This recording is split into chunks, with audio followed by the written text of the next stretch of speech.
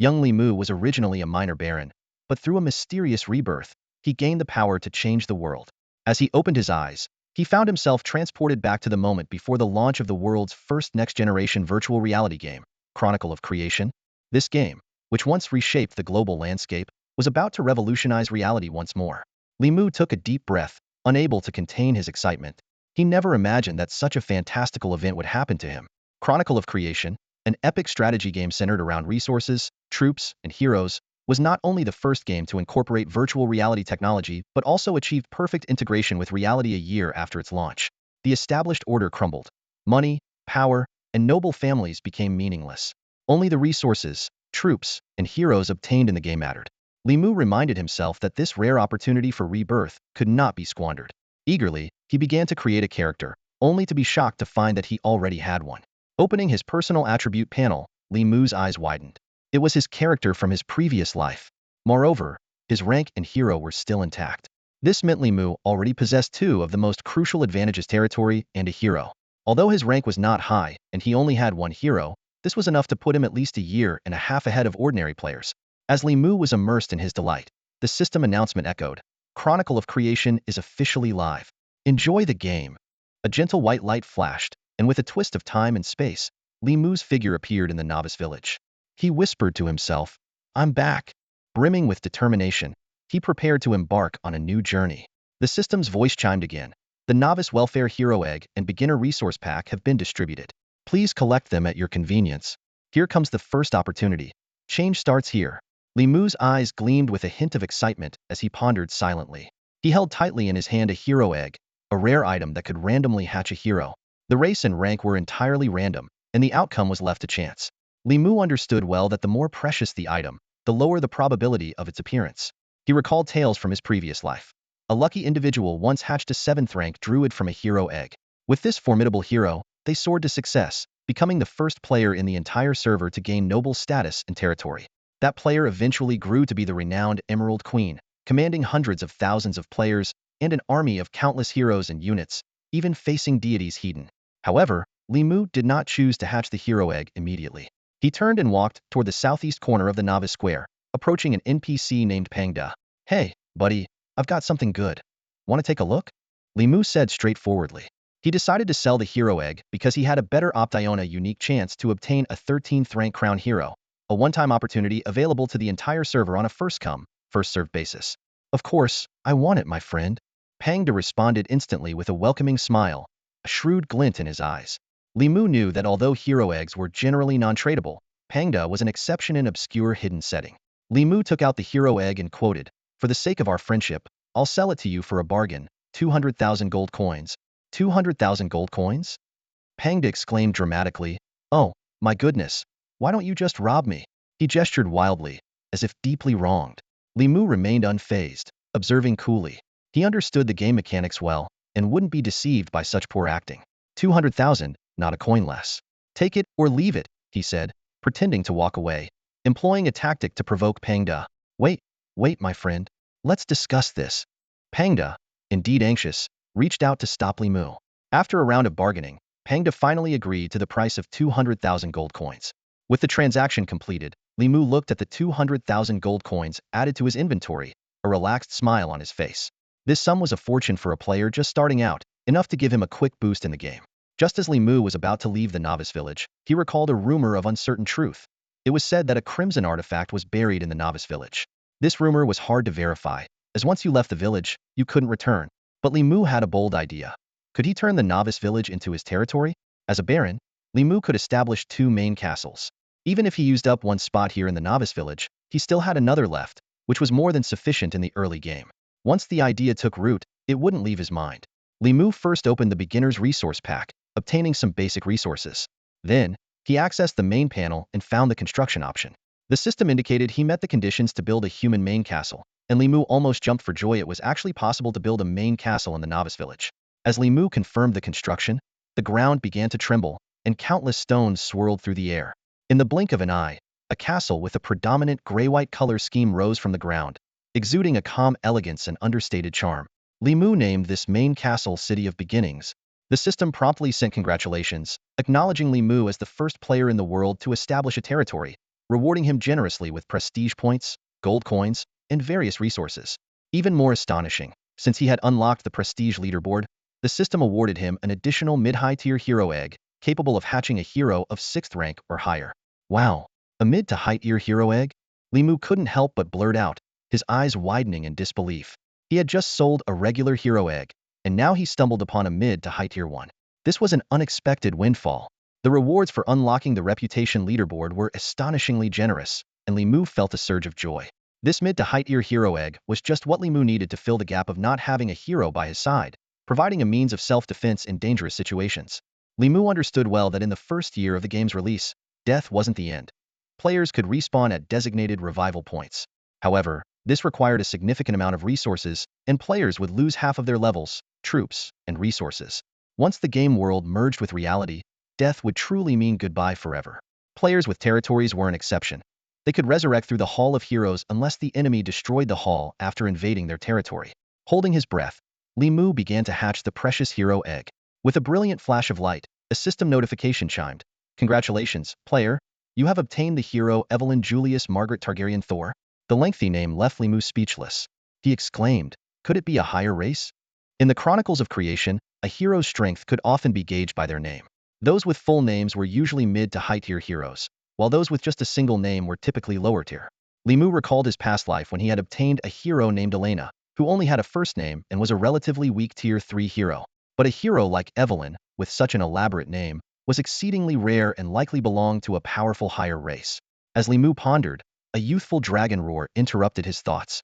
Countless green lights gathered in the air, and a vividly colored young dragon materialized before him. The dragon was not much larger than a sheep, yet its appearance was stunningly magnificent. Its body was covered with iridescent scales that shimmered in the sunlight, resembling a masterful work of art. Most striking were its large wings, which had smooth, rounded edges that added a touch of grace rather than sharpness. The translucent scales were arranged in an orderly fashion, resembling a piece of multicolored glass from a distance. Its tail ended in 3 delicate tail wings with a slight natural curl, giving it a dreamy appearance. A fairy dragon? Li Mu murmured uncertainly. Even after decades in the game, he had never seen a fairy dragon, only heard of them. Unlike the common chromatic and metallic dragons, fairy dragons were a special type, a hidden troop type, and considered treasures beyond compare. The young dragon let out another youthful roar, and this time Li Mu was astonished to find he could understand its words. At your call, Evelyn pledges her all to serve you, to fight for you, and to belong to you, my supreme lord. This was the advantage of Hero X. No additional steps were required. The hero would immediately pledge loyalty and form a contract. Once the contract was in effect, the player and hero would be eternally bound, until the world's end. Players wouldn't have to worry about the hero betraying them and could trust them completely. Amidst his excitement, Li Mu was even more curious about Evelyn's attributes, as dragons were inherently powerful beings. He eagerly opened Evelyn's personal attribute panel, and the results left him astounded once more. Evelyn Julius Margaret Targaryen Thor. Race, fairy dragon. Gender, female. Tier, 14th tier hero. Template, crowned crimson hero. Class, dimensional mage. Level, 1. Health points, 5,000. Mana points, 100. Attack, 6. Defense, 4. Strength, 4. Intelligence, 9. Attack power, 35. Defense power, 28. Speed, 16. Racial trait, magic immunity, immune to all magical damage and negative effects. Racial ability, hypnotic breath. The dragon's breath inflicts area-based, continuous damage on enemy units, with an added sleep effect. When a sleeping unit is awakened by damage, it suffers 1200 level magic damage. Racial skill, boiling blood rage. Entering a rage state increases health by 100, attack power by 15, all resistances by 180, and reduces damage taken by 20. Hero trait, Pioneer of Magic. As the only dragon capable of freely using all types of magic, the fairy dragon's next spell will have its damage increased by 30 each time magic is cast, stacking up to 5 times. Magic, Meteor Shower. Summons meteors from the heavens to inflict massive fire element magic damage on enemy units in a group. Thunder Roar. Commands lightning to strike an enemy unit, dealing significant lightning element damage with an 80 chance of inflicting paralysis. Howling Wind. Conjures a storm to inflict area-based wind element damage on enemy units, disrupting their formation. Raging Torrents gather a massive amount of water elements to form waves, dealing area water elemental damage to enemy units and reducing their speed by 2 points.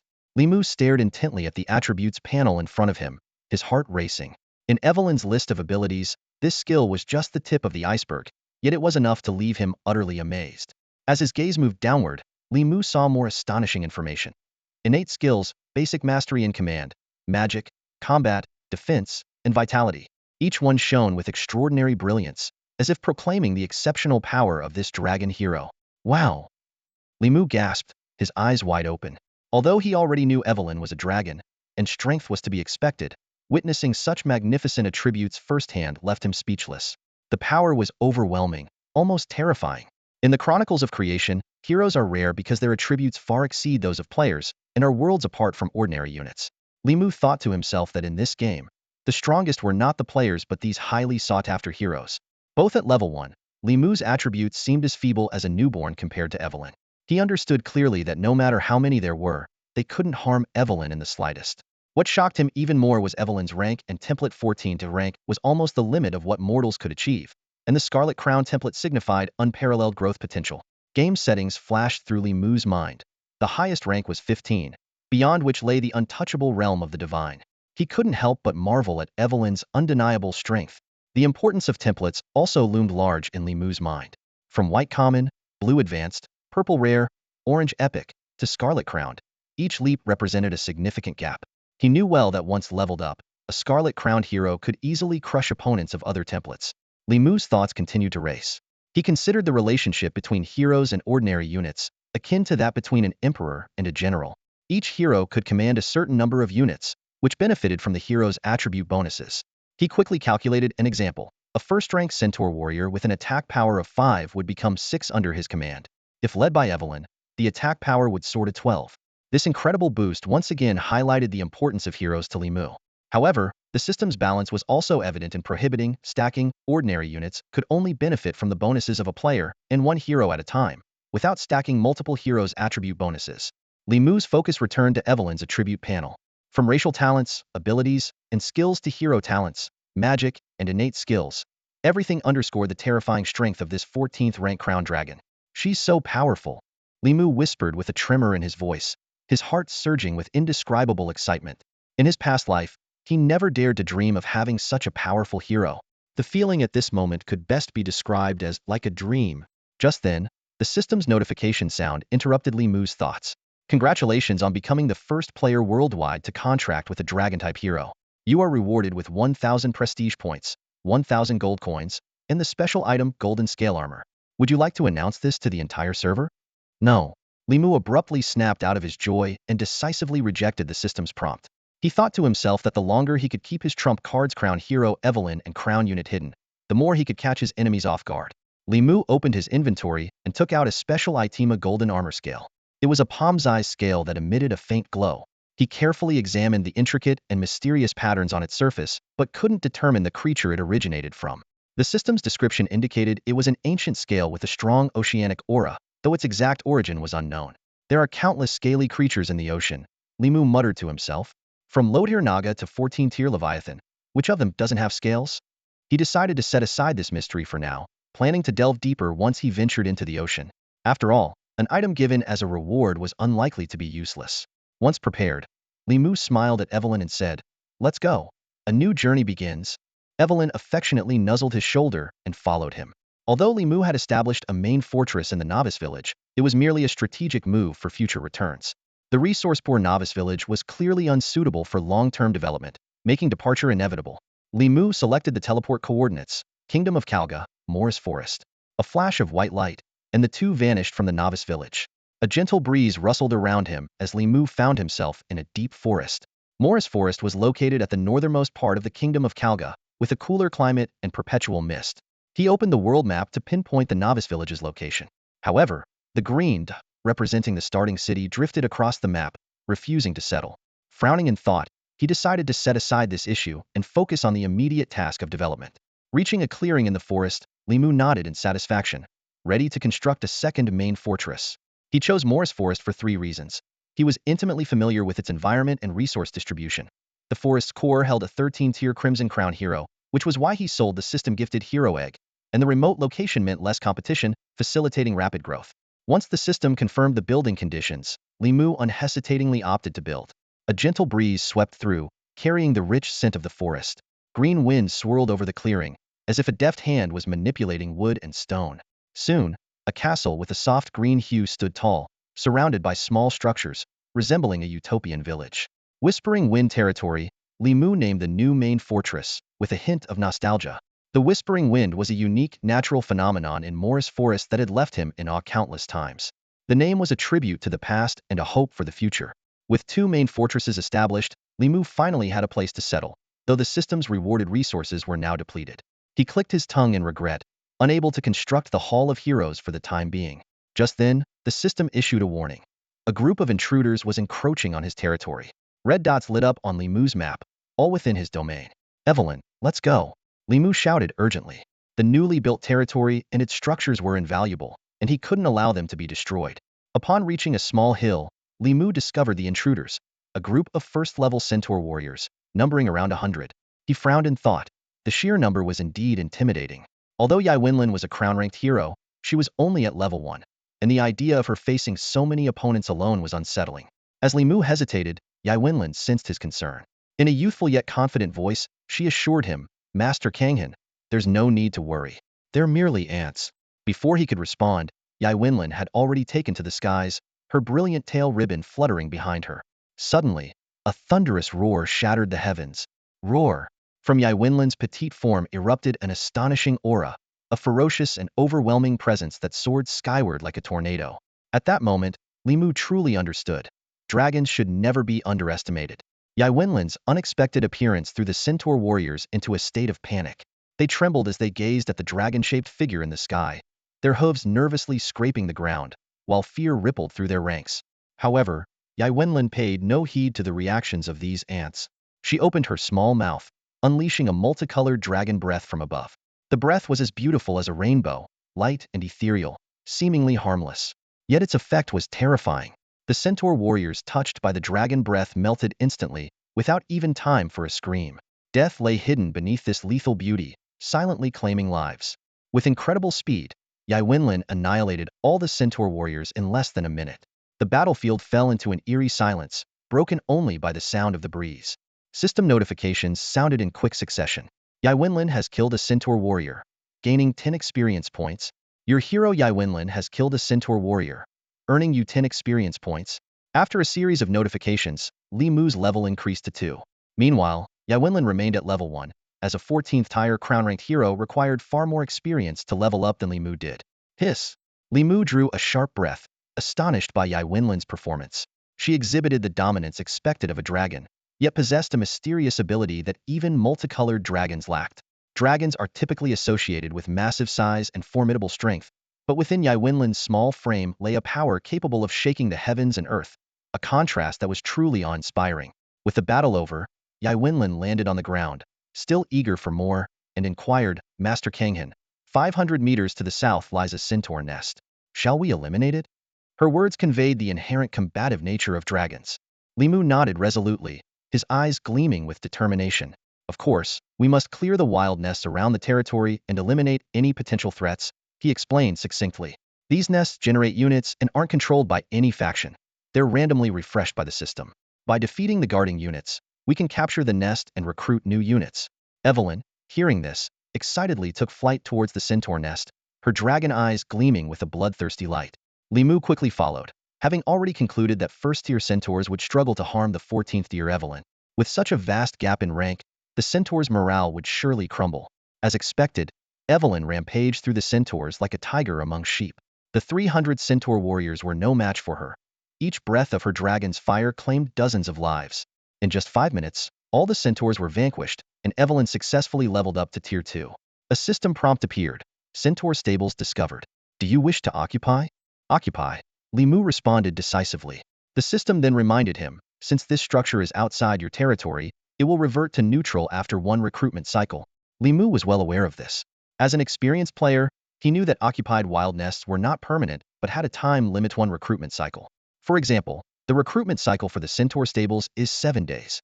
After a week, it would revert to a wild nest, and Li Mu would need to conquer it again to reclaim it. This setup had its pros and cons. The advantage was that low-tier unit nests could serve as consistent experience zones. The downside was evident with high-tier unit nests.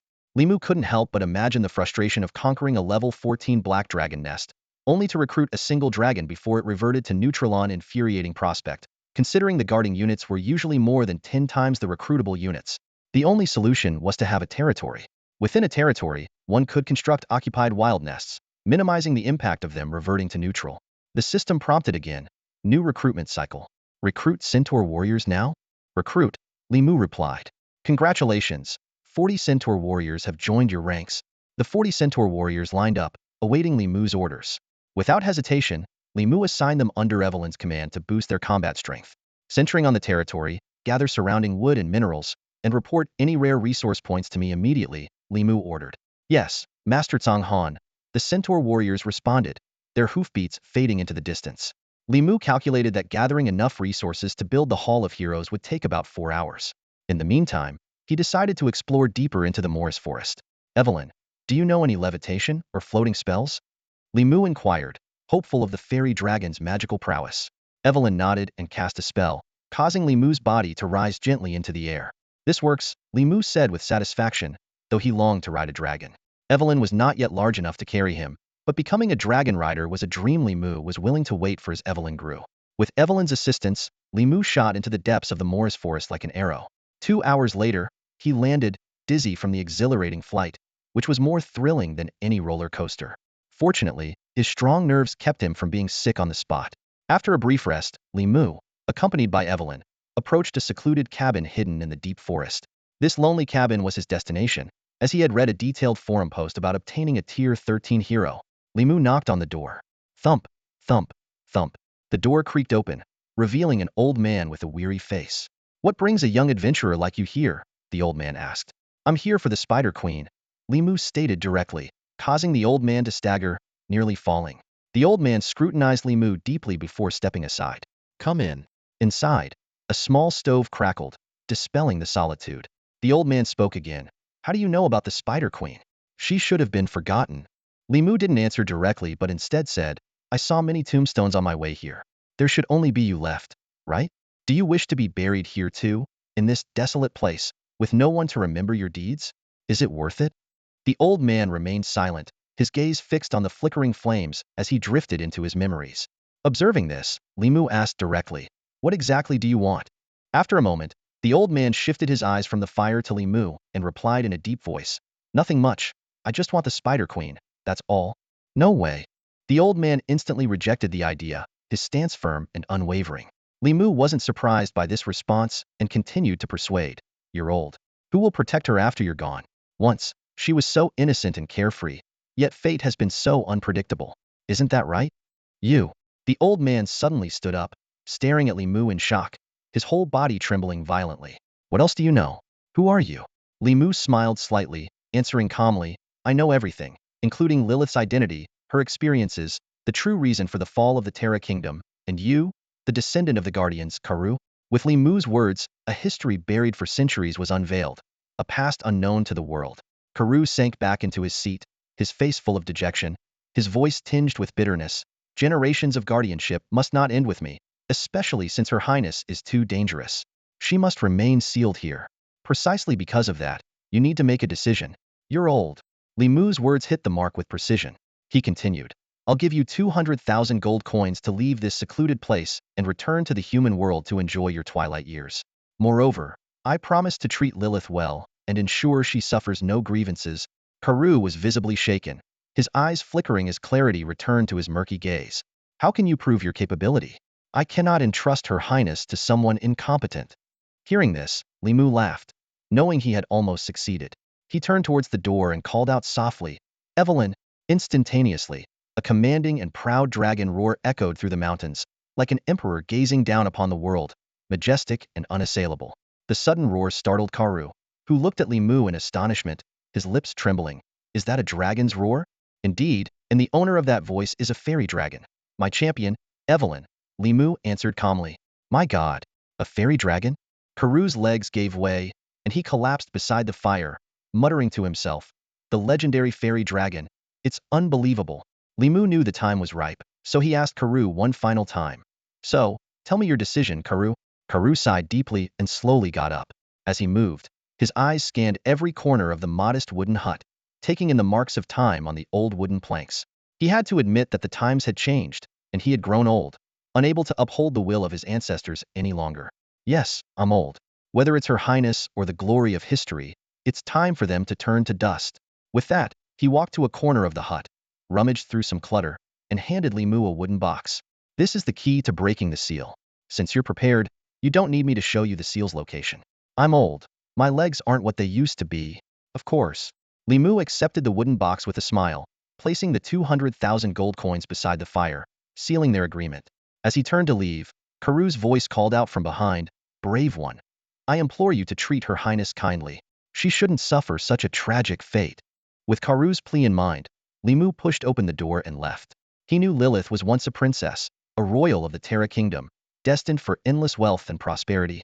Unfortunately, fate played its hand, and the Terra Kingdom betrayed an ancient pact, resulting in a divine curse on her. She transformed from an innocent girl into a half-human, half-spider creature.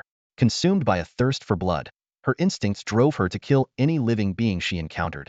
In a single night, she slaughtered the entire royal family, leading to the fall of the Terra Kingdom, and was subsequently sealed in a remote cave, never to see the light of day again. Once outside, Li Mu continued deeper into the wilderness with Evelyn. 20 minutes later, they arrived at the entrance of a massive cave. A chilling breeze emanated from within, accompanied by an unsettling sense of dread. Evelyn stood protectively in front of Li Mu, her expression grave. "Master Tong Han, I can sense a very powerful presence inside. You must be extremely cautious." The fact that a 14th-tier celestial dragon approaches with such caution speaks volumes about Lilith's terrifying power. Li Mu nodded slightly and was the first to step into the cave. In the pitch-black passageway, the sound of dripping water echoed, and a chill wrapped around him like a silken thread. "Who are you?" A raspy voice came from the depths of the darkness, laced with a chaotic and murderous intent. Evelyn instantly radiated a brilliant light, unleashing her full dragon might, and positioned herself protectively in front of Li Mu, ready to act at any moment. "Hold on," Li Mu said calmly, signaling Evelyn to stay composed. Under the illumination, a massive shadow appeared before them. Lilith had completely transformed into a giant spider, her slender limbs sprawling across the stone walls. Li Mu took a deep breath and raised a wooden box with both hands. "Pledge your loyalty to me, and I will grant you freedom." "Freedom?" Lilith repeated in confusion, her murderous intent gradually fading. She whispered, "Can I truly have freedom? I killed my parents, my siblings with my own hands. Becoming like this is the punishment I deserve. I have no right to leave this place." "No, none of that is your fault." Li Mu shook his head, looking directly at the shadowy figure. "It was your ancestors who betrayed the ancient pact, and it was the deities who cast the curse. You were merely an innocent victim, enduring unimaginable suffering, imprisoned in this lightless cave for centuries. If there was any guilt, it should have been cleansed long ago." Suddenly, Li Mu raised his voice, each word striking like thunder. "Tell me, do you yearn for freedom? Do you wish to change your fate? Do you want revenge against the gods?" Each question pierced deep into Lilith's soul, tearing open the long-hidden chambers of her heart. I want to." Lilith's voice trembled uncontrollably, like a leaf caught in the wind. Li Mu gave a slight smile and nodded to himself. Lilith was not like most people. Her tragic experiences had made it hard for her to muster the courage to move forward. Sometimes, resentment and hatred can also be powerful motivators. As the saying goes, every hero has their own story, and one must treat them according to their unique circumstances. "I, Lilith Shadow, pledge my eternal loyalty, becoming the sword in your hand, clearing the path for you." Lilith's vow was resolute and powerful. A system notification chimed in. "Congratulations, you have gained the loyalty of Hero Lilith Shadow." Li Mu let out a long breath, grateful that he had meticulously studied the forum posts and remembered all the details. "I accept your loyalty in the name of Tsang Han," he solemnly declared. With the contract sealed, Li Mu eagerly opened the wooden box to release Lilith from her seal. He carefully took out the stone tablet and approached the stone wall, fitting it securely into the slot. With a series of clicks, a surge of blood-red light erupted as the stone wall trembled violently, shedding large chunks to reveal a hidden membrane of light. Suddenly, a massive crimson spider appeared before Li Mu, its body spanning over 10 meters. Its 8 blade-like legs shimmered with a blood-red glow, and its entire body was covered in a crimson exoskeleton, exuding an intimidating aura. "Wow, that's impressive." Li Mu marveled internally. Lilith's spider form far exceeded his expectations. It wasn't terrifying but rather exuded a kind of iron-blooded, resolute charisma. To his surprise, Lilith's attribute panel left Li Mu even more astonished. A 13-tier hero with 3,000 health points and well-balanced, formidable stats. She was not only on par with Evelyn but surpassed her in some aspects. Wow! Li Mu gasped. She's the perfect hero for the battlefield. At that moment, the membrane shattered, and the seal was completely lifted. However, Lilith remained hesitant, as if trapped by an unknown fear. Come on, Lilith. Li Mu smiled and waved, but he didn't step forward. He understood that the first step towards a new beginning had to be taken by Lilith herself. Hearing Li Mu's gentle call, Lilith finally moved. She tentatively stepped forward, 1 step, 2 steps, 3 steps, her pace quickening until she transformed into a streak of crimson light, darting out of the cave. Li Mu chuckled to himself and then instructed, Evelyn, follow her and see what's going on. Once the two heroes had left, Li Mu began to carefully inspect the stone tablet. To his surprise, the key to the seal had transformed into a rare piece of player equipment. The purple sandstone tablet was now displayed before Li Mu. Its attributes astonishing. Level: Epic Orange. Type: Jewelry Equipment. Condition: Player Exclusive. Attributes: Attack 10, Defense 10, Strength 10, Intelligence 10, Luck 10. Special effect: Sans Guardian upon activation, grants a shield with a value of level 100, lasting 10 minutes, with a cooldown of 1 hour. Epic Equipment. What a windfall! Li Mu was ecstatic. The forum post from his previous life had never mentioned the stone tablet turning into equipment, making this a completely unexpected bonus. Li Mu was overjoyed, knowing that 10 points in luck could make a significant difference. Equipping the Zisha stone token, Li Mu stepped out of the cave. The glaring sunlight forced him to squint and shield his eyes with his hand. In that instant, his movements froze. The scene before him was astonishing.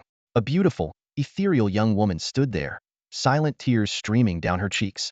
Li Mu's heart raced as a name flashed through his mind. Lilith? Through the power of the pact, Li Mu softly confirmed the girl's identity. Hearing his voice, Lilith slowly turned her head.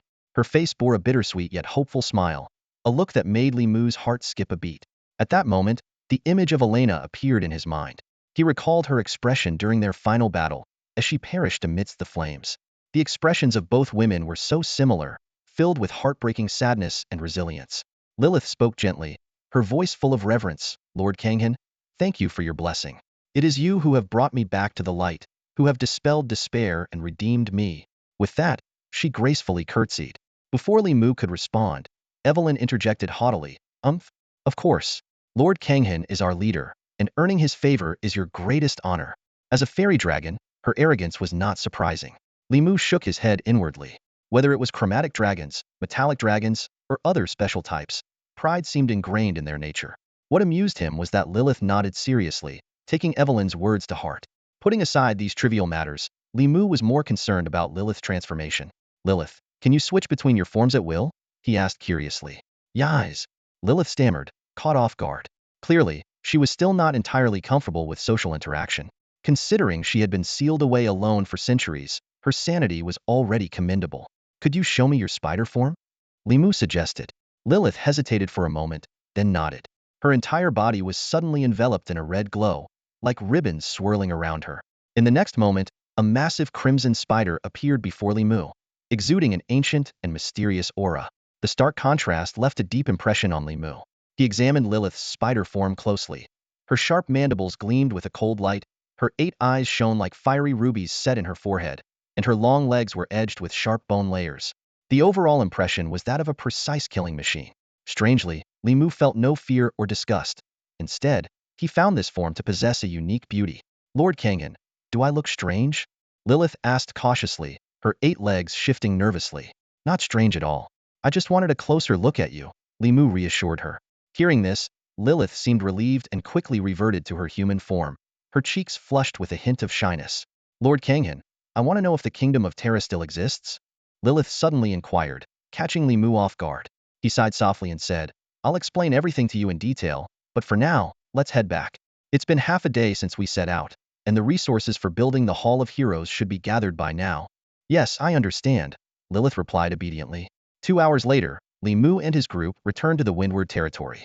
A centaur warrior approached to report, Lord Kanghan, during your absence, we collected 39 units of wood and 102 units of ore. We also discovered a small gold mine and a small mercury mine. Li Mu nodded in acknowledgement. Although the wood quantity was somewhat lacking, it was just enough. Considering there was no hero to lead the efforts, this outcome was commendable. Rest within the territory for now. I'll assign new tasks shortly, he instructed. Then, Li Mu led Lilith and Evelyn to the central area of the Windward territory. The newly constructed main fortress included a town hall, a resource warehouse, and a basic training ground. Other territorial buildings required players to construct them and obtain the corresponding blueprints. The Hall of Heroes was an exception, as its blueprint came with the main fortress. As one of the core structures of the territory, the Hall of Heroes was like a bottomless pit, capable of consuming as many resources as one could provide. Of course, the more you invest in the Hall of Heroes, the greater the rewards you receive. A system notification flashed, listing the materials required to construct the Hall of Heroes: 50 units of wood, 80 units of ore, and 1,000 gold coins. Li Mu unhesitatingly chose to build it. With a barely perceptible tremor, a dark open-air altar appeared at Li Mu's feet. This was the most basic black iron Hall of Heroes, its appearance starkly contrasting with its name. It was surrounded by low earthen walls, some parts of which were drafty, making the whole structure look rather dilapidated. Yet, this seemingly simple building harbored immense power. It could resurrect players and heroes. Li Mu immediately decided to revive the hero Alina. The system again prompted that the revival required 20 units of mercury, 20 units of crystal, 20 units of gems, and an additional 2,000 gold coins. Li Mu confirmed the operation without hesitation. Immediately, a faint light emanated from the magic circle at the center of the altar, as countless white particles of light converged from all directions, gradually forming a human shape on the altar. In the blink of an eye, Alina's figure lay quietly on the altar, resembling the sleeping beauty in a fairy tale waiting to be awakened by a prince. Li Mu took a couple of deep breaths to calm his excitement. He quickly stepped to the altar's edge and gently called out, "Wake up, Alina, wake up." Alina's eyelids fluttered slightly as she slowly opened her eyes, looking at Li Mu in confusion and instinctively saying, "Master Kanghan, I'm so glad you're safe." Even in the haze of her recent revival, her first concern was Li Mu's safety, demonstrating her unwavering loyalty as a hero. Alina swiftly got up from the altar, shook her head to dispel the lingering fog, and immediately went into work mode. She fired off questions like a machine gun. "Master Kanghan, how much of our forces remain? How many allies are left? Where are troops now stationed?" Her professional inquiry deeply moved Li Mu. "Don't worry," Li Mu reassured her. "For some unknown reason, everything has restarted. We have many opportunities ahead." Restarted? Alina initially tilted her head in confusion, but after surveying her surroundings, she quickly accepted the situation. She decisively said, "Yes, I understand. I will devise a new development plan." Alina raised no objections, completely trusting Li Mu's judgment. She understood her role as a Hiroto support the Lord, not to question his decisions. Alina's attribute panel appeared before Li Mu. Human female, Tier 3 hero, Advanced Blue Advisor, Level 1 with 200 health points, 35 mana points, 3 attack, 1 defense, 2 strength, 2 intelligence, 12 attack power, 11 defense power, and 4 speed. Her racial talent, Fate's Revelation, grants her a random attribute boost each time she levels up, and a 10 increase in all attributes with each transformation. The hero talent, Frankness, gives her a 0.5 chance to gain insight during advisory decisions, which can trigger a special world quest after accumulating 10 layers. Li Mu gazed at these familiar stats and murmured to himself, "It's a shame Alina is back to level 1. I'll have to train her all over again."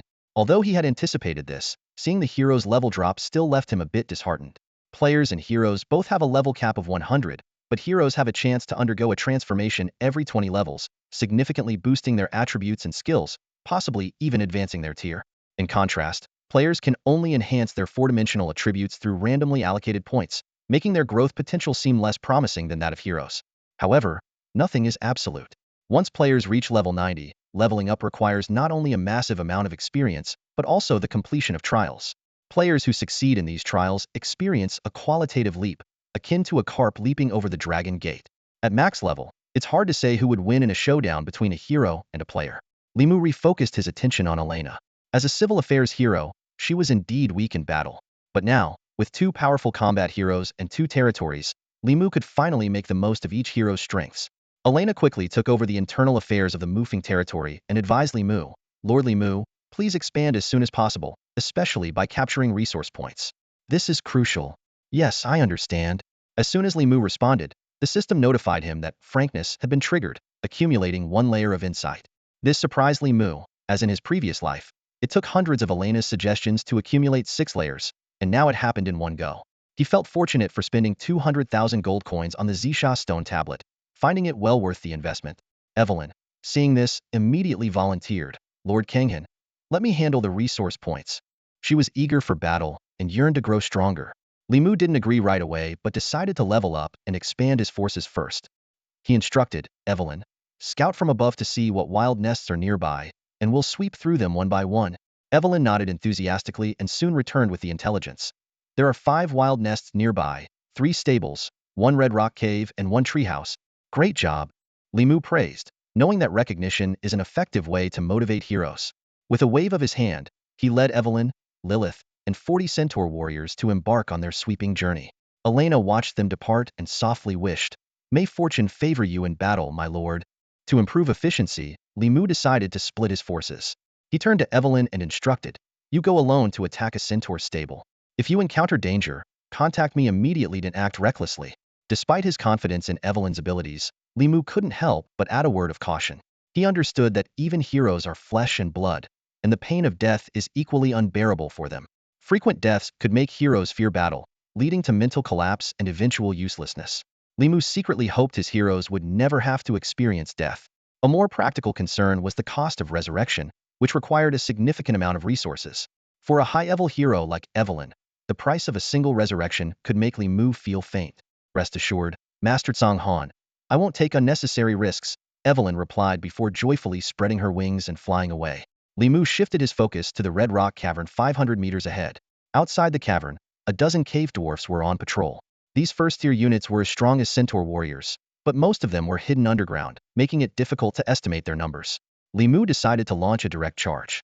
"Form up," Li Mu shouted, thrusting his right arm forward. "Charge." The 500-meter distance was enough for the centaur warriors to unleash the full power of their charge. Their hooves thundered like a storm, and dust billowed as the centaur warriors pierced the unsuspecting cave dwarf line like a spear. As soon as the two sides clashed, over a dozen cave dwarfs fell instantly. A horn sounded, and more cave dwarfs emerged from the tunnels, wielding broken weapons as they launched a fierce attack on the centaur warriors.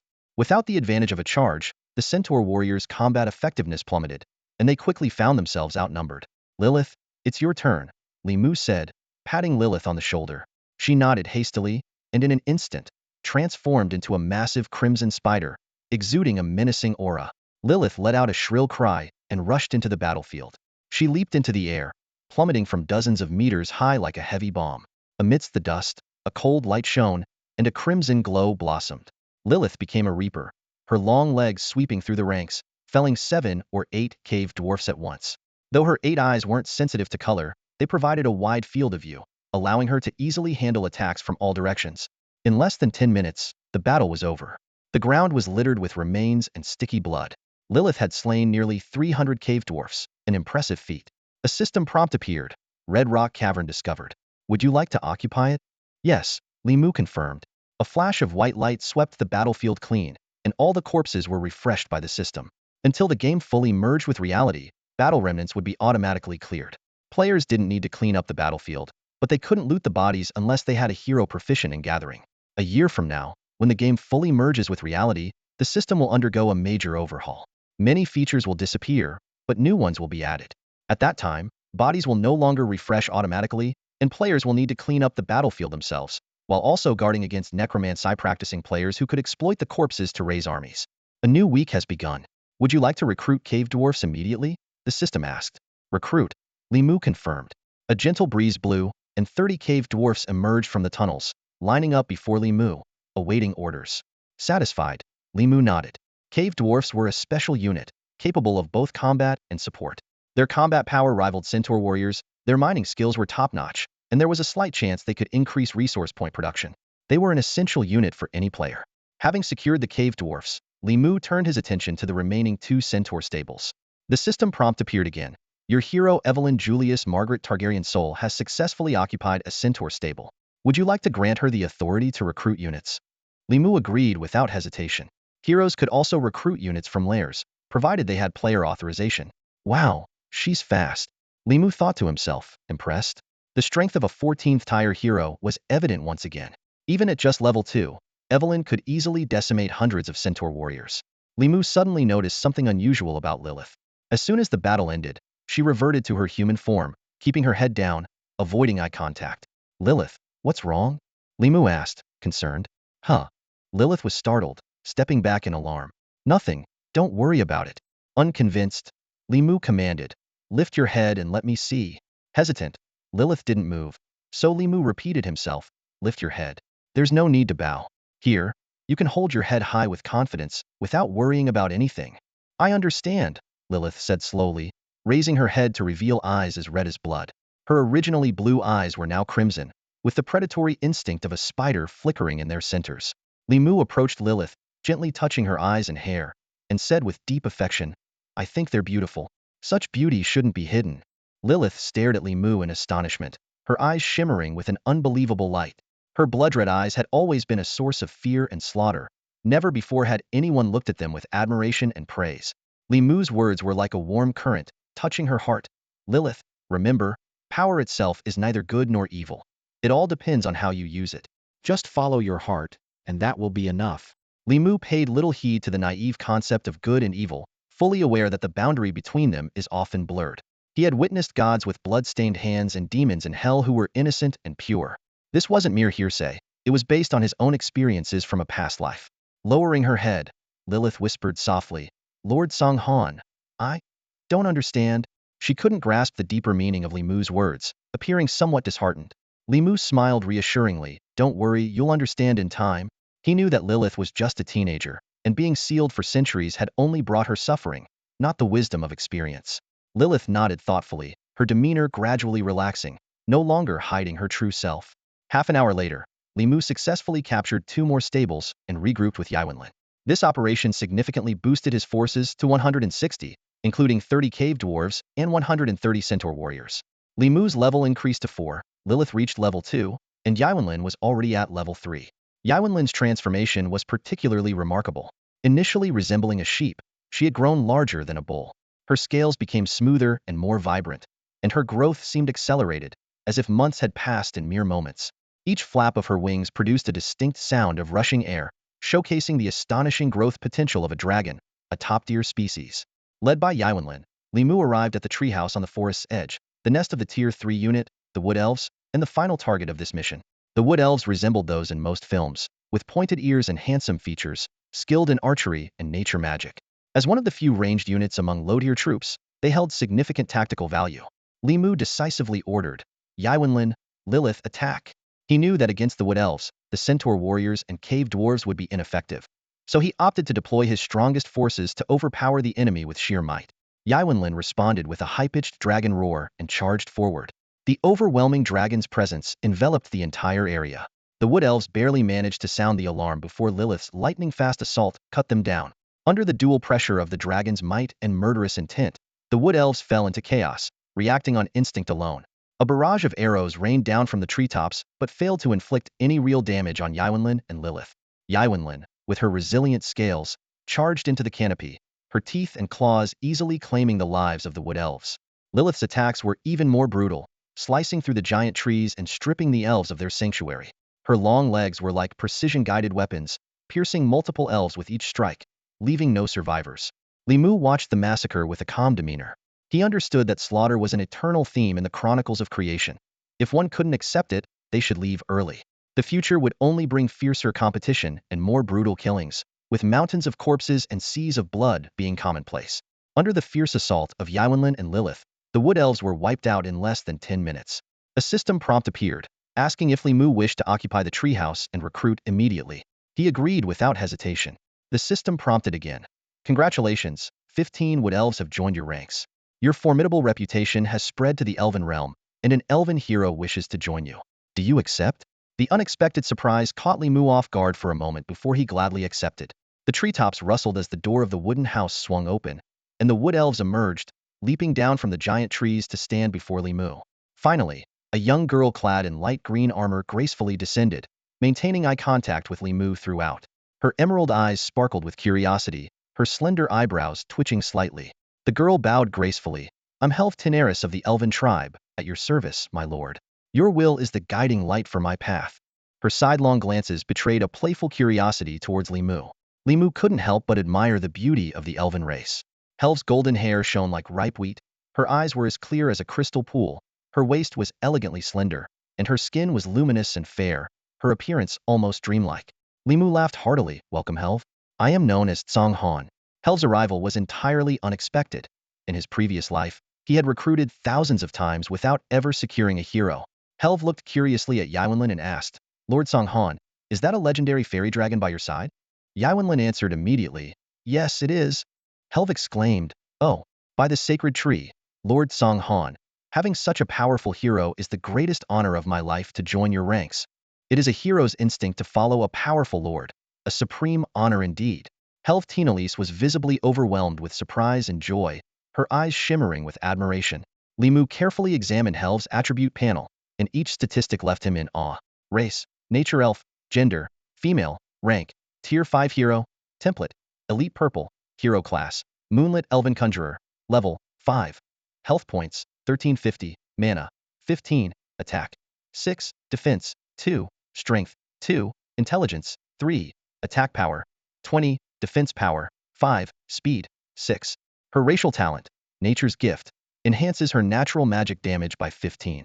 The racial ability, Moonchanter, increases her maximum health by 10 and grants 5 resistance to abnormal status when bathed in moonlight.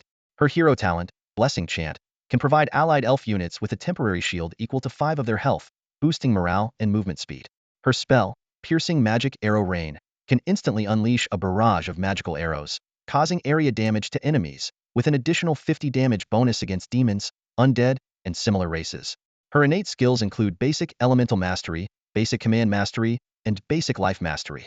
Limu suddenly realized that Helv was not an ordinary wood elf, but a noble high elf. Her tier 5 status and profession as a moonlit elven conjurer highlighted her aristocratic lineage. Limu speculated that her elders were likely high-ranking or mid-level decision-makers in the elven realm. Despite being surprised by Helv's background as a lord, Limu did not dwell on it. He quickly shifted his focus to 2 newly discovered resource points, a small gold mine and a small mercury mine. Limu understood the importance of resources for development. Gold is the most basic and versatile resource, essential for everything from constructing buildings to recruiting and maintaining troops. He recalled the painful lessons from his past life, where neglecting finances led to multiple bankruptcies, and resolved to manage resources prudently this time around. The small gold mine was hidden in a dense thicket on a small hill, guarded by various tier 3 and lower units, including centaur warriors, cave dwarves, dryads, wood elves, and forest wolves. No mid-tier units were spotted, which allowed Limu to breathe a sigh of relief. While he was currently capable of handling mid-tier units, avoiding unnecessary casualties was wiser. At the start of the game, each soldier is incredibly valuable, with no room for waste. Limu quickly issued precise commands, and the battle commenced instantly. The wood elves moved nimbly through the forest, seeking the best positions for attack. The centaur warriors lined up in formation, their hooves thundering as they prepared for a fierce charge. Cave dwarves followed closely, wielding battle axes, ready to strike. Evelyn, you 3 act independently, Limu said gravely. I have only one demand. Capture this gold mine as quickly as possible. Consider it done. Evelyn responded, darting toward the front line like an arrow, immediately engaging with the enemy guards. The newly joined Helv was equally fearless, gracefully leaping to the treetops and skillfully readying her bow. Whoosh! The sharp sound of an arrow cutting through the air echoed as Helv's shot struck a cave dwarf in the forehead, killing him instantly. Bless me, O forest, Helv murmured, her longbow glowing brilliantly. Her slender fingers drew back the silver string, and in the next moment, a rain of arrows descended. The green light was like summer fireflies, beautiful yet deadly. The sharp arrows easily pierced through the enemy's defenses, embedding into flesh, causing blood to splatter and cries of pain to echo. Limu nodded silently, impressed by Helv's remarkable debut. As a tier 5 hero, her proactive attitude and exceptional skills were commendable. However, Helv's impressive display sparked a competitive spirit in Evelyn. As a tier 14 pinnacle hero, she would not allow anyone to steal her thunder. The pride of the dragon burned within her, driving her to fight even more valiantly. Limu realized that there was competition among the heroes within the unified camp, with each one eager to earn the Lord's praise and favor. Managing to maintain healthy competition rather than harmful rivalry tested every player's leadership skills. The battle concluded, and a system notification sounded. Congratulations, you have captured a small gold mine. As the first player to occupy a resource point, you receive an additional reward of a random draw. Limu raised an eyebrow and chuckled. You can never have too many free rewards, especially when they're from a top-tier random draw. He understood well the risks and opportunities inherent in random draws, with their sky-high ceilings and frightfully low floors. But for someone like him, holding a Zisha stone tablet, the extra 10 points of luck were a significant advantage. Initiate the random draw, Limu commanded decisively. The system chimed in. Drawing initiated. Randomizing. Ding. Congratulations. You have obtained the special unique unit, the golden-winged bee's mother nest. Holy crap! Li Mu couldn't help but curse in excitement, his eyes ablaze with joy. Even after decades of battles, he found it hard to contain his excitement. The rarity of a special unique unit was beyond Li Mu's comprehension. In his experience, units were typically categorized as either common or hidden. Hidden units were already rare, but a special unique unit was something he'd never even heard of. This meant that in the entire game of Genesis Chronicle, no one but Li Mu could possess this unit. A streak of light flashed, and a small, exquisite, oval-shaped hive appeared in Li Mu's hand. The system message indicated, the golden-winged bee nest can recruit Tier 3 special unique units, the rock-solid golden-winged bees, requiring no recruitment or maintenance costs. This simple description left Li Mu breathless. Not only did he acquire a rare unit, but he also avoided the high costs of recruitment and upkeep. This was nothing short of a monumental gain. Carefully placing the golden-winged bee nest into his backpack, Li Mu couldn't wipe the smile off his face. While he was eager to return to the Mufeng territory to place the hive, he knew better than to act rashly. After capturing a small gold mine, Li Mu quickly assigned 10 cave dwarves to start mining and deployed 20 centaur warriors to guard it. He then turned to Evelyn and Lilith, lead the remaining forces to attack the small mercury mine. If you encounter difficulties, don't force it, wait for my instructions, Lilith responded softly, a stark contrast to her fierce demeanor in battle. Evelyn, curious, asked, and what about you? I'll head back to the territory first. There's something urgent I need to handle, Li Mu replied with a smile, eager to learn more about the rock-solid golden-winged bee's attributes. Half an hour later, Li Mu, panting heavily, arrived back at Mufeng territory, resolving to acquire a mount soon. In a game with vast distances, not having a mount was a major hindrance. After a brief rest, Li Mu went to the open space behind the town hall, where he planned to place the unit nests. He carefully set the golden-winged bee nest on the ground and stepped back to observe. The hive quivered slightly and split open, with countless golden threads snaking into the ground like nimble tendrils. Soon, the area where the hive was placed swelled into a small mound. The system prompt sounded, golden-winged bee nest successfully placed. New recruitment cycle. Would you like to recruit rock-solid golden-winged bees now? Recruit. Li Mu responded eagerly. A buzzing sound came from underground, and a round head suddenly emerged from the earth. Its massive compound eyes occupied nearly a third of its face, covered in golden fuzz, with two adorable antennae. If you ignored its pincers-like mandibles, it looked quite cute, especially with those endearing compound eyes. The rock-solid golden-winged bee fully emerged, shaking off the dirt. The creature was the size of a watermelon, its body mostly covered in golden fur, giving it an illusion of softness. Soon, the first batch of 25 rock-solid golden-winged bees had all surfaced. Li Mu couldn't wait to check their attributes. Rock-solid golden-winged bee. Tier 3 special unique unit. Type: aerial unit.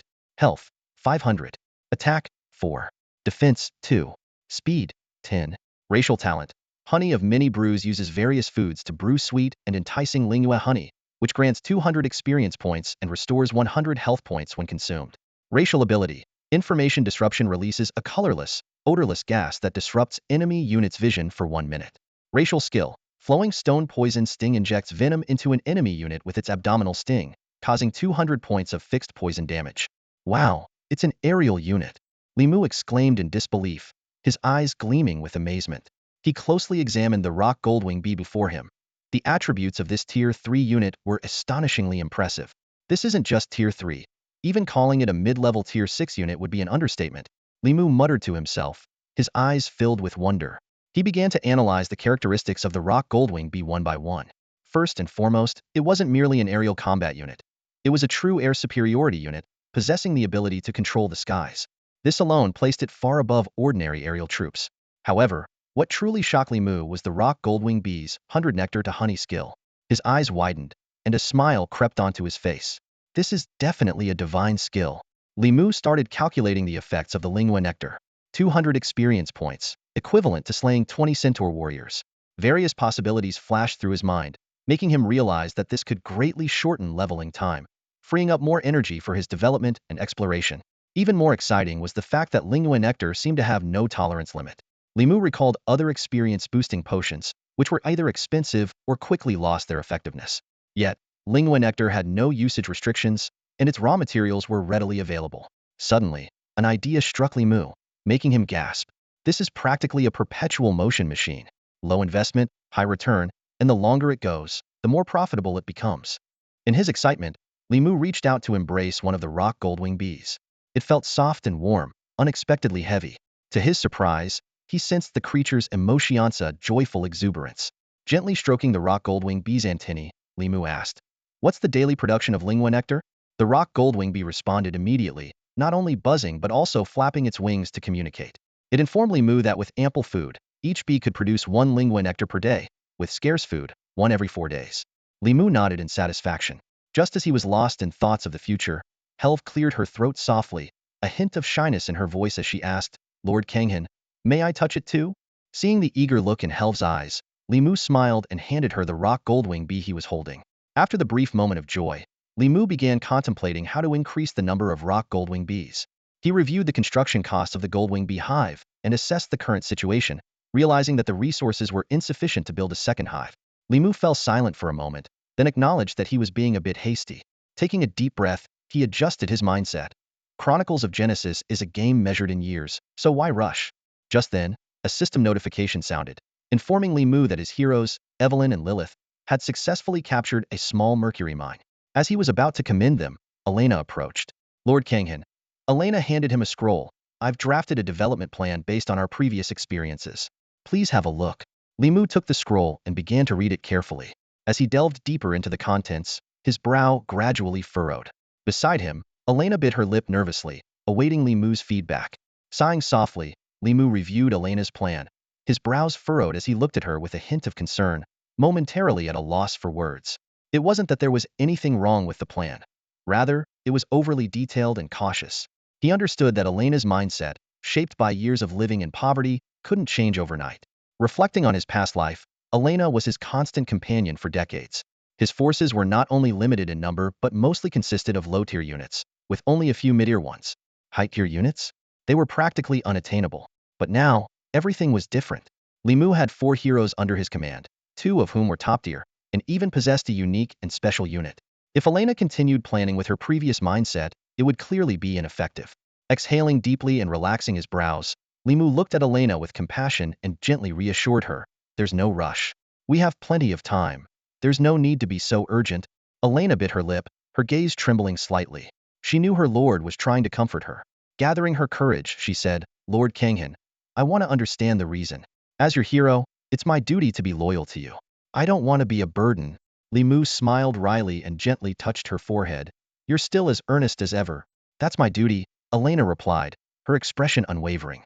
All right then, Li Mu decided to let her witness the changes firsthand. The territory is newly established, and there's not much to do. For now, put your work aside and stay by my side. Elena nodded in agreement, naturally standing behind Li Mu. It was then she noticed Helve, who had been obscured from view, and was momentarily stunned another hero in less than half a day. After the initial shock, Elena clenched her fists subtly. She was aware her strengths didn't lie in combat, and her abilities were limited. If she couldn't adapt quickly, she feared becoming useless. She fiercely rejected this possibility and resolved to follow Li Mu unwaveringly. Soon after, Yvonne and Lilith returned triumphantly, though their forces had diminished slightly as some were dispatched to mine and guard a small mercury deposit. "Lord Kanghan." "Huh?" Yvonne began, then paused, noticing something. "Are these little bugs our new recruits?" she asked while examining a rock goldwing bee closely. They look quite tasty." Li Mu quickly intervened. "These are rock goldwing bees, not food." Yvonne had reached level 4 and grown larger, so the tiny bee was hardly a mouthful. "But there's an irresistible fragrance coming from them," Yvonne remarked, her golden dragon eyes filled with curiosity. "I feel it too, Lord Kanghan," Lilith chimed in. Li Mu realized they were probably smelling the scent of lingua honey. As producers of the honey, the bees naturally carried its rich aroma. "I can smell it too, it's delightful." With a lingering aftertaste, Helve joined in. At this point, only Li Mu and Elena, the 2 humans, hadn't noticed the scent. It's true that, in most cases, human senses are not as sharp as those of other, especially higher, races. However, race isn't immutable. Players can change their race in various ways to gain longer lifespans and greater strength. For Elena, a native human hero, changing her race was much more challenging. After all, in a sense, players are considered foreign entities with privileges, inherently different in many aspects. Li Mu snapped back to reality, teasingly saying, "Don't worry, you'll find out tomorrow." He planned to surprise them. Now, let it go. It still has work to do. As the sun set, casting a soft, orange glow, Li Mu decided to log out and take a look at the real world. Chronicles of Creation allowed for 24-hour online play, with the system automatically switching to rest mode if it detected player fatigue. With the game pod, one could stay online for up to a week without logging out. However, Li Mu wanted to check on the real world. After his rebirth, he had rushed into the game, fearing he might fall behind. Now that he was well ahead, as long as he didn't get complacent, his lead was unassailable. It was time to see what the peaceful era looked like. After decades, his memories of peace had grown hazy, as the human brain tends to forget unimportant details. As the last rays of sunlight vanished, Li Mu gave a few simple instructions before logging out. He wanted to see with his own eyes what the unspoiled, unbroken real world looked like. Ding! The door of the gaming pod slowly opened, and Li Mu stumbled out after disconnecting from various neural connectors. He patted the smooth, cold surface of the pod, feeling a pang of nostalgia for this high-tech product, which would soon become a relic of the past. In the future, players would enter the game world directly with their physical bodies, rendering these external devices obsolete. Guided by the moonlight outside, Li Mu fumbled to turn on the room's light. The sudden brightness made him squint. Despite owning such an advanced product, the real-world technology wasn't as extraordinary. It was only 6 months ago that the current VR technology's limitations were barely overcome, and true virtual reality was still a long way off. That's why Chronicles of Genesis attracted so much attention from the outset. Whether its claims were true or not, the words virtual reality never failed to captivate people. Under the bright lights, the empty room stirred Li Mu's long-buried memories. He remembered he was living alone. His parents had divorced after he graduated from college and went their separate ways, losing contact with him. The relationship had long been broken, only prolonged because Li Mu was still a minor. For everyone involved, the divorce was a relief. This spacious 300-square-meter house and the substantial sum of money were the last tokens of his parents' care. Li Mu didn't resent them. They might not have been perfect, but they fulfilled their basic responsibilities. Isn't life just like this?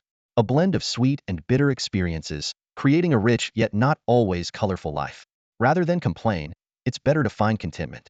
As Li Mu was lost in thought, the door suddenly opened. A girl with a worried expression walked in. He stared for a few seconds before remembering it was his tenant, Li Shiyu, a college student. To make the large house less lonely and earn some living expenses, Li Mu rented out 3 guest rooms. Mugu, have you eaten yet?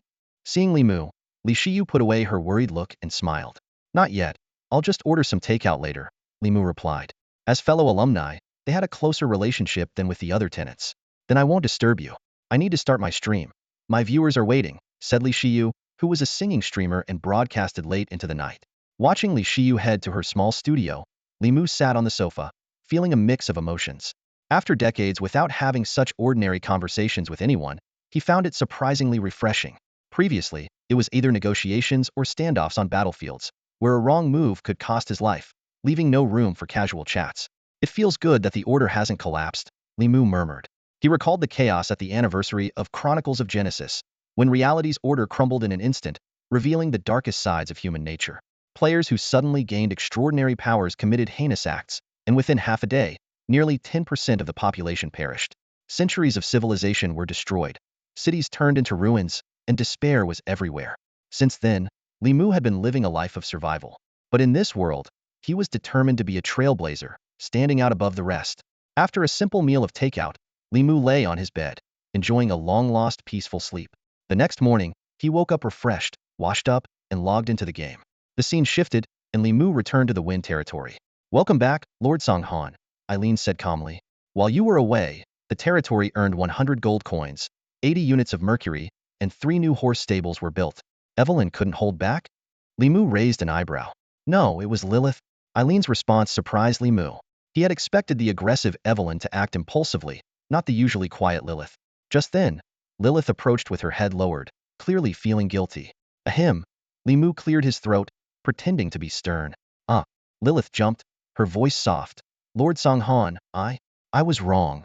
What was wrong? Li Mu continued with a serious tone.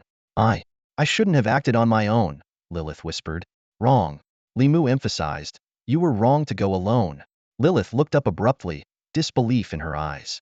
I've said before, you don't need to hold back here. But that doesn't mean you can take risks. Li Mu explained.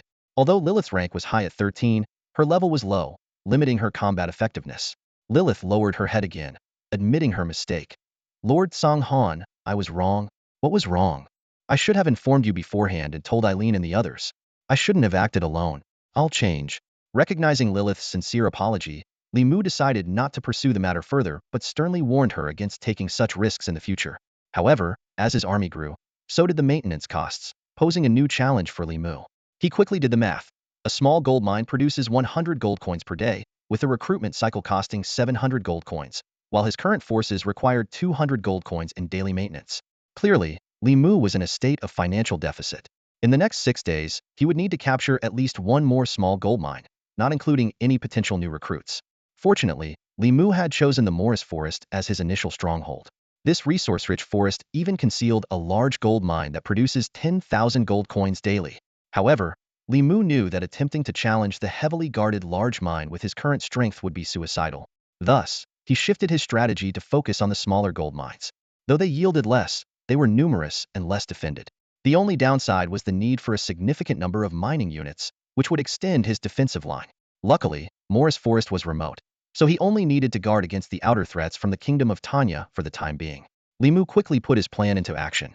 He instructed Evelyn and Lilith to each lead a team to conduct a thorough search around Mufeng territory, leaving no wild nests or resource points unchecked.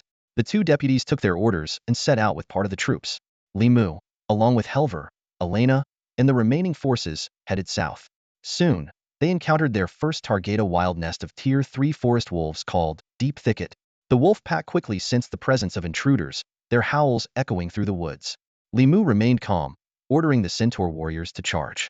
Although the Centaurs were only Tier 1, their impact was formidable with the dual attribute boosts from Li Mu and Helver. The battle commenced swiftly. The Centaur warriors charged into the wolf pack like a whirlwind, instantly creating a breach. The Wood Elves and Helver provided long-range fire support from the rear, their arrows raining down like a storm. Li Mu and Elena observed from a safe distance, as human heroes like them couldn't form an effective fighting force in the short term. Helver multitasked, shooting arrows while casting nature magic. A verdant wind net enveloped a large area, trapping over a dozen forest wolves. The Centaur warriors seized the opportunity, their spears piercing the trapped wolves like a forest of spears. The battle lasted about 20 minutes, during which the wolves' speed advantage was completely nullified by the overwhelming firepower. Ultimately, Li Mu's side achieved a decisive victory. This battle completely overturned Elena's understanding. In her experience, Tier 3 forest wolves were formidable opponents, especially when led by an alpha. Yet she witnessed a battle where they were utterly overwhelmed, and the one orchestrating it was her own lord. This realization made Elena understand that she needed to abandon her previous humble mindset and adopt a new perspective on her current situation. After the battle, the system prompted Li Mu to decide whether to occupy Deep Thicket and recruit forest wolves. Without hesitation, Li Mu agreed. Immediately, 20 forest wolves emerged from the thicket, bowing to their new master. To his delight, Li Mu's display of strength caught the attention of the demigod Infernal Blood Wolf King, earning him the allegiance of the forest wolf hero, Elsa. This was yet another affirmation of Li Mu's capabilities and added a new asset to his future endeavors.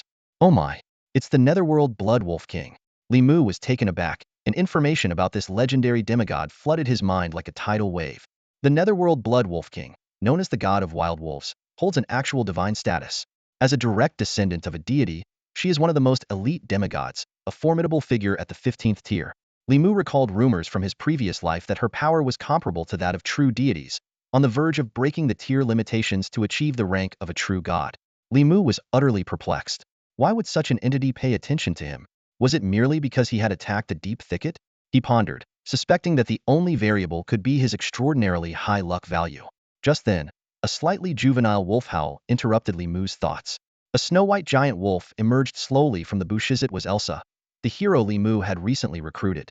This wolf was massive, about 3 meters tall, and 5 to 6 meters long, even larger than Evelyn. Elsa walked straight up to Li Mu, leaving deep paw prints with every step. She sat down in front of him, lowered her head, and whimpered softly, "Lord, this is a gift from the wolf god for you." Li Mu was bewildered, but still took the faintly glowing scroll from Elsa's mouth. Instantly, the system notification chimed. Congratulations on receiving the Wolf God's Blessing. The Wolf Totem Design.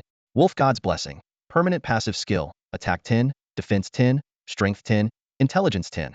When health falls below 20, it instantly restores 100 health and grants an additional 100 points in physical and magical defense, triggered once daily. Wolf Totem. Special territory building. When in combat, all wolf-type units gain 1 tier. Automatically deactivated after the battle. Li Mu stood there, as if struck by a windfall. The power of these rewards was astonishing. A 10-point increase in 4 attributes was already significant, not to mention the near-death immunity effect of the health restoration. The effect of the wolf totem was even more impressive, with all wolf-type units gaining 1 tier, signifying potential qualitative enhancement. As Li Mu was basking in delight, the scroll in his hand suddenly emitted a brilliant golden light. A strong force pulled him, and in the next moment, he found himself in an unfamiliar space. The surroundings were a blur of white, shrouded in mist and obscurity. Don't be alarmed. A lazy voice came from afar, devoid of malice, instead imparting an inexplicable sense of comfort. Yet, Li Mu remained wary. His past experiences had taught him that deities were often deceitful and arrogant. It seems there's been a misunderstanding between us. The melodious female voice rang out again. Before the words faded, the scene around Li Mu transformed abruptly. The mist cleared, revealing a resplendent temple. A petite, golden wolf, as small as a pet cat, leaped gracefully from the temple and landed steadily on Li Mu's shoulder. I know you have many questions, the golden wolf began, so feel free to ask. I will not withhold anything I can tell you. The golden wolf lazily draped itself over Li Mu's shoulder, exuding an air of leisure as if it were merely a mortal playing a game.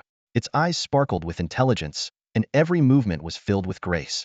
Are you the Blood Wolf King of the underworld? Li Mu asked calmly, his expression unruffled. That's right. I am the current god of the wild wolves. The golden wolf replied nonchalantly, its paw casually tapping Li Mu's shoulder. Li Mu, maintaining his composure, said, I'm just an ordinary adventurer. I don't see why someone like you would take an interest in me. Though he knew he wasn't strong enough yet, a silent battle of wits had begun in his mind, with no intention of conceding easily. The Blood Wolf King suddenly giggled, its small paw playfully scratching Li Mu's shoulder. An ordinary adventurer with a fairy dragon and a fate weaver spider? Are you trying to fool me? Li Mu replied coolly. Fooling you? Isn't it you who are fooling me by defying the ban?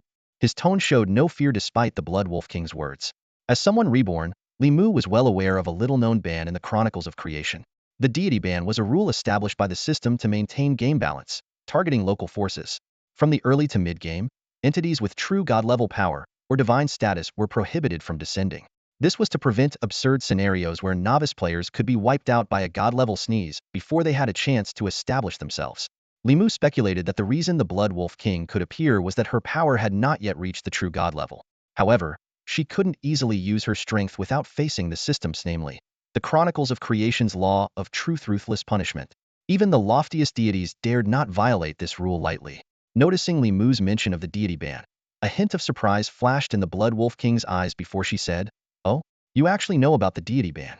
That makes things much easier. In a flash, Li Mu's thoughts raced.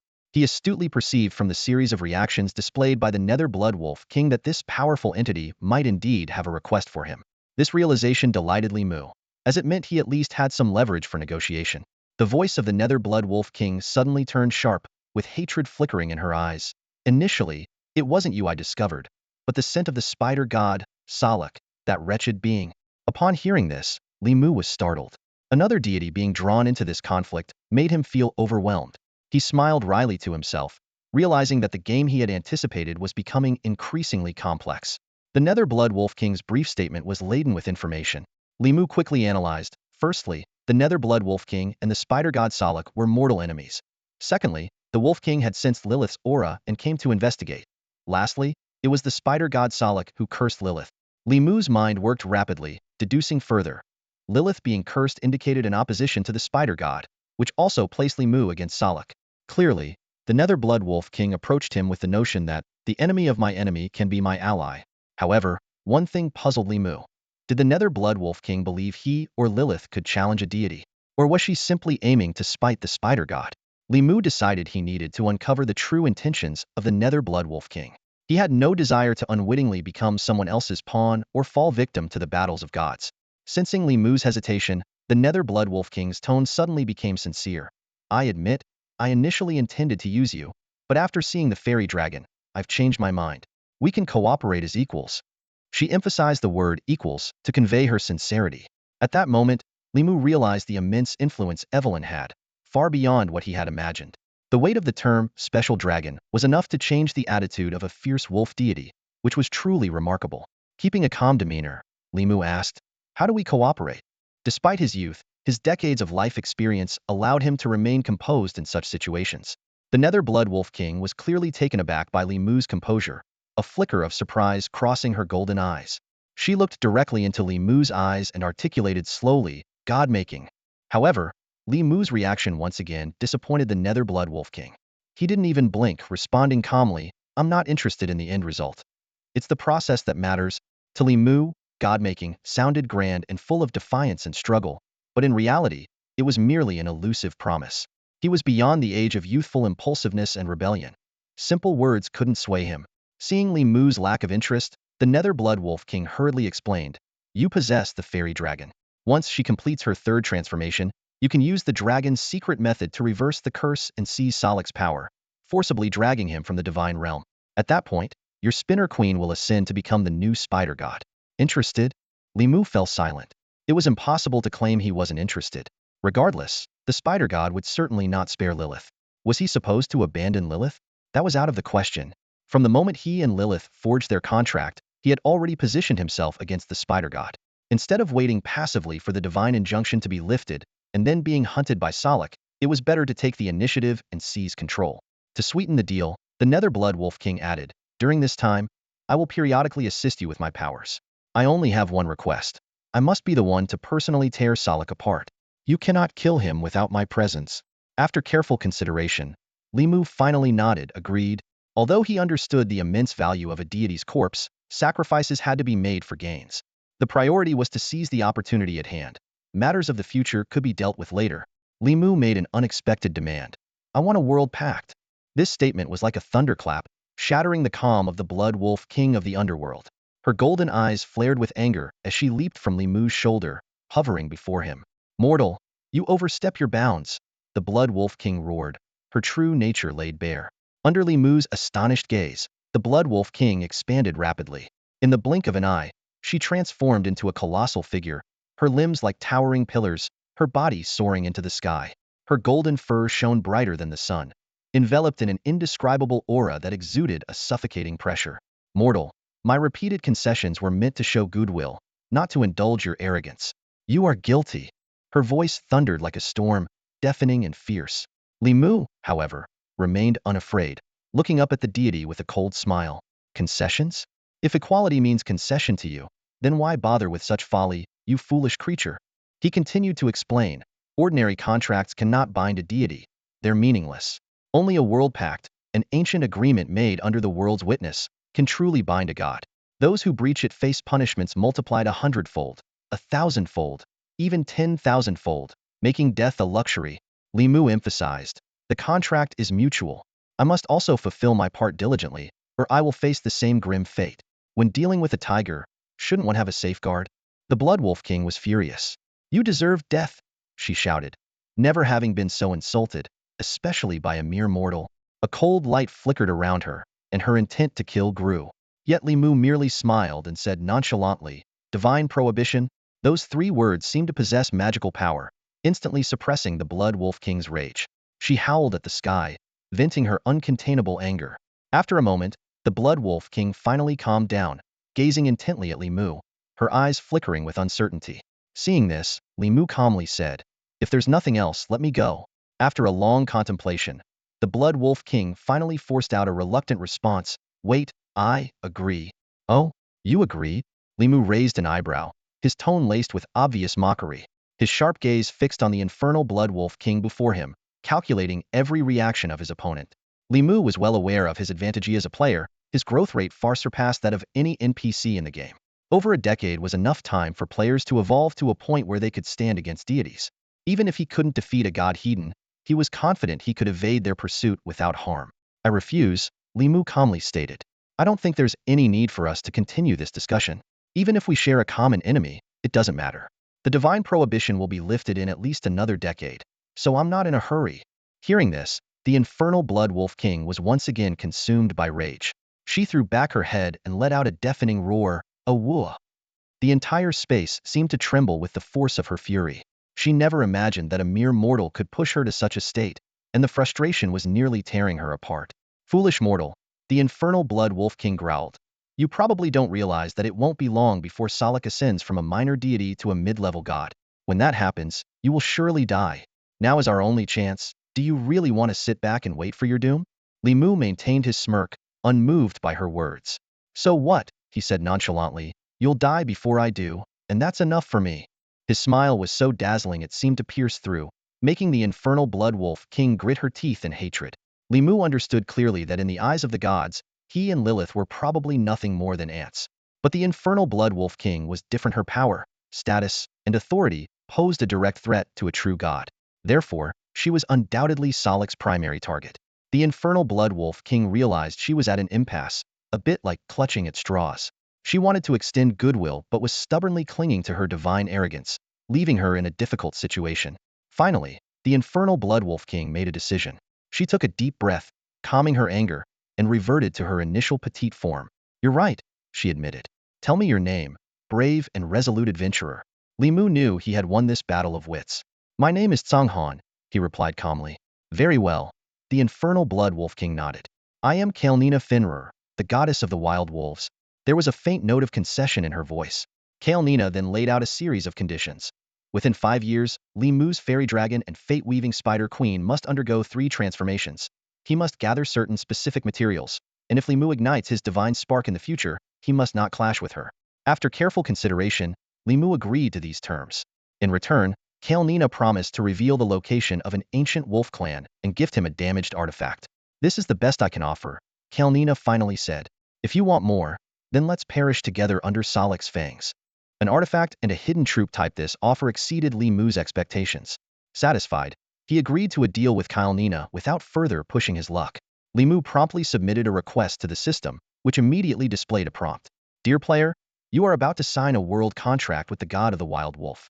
Please consider carefully and ensure you adhere to the terms of the contract. Any violation will result in severe penalties from the world. Do you confirm to sign?" Without hesitation, Li Mu selected confirm. The contract is successfully signed. The world shall watch over you, and the contract must not be tarnished. The system's voice was solemn and dignified. Letting out a long sigh of relief, both Li Mu and Kael'nina relaxed. The negotiation between them had felt like an invisible death match, where any misstep could lead to utter defeat. "Humph. The contract is sealed. Now you should leave," Kael'nina said coldly, clearly unsatisfied with the deal. Li Mu wisely turned to leave without saying another word. He knew that having gained an advantage, it was best to remain low-key. Provoking Kael'nina further would do him no good. A few steps later, Li Mu found himself back in the Moor's forest. Elena's worried gaze met his immediately. Li Mu gave a hearty laugh, reassuring her, "Nothing major. Just want to make a deal with the wolf god. No need to worry." Elena nodded silently, staying close to Li Mu as if afraid he might disappear again. Li Mu could only smile wryly, accepting her concern. At that moment, Elsa began to glow with a golden light. A scroll and a crimson light point appeared out of thin air in front of Li Mu. "Lord Kanghan, these are the chips delivered to you by the wolf god," Elsa said respectfully. Li Mu reached out to take the items. The scroll detailed the location of the ancient wolf lineage, and the crimson light was undoubtedly the artifact. His heart raced with excitement, unable to contain his joy. In his previous life, the best equipment he had was a purple-quality chestplate, while even the most ordinary orange epic gear was something he could only dream of. Who would have thought that just on the second day after his rebirth, he would obtain an artifact? Although damaged, it was still an incredibly powerful weapon capable of changing the world.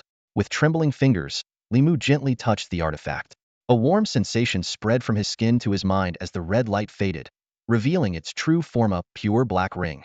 Its material was hard to identify, resembling both metal and jade, with a noble and peculiar texture. The surface was covered with tiny cracks, and there was an empty groove on the front, indicating it once held a precious gem. Despite its many flaws, Li Mu was captivated. These imperfections only added to its unique beauty. He carefully examined the ring's attributes. Ring of reversal. Condition: damaged. Level: artifact crimson. Type: accessory. Equip condition: player adventurer. Attributes: attack 10, defense 10, health 100. Skills: 1. Causality passive. 80 chance to bypass chanting, guidance, etc., directly dealing equivalent true damage when attacking. 2. Reverse causality active, once daily. Reflects 100 of the damage about to be received back to the attacker as true damage. Does not convert to true damage if the opponent exceeds level 15. Special effect: fractured causality once every 10 days. Allows specification of the probability of a certain event. Li Mu was stunned. Was this the power of an artifact? Compared to the epic purple sandstone tablet, it was worlds apart. The basic attributes alone were outrageously strong, with all percentage-based bonuses. While fixed bonuses were more practical in the early game, the terrifying potential of percentage-based bonuses would become increasingly apparent as levels rose. What shocked Li Mu even more was that this artifact had a total of 3 skills and special effects. Ordinary equipment with 1 skill was already considered a small treasure, 2 would be a rare gem, but 3? Li Mu had never heard of such a thing. Not only was the quantity astonishing, but the quality was exceptional. The passive skill's 80 trigger rate of causality was simply mind-boggling. In the game, a 5 trigger rate was already quite substantial. Yet this artifact boasted an 80 chance. Li Mu knew all too well that an 80 probability in practice was almost equivalent to a certainty. He studied the reversal magic ring in his hand with excitement gleaming in his eyes. This ring not only bypassed chanting and guidance, allowing for instant skill casting, but it also converted damage into true damage that ignored defenses. He gasped, realizing that he could inflict significant harm even on a true god. What amazed him even more was its ability to reverse causality. A vivid image appeared in his mind. An enemy gathering all their strength to unleash a powerful attack, only for him to activate this skill and not only escape unscathed but also counter with a lethal blow. This near-invincible ability filled Li Mu with a surge of joy. Of course, such immense power came with certain limitations. It could only be used once per day and couldn't inflict true damage on enemies above the 15th tier. Yet, Li Mu paid little heed to these trivial restrictions. With the protection of the Forbidden God Order, he was unlikely to encounter enemies beyond the 15th tier. Even if he did face a true god, a full-force strike from them would be more than he could handle. His gaze fell on the final ability Shatter Causality. He couldn't help but feel a pang of regret, thinking that if he had obtained this ability earlier, he could have acquired a troop even more formidable than the Rock Golden Winged Bees. This ability was like a pass to select the best rewards from a prize pool. Recognizing his own greed, Li Mu shook his head with a wry smile. He reminded himself to stay rational and not let desire cloud his judgment. With a mix of excitement and caution, he carefully slipped the reversal magic ring onto his finger. Instantly, a warm surge of energy flowed from the ring throughout his entire body, coursing through his limbs. Li Mu could clearly feel his basic attributes enhancing, making him stronger. This tangible transformation thrilled him, as if he could see endless possibilities unfolding before him. The feeling of getting stronger is truly wonderful, Li Mu thought to himself. He recalled the days of his past life when he was at the mercy of others and couldn't help but clench his fists. Being weak was a crime, and now he finally had the power to change his destiny. Li Mu's gaze fell upon Elsa. This wolf clan member had become the messenger connecting him with Kelnina. Yet, Li Mu had no worries about Elsa's loyalty. Since the moment she became his hero, their bond was as strong as steel. Even though Elsa was a descendant of Kelnina, she would only show her fangs to Kelnina, never betraying Li Mu. Noticing her master's gaze, Elsa immediately straightened up, ready to follow his command. Li Mu admired her snow-white fur, a smile forming on his lips. It was like a pillow being offered when you were sleepy. The wolf clan was renowned for their speed, and combined with Elsa's massive size, she was the perfect mount. Her thick fur ensured comfort, while her pure white color and imposing stature exuded mystery and awe, leaving a lasting impression. Li Mu meticulously examined Elsa's attributes. Species: Snowfield wolf. Gender: female. Tier: 7th. Hero template: leader. Quality: orange. Hero profession: Snow Wolf King. Level: 1. Health: 1100. Mana: 60. Attack: 5. Defense: 2. Strength: 3. Intelligence: 1. Attack power: 17. Defense power: 14. Speed: 14. Her racial talent Millennia of Frost and Snow allowed Elsa's attacks to carry ice attribute damage, slowing the enemy's attack speed by 10. Her racial skill, Ice Congeal, could gather ice elements to form a full body armor, enhancing ice elemental penetration damage. The hero talent Howling Moon Wolf King boosted the morale, health recovery, and movement speed of all allies during night battles.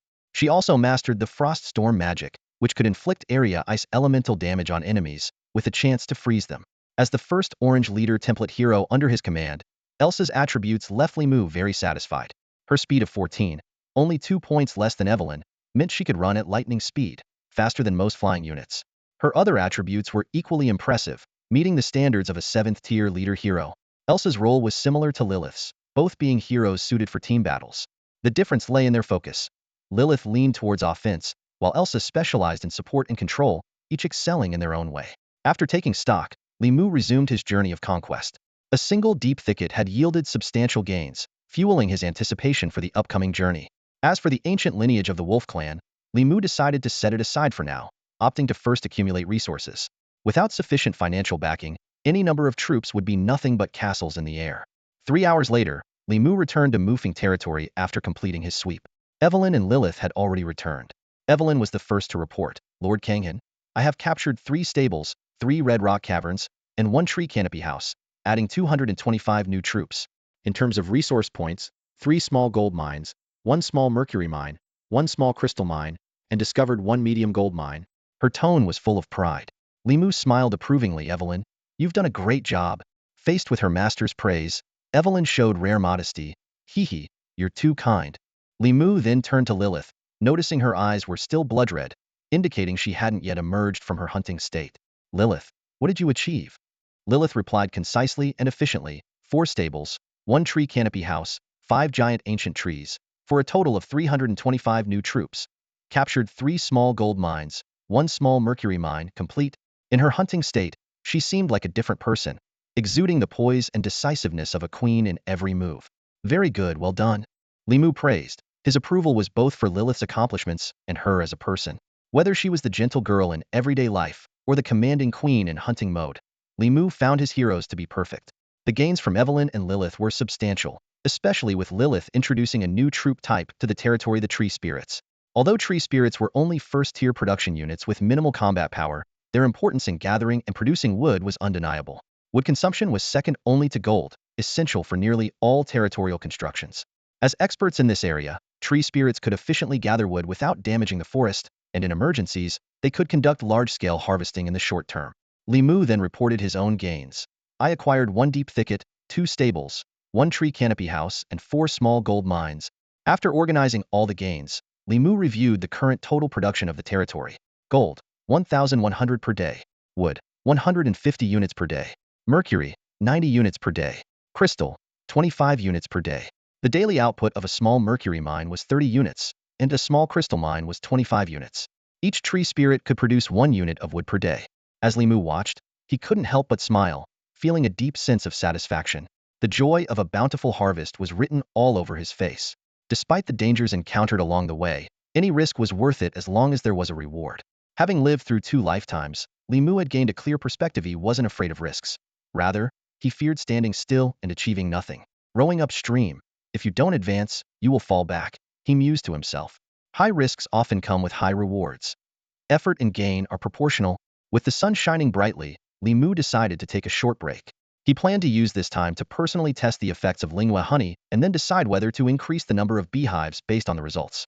Li Mu always kept his promises in mind and made sure to fulfill each one. He wanted to give his heroes a little surprise. After giving a few instructions, Li Mu headed alone to the Golden Wing beehive. The hive looked the same as the day before, with diligent bees buzzing in and out, carrying fresh pieces of meat in their mouths and colorful pollen clinging to the hairs on their hind legs. These served as both their daily food and the raw materials for making honey. Although the Maurice forest was located in a remote, frigid zone, it was rich in natural and biological resources. The unique world of the Chronicles of Creation featured both extraordinary heroes and units as well as ordinary creatures, forming a multidimensional ecosystem. These ordinary creatures were the primary food source for the rock goldwing bees, although they wouldn't pass up the chance to hunt wild units if they encountered them. Li Mu summoned a small bee that had just emerged from the hive, saying, "Bring me some of the finished honey to taste." The little bee buzzed for a couple of seconds before darting back into the hive. In less than a minute, it returned with a hexagonal piece of honey, the size of a watch face, encased in protective beeswax. As Li Mu took the Lingyue honey, a rich sweetness wafted up to him. Initially, it was overwhelmingly sweet, but soon the concentrated sweetness dissolved, traveling down his respiratory tract and into his lungs. Strangely, this sweetness was not cloying. Instead, it was subtly elegant and pleasantly lingering. The enticing aroma whetted Li Mu's appetite, and amid the eager dance of the rock goldwing bee, he swallowed the honey in one gulp. Instantly, his taste buds exploded, the viscous honey seeping slowly and silently into his bones like a gentle whisper, leaving him utterly entranced. A system notification chimed in. You have consumed Lingyue honey, gaining 200 experience points. Since Li Mu was at full health, the healing effect did not manifest. After a while, Li Mu opened his eyes, not even remembering when he had closed them. He looked at the still fluttering little bee and sincerely praised, "It's delicious. I love it." The little bee vibrated its wings vigorously, overflowing with joy. Li Mu was indeed fond of Lingyue honey. Not only was its effect remarkable, but its taste was also exquisite, truly a rare delicacy. Go on, distribute the remaining honey to our heroes, Li Mu instructed. There was no need for further explanation. The rock goldwing bees understood, as they were comrades in the same alliance. Watching the little bee bobbing its head, Li Mu couldn't help but smile. These small creatures, though mere insects, were rich in emotion. He knew well that details should never be overlooked. This had been his long-standing habit, even in his past life when he was at his lowest, facing death at any moment. He had never overlooked this point. As a result, there had never been a single rebellion under his command. Li Mu understood that the essence of the relationship between a lord and his units was a contractual one. When morale was low, units might desert or even revolt. Many players had been betrayed by their units and lost their lives as a result. These players invariably treated their units as emotionless tools, bossing them around arrogantly. To such people, Li Mu had only one word: foolish. Did they think the world would stop turning without them? Such arrogance was misplaced. The world would go on without anyone. Time waits for no one. Li Mu was different. He always paid attention to detail, cherishing every life, big or small. This attitude was the key to his survival in a world fraught with danger. Admittedly, Li Mu couldn't manage every detail personally, nor could he treat each unit with complete equality. Human nature inclines us to favoritism, a subconscious habit in everyone. Yet, Li Mu understood the importance of dignity and made every effort to respect those who laid down their lives for him. It was this respect that allowed the Li Mu of his past life to survive countless deadly battles. The seemingly insignificant lower-ranked soldiers fought fiercely, providing Li Mu with a glimmer of hope. He silently reminded himself, everything has its destined course, so cherish every moment. As he watched the insects depart, Li Mu's mind began to race. To increase the production of Linghua honey, the first task was to increase the number of hives and food sources for the bees. By tomorrow, he could construct a second golden wing hive. The current challenge was the food supply. Considering the omnivorous nature of the rock golden wing bees, raising livestock would be too time-consuming. Increasing the pollen supply seemed the best option: simple, worry-free, and efficient. Li Mu's thoughts suddenly shifted to the flower fairies in the canyon south of the Maurice forest. These beautiful magical creatures were experts in growing flowers, and perhaps he could capture some. He weighed the three pressing matters at hand: the ancient wolfkin, the medium-sized gold mine discovered by Evelyn, and the flower fairies. Ultimately, Li Mu decided to tackle the easiest first, starting with the flower fairies. Just as Li Mu made his decision, Evelyn's excited shout rang out, "Master Tong Han!" Li Mu turned around, and before he could speak, she collided with him in a full embrace, nearly knocking him off his feet. Li Mu lay on the ground, his head filled with black lines of frustration. If it weren't for the contract that made players immune to all damage from their heroes, Evelyn's headbutt alone could have sent him back to Valhalla to await rebirth. At this moment, Evelyn had reached level 6, and the dragon's physique was starting to show in her, making her even larger than Elsa, with an astonishing growth rate. "What's wrong?" Li Mu asked with concern, holding Evelyn's large head. "Master Kangen, is there any more?" Evelyn asked urgently. "Huh?" Li Mu was momentarily confused before realizing she was referring to the Linghua nectar. "No, there were only 25 in total. I had one, and I divided the rest among you all," he explained helplessly, spreading his hands. "Why so few?" Evelyn's eyes widened in surprise. At that moment, Evelyn displayed another characteristic of dragon's greed. As one of the 7 deadly sins, greed is a common flaw among many intelligent species, but dragons take it to a whole new level, engraved deep in their bones and souls. Whether it's treasures or gold coins, they're a dragon's favorite. To satisfy their greed, evil dragons plunder without restraint, while the slightly kinder metallic dragons trade knowledge and magic for coveted items. "What more do you want in a day?" Li Mu slapped Evelyn's forehead lightly. Even if the rockwing bees worked themselves to death, they couldn't produce much more. "Oomph. Those little bugs must be slacking off," Evelyn persisted, showing the irritable side of dragons. "Don't talk nonsense." Li Mu gave her another light slap on the head. He wasn't angry, knowing that although Evelyn was efficient, she was still inexperienced, relying mainly on racial inheritance. This is a privilege of higher races, where ancestral knowledge is directly infused into the offspring through bloodlines, bypassing the learning process. However, knowledge gained this way is often superficial, and others' experiences can only serve as reference, not directly enhance one's intellect. In fact, Evelyn was only 2 days old, far from reaching the 100-year maturity standard for dragons. Therefore, Li Mu could tolerate her occasional petulance without reprimanding her. Realizing she might have gone too far, Evelyn got up quietly, deciding to be a silent and beautiful girl. "Just wait a bit longer, there will be more by tomorrow," Li Mu reassured her. Evelyn's obsession with Linghua nectar was not just due to a craving.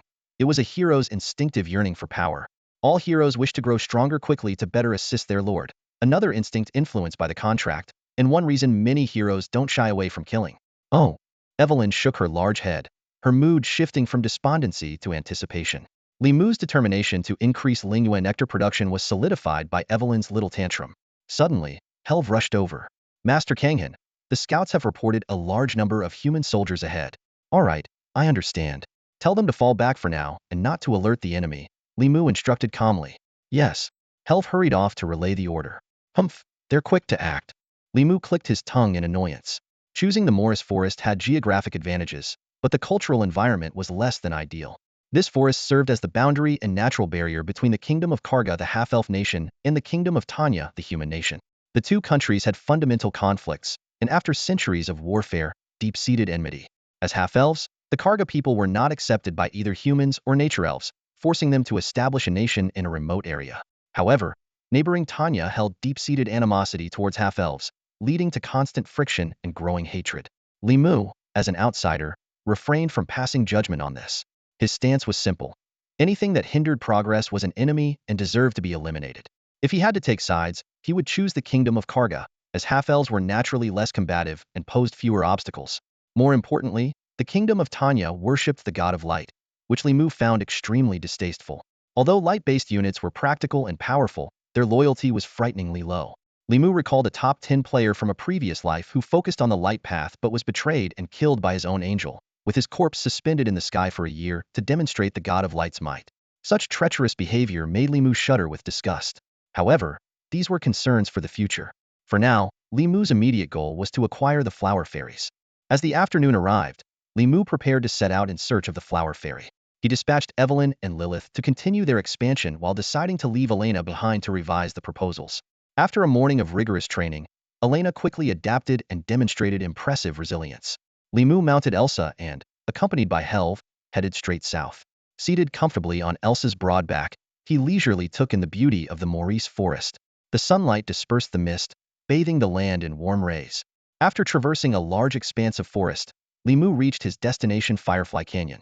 This area was near the border town of the Kingdom of Kaggle, and moving further south would lead to more populated areas. Standing before the vast canyon, Li Mu was uncertain of the flower fairy's exact location, so he instructed Elsa to follow the strongest floral scent. Elsa lifted her head to sniff the air, quickly locking onto a direction. She suddenly leaped off the canyon edge, almost catching Li Mu off guard. Seeing this, Helv hurriedly cast a spell to keep pace. Li Mu muttered to himself, suspecting Elsa might be a bit reckless. 2 minutes later, Helv finally caught up, prompting Elsa to slow her pace to accommodate her. Eventually, a sea of flowers unfolded before them, with a variety of blooms filling their view. Li Mu keenly spotted a pale figure darting into the depths of the flower field, and Helv confirmed it was indeed the flower fairy. Li Mu pressed on into the heart of the flower field, stopping half an hour later in front of a gigantic blossom. This flower stood 20 meters tall, with a sturdy stem and colors that transitioned from deep purple at the base to light blue at the top. Suddenly, the bud opened, and a small figure flew out, stopping several meters away. The flower fairy, standing less than 30 centimeters tall, had magnificent butterfly wings adorned with golden filigree, and her long ribbon-like tail added an air of elegance. She timidly inquired about Li Mu's intentions. Li Mu straightforwardly declared his demand for her submission. However, Elsa suddenly let out a piercing howl, scaring the flower fairy back into her flower. Both Li Mu and Helv were taken aback, not expecting Elsa to cause such a disruption. With no other choice, Li Mu decided to change tactics, instructing Elsa to continue intimidating.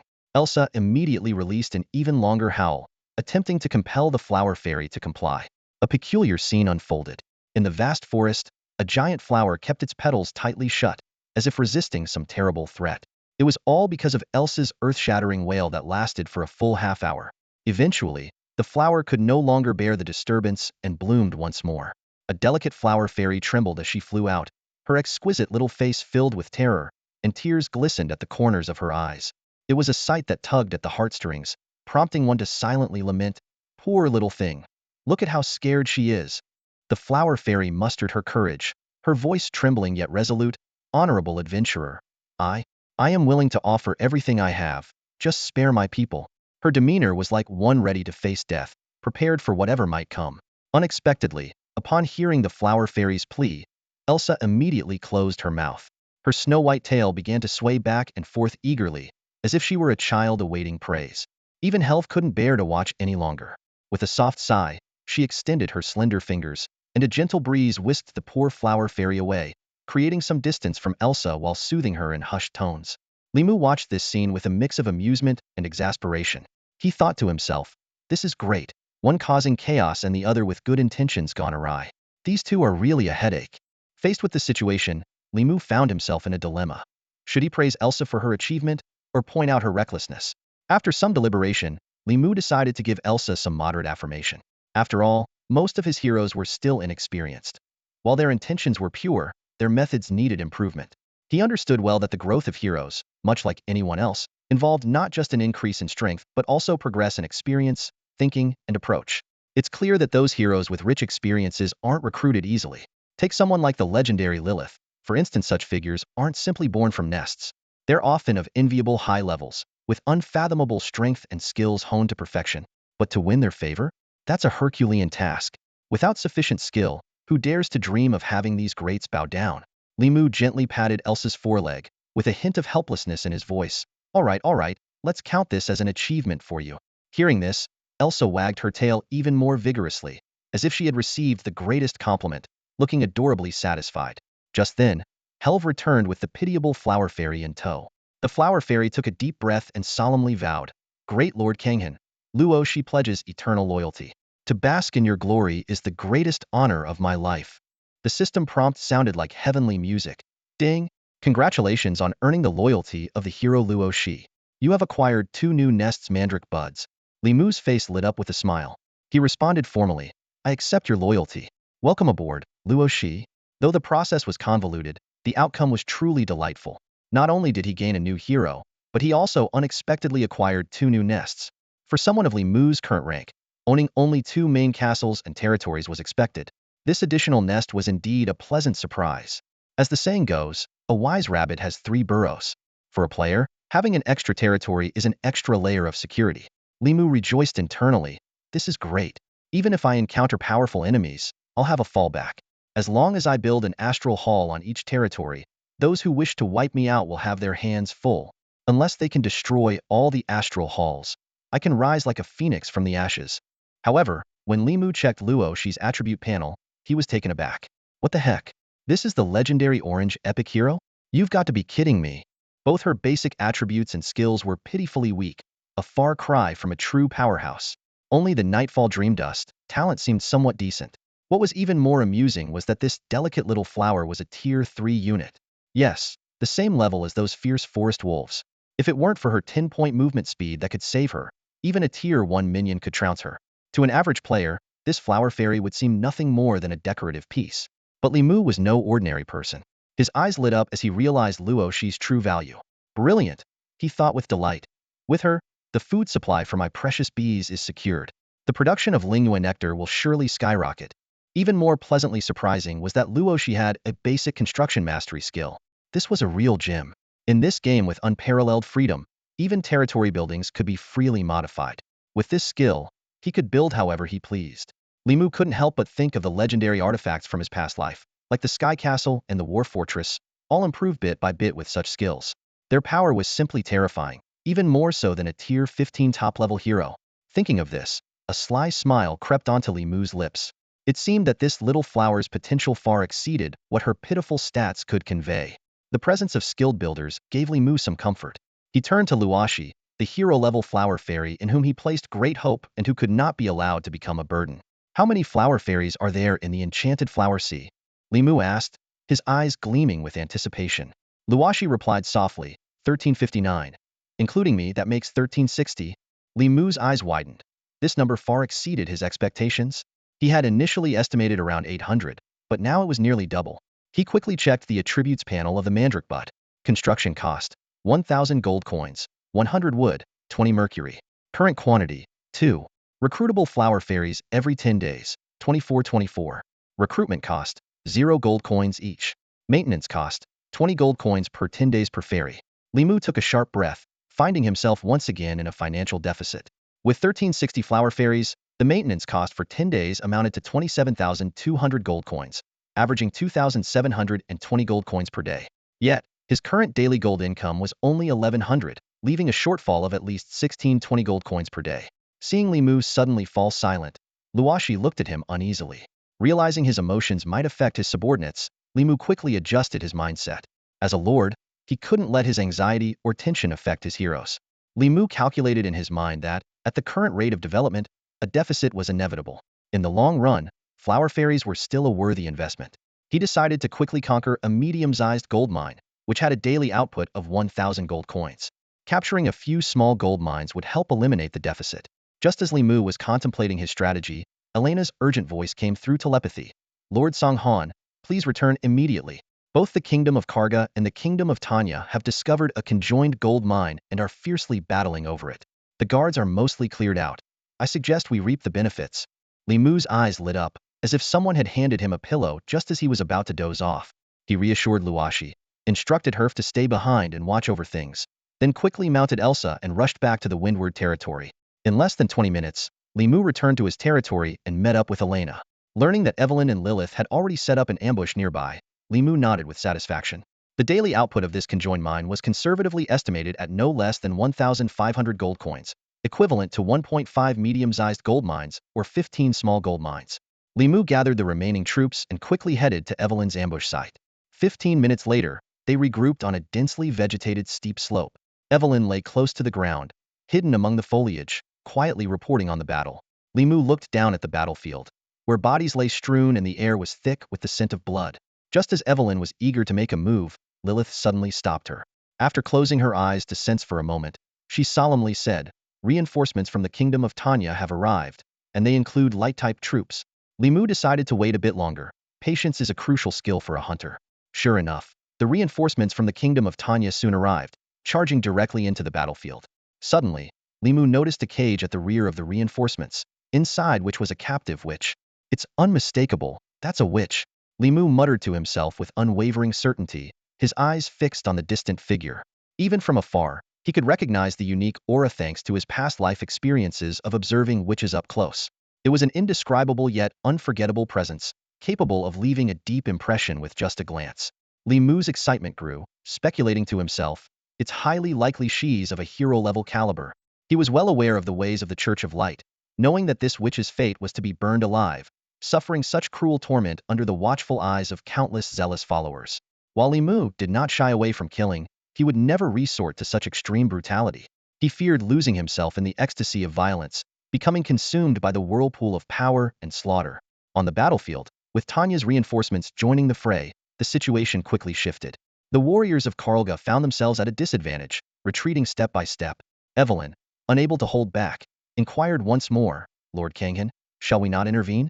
These are merely mid to low-tier troops. I can annihilate them all by myself." Her entire being radiated with a formidable battle spirit. Li Mu sighed and shook his head. He had intended to wait a bit longer, but seeing Evelyn's eagerness, he commanded, "Very well. Evelyn, I order you as your lord to go forth and claim victory for me." Since Evelyn was so impatient, it was better to let her lead the charge. As she said, the enemies before them were merely mid to low-tier troops, not worth fearing. Evelyn roared with excitement, "Roar, as you command. I shall secure victory." Before her words had fully left her lips, she was already diving down like a missile, wings flapping powerfully. Li Mu then issued orders to Lilith, "Lead the remaining troops to flank Tanya's forces and cut off their retreat." Lilith quietly took her command and departed with her team. Li Mu remained on the high ground, overseeing the entire battlefield, ready to give precise instructions. Evelyn stormed into the fray, mercilessly unleashing a breath of dragon fire. Wherever the dragon's breath passed, enemy soldiers turned to ash in an instant. The battlefield fell into an eerie silence, as everyone stood paralyzed with fear at the sudden appearance of a dragon. Seizing the moment, Evelyn continued her assault, her claws smashing through over a dozen enemy soldiers, sending a mist of blood into the air. The scent of blood only fueled her fighting spirit further. Tanya's commander, Yardley, exclaimed in shock, "Damn it! How is there a dragon here?" As the operations leader, he had been tasked with capturing this rare connected mine for the kingdom. Watching his soldiers fall rapidly, Yardley was forced to grit his teeth and order a retreat. Li Mu remarked, "Oh, a wise decision. This Tanya commander shows the makings of a seasoned veteran. It often takes more courage to retreat." Elsa scoffed in agreement, "Humph, what about him? You saw right through him." Li Mu smiled without a word, quickly adjusting his strategy. "Evelyn, ignore the Karlga soldiers and focus your attacks on Tanya's forces. Wipe them out completely." His goal was not only the connected mine, but also the mysterious witch. To achieve this, Tanya's forces had to be eliminated entirely, leaving no survivors. Li Mu knew that if he faced the Tanya Kingdom Hedon, he stood no chance of victory at his current strength. Understanding the command, Evelyn redirected her attacks. She began chanting in the dragon language, her voice echoing through the hills and valleys. Within Tanya's ranks, an old man in white robes shouted in terror, "No, it's dragon magic, run!" A soft white light enveloped him as he turned to flee. Yardley, seeing this, quickly retreated as well, wrapped in a cloak of azure aura, cursing the old man for abandoning the field. The ordinary soldiers, still bewildered, could only watch their leaders abandon them. Evelyn's chant reached its climax, and in an instant, an orangered glow illuminated the sky. Countless fiery balls, trailing long tails, streaked across the vast heavens, descending with searing heat and unstoppable force. Boom, boom, boom. The fireballs crashed heavily into the ground, sending towering mushroom clouds into the sky. The inferno, like an apocalyptic demon, devoured all life in its path. The violent shockwaves from the explosions spread in all directions, snapping large trees in half. Long after, Li Mu stared in awe at the battlefield below, or rather, the massive crater that remained. The pit was empty, save for Evelyn, who hovered silently in the air. A meteor shower, terrifying beyond belief. Li Mu gasped, his eyes wide with disbelief as he stared at the scene before him. Evelyn, with her fairy dragon magic, had abilities far beyond his imagination. This was the first time she had showcased her magical prowess in battle. Li Mu recalled their previous encounters, where Evelyn would always charge headfirst into battle, tearing enemies apart with her claws and occasionally unleashing a dragon's breath. But now, the sheer power of her magic was astounding. The system log was instantly flooded with notifications of Evelyn's kills, as a large number of enemy troops fell in an instant. However, this was just the beginning. Evelyn didn't pause. She swiftly turned and flew in the direction of Lilith, pursuing two enemy commanders who had just fled. "Elsa, follow her," Li Mu commanded decisively, mounting his steed and following closely behind. On the way, the sounds of fierce combat filled the air. Evelyn's roars mingled with the screams of the enemy commanders, creating a deafening cacophony. By the time Li Mu arrived on the scene, Adley had been reduced to a bloody mess, and the white-robed elder was pinned down by Evelyn's sharp claws, hanging by a thread. The white-robed elder, seeing Li Mu's arrival, screamed hysterically, "You can't kill me. I'm a priest of the Church of Light. Killing me is a blatant provocation against the Church, and His Holiness the Pope will never let this go unpunished." Ignoring the elder's threats, Li Mu turned to Lilith and asked, "Where is she?" Lilith approached cautiously and whispered, "She's behind us. But she seems to have gone mad, attacking wildly and not letting anyone near." Upon hearing this, the white-robed priest became agitated again and shouted, "3. If you release me, I'll help lift the curse from that sinner." "Enough," Li Mu said impatiently, signaling to Evelyn with a look. Understanding his intent, Evelyn applied a slight pressure. Her sharp claws instantly tore the white-robed priest in half, ending his life once and for all. Li Mu scoffed at the so-called friendliness of the Church of Light. He knew all too well that no matter how high this friendliness appeared, these factions would betray and exploit players without hesitation when it suited them. In fact, a high level of friendliness only made it easier for them to succeed. These bloody lessons had once nearly cost the naive Li Mu his life. It wasn't just the Church of Light. Most other kingdoms and empires were the same. They never truly accepted players, presenting one face while harboring another, with only one goal: to use players as tools, discard them when done, and extract every last ounce of value. Ignoring irrelevant information, Li Mu directly ordered Lilith, "Use forceful means to bring her here." "Yes," Lilith replied and left. Li Mu had no concerns about curses. In front of the fairy dragon Evelyn, what did a curse amount to? Although Evelyn was proficient in magic and not in curses, breaking them by force was a simple task for her. Moments later, Lilith returned with a human-sized cocoon. White spider silk wrapped it tightly, leaving no gaps. The cocoon squirmed uneasily, emitting faint whimpering sounds. Li Mu turned to Evelyn, "Can you break it?" "Of course, it's easy," Evelyn replied with haughty confidence. She didn't chant, and there was no magic ripple.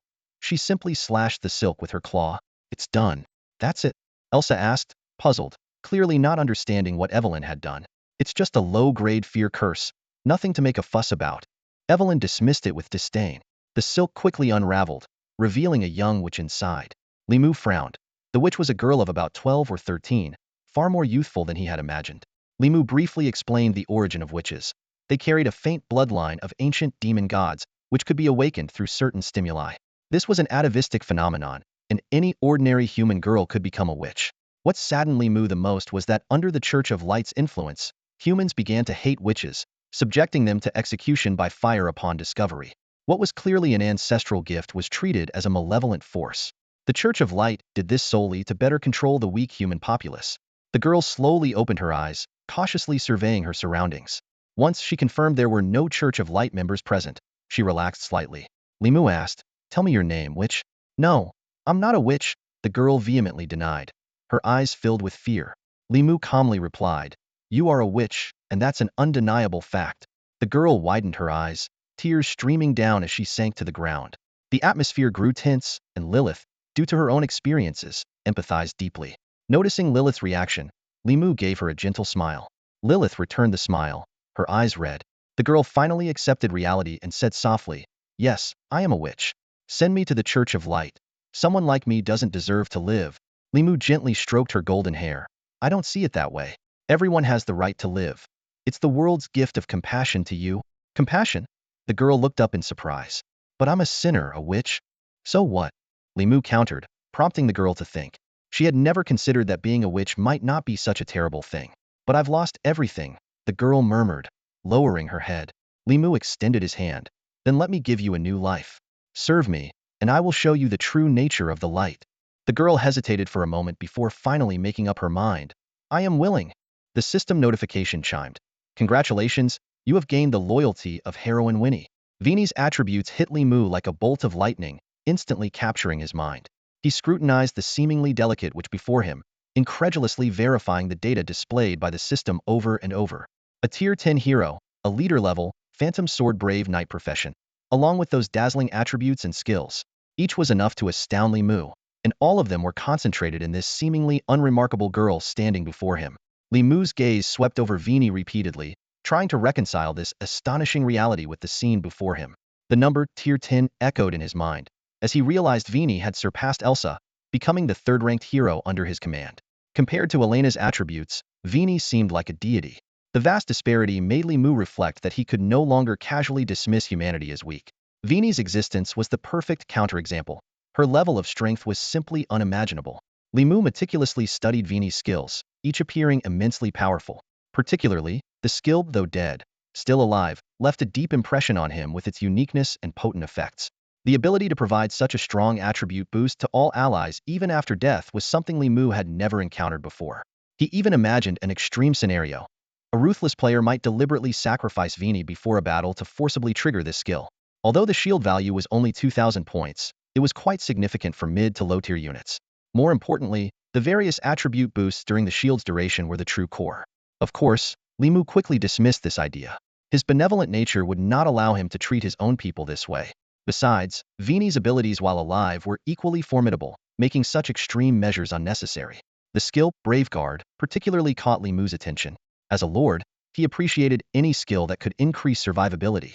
In the early stages of the game, when players were generally weaker, having this skill would greatly enhance their margin for error.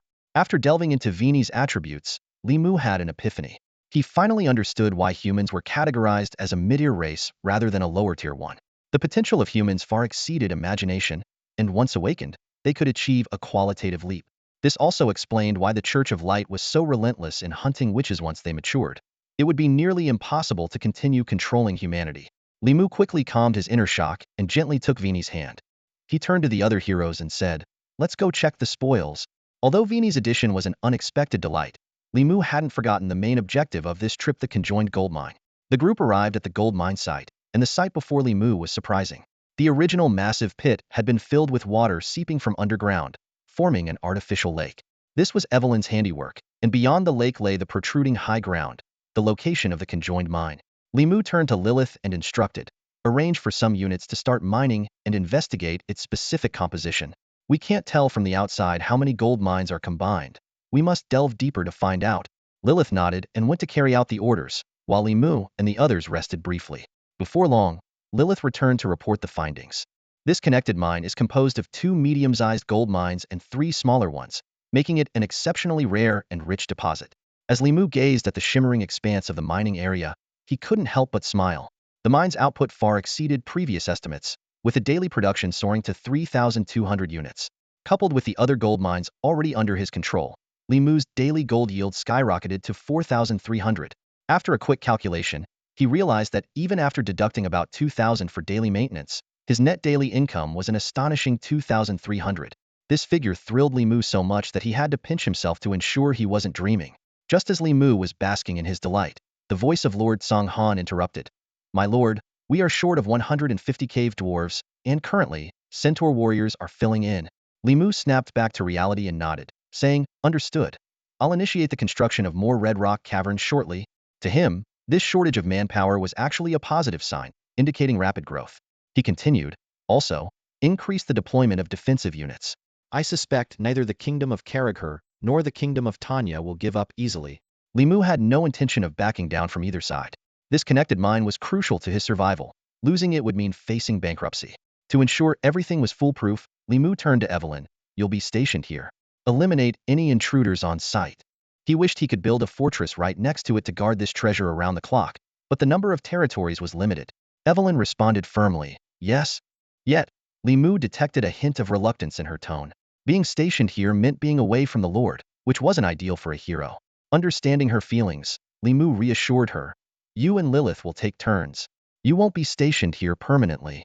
Hearing that she could rotate, Evelyn was immediately relieved, regaining her proud dragon demeanor.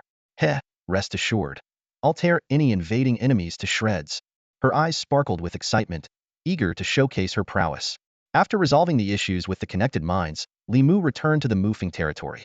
Standing in front of the warehouse, he glanced over the piled resources and couldn't help but frown and sigh.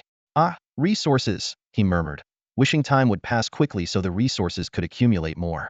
Feeling helpless, Li Mu decided to construct 2 red rock caverns as an emergency measure. He opened the main panel, found the construction options, and selected the red rock cavern. As the resources dwindled, 2 red rock caverns appeared out of thin air at his feet. The system prompt sounded. New recruitment cycle, recruit now? Recruit. Li Mu responded decisively. 60 cave dwarves emerged from the caverns one by one, each short in stature but with solid muscles. Li Mu turned to Elsa beside him and instructed, escort them to the mines. Elsa immediately accepted the order. Looking down at the cave dwarves, she said, stay close, don't fall behind. With that, she led the new recruits away. After Elsa left, Elena approached, holding a document. Sir Kanghan, this is the revised development plan. Please take a look. Li Mu took the document and began to read it carefully. His eyes quickly scanned each line, nodding frequently, with a slight smile playing on his lips. This reaction relaxed Elena, who had been watching closely, and a hint of joy appeared on her face. After reading, Li Mu spoke. Not bad. It generally aligns with our current development trend. However, there's one point I've been considering, and you've mentioned it too. Are you referring to the Violet Orchid Kingdom? Elena immediately guessed what Li Mu wanted to discuss. Exactly, the Violet Orchid Kingdom. What do you think we should do? Li Mu asked in return. Elena paused for a moment and cautiously replied, that depends on how ambitious you are. Li Mu made no effort to hide his ambition and said directly, I want it all. I want to control the entire Violet Orchid Kingdom. Hearing this, Elena frowned. She knew that although the Violet Orchid Kingdom was in turmoil, taking control of it in a short time was impossible. Unless Evelyn and Lilith could reach level 60 and successfully undergo their 3rd transformation in a short period. Noticing Elena's concern, Li Mu added, I can wait. Even if it takes more effort, I'm willing.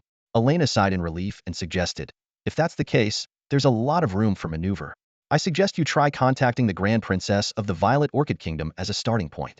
Besides, there are still 2 months before the internal strife in the Violet Orchid Kingdom, so we have plenty of time. Yes, I'll consider it. Li Mu nodded in agreement. As night fell, Li Mu decided to rest for the night and continue working the next day. He mentally listed his tasks for tomorrow. Build the main castle, a hive, red rock caverns, find the ancient wolf clan descendants, create a wolf totem, and upgrade the Hall of Heroes. While Li Mu was deep in thought, the system suddenly prompted, Dear player, someone from the outside is trying to contact you. Please log off soon to handle it. Li Mu was a bit surprised. Who would disturb him this late? After making some quick arrangements, he logged off and opened the game pod. What he saw was his junior, Li Shiyu, crying her eyes out. Her tear-streaked face was filled with despair. She choked out, Brother Mu, help me. Li Mu was taken aback by the sudden tears from Li Shiyu. Suppressing his surprise, he spoke softly, Don't cry. If there's anything troubling you, just tell me. Deep down, Li Mu was utterly shocked. In his past life, Li Shiyu had never sought help like this but had silently withdrawn from school and vanished without a trace. This scene made Li Mu realize that even if time could turn back, not everything could be restored to its original state. Life is unpredictable. Li Shiyu bit her lip, tears welling up in her eyes, and asked in a trembling voice, Mu Gu, do you have 5 million? Could you? She choked on her words, overwhelmed by shame. Li Mu frowned and thought. He did have the money, but it was meant to be invested entirely in Genesis Chronicle. The in-game currency was about to rise significantly in value, and the sooner he invested, the greater the returns. Seeing the hesitation in Li Mu's expression, the glimmer of hope in Li Shiyu's heart began to fade. She had run out of options. Before coming to Li Mu, she had approached every friend and relative, pleading desperately, but to no avail. 5 million was an astronomical figure for ordinary people, and even those willing to help found it beyond their means. In her despair, Li Shiyu decided to go all out. Mugu, as long as you're willing to help, I'll do anything you ask, no matter what it is. Her voice was filled with sorrow, as if she had already abandoned all dignity. Li Mu's thoughts drifted elsewhere. In Genesis Chronicle, there was an intriguing squire system that allowed other players to become one squire knight. Once a contract was signed, all the squire knights and game earnings belonged to the master. It was an extremely stringent contract, almost impossible to break unless a divine intervention occurred. Li Mu's territory was developing rapidly, and he urgently needed a trustworthy assistant. Ordinary players and guild allies were unreliable. Only a squire knight would be suitable. Exchanging 5 million for a squire knight seemed like a worthwhile deal. The system would clearly outline the rights and obligations of both parties, even providing extreme examples to ensure the weaker party fully understood what becoming a squire knight entailed. Such harsh conditions would deter most people, unless they were utterly desperate. Looking at the tearful Li Shiyu in front of him, Li Mu slowly spoke. I can give it to you, but you must agree to one condition. Li Shiyu's initial joy quickly turned to deeper despair. She bitterly thought that all men were the same. Okay, she replied softly, her trembling fingers beginning to unbutton her shirt. Wait, I'll order you a gaming pod first. Li Mu's words left Li Shiyu stunned, her fingers frozen midair. A gaming pod? She looked at Li Mu in disbelief. Mugu, you don't mean that? Li Mu squinted playfully, teasing. That? Which that? Then he pretended to realize. No way. I'm trying to help you, and you're actually after me? Oh, being a good person is really hard these days. No, that's not it. Li Shiyu hurriedly denied. Her cheeks flushing red, her breath quickening, so embarrassed she almost fainted. With tears in her eyes and a trembling voice, Li Shiyu apologized. I'm sorry, I misunderstood you, Mu. It's my fault, I apologize. Inside, she berated herself harshly. You fool, how could someone as outstanding as Mu even look at you? Stop daydreaming. Indeed, Li Mu was renowned for his exceptional qualities. Young and wealthy, who wouldn't be drawn to him? His looks spoke for themselves, and his charisma was unmatched. All of this stemmed from his illustrious family background. His mother was a famous ballet dancer, and his father, a pianist. Li Mu not only inherited his parents' excellent genes, but also possessed enviable wealth. His property in the new district was in a highly sought-after location, and his status as the landlord of his alma mater made countless girls flock to him. Li Mu chuckled lightly. All right, I was just teasing you. But his expression soon turned serious. However, you need to be prepared. My standards are actually quite high. This 5 million is essentially buying the rest of your life. For the remainder of your days, you must follow my orders and keep pace with me. Li Shiyu was momentarily confused and asked, aren't we talking about the Genesis Chronicles? It is that game, Li Mu explained. Don't underestimate it. It has the potential to change all our lives. Li Shiyu suddenly understood. Of course, it's the first virtual reality game. So basically, I'm like your employee, right? And it's like I've signed a lifelong contract. Li Mu was too lazy to elaborate further, simply saying, there are some things I can't explain outright, but you're not wrong in understanding it that way. He thought to himself that as long as he held the reins, it was fine. He had no particular intentions toward Li Shiyu, so it wasn't a big issue. In reality, if Li Mu really wanted to, there were plenty of others he could turn to. Alina, Helv, Lilith, who wouldn't suffice? In terms of looks, charisma, or even physique, they surpassed Li Shiyu by far. Total devotion wasn't just talk. For a hero, complete dedication to a player was normal. Even sharing a bed wasn't too much to ask. Li Mu was preparing to mortgage his house to the bank and handle the necessary paperwork. He turned to Li Shiyu, curious, and asked, by the way, why do you need so much money? Li Mu had already made up his mind. This house could easily secure a loan of several million. He planned to give Li Shiyu 5 million and use the rest for in-game purchases. After all, within a year, the world order was set to change dramatically, and fixed assets would become worthless. In his view, cashing in the house now was a wise move. Hearing that Li Mu was going to mortgage the house, Li Shiyu was overwhelmed with gratitude, but more so with an indescribable guilt. She understood that for Chinese people, a house was not just a place to live but a life investment and a spiritual home. Li Shiyu answered softly, tears welling up again. Actually, the 5 million is to pay off my father and brother's gambling debts. Her face showed a painful expression. If we don't pay, they'll sell me to Southeast Asia. Li Mu frowned deeply. Such an irresponsible father and brother were truly a burden. He spoke frankly. This can't be a long-term solution. You can't keep paying off their gambling debts forever, can you? No more, Li Shiyu said, tears in her eyes as she looked at Li Mu. Choking up, she added, they're already dead. The 5 million is just the principal. Their lives paid off the interest. Li Mu was momentarily lost for words and awkwardly said, my condolences. He then suggested, you should take a break from school for a few days. As a resident of a high-end community, Li Mu believed those people wouldn't dare to come directly to their door. He even hoped they would, as it would save him 5 million. Li Shiyu quietly agreed. Although there was a glimmer of hope, her spirits remained low. Li Mu decided to be a bit more generous. All right, I'll give you some time off to get yourself together. But don't just sit around. Check out the public data on the Genesis Chronicles and do your homework. Li Shiyu replied softly, okay, I'll go back to my room now and not disturb your rest, Brother Mu. Go ahead, take it easy, and come to me if you have any questions. After Li Mu finished speaking, he immediately started applying for the loan online. Soon, the approval came through, with an amount of 12.6 million. Although it was less than he expected, it was still sufficient for Li Mu. Early the next morning, Li Mu was awakened by his phone ringing. The bank manager informed him that the loan had been deposited. Li Mu briefly acknowledged the call, hung up, got out of bed, and called Li Shiyu over. Taking Li Shiyu's phone, he dialed the creditor's number. A grating synthesized voice answered, is the money ready? Don't think about running. It won't work. Li Mu calmly replied, the money is ready. I'll transfer it now. But if you don't keep your word, don't blame me for resorting to extreme measures.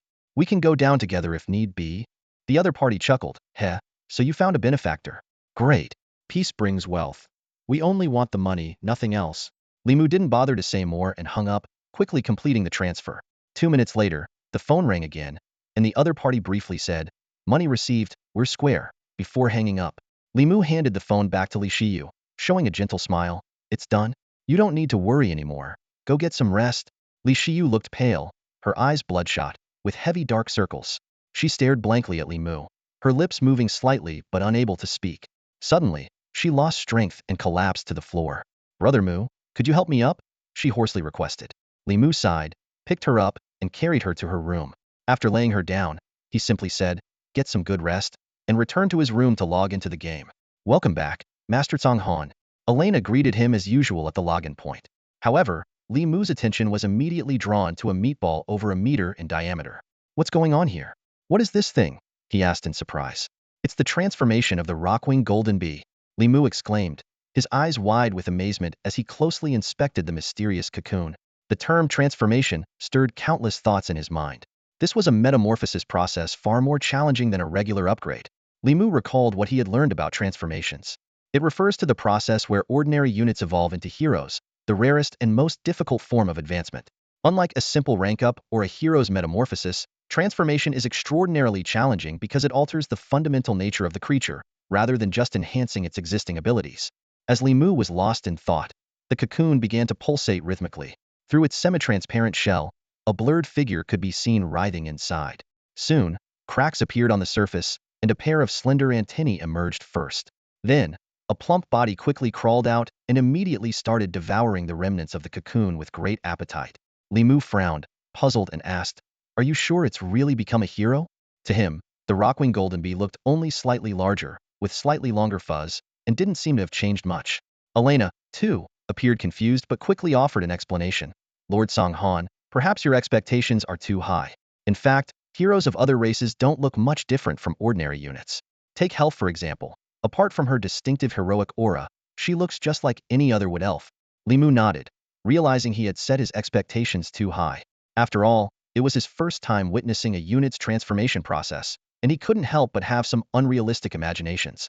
At that moment, the Rockwing Golden Bee, having finished its meal, began to hover in front of Li Mu, its antennae gently twitching amusingly. Suddenly, a halting voice emerged, like a child learning to speak, struggling to express itself. Lord Zhang Han, Nakamiya offers the highest respect. Elena's eyes widened in surprise. It can speak. She explained that in the Chronicles of Creation, heroes are generally divided into two categories, humanoid heroes and natural form heroes. Humanoid heroes usually communicate in the common language, while natural form heroes vary, with only mid to high tier ones able to fluently use the common language. The Rockwing Golden Bee, being a special unique unit, was still a low-tier unit, and breaking this norm was truly rare. The Rockwing Golden Bee then began to convey its specific information to Li Mu. Nakamiya, species.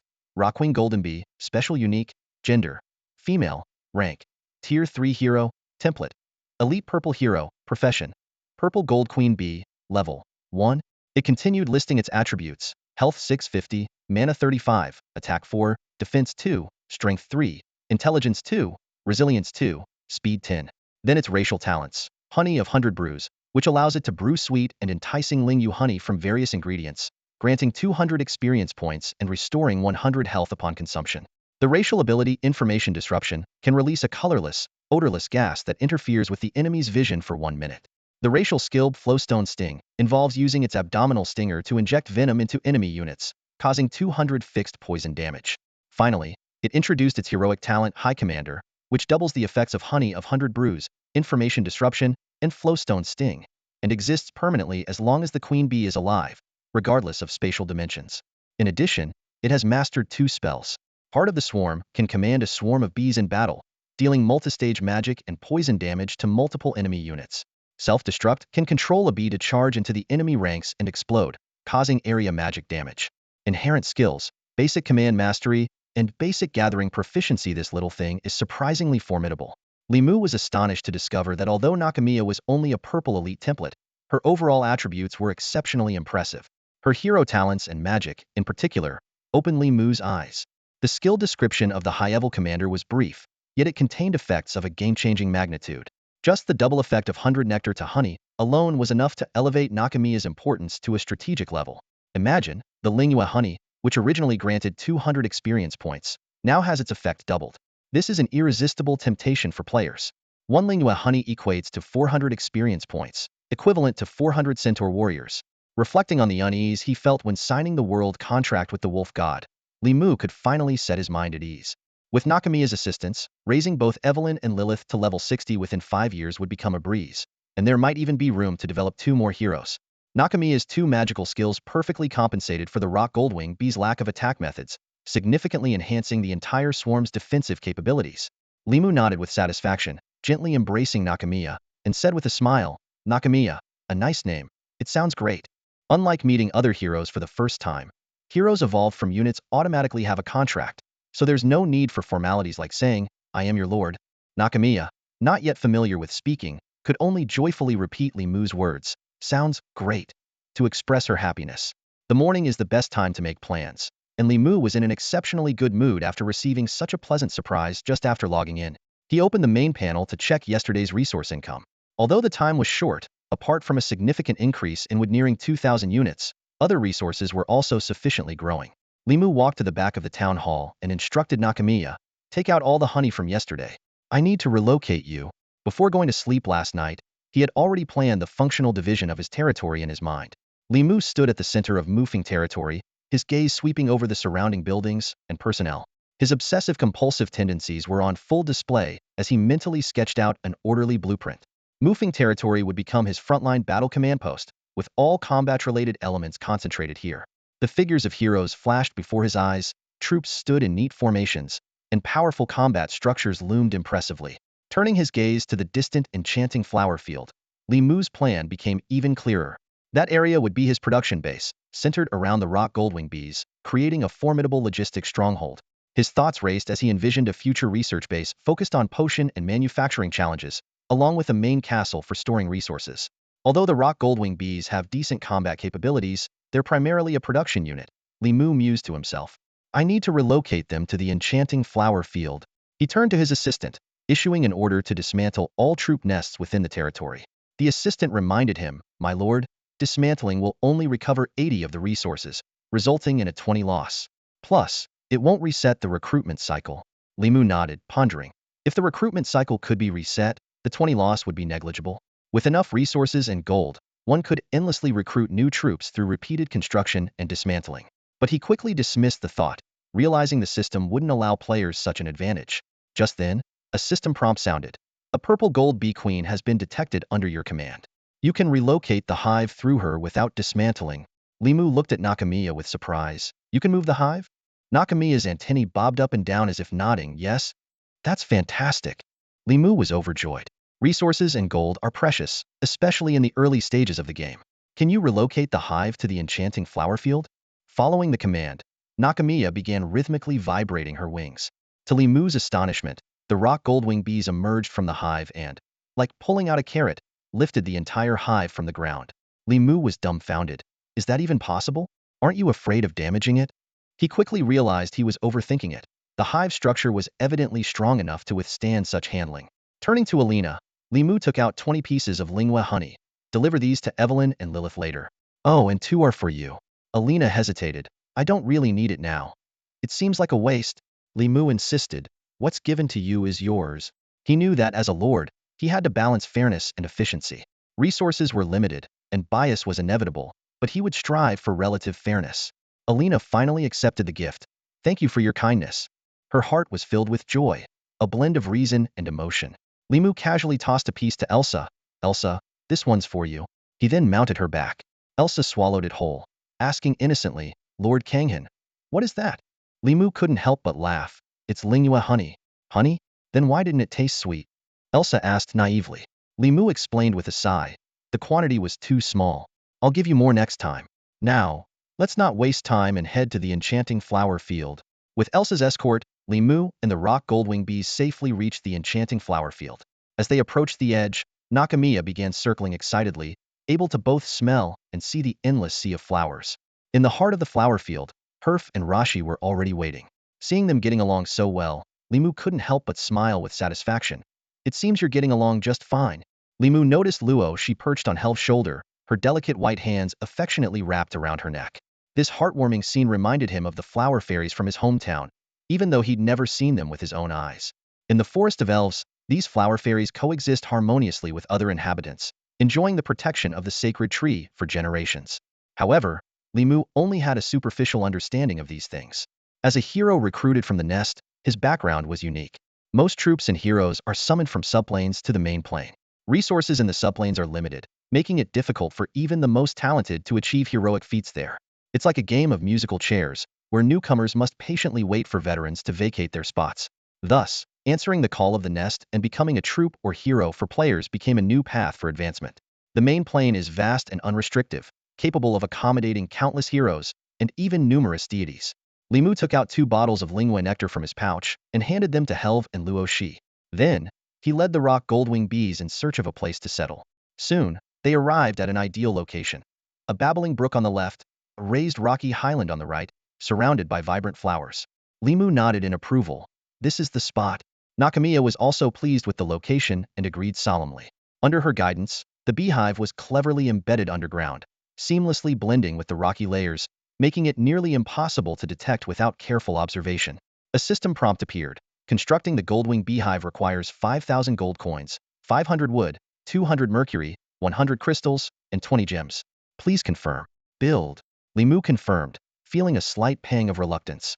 Gold coins, wood, mercury, and crystals were relatively easy to come by. However, gems were a different story, as Li Mu currently had no stable source for them and relied solely on system rewards. This construction would deplete his gem reserves entirely. Darn, I need to find an opportunity to score some loot. Otherwise, these gems are going to run out fast. Li Mu thought to himself, pondering ways to acquire more gems. There are many ways to make easy money, but the quickest is undoubtedly to rob the merchant guild. In this world where the strong prey on the weak, forcibly seizing resources from merchants is arguably the most direct and rapid path to wealth. However, this method, while lucrative, requires significant strength as a backup. Acting rashly could lead to a disastrous defeat at the hands of NPCs, which would be a huge joke. Unexpectedly, such actions bring numerous negative consequences. Issues like plummeting reputation and soaring prices can be quite a headache. Yet, Li Mu remains indifferent, secretly mocking. Ha! The goods these merchants sell are nothing more than useless trifles. As for reputation, when did I ever intend to cozy up to these native forces? Even the elements of time, place, and people seem to favor Li Mu at this moment. With a cunning gleam in his eyes, he thinks, this once-in-a-lifetime opportunity is perfect for a major score. It would be a shame not to seize it. The geography of the Luiying Gorge resembles a sharp sword, with a narrow passageway serving as a critical route between 2 nations. As tensions between the nations escalate, the defensive forces are focused on guarding the ends, leaving the middle area as an unguarded vacuum. Li Mu is secretly delighted, thinking, This is the perfect ambush spot tailored just for me. Suddenly, a bold plan takes shape in Li Mu's mind. But he quickly frowns, realizing relying solely on troops won't suffice. A powerful hero is essential. He quickly assesses his available personnel. Evelyn and Lilith are needed to guard the joint mines alternately. Elsa is my mount, leaving only Vinny available. Li Mu feels a bit troubled, pondering, Vinny's situation is unique. Will this plan upset her? After a moment of hesitation, he decides, whatever. Let's take a gamble. With the gem reserves nearly depleted, I can't just sit and wait. He then uses a contract to contact Vinny directly. Vinny, I have an important task for you. Lead a team of wood elves and centaur warriors to the enchanted flower sea immediately. Vinny responds promptly and decisively, understood. I'm on my way. Just then, the system notification chimes. A new recruitment cycle has begun. Would you like to recruit rock goldwing bees now? Li Mu unhesitatingly chooses to recruit. With the addition of the new bee swarm, the number of rock goldwing bees under his command surpasses the 50 mark. The daily production of Lingyue honey also doubles, reaching an astonishing 50 units, no longer as scarce as before. After settling the new rock goldwing bees, Li Mu returns to the central area to construct the third main fortress. From afar, a youthful voice calls out, Master Kanghan. It turns out to be Luoshi, her voice still small but filled with enthusiasm and positivity. Li Mu is somewhat surprised and turns to ask Helve, what did you tell her? Why is she so proactive now? Helve waves her hand and explains with a smile, I didn't say anything. However, she seems to really like Lingyue honey. Realizing the reason, Li Mu can't help but laugh. So that's it. This little one is trying to curry favor with me? She's quite the opportunist. He playfully grabs Luoshi, teasing, what, you're not afraid of me anymore? Just as Luoshi is about to respond, a sudden scream interrupts her. It turns out Elsa had approached suddenly, showing her white teeth, scaring Luoshi so much that she curls up into a trembling ball in Li Mu's hand. Li Mu quickly scolds Elsa. Stop fooling around. Elsa explains, feeling wronged. I just wanted to smell her scent. How was I to know she'd react like that? Shaking his head helplessly, Li Mu comforts Luoshi. Don't worry, Elsa means no harm. You need to get used to her. Luoshi reluctantly nods, but clearly remains unwilling to get close to Elsa, the dangerous giant wolf. After releasing Luoshi to fly freely, Li Mu turns to the main panel to construct the main fortress. The system notification sounds again. Conditions for building a forest fortress met. Proceed with construction? Li Mu unhesitatingly chooses yes. With a swirl of green wind, a verdant fortress rises majestically before Li Mu in the blink of an eye. The system prompts, construction successful. Please name the fortress. After a moment of contemplation, Li Mu decides to name this new fortress, Flower Sprite Fortress. This name not only reflects the area's year-round blooming flowers, but also serves as a special tribute to Luoshi, acknowledging her species. The system sends another notification. Congratulations on becoming the first player to construct an additional territory, earning 1,000 reputation points, 6,000 gold coins, and 50 units of each resource. Overjoyed, Li Mu exclaims, haha, just when my gems ran out, they're replenished. Without hesitation, he returns to the beehive area to construct 2 more goldwing bee nests, investing all the newly acquired resources. You have to give to receive. Li Mu muses aloud. These resources are nothing compared to Lingyue honey. The constant buzzing of the bees fills the air as 50 newly recruited bees emerge from the hives, lazily flying into the flower sea, disappearing in an instant. Li Mu nods repeatedly, filled with satisfaction. Not bad, not bad. By tomorrow, I'll have a full 100 units of Lingyue honey, equivalent to 40,000 experience points. How exciting! At that moment, Vinny contacts Li Mu through the contract. Master Kanghan, I've arrived at the designated location. Li Mu responds immediately, great, come to the main fortress first. Simultaneously, he gestures to Luoshi, indicating for her to come over. I need you to select 20 flower sprites to serve as scouts, Li Mu instructs. Although flower sprites aren't strong in battle, with a speed of 10 and their small size, they're perfect for reconnaissance. Luoshi hesitates for a moment, then quickly nods, understood. Please wait a moment. I'll gather them right away. Soon, 20 flower fairies gathered in one place, and Vinny joined them. She had changed into a lightweight knight's armor, a stark contrast to her previous simple linen clothes. Lord Songhan, Vinny greeted awkwardly, clearly still adjusting to her sudden change in status. Just days ago, she was an ordinary girl, and now she was a hero with extraordinary powers. A transformation that was overwhelming. Li Mu was also surprised, mainly by Vinny's weapon, massive two-handed sword. The blade was broad and not particularly sharp, emphasizing its sheer size. The sword was almost as tall as Vinny herself, forcing her to carry it on her back. The stark contrast between her petite frame and the enormous weapon was visually striking. Are you still feeling lost? Li Mu approached Vini, asking gently. Vini nodded silently, looking a bit uneasy. Li Mu had an idea and reassured her, "Don't worry, I'll personally help you get accustomed to your powers. Remember, you are its master, its supreme ruler." Li Mu initially planned to have Vini lead the troops to intercept a merchant caravan while he and Elsa, along with Helf, searched for the ancient wolfkin. But it seemed he needed to help Vini adjust first. As a 10th tier hero, her priority was higher than finding the wolfkin. Once she adapted to her powers, she would become a formidable force on her own. Li Mu summoned Elsa and Helf, instructing them, "You two clear the area around the Flower Fairy Fortress. Ensuring the safety of the Flower Fairies and the Rockwing Bees is our top priority, so eliminate any nearby wild nests." "What about you?" Helf asked curiously, hinting at her desire to accompany the Lord. "I'll take Vini on a raid first," Li Mu replied. Helf's eyes lit up. "A raid? Really?" "Yes, but do you have to be so excited?" Li Mu frowned slightly, puzzled by the nature spirit's reaction. "Please take me with you. I've always wanted to try it," Helf said eagerly. Li Mu turned to Elsa. "Will you be okay on your own?" "Rest assured, as your most loyal and capable hero, Elsa will not disappoint you," Elsa replied confidently, exuding the aura of a snow wolf king. "Then I'll leave it to you. I look forward to your results." Elsa responded with a long wolf howl and set off alone. She didn't need the assistance of ordinary troops. Working solo allowed her to maximize her abilities. Li Mu took Helf and Vini to the bottom of the Firefly Gorge. The winding path was flanked by jagged rocks, providing perfect cover. 20 flower fairies were already scouting their target. While waiting, Li Mu looked helplessly at his two companions. Helf was too excited to sit still, constantly looking around, while Vini remained silent, lost in thought. Li Mu resisted the urge to comment, thinking, "You're a witch with the blood of an ancient demon god. Use your powers to show the might of the ancient demon god." 30 minutes later, a flower fairy hurriedly returned. "Lord, a small caravan of 10 people is approaching from the direction of Kalga." "Wow, they're really coming." Helf jumped up excitedly, readying her longbow. "Everyone, stay put. Vini, it's your turn." Li Mu held Helf back, letting Vini face the challenge alone. Vini slowly stood up and moved to the center of the road, ready for her first battle. In the distance, the creaking of a wagon and the sound of coarse chatter could be heard. "Stay alert. Once we pass the gorge, we'll be in the kingdom of Tanya, and we'll be safe. Then we can sell these little brats for 50 gold coins each, and we'll drink to our success." "Hooray. You're a genius, boss." It turned out they were human traffickers. Li Mu was relieved. If they were ordinary merchants, Vini might hesitate. But against traffickers, she wouldn't have any moral qualms, instead feeling compelled to act. Half-elves from the kingdom of Kalga, known for their beauty and human-like traits, were often sold as commodities. While humans publicly denied their existence, they secretly traded them to satisfy the desires of the nobility. These words reached Vini's ears, igniting her fury. She couldn't help but recall her own experiences, so similar to those of the half-elves about to be doomed. She had once been just as weak and helpless, crying out in despair.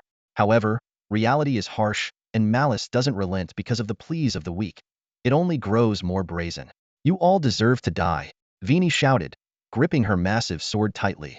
Her eyes turned a golden hue, signifying the awakening of her demonic powers. The unique energy of the demon god began to spread.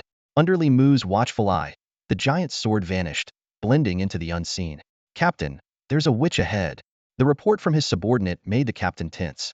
He quickly asked, "Is she old?" "Not at all. She's probably just a teenager." The captain sighed in relief at this and then barked sharply. "Nonsense. What are you afraid of? She's barely awakened, perfect for capturing and trading with the Church of Light for some coin. Witches may possess extraordinary powers, but they are still subject to aging, illness, and death. Age is the most straightforward indicator of a witch's strength. The older, the stronger. Of course, this only applies to ordinary witches. Vini is different. She's not just a witch, she's a hero." Switching to Vini's perspective, her eyes burned with intensity as she stared down the approaching traffickers. Their expressions and gazes were just as vile as those of the Church of Light when they stormed her village. The long-suppressed rage within Vini boiled over, shattering the chains of fear. "Don't look at me like that," Vini screamed internally, raising her giant sword, ablaze with the fire of dignity. "Phantom sword slash," she chanted, unleashing a surge of energy that transformed into an invisible blade, sweeping across her foes. Although Li Mu couldn't see the sword's energy, he could feel its fierce slice through the air. The narrow valley erupted with explosions, smoke, and screams echoing together. Vini's furious strike was all-consuming, the power of the demon god boiling within her. Sunlight pierced through the dust, reflecting in Vini's glowing eyes. She advanced over the rubble towards the remaining traffickers. No words were spoken, only the howling of her swinging sword. Vini's slender arms unleashed astonishing power, each strike accompanied by the sound of bones cracking. Oh, brilliant! Another strike! Helv cheered, her cheeks flushed with excitement, her fists clenched as her body mimicked Vini's movements. She was completely absorbed in the violent spectacle. Li Mu noticed Helv's unusual behavior and wondered if it was a quirk of the nature spirit's upbringing. However, he didn't mind, as heroes had given everything to the Lord, and he had enough tolerance to accept any personality. The battle ended swiftly. Vini lowered her great sword as the dust settled. A system notification sounded, announcing Vini's defeat of the Rogue Knight and the increased favor with the Kingdom of Calgar. Li Mu ignored the system prompt and headed straight to the carriage to inspect the spoils. Pulling back the burlap covering the cage, he found 4 terrified half-elf girls. One of them recognized Helv and pleaded in Elvish, "Noble elf, please save us." Helv sternly rebuked them, "Silence. You are now the Lord's spoils of war and have no right to speak." Her stance was unwavering, showing no leniency due to kinship. Vini turned to Li Mu, a hint of sadness in her golden eyes. "Master Kanghan, what do you think we should do with them?" Li Mu smiled and asked in return, "What do you want to do with them?" "Release them," Vini answered without hesitation. Helv was incredulous. "Release them? Why? There are spoils." She was evidently still caught up in the unique mindset that bringing back spoils was necessary to complete the mission. Li Mu didn't respond immediately, but instead pressed Vini further. "Give me a reason?" Vini hesitantly said, "I think they have no real value, but deep down, I hope they can find redemption, just as I did when I met you. You saved me, and I wish to pass this fortunate honor on to them. Is that okay?" As she finished speaking, she realized her request might have overstepped. As a hero, she was supposed to follow orders, not make decisions on her own. Li Mu listened and smiled even more brightly. "Of course it is."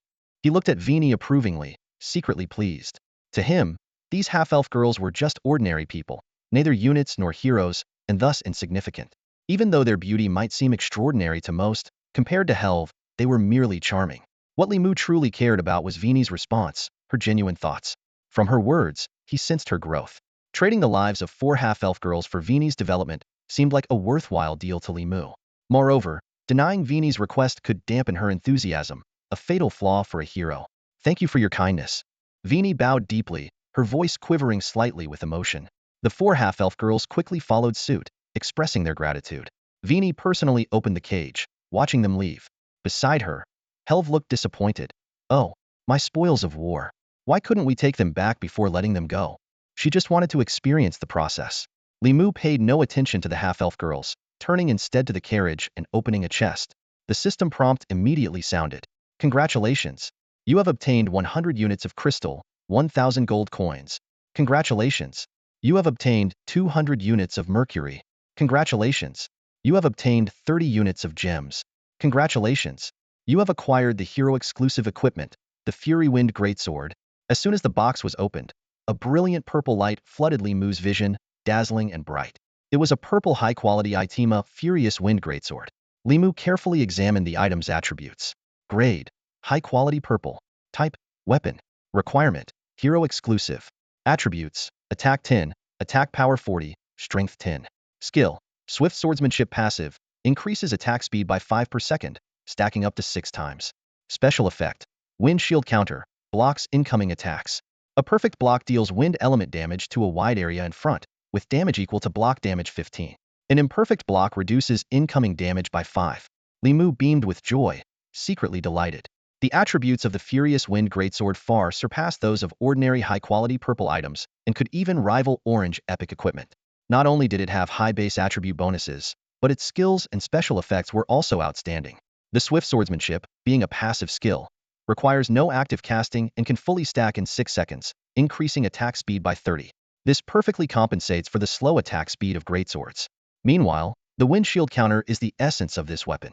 A perfect counter has a 15-fold damage reflection, which is astounding. Even an imperfect counter, offering a 5 damage reduction, is better than nothing. Li Mu admired the unique design philosophy. The strength of the equipment was no longer solely determined by numbers, but by the hero's practical combat abilities. Used well, it could rival epic gear. Used poorly, it would be merely average. "Here, it's yours now." Li Mu handed the Furious Wind Greatsword to Waney. "Thank you for your favor." Waney accepted it solemnly, strapping it to her back.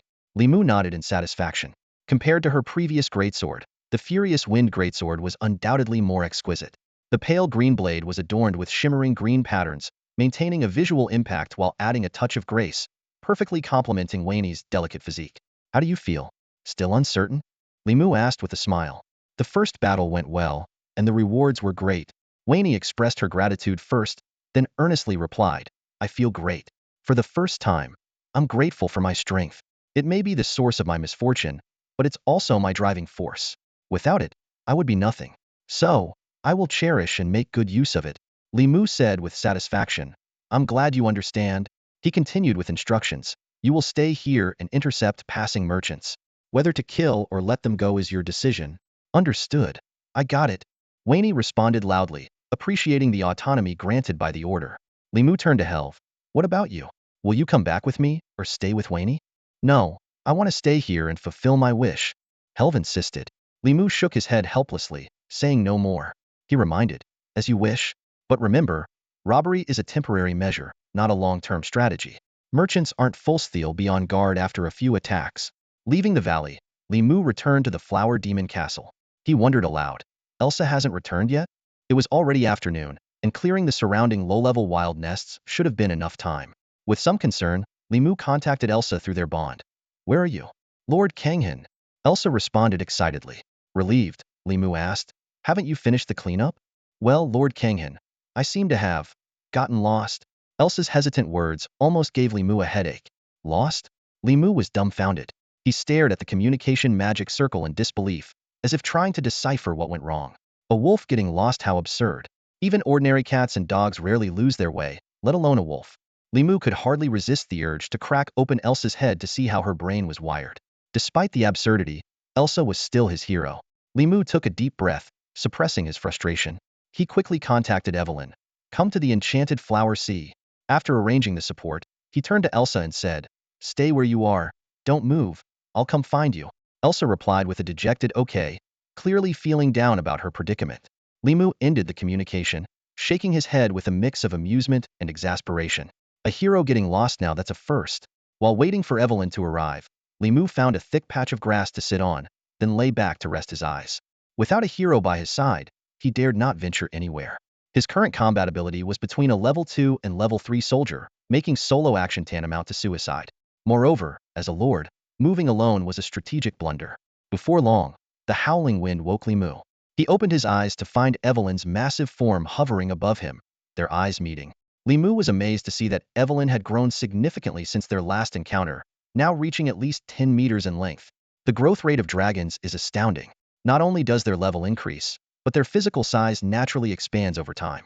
This is both a racial trait and a tremendous advantage. Even if their base stats remain unchanged, a larger body can offer unexpected benefits, such as physical dominance. In the high-dimensional world of the Genesis Chronicles, the rules are highly adaptable. Ordinary physical laws coexist with supernatural ones, making damage calculations exceptionally complex. Numerous factors can influence the outcome, from environmental changes to racial differences, and even the quality of one's soul. Even someone as experienced as Li Mu wouldn't dare to make hasty judgments about damage potential. As Li Mu pondered, a gentle breeze lifted him up and placed him securely on Evelyn's head. Excitedly, he took in the surrounding scenery, greedily absorbing the vistas. From this high vantage point, everything appeared small yet clear. Beyond the distant Firefly Gorge lay a golden plain, heralding the arrival of harvest season. Above was a pristine blue sky, seemingly reaching into the cosmos. In this moment, Li Mu's spirit felt thoroughly cleansed, and his desire for greatness intensified. Yet he quickly reined in these feelings, reminding himself to stay grounded and focus on the tasks at hand. Evelyn, fly west about 30 kilometers, Li Mu instructed, using their bond to locate Elsa's position. The dragon responded with a roar and took off into the sky. In less than a minute, they reached their destination. However, all they found was a quiet, empty forest, no sign of Elsa. Li Mu double-checked the map. Elsa was indeed supposed to be here. Evelyn, use magic to find Elsa's location, Li Mu said. This was another reason he had called Evelyn. Evelyn released a magical pulse, carefully sensing the feedback. After a moment, she said, Master Kanghan, this is an ancient ruin. I can sense the aura from a previous era. Li Mu was taken aback. A ruin? Sometimes fortune favors the foolish. Ruins, as legacies of a past age, are filled with countless valuable resources and treasures. For players, each ruin is a treasure trove, often sparking large-scale contests. Have you found the entrance? Li Mu asked eagerly. He calculated that he had only 5 days to monopolize this ruin. Before other players arrived, he needed to seize resources quickly and bolster his strength. Having grown accustomed to monopolizing the resources of the Moorish forest, Li Mu was naturally reluctant to share. He resolved to use these 5 days to grow as strong as possible, so he could later fend off all intruders and defend his territory. Lord Kanghan, we found the entrance. Evelyn's good news instantly lifted Li Mu's spirits. Under her guidance, they arrived at a deep, secluded pond. The pond's surface was as calm as a mirror, with a diameter of about 100 meters. Yet beneath the surface, treacherous currents swirled, battling each other in dark torrents. This was the infamous Black Shark Pond, renowned for its deadly underwater currents. It said that any troop below the 7th tier would be shredded to pieces by the blade-like waters if they fell in. Li Mu felt a chill run through him as he recalled stories of seasoned players in his past life who tried their luck here, only to return empty-handed. Eventually, Black Shark Pond became a place of desolation. Are you sure this is the place? Li Mu asked, not out of distrust for Evelyn, but out of caution. Evelyn nodded, explaining, Lord Kanghan, this is a relic from a previous era. It requires a special method to open. Without the heritage of a higher race, ordinary people can't know the way to unlock it. Li Mu suddenly understood as he watched Evelyn begin chanting in draconic magic. The arcane and profound incantations flowed smoothly from her lips without a single pause. As the final syllable fell, a magical force surged forth like an avalanche. Roar! Evelyn let out a fierce cry, channeling the magic into the pond. Hiss!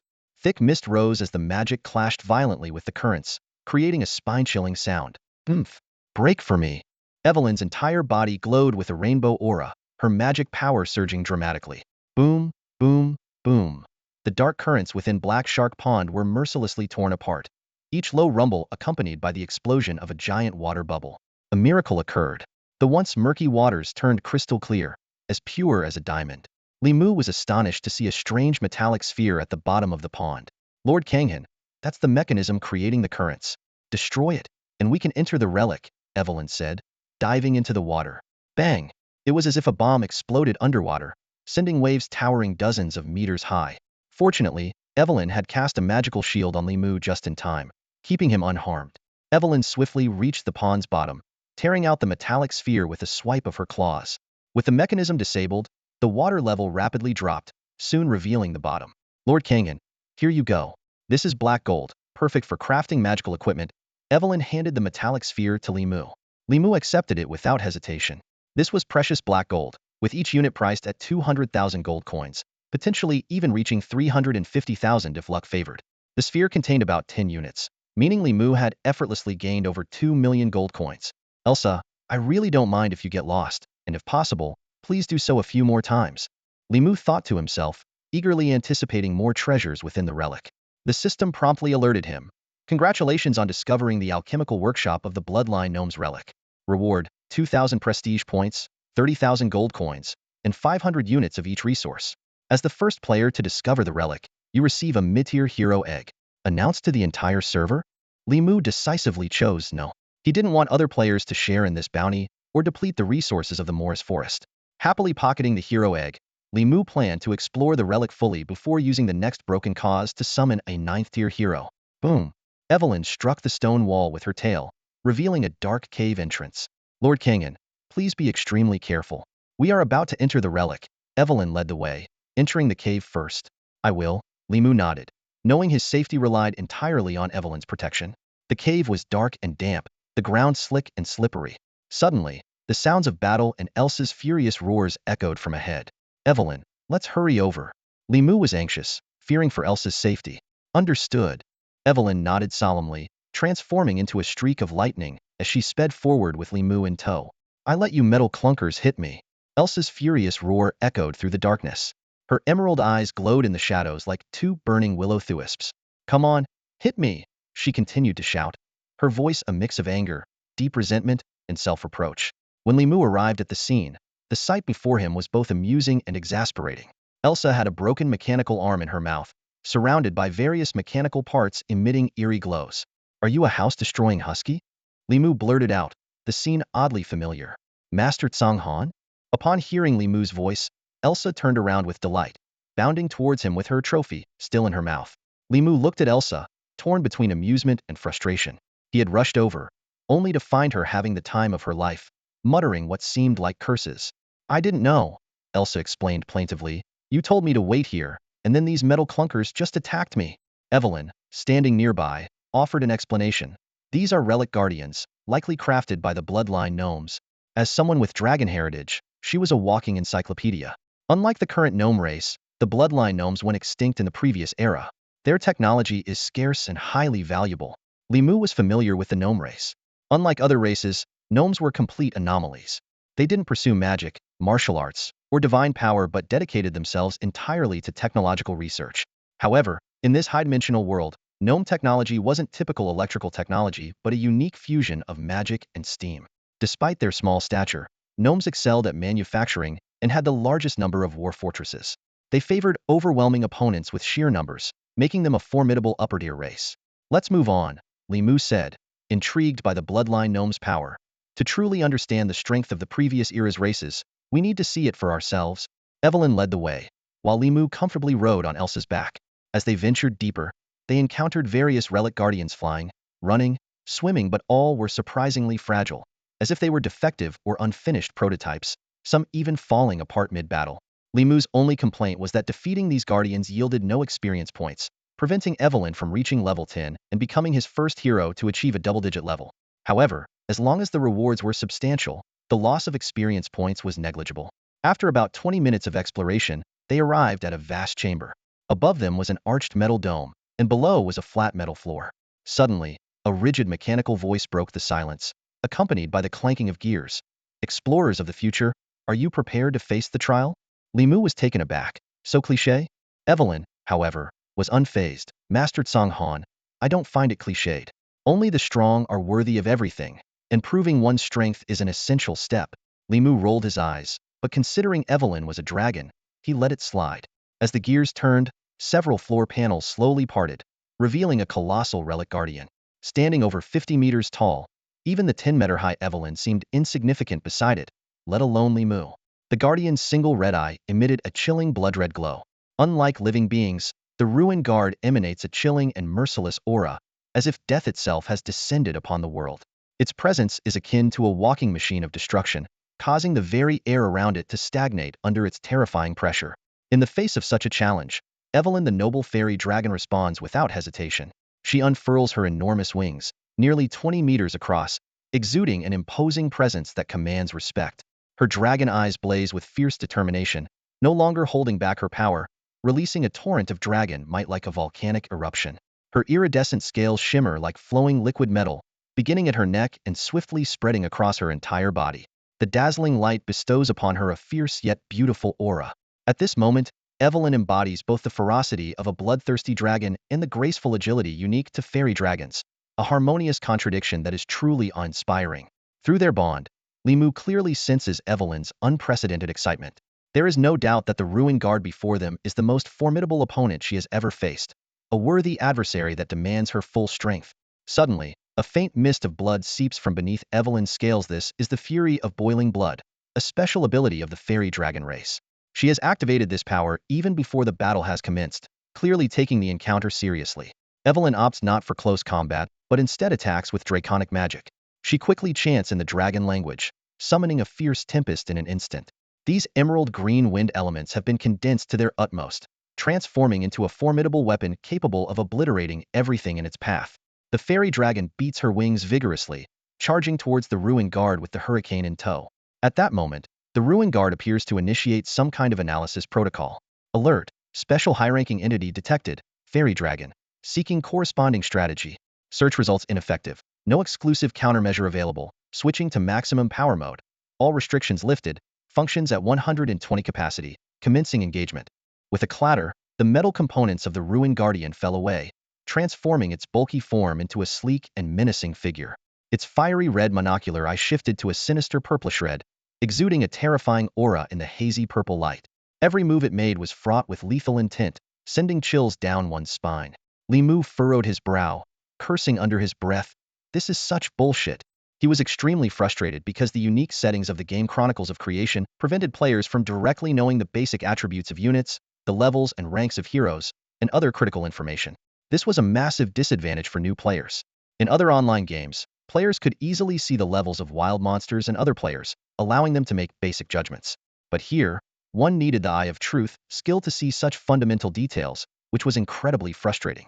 Li Mu had made it this far relying on his extensive experience, yet he was at a loss facing the Ruin Guardian, something he had never encountered in his past life, unable to determine its rank. This sense of losing control made him unusually irritable. He was used to having a handle on situations, whether good or bad. As long as he had confidence, he wouldn't panic. Looks like I need to acquire the Eye of Truth soon, he thought to himself. While he contemplated, Evelyn was already engaged in fierce combat with the Ruin Guardian. With the aid of a hurricane, her sharp claws struck the opponent, merging wind and claw for amplified power. With a tearing sound, she ripped off the left chest plate of the Guardian, exposing its internal gear structure. Evelyn quickly retreated, evading the retaliatory punch. Ancient Titan combat template successfully loaded. In response to Evelyn's ferocious attack, the Ruin Guardian adjusted its strategy. The Ancient Titan, like Evelyn, was a 14th rank crown unit, with a growth potential reaching 15th rank, even a demigod level entity, ranking higher than ordinary dragons. With the new template loaded, the Ruin Guardian's combat style shifted dramatically from defensive counterattack to proactive assault. Azure energy flowed from its power core, rapidly pumping through its body. A row of vents at its back spewed out white steam, clearly in an overdrive state. The Ruin Guardian leaped high, its massive fists coming together like the mythical hammer of Thor, producing sonic booms that roared continuously. Evelyn showed no fear, her body flickering with several traces of microlight, bolstered by enhancement magic, making her body incredibly resilient. She flapped her wings, performing a stunning 360-degree spin, and lashed out with her tail as a weapon. Fist and tail collided midair with a deafening clang, the intense shockwave creating a terrifying gust, seemingly threatening to shatter space. Elsa immediately stepped in front of Li Mu, exuding a fierce aura. Though she could be confused at times, she wasn't heartless. Filled with guilt, she feared Li Mu might get hurt while searching for her. If that happened, she would likely be despondent for life. Evelyn and the Ruin Guardian were evenly matched, both being knocked back. Evelyn crashed heavily to the ground, shattering a large section of the metal floor. The Ruin Guardian smashed into a metal wall, causing the entire area to tremble violently. Evelyn quickly got up, her dragon eyes filled with exhilaration. This was the most exhilarating battle she had ever experienced, her excitement palpable. Come on, entertain me to your fullest. I shall grant you eternal peace. Her dramatic outburst was a typical dragon trait, something Li Mu was accustomed to, otherwise, he might have cringed to death. Not giving her opponent a chance to breathe, Evelyn launched another attack. The wind subsided, replaced by water. A massive water sphere quickly formed before her, the seemingly gentle azure water transforming into a deadly weapon in her hands. The water sphere shot out, the raging torrent crashing into the Ruin Guardian, its magical enhanced flow infiltrating and dismantling it from within. The Ruin Guardian struggled to climb out of the wall, its body glowing blue, riddled with holes. Evelyn let out a triumphant roar. Let me be the one to end you. A gigantic fireball pierced through the arched ceiling, plummeting down with destructive force onto the Ruin Guardian. With a thunderous explosion, the searing flames engulfed the Ruin Guardian, the intense heat beginning to melt it. Yet it refused to yield, struggling to stand in the endless blaze, assuming a fighting stance. Unfortunately, it was too late. Its power core exploded under immense pressure. As the Ruin Guardian fell, the battle concluded. Evelyn's victory was anticipated by Li Mu. The final Meteor Firestorm wasn't simple, it was a terrifying spell with damage stacked 5 times, making it 3.5 times more powerful than a regular Meteor Firestorm. The central floor cracked open again, and a small platform rose up, neatly displaying several items. Li Mu promptly stepped forward to collect the spoils: a scroll, a badge, an unknown use cubic crystal, and a piece of equipment emitting an orange aura. A system notification sounded. Congratulations on obtaining the territory building blueprint. Intermediate Alchemy Workshop, special item. Bloodline Baptizer, special item. Bloodline Energy Crystal Core, and Orange Epic Equipment. Ultimate Mimetic Armor. Li Mu's face lit up with joy as he immediately picked up the items on the ground to examine them closely. His gaze first fell on the description of the Intermediate Alchemy Workshop. By investing resources, it allows the construction of Tier 5 special units known as Gale Guards. However, this building cannot be upgraded and cannot produce hero units. Next, he noticed the Bloodline Baptizer, a token of completing the initial trial. Once the trialist reaches level 30, the second trial can be initiated. Li Mu was secretly pleased, realizing that there were multiple Bloodline Gnome relics to explore. The Bloodline Energy Core piqued his interest. This unique energy device of the Bloodline Gnome clan not only provides a substantial amount of energy but also serves as a universal storage device, capable of recording important data. Finally, Li Mu's attention was drawn to the ultimate mimicry armor. This epic orange-grade armor boasted impressive attributes: defense 100, strength 50, speed 2. Even more exciting was its skill 0 rated power, which, when activated, increases speed by 4 and boosts final damage by 25.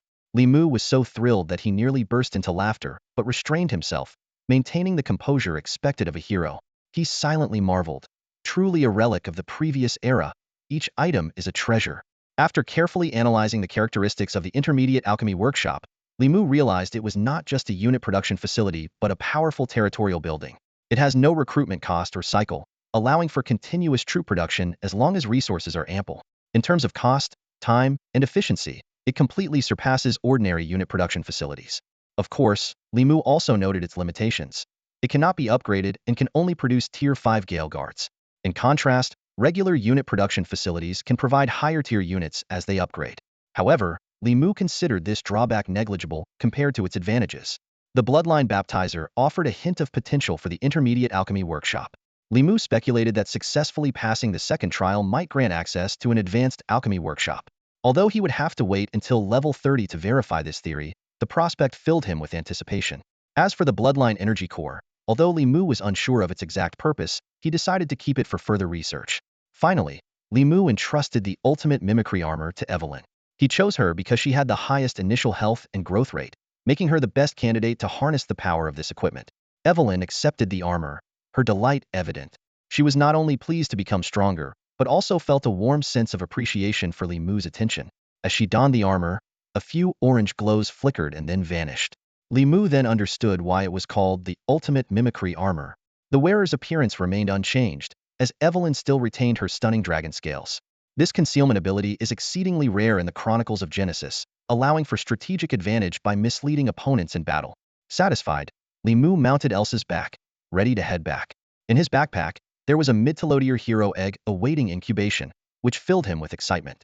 As he embarked on his return journey, his mind buzzed with thoughts of the potential abilities the Suntahatch hero might possess, eager to uncover this mystery. Feeling refreshed, Li Mu returned to the surface as night had already fallen. Today, he wasn't in a rush to log off. He planned to hatch a hero egg and build an intermediate alchemy workshop. With the Wind Guard, a formidable 5th-tier unit under his command, he was eager to deploy them as soon as possible. Li Mu surveyed his surroundings, contemplating his next moves. After replenishing his resources, he decided to construct 2 more golden wing beehives. The more rock golden wing bees, the better, he thought to himself. There can never be too many. Considering that the Wind Guard is a combat unit, Li Mu planned to station them at Mufeng territory to maintain his initial strategy. Back at the Flower Fairy Castle, Li Mu immediately started building the golden wing beehives. Once the construction was complete, he returned to Mufeng territory with Elsa and Evelyn. On the way, he remembered Helf and Vinny were still raiding in the glowing gorge, wondering how their loot was. As for Luoshi, she seemed to be deliberately avoiding Elsa, retreating into the Mandrake Bud whenever she sensed Elsa's presence. Unless Li Mu called for her, she resolutely refused to appear. Li Mu chose to let things take their course. Mufeng territory was ablaze with lights, countless torches dispelling the night's darkness. As soon as they arrived, Elena approached with a serious expression. "Lord Kanghan, you're back just in time." Elena bowed and spoke frankly. "I feel like you're losing focus. While logistics are important, combat strength is the key measure of power." Li Mu jumped down from Elsa's back, realizing that he had been focusing all his energy on the Flower Fairy Castle, causing Mufeng territory's development to nearly halt. There were no available units, and no combat heroes to guard, so it was no wonder Elena was so anxious. Yes, I know," Li Mu replied casually. "That's why I'm here to resolve it." His attitude towards Elena was more relaxed than with other heroes, sometimes even a bit flippant. But Elena didn't mind. She saw it as a sign of familiarity. "As long as you know, I must have spoken out of turn," Elena replied respectfully. Li Mu ignored her comment and headed straight to the back of the town hall to build the Intermediate Alchemy Workshop. A system prompt immediately appeared. Intermediate Alchemy Workshop requires 8,000 gold, 600 wood, 1,000 ore, 200 mercury, 150 crystal, 50 gems. Build. Li Mu confirmed without hesitation. In an instant, the Intermediate Alchemy Workshop rose from the ground. This rectangular building, about 30 meters long, 8 meters wide, and 4 meters high, looked like a giant box, almost unervingly precise. Li Mu carefully examined the workshop's features. Can produce 5th-tier special unit Wind Guard. Cost: 50 gold, 10 ore, 2 mercury, 0.2 crystal per Wind Guard. Building maintenance: 1,000 gold every 6 months. Unit maintenance, 20 gold per unit per month. Note: this building cannot be upgraded and cannot produce hero units. So cheap? Li Mu exclaimed, incredulous at the cost of producing a wind guard. For a 5-tier intermediate unit, the price was astonishingly low, and the maintenance costs were surprisingly minimal. Curious, Li Mu opened the Wind Guard's attributes panel and was pleasantly surprised. Wind Guard. Tier: 5-tier special unit. Type: all-terrain combat unit. Health: 1000. Attack: 10. Defense: 10. Speed: 8. This overall cost was even cheaper than a typical 3-tier unit. More impressively, it defied the "you get what you pay for" rule. Despite lacking racial traits, abilities, and skills, its basic attributes dominated all other 5-tier units. Most importantly, the Wind Guard was an all-terrain combat unit, capable of fighting on land, sea, and air. This versatility made it incredibly practical. Without hesitation, Li Mu ordered the production of 100 Wind Guards. As resources rapidly depleted, the intermediate alchemy workshop sprang into action. Amidst a gentle hum, one Wind Guard after another was produced, emerging from portals in the workshop's walls. These Wind Guards resembled common robots, crafted entirely from metal. Yet their movements were smooth and natural, without any stiffness. A vent on their back expelled steam, enhancing cooling efficiency during overdrive. Undoubtedly, the Wind Guard was a perfect blend of magic and steam technology, impressive in both design and function. A force of 105-tier Wind Guards was sufficient for Mufeng Territory's daily needs, but Li Mu still needed to select a hero to oversee them. As a frontline combat command post, relying solely on Elena's defense was inadequate. In case of emergencies, her abilities might not suffice. Li Mu took out a mid-low-tier hero egg, ready to hatch it. A system prompt appeared. You have an item to alter probabilities. Use it. Use. Li Mu responded without hesitation. Fragmented fate effect activated. Please specify condition. Specify highest random reward. Li Mu declared decisively. Ding. Use successful. Congratulations on gaining the loyalty of Hero Bayana. The hero egg shattered, releasing a dazzling white light. A figure slowly emerged, her voice cool yet fervent as it echoed around them. Valkyrie Bayana greets the Lord. I shall be your sharpest blade, cutting down enemies and quenching in blood. I vow to be your strongest shield, loyal and steadfast, defending the realm. As the light faded, a streak of golden flame appeared, and Bayana slowly emerged. She was dressed in a blue gown accented with golden embroidery along the hem, exuding both strength and grace. Her long, light golden hair flowed smoothly down to her waist, with a snow-white feather pinned on each side, creating a striking blend of gold and white. As a member of the Elven race, Bayana's beauty was naturally flawless. Li Mu was taken aback, realizing that the Valkyrie was actually a hidden unit of the Elven race. He thought to himself that a reward of this level surely warranted a hidden unit. Bayana placed down her golden sword and shield, bowed gracefully, and exuded a heroic aura. Li Mu spoke. Rise, Bayana. Lift your proud head. As your lord, I hope you will stand tall in the world and spread my glory. At your command, Lord Kanghan. Bayana stood up, picked up her enormous sword and shield, and stood ready for action.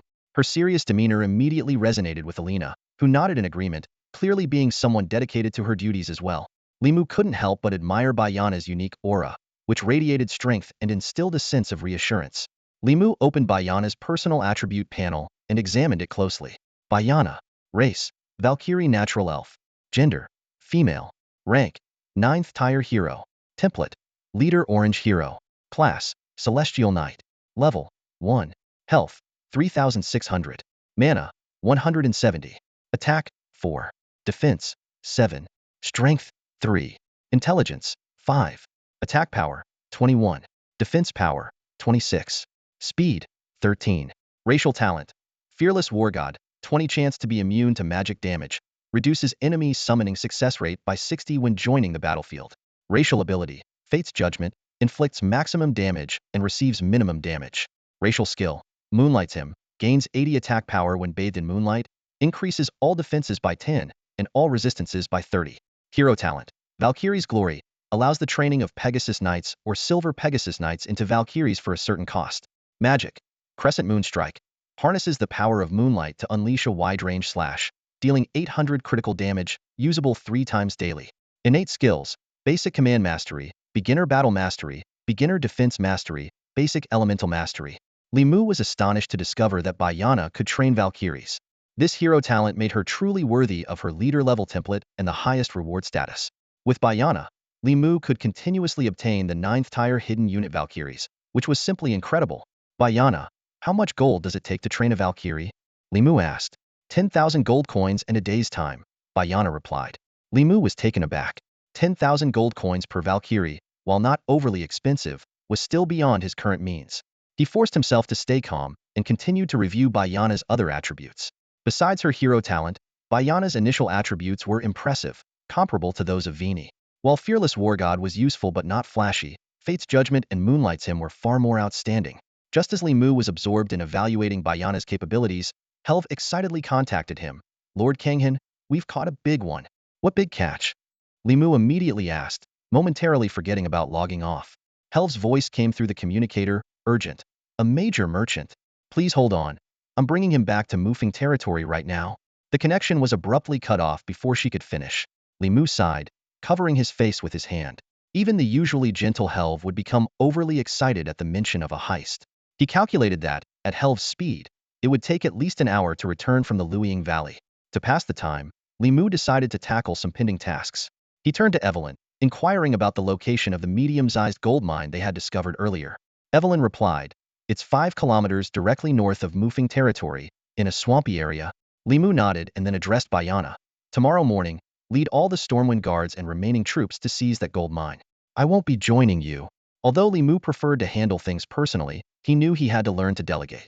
He understood the risks involved in this decision. It wasn't a matter of trust, but of ability. Each hero had different strengths, and the chosen candidate needed to be capable enough to complete the mission. Li Mu recalled a past mistake when he had recklessly sent Elena, which resulted in her demise. This experience made him more cautious about assigning tasks. Li Mu realized that to fully utilize a hero's potential, he needed to understand not only their basic attributes, but also their personalities, skills, and past experiences. Only then could he truly make the best use of their abilities. Though seemingly risky, Li Mu was actually giving Bayana a test. He knew that 100 Tier 5 Stormwind guards were not enough to take a medium-sized gold mine. However, he dared to proceed because the Stormwind guards were inexpensive and could be used as expendables. Plus, even if they failed, their all-terrain capability would allow them to retreat easily. Don't worry, I will fulfill your order. Bayana responded solemnly, gripping her sword and shield with determination.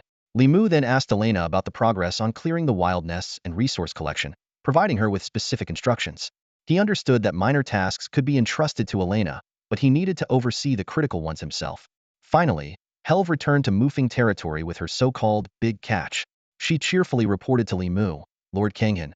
Look, this is the big catch Vini and I captured. As she spoke, a centaur warrior approached, with vines wrapped around his waist. The other end of the vine was tied to a man, who was in tattered clothes, filthy, and lying motionless on the ground. You just dragged him back like this?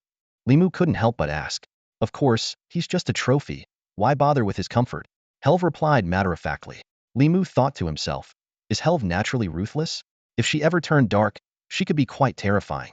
However, he decided not to dwell on it. As Helv had a point, there was no need for special treatment for a trophy.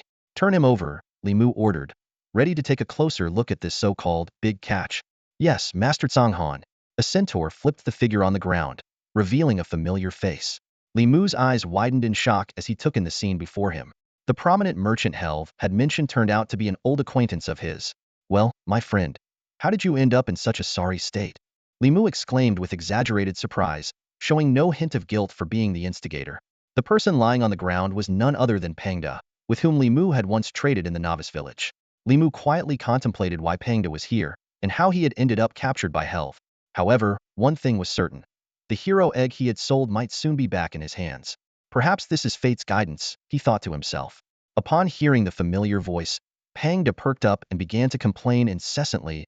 Oh, heavens! It's you, my friend. Oh God, save me.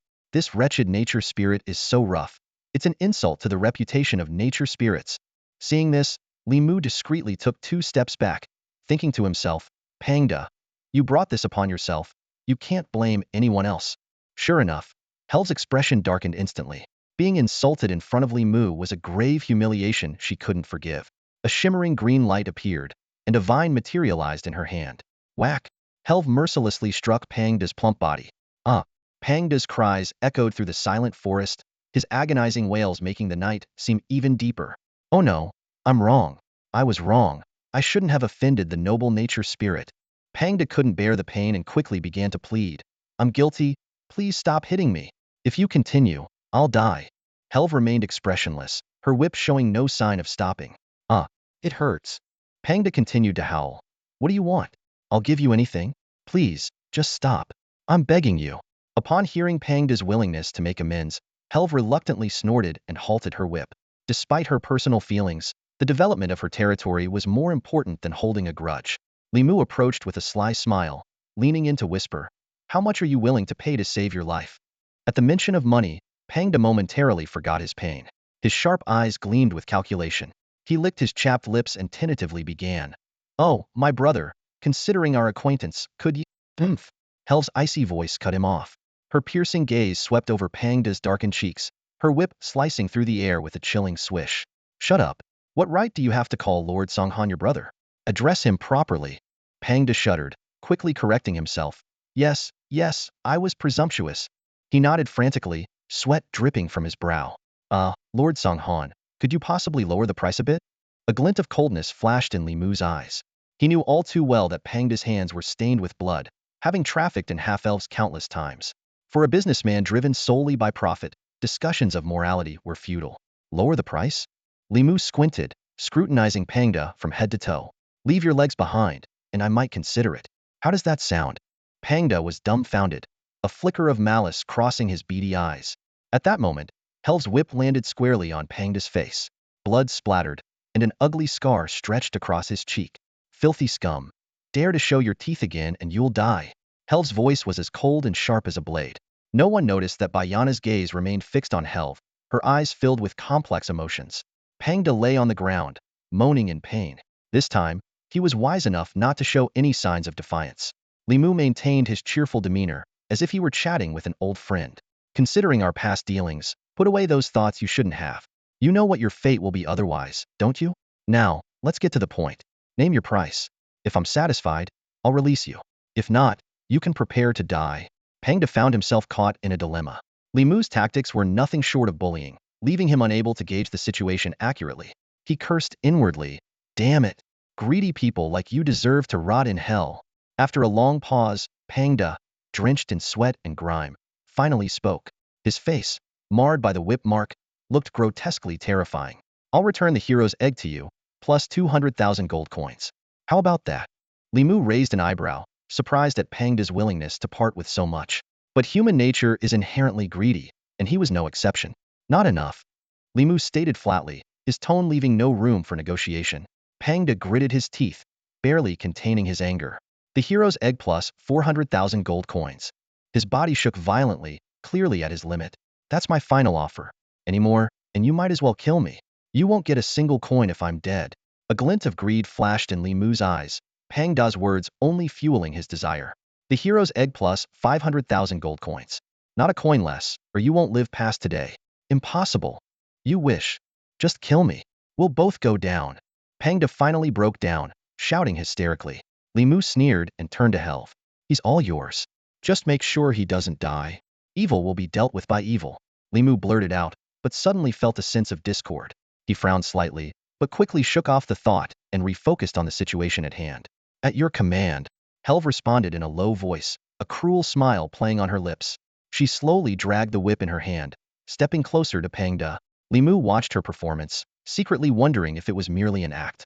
Helve suddenly raised the whip and struck the ground with a fierce crack. The sound echoed like thunder in the open space, causing everyone present to shudder involuntarily, as if they could feel the sting of the lash. Pangda's face turned ashen in an instant. When Helve raised the whip again, he finally broke down. I agree, he shouted desperately, as if fearing Li Mu might not hear him. "Well then, a pleasure doing business," Li Mu said with a satisfied smile, feeling a surge of delight. It wasn't just about the substantial profits he was about to gain, but also the satisfaction of personally disciplining a merchant. He recalled the countless times he'd been wronged by merchants in his past life, those vile individuals always finding ways to squeeze every last coin from players. Pangda handed over the penalty money with an expression of utter defeat, shot Li Mu a venomous look, and then fled the scene without looking back. Elena softly whispered in Li Mu's ear, "Lord Songhan, is it really okay to let him go like that?" She lowered her voice cautiously, careful not to undermine Li Mu's authority. Li Mu shed his facade, returning to his usual demeanor. "No need to worry," he replied with a smile. Letting him go serves my purpose.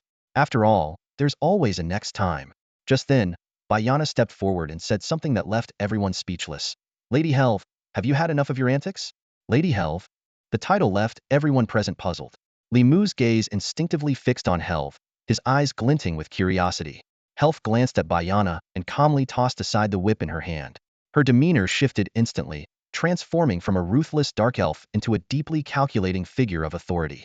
She said coolly, I wondered who it was. Turns out it's you, the celestial knight Bayana. A fleeting shadow crossed Bayana's face, but she quickly masked it. She replied, Your grace flatters me. I am nothing but a humble failure unworthy of the celestial name. Helf's lips curled into a mocking smile. Indeed, a failed usurper truly doesn't deserve the name celestial. Unfazed, Bayana argued back. Yet the truth proves I was right. He will only lead our clan to ruin. A flicker of disdain crossed Helf's eyes. And still, you fail to see who truly seeks your clan's end. Foolish. Li Mu stood nearby, listening to their cryptic exchange, gleaning bits of information but growing more confused. He cleared his throat and stepped forward, asking, Could someone explain what's going on? Helf turned to Li Mu with a slight smile. Of course. In mere minutes, Helf had displayed a spectrum of contrasting personalities. Gentle and elegant at first, then manic during the robbery, cold when darkened, and shrewd when questioning. Li Mu found it almost impossible to discern which was her true self. Helf began to explain.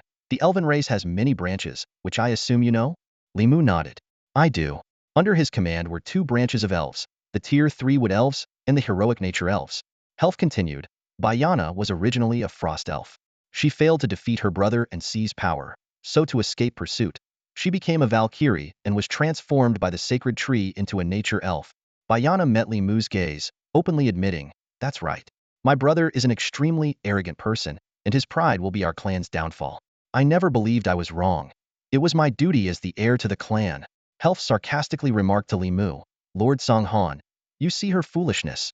Li Mu pondered, sensing that Helf might be hinting at Bayana's need for change. He turned to Helf and asked, And what about you, Helf? Who are you? Helf's expression grew more sardonic, with a hint of self-mockery.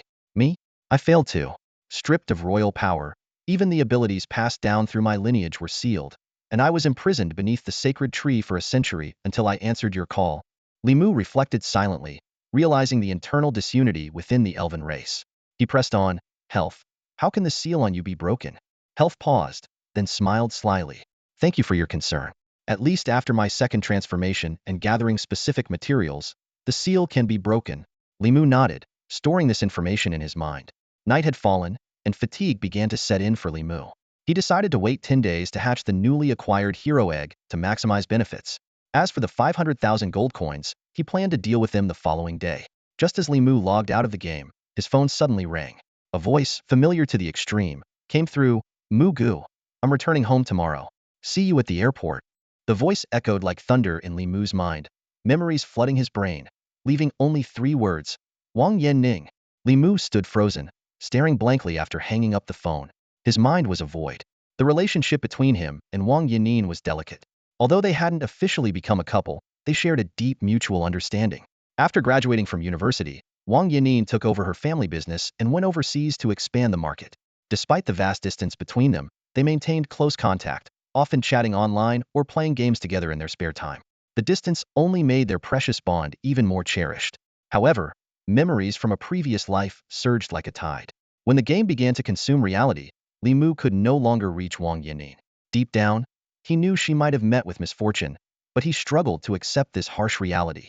This led to his previous life's downfall, where he spent a long, painful period in despair. Taking a deep breath, Li Mu leaned against the game pod, trying to calm the storm within him. The overwhelming feeling of losing and regaining someone needed time to process.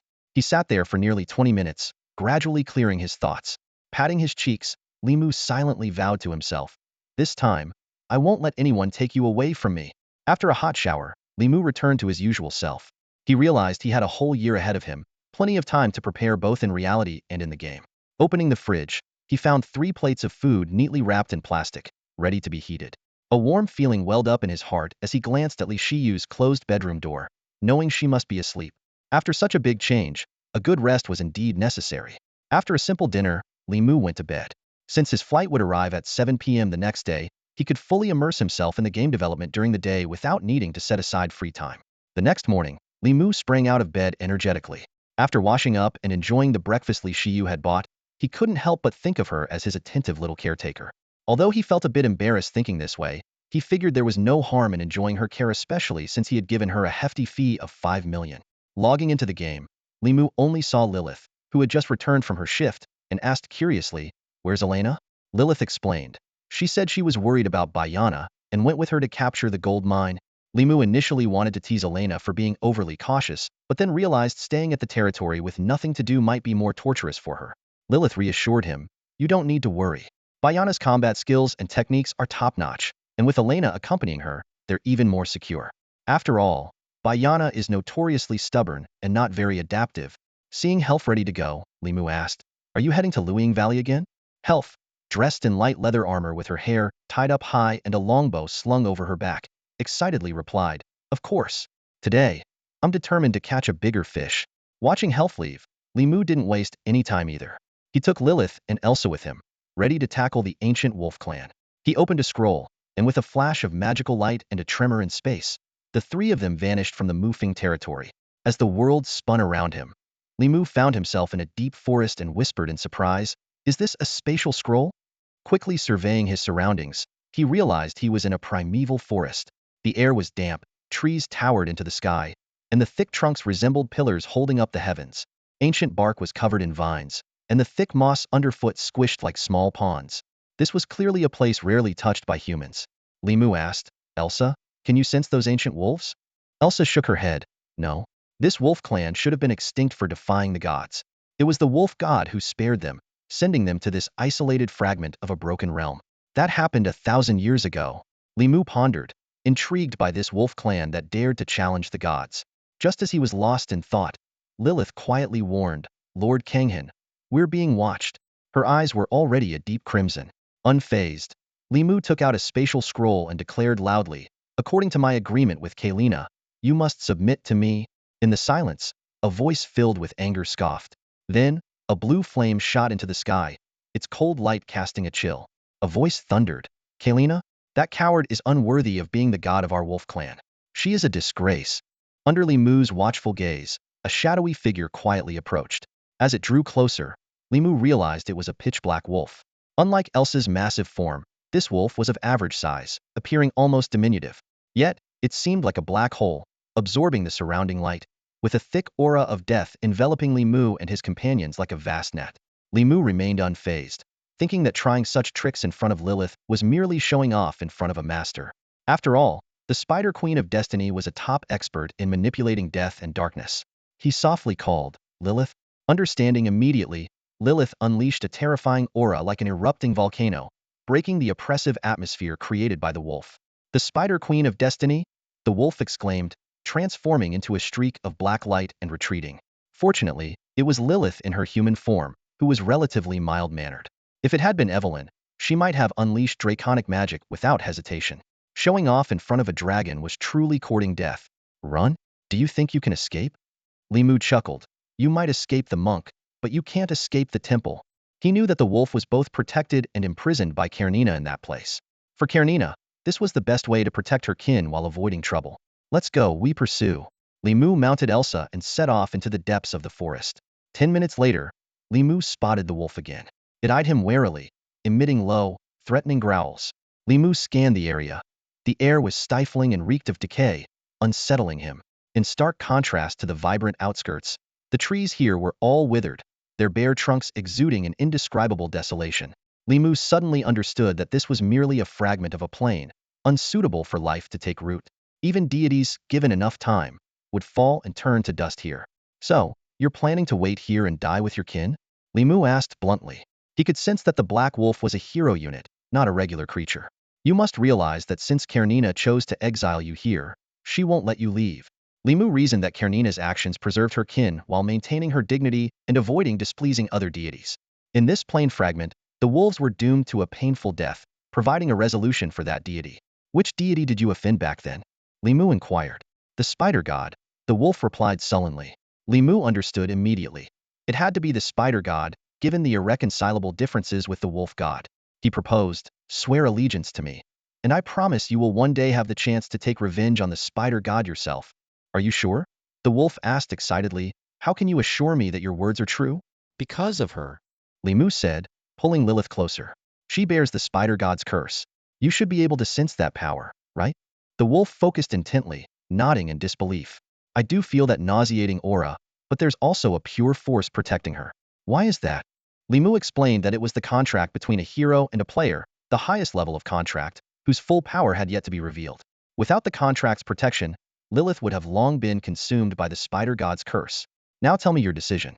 Swear allegiance to me and pursue your revenge, or wait here to die. The choice is yours. Audrey pledges eternal loyalty, as long as you fulfill your promise, the wolf declared decisively. A system notification immediately sounded, confirming Li Mu had gained the loyalty of the hero Audrey Shadow. He quickly took control of Shadowshade Forest and relocated it to the Mufeng territory. Concerned for her kin, Audrey asked about their safety. Li Mu reassured her, don't worry, I've moved them to my territory. You'll see them soon. Let's head back. This place isn't fit for anyone to stay. Returning to the starting point, Li Mu used a magic circle to return to the Mufeng territory. Breathing in the fresh air greedily, he suddenly realized Audrey was nowhere to be seen. Master Kanghan, I am within your shadow.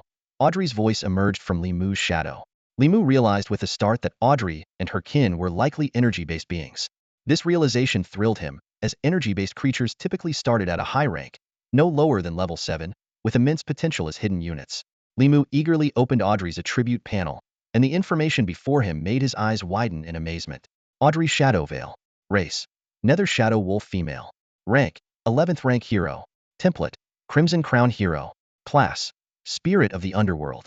Level: 18. Health: 13,480. Mana: 210. Attack: 64.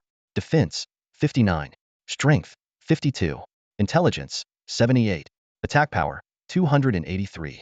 Defense power: 196. Speed: 13. Racial talent: Heart of Shadows. Critical hit rate 50 and critical damage 20 while in stealth.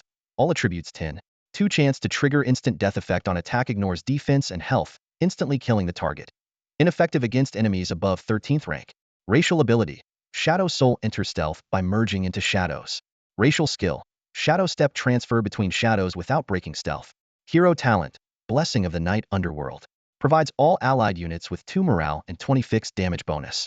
Can block 1 fatal damage and grant 2 minutes of invincibility when used on the player once per day.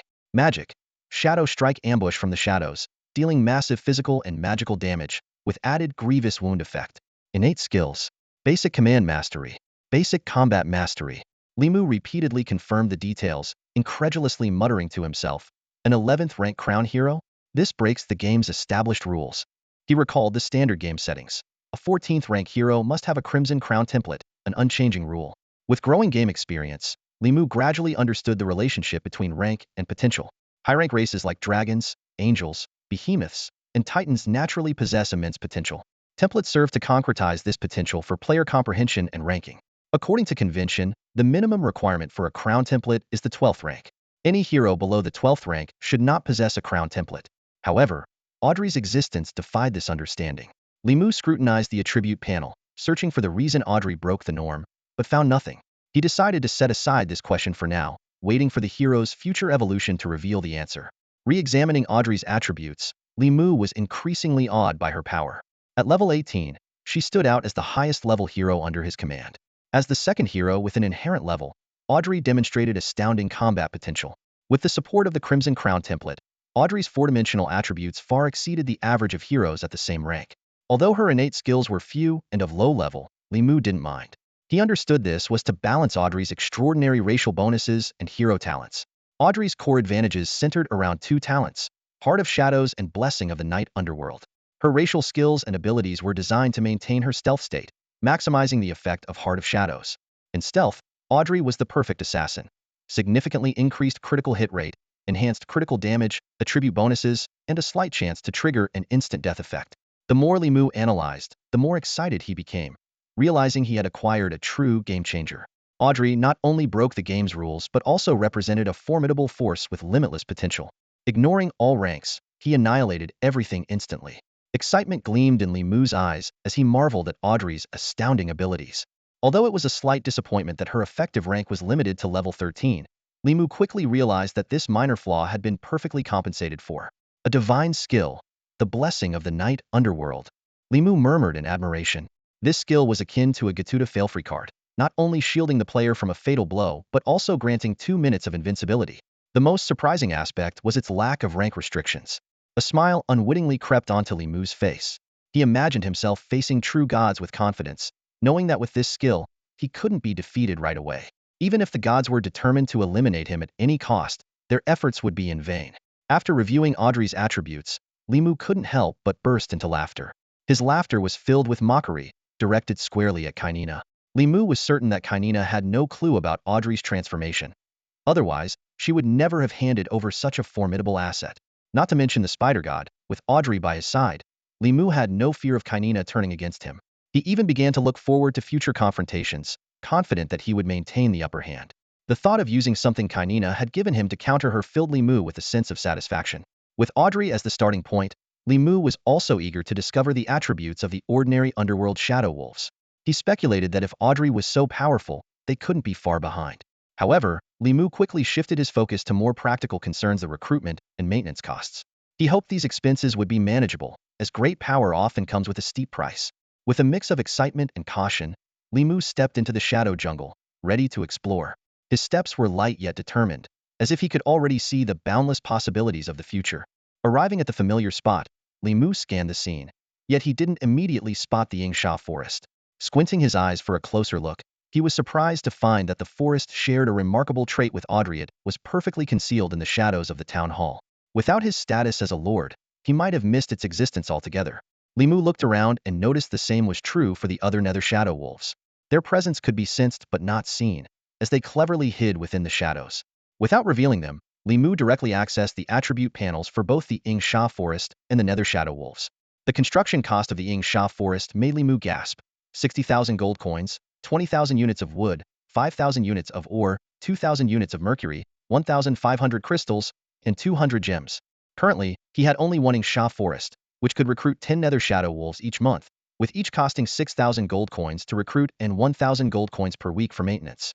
The nether shadow wolves, as a 10th tier hidden unit, boasted impressive attributes: 1,200 health points, 31 attack, 24 defense, and 11 speed. They possessed the racial trait Shadow Heart, which increased their critical hit rate by 35, critical damage by 15, and all attributes by 5 while in stealth.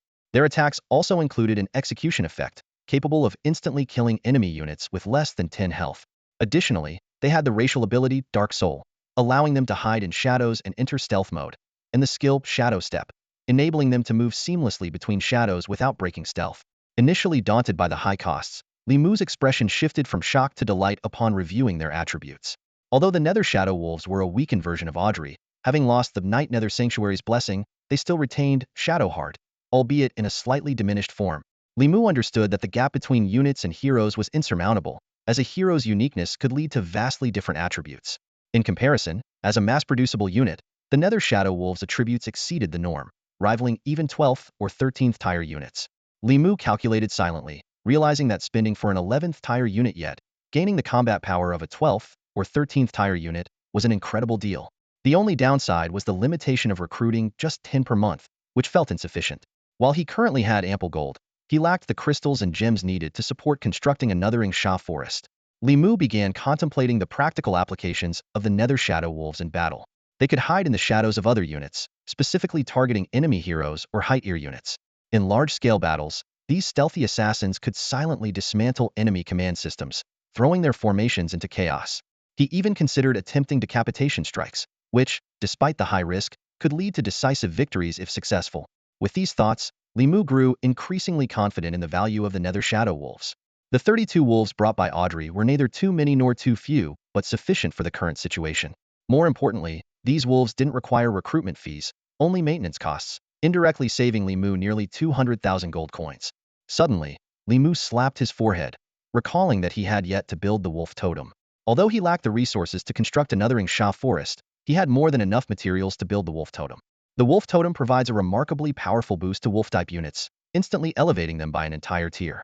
This enhancement results in a comprehensive increase in attributes. Health points, resistance to abnormal statuses, attack power, defense, and strength are all significantly improved. It's a straightforward and effective way to become stronger. Li Mu's eyes lit up as he realized that not only would ordinary wolf soldiers benefit, but even heroes like Audrey and Elsa could gain from it. Although they are now heroes, they still retain the characteristics of wolf-type units. Imagining Audrey at Tier 12 filled Li Mu with anticipation. A system notification sounded, stating that constructing the wolf totem required 2,000 gold coins, 350 wood, 200 ore, 60 mercury, and 20 crystal. Li Mu confirmed the construction without hesitation. As resources were consumed, an unassuming wooden tower rose beside the resource warehouse. Li Mu deliberately chose this location because the resource warehouse was at the back of the territory, offering the most secure defense, perfectly protecting this fragile yet crucial building. The wolf totem's design was simple, a wooden tower surrounded by 8 diamond-shaped stone spires. Atop the tower was a small circular platform with a wooden figure resembling Li Mu himself. At first puzzled, Li Mu soon understood. This was a thoughtful design by the system to prevent players' resources from being absorbed by deities. While Li Mu was admiring the new structure, an urgent system alert interrupted his thoughts. Hero Elena is in a critical condition and needs immediate rescue. This sudden news ignited Li Mu's fury. His previously calm expression turned fierce in an instant, his fists clenching tightly, knuckles whitening. A strong sense of protectiveness and responsibility surged within him, had to act immediately to save his hero. Through the contract, all the heroes felt the overwhelming fury emanating from Li Mu. Evelyn, come back immediately, Li Mu's voice thundered through the air. Before the words had fully left his mouth, Evelyn had already transformed into a dazzling streak of magical light, racing back from the golden mine. Her speed, amplified by her 16 movement points and magical enhancements, was astonishing. Evelyn did not land. Instead, she swooped down, the air currents from her wings lifting Li Mu onto her back. The entire maneuver took less than a second, slightly rough, but no one cared about such details at this critical moment. Rescuing Elena was the top priority. Roar! Evelyn let out an angry cry, turning into a stream of light as she rushed toward the distance. The intense wind pressure made it difficult for Li Mu to open his eyes, the sound of the wind howling in his ears.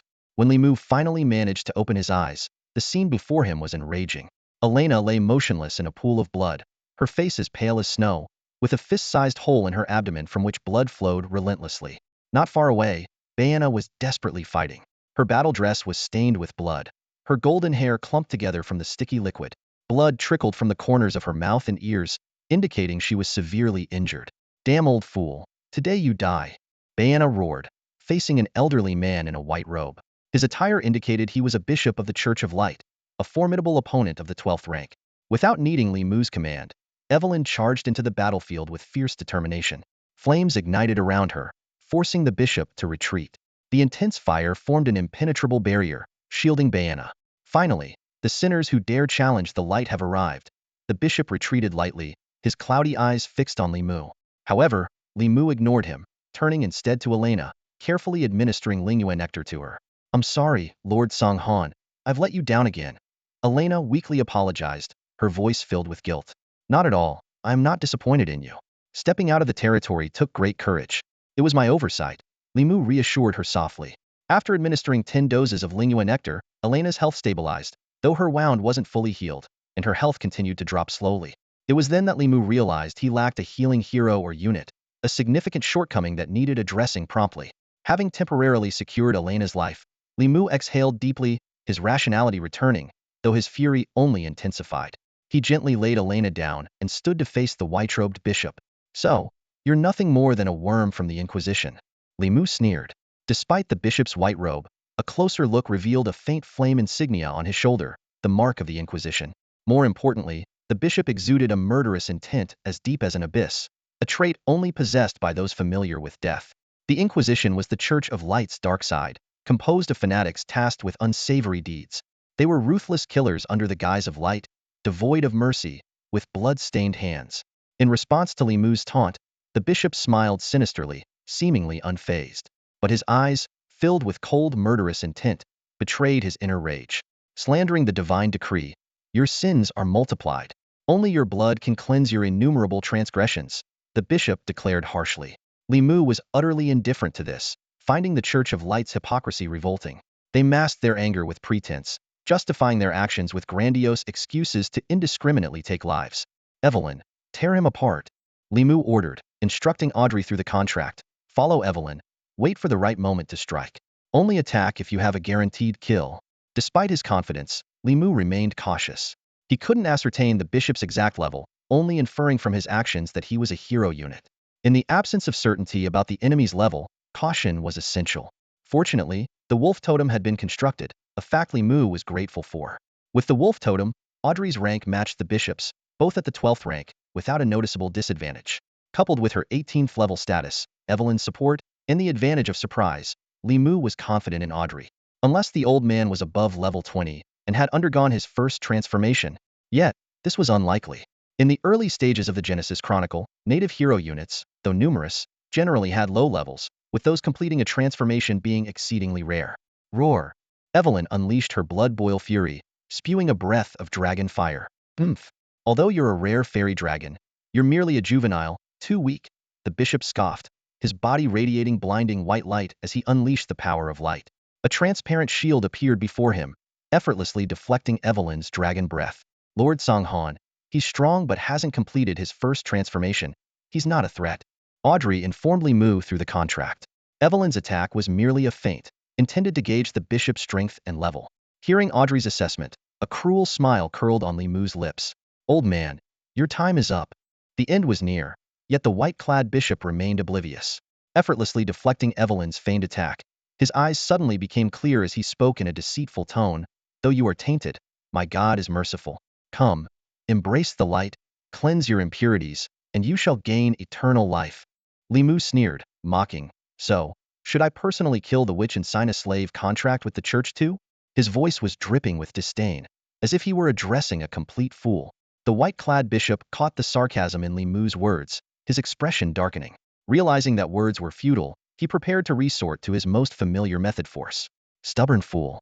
Then come with regret and confess for eternity at my God's feet, he shouted, clasping his hands in prayer. Oh my God, hear my most devout prayer. Let your benevolent light spread across the earth, bestow your glory. As soon as he finished speaking, a dazzling golden light descended from the sky, sacred chants echoing through the heavens. The warm light gently bathed the battlefield. Li Mu couldn't help but lament inwardly. Honestly, if it weren't for the hypocrisy and repulsive acts of the Church of Light and their deity, light should be revered by all races. The qualities of light are what many intelligent species subconsciously pursue. It's a pity that light, as a mindless force, cannot influence its wielder. Truly unfortunate. Power itself is neither good nor evil. It depends on its bearer. The golden light enveloped the white-clad bishop, as if he were ascending to the heavens, his aura surging dramatically, his formidable presence spreading like a tide. Raising his fist, he gazed at it proudly. Do you see? This is light. This is my God's supreme glory. Sinner, confess at once. Li Mu watched the bishop's arrogance with disdain.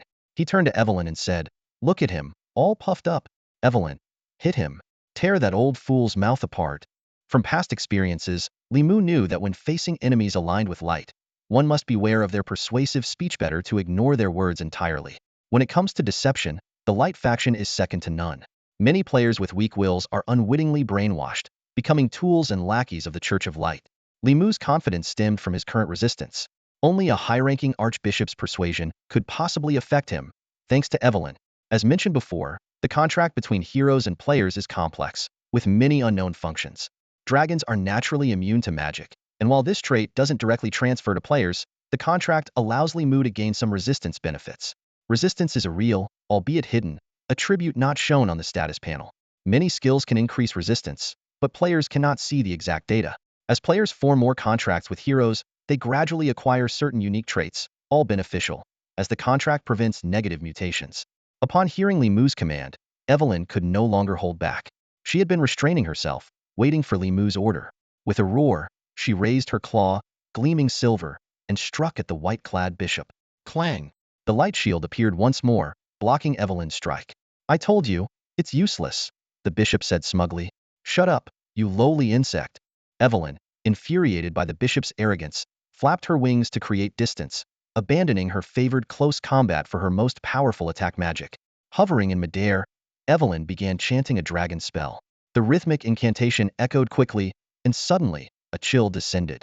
Countless ice shards formed into massive spikes, launching forward. Boom, boom, boom. The spikes pierced the light shield, shattering with explosive magical force. Under this assault, the shield began to crumble. But this was just the beginning. After ice came the thunder. Dark clouds swiftly gathered, blue lightning crackling across the sky with a palpable aura of destruction.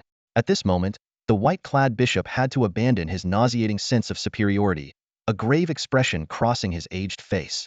Li Mu watched him coldly, thinking, seriously, I can't fathom where he gets his sense of superiority and arrogance. From the meager power he's borrowed?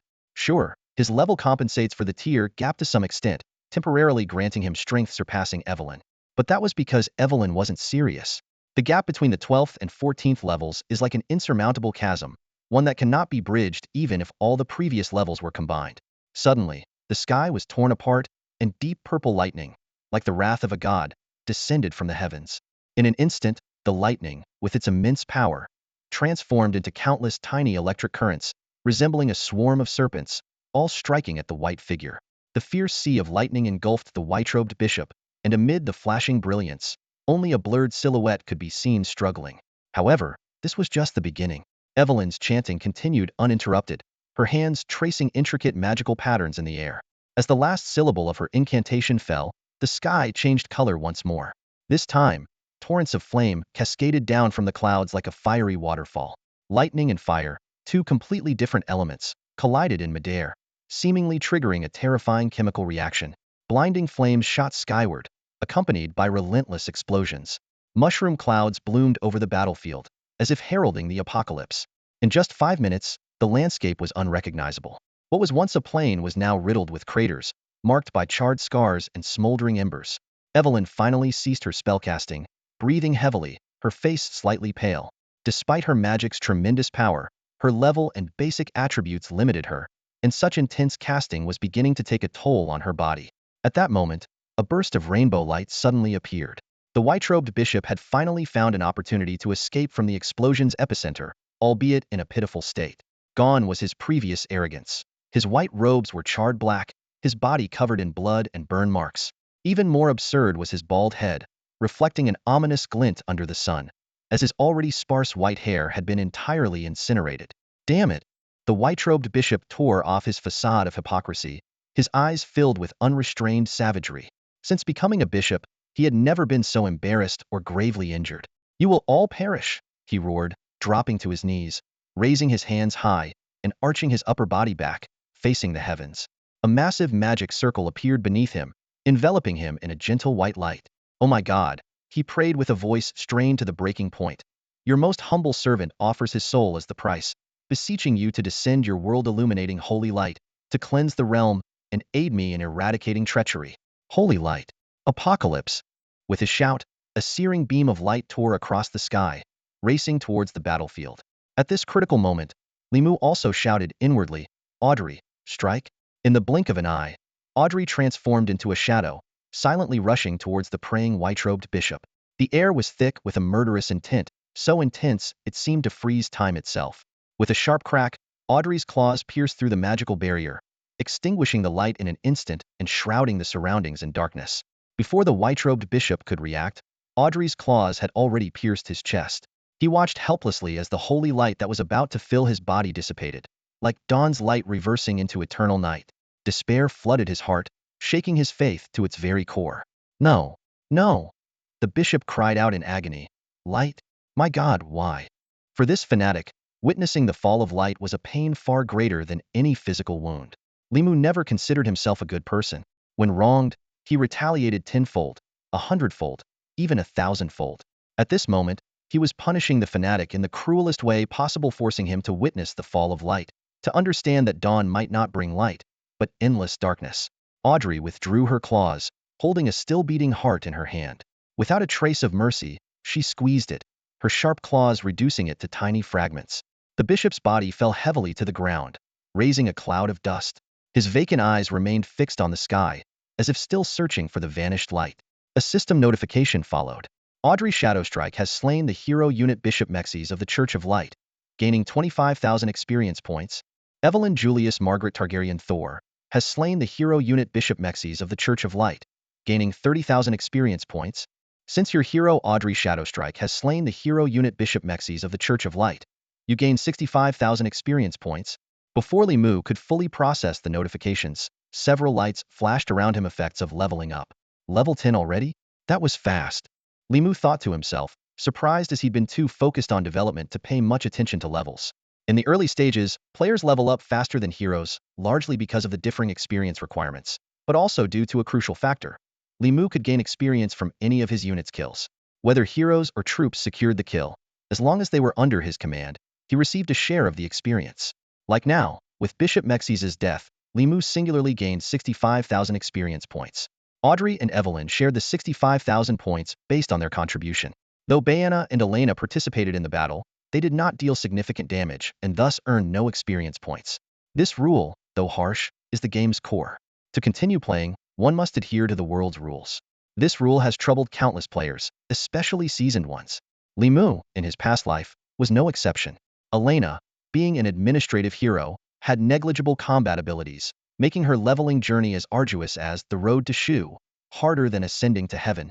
In the game's early stages, combat-oriented heroes are indispensable for expansion. In the mid to late game, the importance of administrative heroes rises sharply. After all, conquering is easy, but maintaining is hard. To preserve achievements, one must rely on administrative heroes' management skills. However, administrative heroes are not exempt from the shackles of levels. The difference before and after their transformation is vast. Post-transformation, they can effortlessly manage 2 territories. Pre-transformation, they might struggle with just 1. High-level players' headaches are straightforward. More territories mean more administrative heroes are needed, and leveling them up is a hassle. Yet, Li Mu no longer had to endure past frustrations. Thanks to the rock goldwing bees, he only needed to increase the production of Lingyue honey to raise a large number of high-level administrative heroes. Leveling up? For him, it was super easy. Speaking of the rock goldwing bees, Li Mu suddenly remembered that Nakamiya had a mastery in gathering, which might yield valuable items from Bishop Mexes. After all, being a tier 12 hero unit, it wouldn't be right if he didn't drop something good. Evelyn, head to the Enchanted Flower Sea and bring Nakamiya here quickly. Li Mu instructed urgently. Time was of the essence, with only about 3 minutes between the end of the battle and the system refresh. I'm on it, Evelyn responded, sprinting towards the Enchanted Flower Sea. Evelyn nodded immediately and spread her wings, flying towards the mesmerizing sea of flowers. Although Li Mu had reached level 10, he didn't bother to check his attribute panel. He knew that the initial white common template was the lowest tier, and even at level 10, there were only a meager 10 attribute points. Checking or not checking made no difference, and would only add to his frustration. He walked over to Elena and noticed her recovery speed had increased now that she was out of combat. Elena's complexion showed slight improvement, with a hint of color returning to her cheeks, but her spirits were still low, clearly burdened by self-blame over what had happened. Just as Li Mu was about to offer some comfort, he caught sight of Bayana nearby, looking equally withdrawn. Li Mu couldn't help but chuckle wryly, realizing how similar Elena and Bayana were in character, both overly earnest, or in less flattering terms, stubborn, rigid, and inflexible. He suspected Bayana was also blaming herself, thinking she had failed to protect Elena and had let Li Mu down. Faced with this situation, Li Mu felt overwhelmed, unsure of how to handle it. He took a deep breath and decided to address the more pressing issue first. Bayana, has the gold mine been secured? Bayana shook her head, her voice somber. Not yet. Just as I finished clearing out the guards, a bishop from the Church of Light launched a sneak attack on Elena. He deliberately held back to humiliate you. She lowered her eyes. It's all my fault. If I had noticed sooner, Elena wouldn't have been so badly injured. Li Mu understood that Bayana was quite formidable. If she had detected the threat earlier, she certainly had the ability to protect Elena swiftly and call for his assistance. Even if Elena still got hurt, it wouldn't have been as severe as it was now. But who could have predicted that a 12th tier hero unit would choose to ambush Elena, who was a full 9 tiers lower? Such behavior was utterly despicable. Once again, Li Mu was reminded of the detestable ways of the Church of Light, and his anger simmered like molten lava. Suddenly, Li Mu's tone turned stern. Then why are you standing around? Hurry up and complete the task I assigned you. As Bayana turned to leave, her voice carried a newfound energy. Li Mu watched her graceful figure disappear, nodding to himself. This was precisely his intention. Li Mu understood the importance of tailoring his approach to each hero. For someone as straightforward as Bayana, offering comfort would only deepen her guilt. Instead, a stern critique and appropriate punishment would help her quickly move past her defeat. In her mind, mistakes warranted corresponding consequences. However, the same approach proved ineffective with Elena, which puzzled Li Mu. Decades of close companionship meant Elena knew Li Mu inside out, rendering his usual tactics useless. Squatting in front of Elena, Li Mu gently asked, "Does it still hurt?" Elena replied quietly, "It's better now, not as painful as before." She avoided his gaze, Her hands clenched so tightly that her arms trembled slightly. Li Mu sat down in front of her, his tone calm as he inquired, "So, how long do you plan to sulk?" "Sulk?" Elena repeated the word, stunned. "Yes, isn't that what you're doing right now?" "No, Master Kanghan." Elena quickly tried to explain, but Li Mu raised a hand to stop her. "Hold on, hear me out first." Li Mu sighed, speaking slowly. "Think back to the past. We used to go to great lengths just to secure a bit of resources, fearing any slip-ups. Back then, I was wallowing in despair, and you were the one holding everything together. Looking back, I was truly lacking." Li Mu couldn't help but smile wryly, acknowledging the hardships his despondency had caused Elena. Yet, she never complained, quietly fulfilling her duties. "No, Master Kanghan, you have always been the leader I respect. That will never change." Elena couldn't help but defend Li Mu. "All right, let's set that aside for now. Tell me, why are you sulking?" Elena fell silent for a moment, then said softly, "Master Kanghan, I am your hero, and I want to earn your attention and work hard for you. But I find myself unable to do anything." She shed her tough exterior, revealing the vulnerability of a young girl. "I can't fight for you, manage the territory, or bring you any gains. I don't know what purpose I serve anymore. I can't find." Li Mu finally understood the root of Elena's sulking, a sense of confusion. The changes after their rebirth had been so rapid that Elena felt lost. While Li Mu had transformed her outdated mindset, he overlooked her personal feelings. Overwhelmed by the presence of many powerful heroes, she felt invisible and insignificant. Gradually, Elena lost her sense of self and couldn't find her own value. Her somewhat rigid personality became the final straw that broke her resolve, trapping her in a dead end. It was akin to former prisoners, released after decades, finding a world that had moved on without them, leaving them with nowhere to belong. Without hesitation, Li Mu lightly tapped Elena on the forehead. "What nonsense are you talking about? You're the most senior hero under my command. Even Evelyn should call you big sister. Why are you being so melodramatic? Don't carry all the pressure yourself. If there's a problem, just come to me. I don't recall us ever becoming so distant." The relationship between a player and a hero is complex and ever-changing. It might be romantic, familial, or akin to a master and pet. No one can fully explain it, but one thing is certain. Their bond is unbreakable. "Elena, I hereby officially appoint you as the Chief Executive Officer of Mufeng Territory. From now on, aside from me, all affairs of Mufeng Territory are under your jurisdiction." Elena was stunned, her hands covering the spot Li Mu had tapped, staring at him in disbelief. Li Mu ignored Elena's expression and continued speaking to himself. "Now you won't have to worry about me overlooking you, will you, Madam Governor?" As Elena was about to speak, Li Mu promptly interrupted her with a firm tone. "No, this is an order. I'll get you to level 20 as quickly as possible for your first transformation." A glint flashed in his eyes. "I have over 500,000 gold coins and more than 7 million in assets stored in my bank account. It's time to put them to use." After saying this, Li Mu suddenly lowered his voice and added mysteriously, "I'm granting you the special right to act spoiled." Without waiting for Elena's reaction, he turned and walked towards Mexiz's corpse. Li Mu thought to himself that the powers he gave Elena were well-deserved. This reward was nothing compared to her contributions. He estimated that Evelyn should be returning soon. Sure enough, a gust of wind heralded Evelyn's arrival, with Nakamiya in tow. Li Mu glanced at Evelyn helplessly. "Can't you be a bit more gentle?" He took Nakamiya from her claws, gently smoothing the little one's fur ruffled by the wind. Evelyn quickly defended herself. She wanted to experience high-speed flight herself. "Lord Songhan, you mustn't misunderstand me." She nudged Nakamiya with her claw, urging her to testify. Nakamiya stammered in agreement. Yes, it was my idea." Seeing this, Li Mu decided not to press the matter further. He turned to Nakamiya and instructed, "Go ahead, see if you can gather anything valuable." Upon receiving the order, Nakamiya immediately flapped her delicate wings and flew towards Mexiz's corpse. She circled around it, releasing fine particles of light from her antennae. These particles fell onto the corpse, instantly dissolving it and leaving behind a pristine white object. "Lord Songhan, here you go." Nakamiya cautiously returned with the collected item and handed it to Li Mu. At that moment, a system notification sounded. "Your hero Bayana has successfully occupied a medium-sized gold mine. Your hero Nakamiya has collected a special material, tainted holy light bone." Taking the materials handed over by Nakamiya, Li Mu was surprised to find them as light as a feather. The front was a pristine white, while the back was an unsettling black. These were the tainted holy light bones, crafted from the remains of the most devout fanatics after they lost their faith. Li Mu examined this peculiar item closely, marveling at its latent power. This thing can not only inflict massive damage on followers of the light, but it can also taint their faith.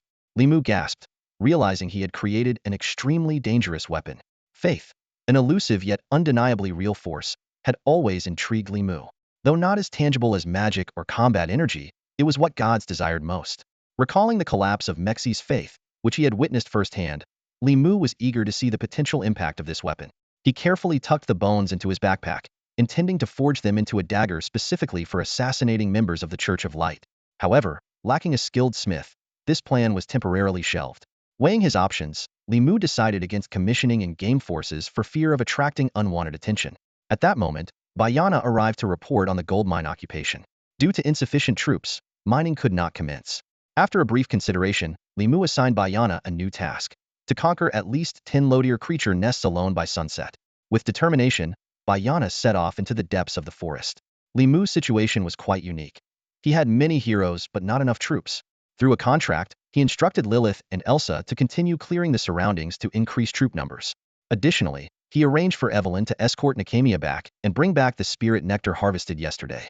Upon returning to Mufeng territory, Li Mu settled Elena and headed to the town hall to contemplate his next development strategy. The primary issues were the lack of healing heroes and troops, followed by a shortage of mid-tier troops. Low-tier troops could be obtained by occupying wild nests, but mid-tier troops required building nests within the territory for recruitment. However, resource constraints posed a significant challenge. While gold, wood, and ore were abundant, mercury and crystal reserves were low, and gems and sulfur were even scarcer. After careful consideration, Li Mu decided to temporarily rely on Stormwind guards.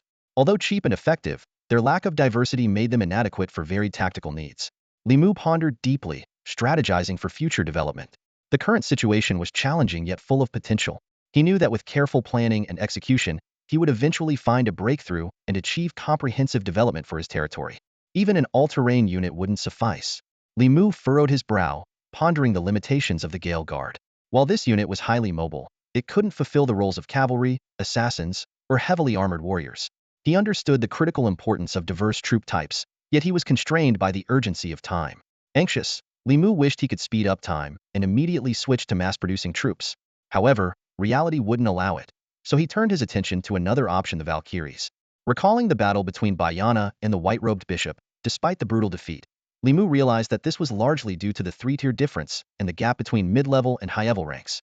This only confirmed the potential of Valkyries as a powerful unit. More importantly, training Valkyries required only gold and a day's time without consuming other resources.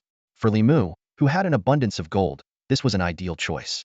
Moreover, Valkyries remained strong throughout all stages of the game, eliminating any risk of resource wastage. After careful consideration, Li Mu's development plan became clear. First, address the healing issue, then seek out Pegasus Knights, while simultaneously training Valkyries. On a daily basis, he would focus on locating mercury and crystal resource sites to boost production. With the plan set, Li Mu sprang into action. He made significant investments in the Intermediate Alchemy Workshop, ordering the production of 200 additional Gale Guards. These new recruits would be stationed at Mufeng territory, under the command of Elena. He agreed with Elena's assessment that the development of Mufeng territory had stagnated and needed revitalization, with military strength being the cornerstone of this process. As the Intermediate Alchemy Workshop began operating at full speed, continuously producing Gale Guards, Li Mu turned his attention to another long-delayed project: the upgrade of the Hall of Heroes. He approached the Hall of Heroes and unhesitatingly confirmed the system prompt. Would you like to spend 50,000 gold to upgrade the Hall of Heroes from Iron to Bronze level? Yes, Li Mu responded decisively. In an instant, a gentle light converged from all directions, enveloping the entire Hall of Heroes. The faint sound of ancient war songs echoed in the air, as if celebrating the immortal legends of heroes and singing majestic epic verses. As the light slowly faded, a newly transformed bronze-level Hall of Heroes stood majestically before Li Mu, exuding an aura of solemnity and grandeur. The ancient bronze exudes a sense of age, with history seemingly emanating from it. Li Mu stood in front of the newly upgraded Hall of Heroes, marveling at its transformation. Compared to the previous iron-level altar, the bronze-level Hall of Heroes had expanded 4 to 5 times in size, resembling a simple yet dignified bronze hall.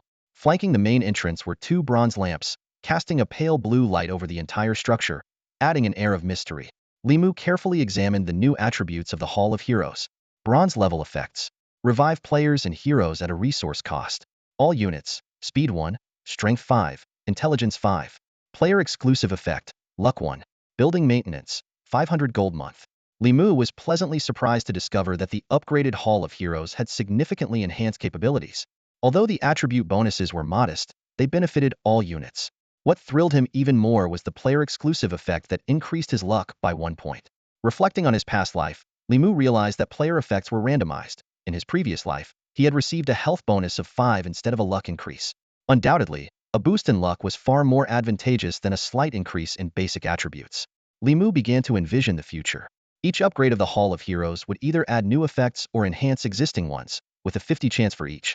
If his luck held, his luck value could continually increase, potentially surpassing that of legendary artifacts. Of course, all this required vast resources. Just upgrading from iron to bronze had cost 50,000 gold, and future upgrades would only be more expensive, requiring various rare materials. Li Mu recalled his previous life, where financial constraints halted his upgrades at the bronze level. At that moment, Evelyn returned from the Enchanted Flower Sea, bringing back 100 spirit nectar.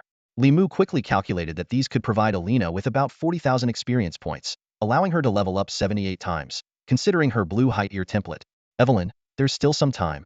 So go ahead and clear out the surrounding areas, Li Mu said, glancing at the time. It was already 5:30 p.m., and he would soon need to log off and head to the airport. With instructions given, Li Mu took the spirit nectar to Alina's room in the main castle. He placed the nectar down and said, make sure to consume all of these. For the next few days, unless something special comes up, the spirit nectar will be prioritized for you to reach level 20 as soon as possible. Alina replied softly, yes, I understand. Although she seemed a bit bewildered, Li Mu knew that once she completed her first transformation, everything would change. Recalling his past life, Li Mu had managed to raise Alina's level to 37, on the verge of her second transformation.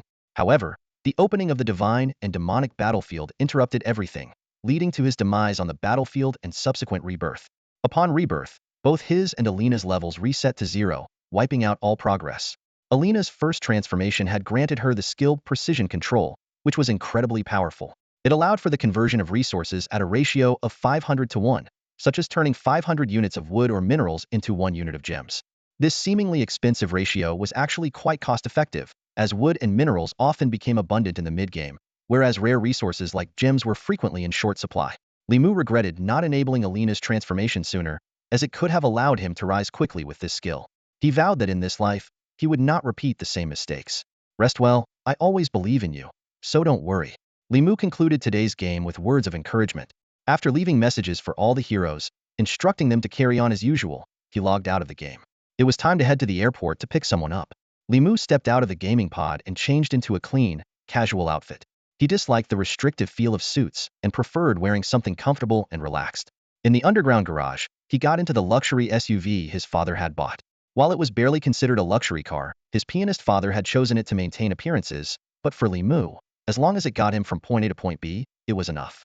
After a half-hour drive, Li Mu arrived at the airport on time. He scanned the crowd for that familiar yet somewhat unfamiliar figure. Suddenly, their eyes met. Wang Yanning's radiant smile came into view as she waved enthusiastically. A flood of emotions surged through Li Mu, but a smile still crept onto his face. Wang Yanning jogged over to Li Mu and playfully said, it's been 2 years. Don't you owe me a warm hug? Humph, heartless man. She opened her arms, waiting for Li Mu's response.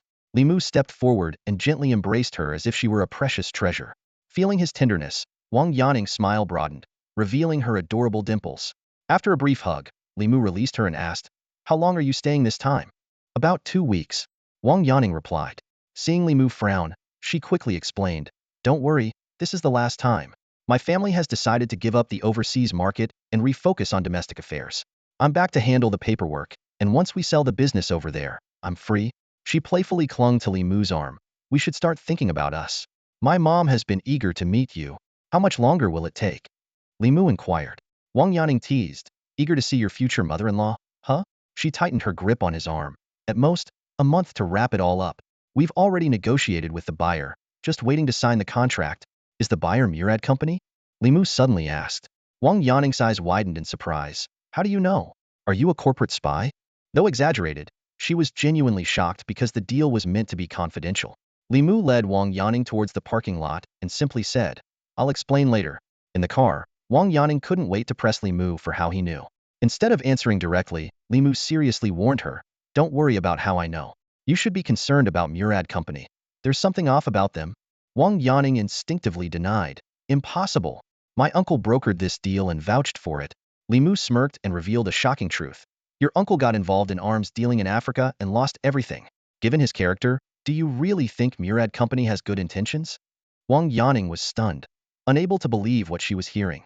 Li Mu suggested she investigate and verify, as the Wang family had the means to do so. Still struggling to accept it, Wang Yaning said, "My uncle may have a temper, but would he really go that far?" Li Mu shook his head and explained, "People change, especially after extreme highs and lows. Your uncle lost billions dealing with some extreme groups. If he can't complete the deal, he might not even survive. He's a classic case of ambition exceeding capability." Growing more frightened, Wang Yaning quickly called her father. After the call, looking exhausted, she asked Li Mu what they should do. Li Mu held her hand and comforted her. "This isn't your concern. It's your father's. You can sell to another company, even at a lower price. It's better than being trapped. As for your uncle, cut ties. His debts could swallow the entire Wang family." Li Mu continued his analysis. The Wang family's total assets might not even reach billions, and even if they do, not all belong to the family. Many are fixed assets and can't be liquidated. Is it worth risking the entire family for someone who would betray his own kin? Wang Yaning leaned against Li Mu, softly saying, "Mu, I'm so tired." Like a kitten, she nestled closer, seeking comfort and strength. Exhaustion washed over Wang Yani, and she drifted into a hazy sleep. An hour later, a shrill phone ring jolted her awake. She fumbled for her phone and pressed the answer button. "Yani, your uncle really lost over 300 billion. Her father's heavy voice came through, shattering Wang Yani's last hope like a hammer blow. "You'll need to take a charter flight back with me later. We have to deal with the overseas business urgently. Most of your uncle's collateral is our family's property." Her father continued, his tone anxious. "I'm sorry to trouble you with this." Wang Yani forced herself to respond, "Dad, it's okay." "Oh, and," her father's voice softened slightly, "once this is all sorted, bring him home so we can thank him properly. Your mom and I both want to meet him." "Yes, I'll bring him to meet you," Wang Yani replied briefly. After hanging up, Wang Yani was silent for a moment before letting out a long sigh. She turned to Li Mu beside her, wrapped her arms around his neck and whispered, "Mu, you were right about everything. My family almost fell into a deep abyss. Thank you." Li Mu gently stroked her back, comforting her. "It's okay. We have plenty of time ahead. I can wait for you." A flash of emotion crossed Wang Yani's eyes as she hugged Li Mu tightly. "Promise me you'll wait," she said, planting a firm kiss on his cheek. With Li Mu's promise, Wang Yani's spirits lifted noticeably. She tugged at his hand, asking, "Mu, will you come with me to the plane?" Of course, Li Mu agreed with a nod. Hand in hand, they walked towards the boarding gate, their silence filled with unspoken reluctance. The brief reunion was ending, and this kind of separation was even harder to bear than being apart in different places. 20 minutes later, Li Mu watched as Wang Yani boarded the charter flight. As the plane took off, he took a deep breath, patting his stiff face. Beyond the sadness, there was a sense of relief. Fate had changed. Wang Yani would not disappear from his life as she did in the past, and now all he needed to do was wait, work hard, and grow stronger to seize control of destiny. By the time Li Mu got home, it was late at night. He washed up quickly and went to bed. The next morning, he was awakened by Li Shiyu's voice. "Mu, which type of gaming pod is better? I'll buy it for you as an employee benefit," Li Shiyu asked, her tone laced with excitement. Li Mu silently praised Li Shiyu's adaptability. Although she couldn't enter the game immediately, she was already preparing actively. He replied, "Go for the luxury pod. It's comfortable and not as expensive as the custom ones. It suits you well." "All right, I'll place the order now." Li Shiyu nodded in agreement. Watching her leave, Li Mu murmured to himself, "This girl sure has some money." After freshening up, Li Mu logged into the game. Upon returning to Mufeng territory, the sight before him left him stunned. There were troops everywhere. He quickly opened the system log, discovering that notifications had been non-stop all night. "That's enough. Everyone come back and rest," Li Mu hurriedly instructed his overzealous heroes, worried that too many low-level troops would waste maintenance costs. Opening the main panel, Li Mu carefully reviewed the number of nests occupied and the specific troop counts. An additional 3,017 troops had been added, bringing the total to 4,676. Li Mu felt both thrilled and anxious, as the daily maintenance cost was about 70,000 gold coins. With the current gold reserves and daily production, Li Mu realized his finances would be in deficit again in 8 days. He understood the urgency of accelerating the occupation of resource points to fundamentally resolve the issue. As his heroes returned, Li Mu didn't assign any major tasks in the morning, allowing them to rest. He only gave specific assignments to some troops. Just then, Health contacted Li Mu with excitement. "Master Kanghan, I've caught another big fish." Li Mu was taken aback, a hint of surprise flashing in his eyes. "Have I found the secret to wealth?" he murmured to himself. Just a day later, and I've caught another big fish. Quickly adjusting his expression, He cast an approving glance at Herfu. Well done. I'm looking forward to your good news. Herfu responded excitedly. Hee, I'll head back right away. With that, she cheerfully disconnected and returned to Mufeng territory with her spoils. Seizing the opportunity, Li Mu sprang into action. He dispatched a mixed unit of troops to reinforce Vani's forces in the Firefly Canyon. Over half an hour later, Herfu returned to Mufeng territory in a whirlwind. Master Conghan, I'm back. Her voice was full of energy. Freed from the constraints of her racial identity, Herfu had become increasingly lively and uninhibited, almost to the point of recklessness. Li Mu shook his head helplessly but didn't intervene. As long as Herfu was happy, that was all that mattered. His gaze shifted past Herfu to the big fish, behind Hera Mage dressed in the robes of the Church of Truth. Quite the catch indeed, Li Mu thought, a chill running through him. It's just too big. I'm afraid it might be more than I can handle. He was well aware of the strength of the Church of Truth members, each one being a Magister or even a Grand Magister, equivalent to high-level troops or heroes above level 10. The mage spoke, her voice gentle and curious. Pleased to meet you, unknown lord. I am Dyla, an executor of the Church of Truth. Li Mu replied politely, pleased to meet you, Lady Dyla. You can call me Conghan. He carefully controlled his tone, neither showing hostility nor being overly friendly. What brings Lady Dyla to join Herfu in her mischief? Li Mu asked with a smile, cleverly downplaying the robbery as mere play. Dyla chuckled lightly, unfazed. With a wave of her hand, the vines around her disintegrated into dust, drifting away with the wind. The sight made Li Mu's heart skip a beat, grateful he hadn't acted rashly. Oh, nothing much. I'm just very interested in Lord Conghan, Dyla said. I was curious about the kind of person who would dare offend the Church of Light to take in a witch. Now I understand. Lord Conghan has a formidable foundation. Her gaze swept over the figures behind Li Mu. A fairy dragon, a fate weaver spider queen, a royal of the nature spirits, and even a shadow creature I can't identify. Li Mu's heart raced. In such a short time, she had seen through much of his secrets. This person is definitely a 14th level Grand Magister, maybe even a 15th level Saint Domain Mage. Li Mu assessed cautiously in his mind.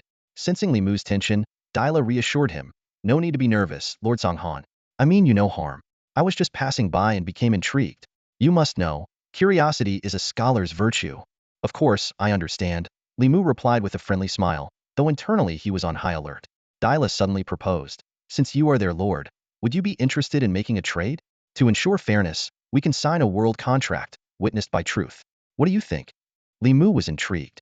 A Grand Magister, and an executor of the Church of Truth at that, would have access to rare knowledge, secrets, and magic.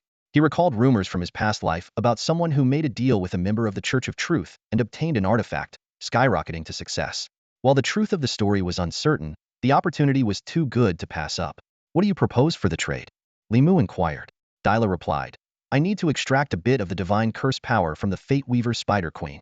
Rest assured, I will not use aggressive methods and will ensure her safety. Li Mu was taken aback by Dyla's bold request. Researching a divine curse was no trivial matter. A single misstep could spell disaster even for her. And what will be my reward? Li Mu was most interested in the compensation. After a moment's thought, Dyla said, how about a magic scroll of the Eye of Truth and one enlightenment? Does that sound fair? Deal. Li Mu agreed without hesitation. The Eye of Truth was something he had long desired. Without it, he could easily misjudge situations, like with Vani, whose appearance belied her level 10 status. Such deception could lead to critical errors and severe consequences.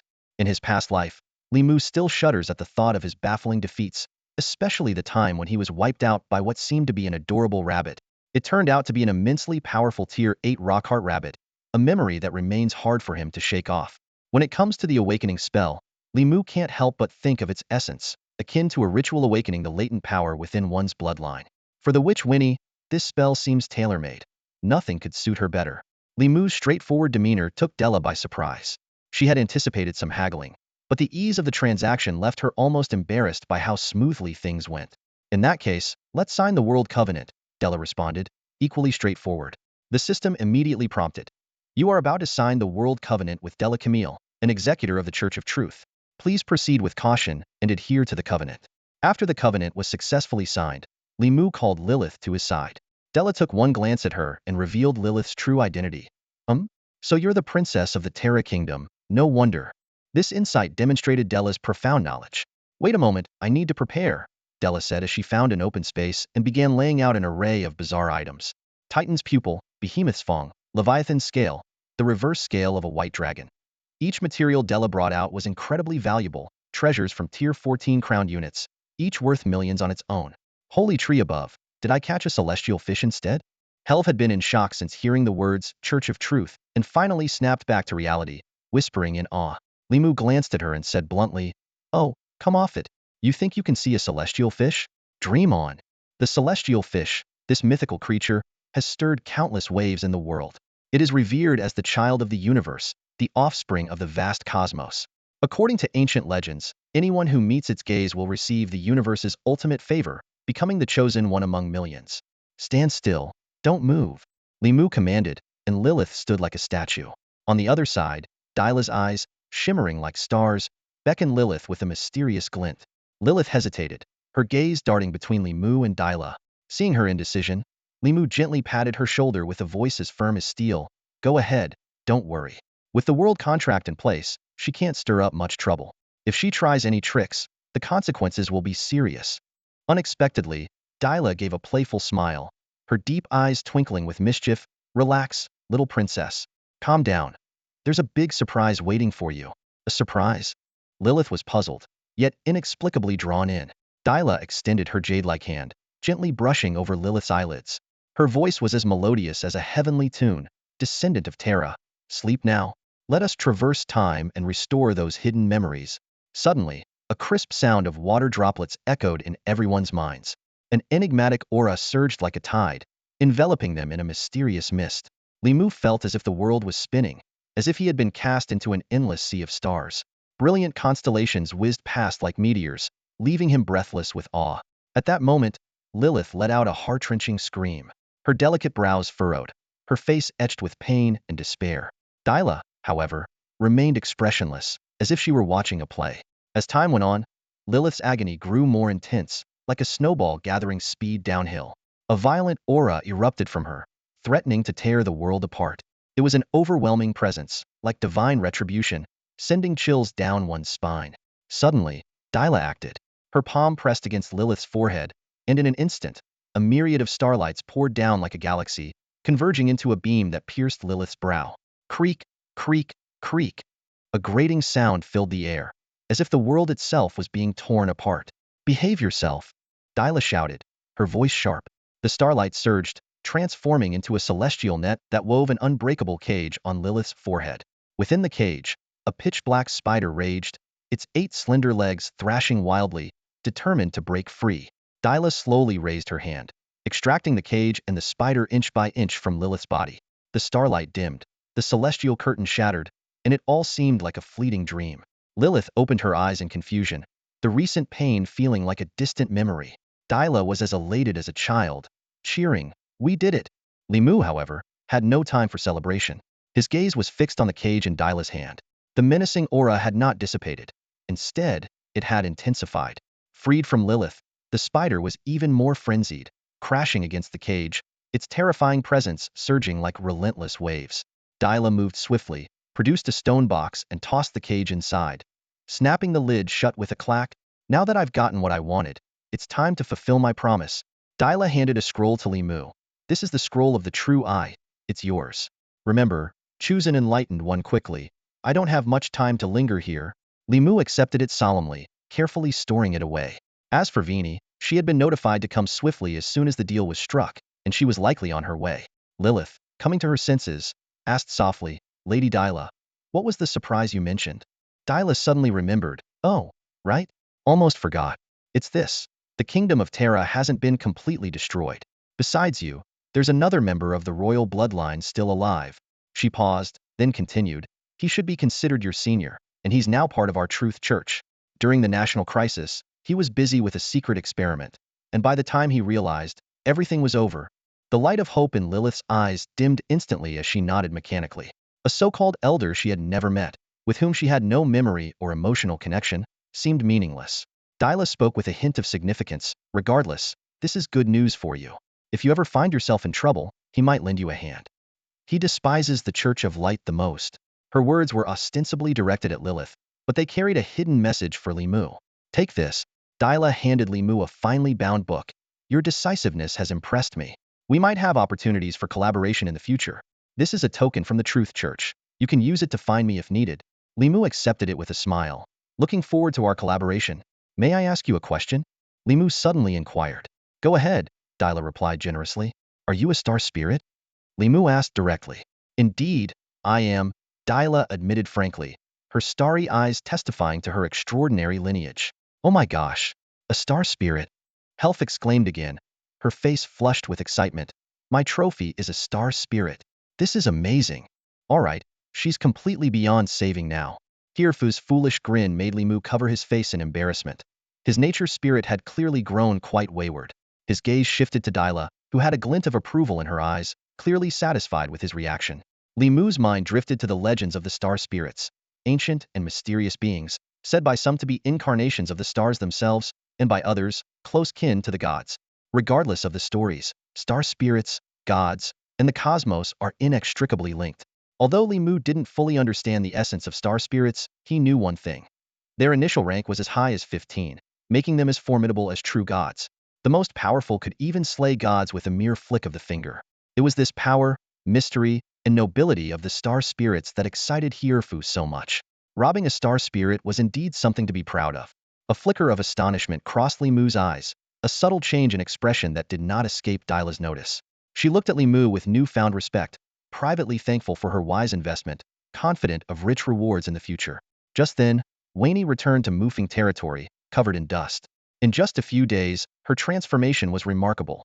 From an ignorant, power-fearing girl to a resolute and brave warrior. Though not yet fully mature, she had plenty of time to grow and experience. Waney stood before Li Mu with a serious expression, her posture mirroring Bayana's. Li Mu felt a headache coming on. Dealing with Bayana and Alina was already enough trouble, and now with Waney, life was bound to get even more challenging. In comparison, Hirfu's lively nature was undeniably more likable, bringing a much-needed vibrancy to avoid dullness. Li Mu worried that Waney might be suppressing her true nature, much like Lilith had before. He understood that true nature cannot be suppressed indefinitely. It will eventually erupt like a ticking time bomb, with potentially disastrous consequences. Dyla, seeing through Li Mu's concerns, gave a knowing smile. She approached and reassured him, Lord Kanghan, you're overthinking it. Awakening not only unleashes her deeper powers, but also frees her most primal nature. Only unrestrained can she wield the power beyond ordinary reach. With that, Dyla moved towards Waney, stopping before her. She looked down at Waney, her voice gentle yet powerful. You have great potential and are very fortunate. I hope you can seize the gifts fate has granted you. Dyla produced a golden crystal vial, uncapped it, and let a drop of golden liquid hover at her fingertip. This is dragon's blood. It will aid you in your awakening, unlocking your potential. Without waiting for a response, she pressed her fingertip to Waney's forehead, tracing down her nose until she reached the tip. As Dyla withdrew her finger, a golden line burst into a brilliant glow. A surge of vitality enveloped everyone, and Waney's petite body began to levitate involuntarily. Dyla nodded in satisfaction and produced a fiery red feather. As soon as it appeared, it burst into flames. She crushed it into countless sparks, sprinkling them over Waney. Dyla began to chant, her voice ethereal and otherworldly, unlike anything Li Mu had ever heard. A vast, intricate magic circle appeared at Dyla's feet, with Waney at its center. Ancient demon gods, hear the call of your descendants, and with a heart of compassion, pass on your eternal power. Suddenly, a golden beam of light descended from the heavens, connecting earth and sky. A majestic aura spread, and a holy light bathed the land, a sign of divine affection. Within the beam, Waney underwent a remarkable transformation. A multicolored divine mark emerged on her forehead, shining brightly as ancient demon god power surged within her. Waney's body began to grow rapidly, her frail frame absorbing nourishment and radiating beauty. In the blink of an eye, she transformed from a girl of 13 or 14 into a vibrant young woman of 17 or 18, lively and charming. The innocence in her features faded, replaced by a woman's unique allure. The golden light persisted, and Waney's aura soared, while the demon god's radiance gradually dimmed. When a critical point was reached, Waney suddenly opened her eyes, and an overwhelming force exploded outward, the shockwave reversing into the cosmos. After the eruption, everything began to calm. The beam vanished, the magic circle shattered into countless fragments, dissipating into tranquility. Dyla let out a long breath, wiping sweat from her brow with a smile. Our contract ends here, Lord Kanghan. Until we meet again. Without waiting for Li Mu to respond, Dyla vanished before his eyes, her whereabouts unknown. Tiske, what a pity. Li Mu sighed inwardly, a hint of regret flashing in his eyes. How wonderful it would be to recruit Della, a 15th tier star spirit, to his ranks. He couldn't help but indulge in a greedy fantasy. Li Mu quickly realized his thoughts were somewhat unrealistic. A 15th tier star spirit couldn't be won over with just a few words. Even Zhuge Liang needed 3 visits from Liu Bei before agreeing to join him. For any player, the importance of a 15th tier hero is comparable to that of Zhuge Liang. Shaking his head, Li Mu dismissed the impractical idea. He shifted his focus to Winnie, who had just completed her awakening. The changes in her appearance were evident, but Li Mu was more concerned about the enhancement of her inner abilities. He carefully examined Winnie's attribute panel. Race, demigod witch. Gender, female. Rank, 13th tier hero. Template, Grand Crimson hero. Class, Godseeker. Level, 9. Health points, 10,240. Mana points, 160. Attack, 18. Defense, 18. Strength, 20. Intelligence, 12. Attack power, 102. Defense power, 87. Speed, 10. Racial talent Crown of the Demon God. Activates the power of the demon god within, increasing all attributes by 150 and all damage by 150. Racial ability Glory of the Heroic Spirit. When health drops below 15, gains the blessing of ancient heroic spirits, boosting attack by 50 and adding armor penetration effect, with a 10 recovery effect. When health drops below 8, all effects are multiplied by 10. Racial skill Alive even in death. Upon falling in battle, grants all allies a shield of 10,000 points. Before the shield disappears, attack increases by 40, defense by 40, attack speed by 80, physical damage by 50, magical damage by 50, and morale by 6. Hero talent Heart towards the ancient gods. In battle, the divine mark on the forehead glows, increasing resistance by 150 and granting immunity to all mental magic effects. Phantom Sword Aura. Harnessing the power of the ancient demon god's bloodline. Weapons gain a shadowless effect and an additional 50 level physical damage in battle, which cannot be dispelled. Magic Phantom Sword Slash. Wields a giant sword to launch a powerful strike against the enemy, causing massive physical damage with a 10 chance to stun. Valiant Guard. Designates a unit to take 75 of its damage, immune to 50 of the damage. The effect ceases when health falls below 10. Innate skills. Basic Aura Mastery, Basic Life Mastery, Basic Combat Mastery, Basic Defense Mastery. Li Mu studied these stats carefully, marveling at the tremendous leap in Winnie's capabilities. These powerful abilities would undoubtedly play a crucial role in future battles. Li Mu's heart pounded fiercely, and the sight before him was beyond belief. After her awakening, Wei and I seemed to have transformed completely, evolving from an ordinary human hero into a demigod-like existence. Her rank skyrocketed from level 10 to 13. Her template advanced to the Crimson Crown level, and her race changed directly to demigod. Her hero class also shifted to Ascendant. Li Mu examined Wei's attribute panel closely, and every statistic was astounding. Her basic attributes surged dramatically, and her existing skills were significantly enhanced. However, the most striking were the new abilities she acquired. Her racial talent, Demon God's Crown, provided a staggering 150 boost to all attributes and damage.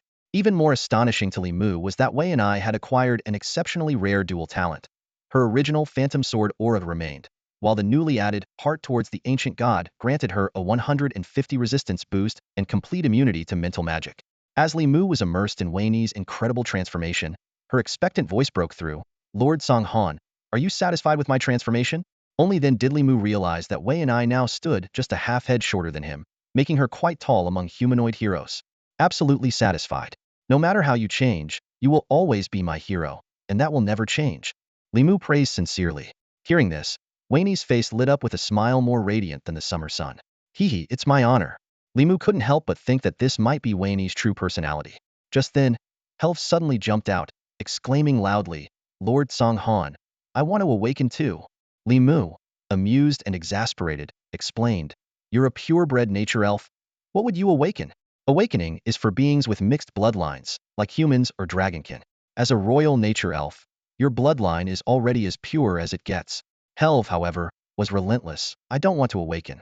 I just want to grow big instantly. Her eyes darted between herself and Wei and I, grumbling. She was so much smaller than me just a moment ago. How did she get so big now? Why? Li Mu finally understood Helv's true intention and gently advised, Helv, some things are innate, destined. Learning to accept reality is also a form of growth. Do you understand?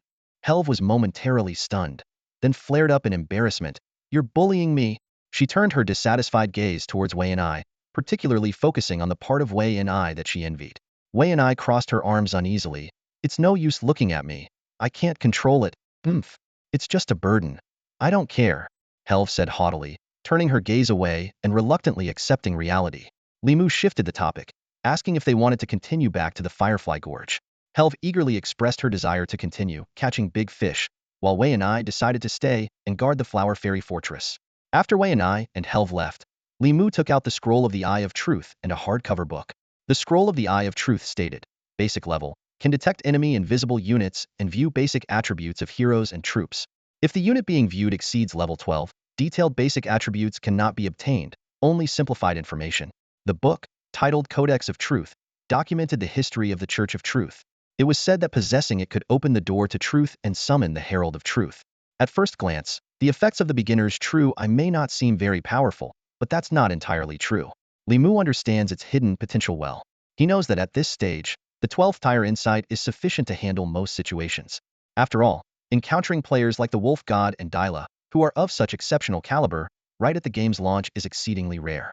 Limu doesn't have high demands for the true eye. He only needs it to distinguish whether units above the 12th tier are heroes or troops. As for the Codex of Truth, he casually tossed it into a corner of his backpack. He is well aware that the Church of Truth is not a charitable organization, and when in trouble, one must rely on their own strength. The Codex of Truth is merely a last resort, to be used only if absolutely necessary, as it comes with a heavy price. In the morning, Limu strolled around his territory, contemplating future plans. With the increase in troop numbers, it's time to make full use of the simple training grounds. He calculated that while troops can't grow stronger like heroes by leveling up, they can enhance their combat abilities through extensive training. Although this training doesn't directly improve the troop stats, it significantly boosts their reaction speed, combat skills, and morale cohesion. Limu felt a twinge of regret that he didn't yet have a hero with training talents, which would greatly increase the efficiency and results of troop training. After his morning reflections, Limu met with Evelyn to set out in search of healing units. He had already set his sights on an 8th tier water elemental essence. These energy-based creatures, similar to the Nether Shadow Wolves, are gentle and skilled in healing, making them ideal support units. Limu's destination was the Ristang Grand Waterfall, located 500 kilometers north of Mufeng territory, right at the border of the Kingdom of Calgar. Considering the long distance and the high tier of his target, he decided to have Evelyn accompany him for protection. Before departing, Limu instructed Elena, in my absence, focus on locating resource points, especially mercury and crystal mines. If any unexpected situations arise, you can decide to build a nest. Elena agreed earnestly, as her confidence was gradually returning with each level gained. Limu climbed onto Evelyn's broad back. This young fairy dragon was nearly 20 meters long, making her quite noticeable in the sky. However, among dragons, she was still considered a youngling. Adult dragons typically reach lengths of around 300 meters, with red dragons growing up to 400 meters and white dragons being relatively smaller at about 200 meters. Limu couldn't help but wonder how large Evelyn would eventually grow, whether she would surpass the might of a red dragon or possess the grace of a white dragon. As a rare fairy dragon, Evelyn was already unique. Though her magic was the strongest, she preferred close combat, tearing enemies apart with her claws and fangs. In less than 2 hours, they arrived at the Ristang Grand Waterfall. If Evelyn weren't still in her juvenile phase, the 500-kilometer journey could have been completed even faster. Her maximum speed was 16 points, but her physical strength couldn't sustain it for long, let alone with magical assistance to increase speed. As she continues to grow, her speed will become truly terrifying. Limu thought to himself, his gaze shifting to the magnificent scene before him. The Listeron Falls cascaded like a colossal curtain descending from the clouds, overwhelming Limu's senses. This was not a sight one could encounter in the real world, but rather a marvel of a magical realm. The rushing waters seemed like boulders plummeting from the sky, shattering into countless droplets midair. The thunderous booms echoed like exploding bombs, resonating in his ears and vibrating through his mind. Water sprayed thousands of meters high, with a fine mist saturating the air. Sunlight pierced through the mist, refracting into hundreds of rainbows, resembling suspended bridges spanning the sky, weaving a breathtaking tapestry. Limu learned that the Listeron Falls was the reservoir at the headwaters of the Morris Forest. The waters flowed southward, nourishing life along the way, traversing the Morris Forest, and ultimately merging into the seas of the Kingdom of Tanya. Evelyn, let's head down, Limu said, recalling that the essence of the water element was hidden in the deep pool beneath the falls. From a distance, Limu marveled at the immense volume of water cascading down. Without Evelyn's magical shield, the mere spray from the falls would be enough to pummel him. While the scenery was awe-inspiring, it was equally perilous. Evelyn, I'll wait here, Limu decided, knowing he would only be a hindrance in such an extreme environment. It was better for Evelyn to go alone. He didn't want to be the weak link of the team, especially since Audrey was lurking in his shadow, ready to protect him at any moment. Please be extremely careful, Li Mu cautioned. Evelyn spread her wings and dove into the water with a heavy plunge, beginning her search for the hiding place of the water element essence. However, neither Li Mu nor Evelyn noticed that in an inconspicuous corner, a pair of eyes was quietly observing everything. The warning from Lord Songhan made Li Mu instantly alert. As soon as Evelyn left, Audrey signaled danger. Li Mu remained calm, standing still and cautiously assessing the situation. It's a water elemental essence, Audrey confirmed. As a being of pure energy, her sensitivity to similar entities was exceptionally sharp. Li Mu felt a surge of excitement. He hadn't expected to encounter his target so easily. However, he quickly regained his composure, noticing that the entity seemed to be merely observing, without any hostility. This suggested the possibility of peaceful communication. To Li Mu, peacefully subduing the water elemental essence was undoubtedly the best option. Compared to capturing an area, which required defeating all guarding troops and recruiting anew, directly subduing could save a significant amount of recruitment costs and preserve more of his forces. Although challenging, the benefits were substantial. Li Mu was well aware that most troops were not friendly towards players and would attack on sight. Only gentle creatures like the water elemental essence, or weaker beings like flower fairies, would be willing to engage in dialogue with players. Following Audrey's guidance, Li Mu steadily approached the location of the water elemental essence. He stopped in front of a small pond, surrounded by low shrubs. There seemed to be nothing extraordinary about it. Li Mu gazed at the calm water and called out loudly, "Still not willing to show yourself?" As soon as he spoke, the pond's surface began to ripple violently. Amidst the rolling waves, a column of water slowly rose from the center, eventually forming a humanoid shape made entirely of water. "Adventurer from afar, were you calling for me?" A clear, watery voice echoed. Li Mu was curious about how she produced sound, suspecting it might be through some kind of magic. As Li Mu observed, the attributes of the water elemental essence appeared before his eyes. Water elemental essence. Rank: 8th tier unit. Type: supportive healing unit. Life: 1080. Attack: 21. Defense: 18. Speed: 8. Racial trait: pure energy body, immune to all physical attacks. Racial ability: pure water, enhances nearby allied units' attacks with water element, fixed damage increase of 500 points. Racial skill: healing ripple, restores health to nearby allied units, instantly recovers 300 health points, then 100 points per second, and heals wounds over 10 seconds. Li Mu was surprised to find that this was just an ordinary unit, not the hero unit he had anticipated. This discovery piqued his interest even more. "One thing I need to correct," Li Mu said with a smile. "It's not me calling you, but you seeking me out, isn't it? Spying isn't a good habit." The water elemental essence fell silent, clearly realizing her intentions had been seen through. Li Mu continued, "I'm curious, why are you here alone? As far as I know, water elemental essences are usually communal, right?" The water elemental essence explained, "Well, it's not a subjective choice but an objective necessity. Energy beings tend to stay where elemental energy is abundant, but such places are scarce, so they choose to live communally, sharing habitats. Over time, these conditions have fostered their tendency to group together. Adapting to the environment is a fundamental behavior of all living beings. I want to see the outside world, to witness its vastness firsthand." Her answer almost made Li Mu laugh.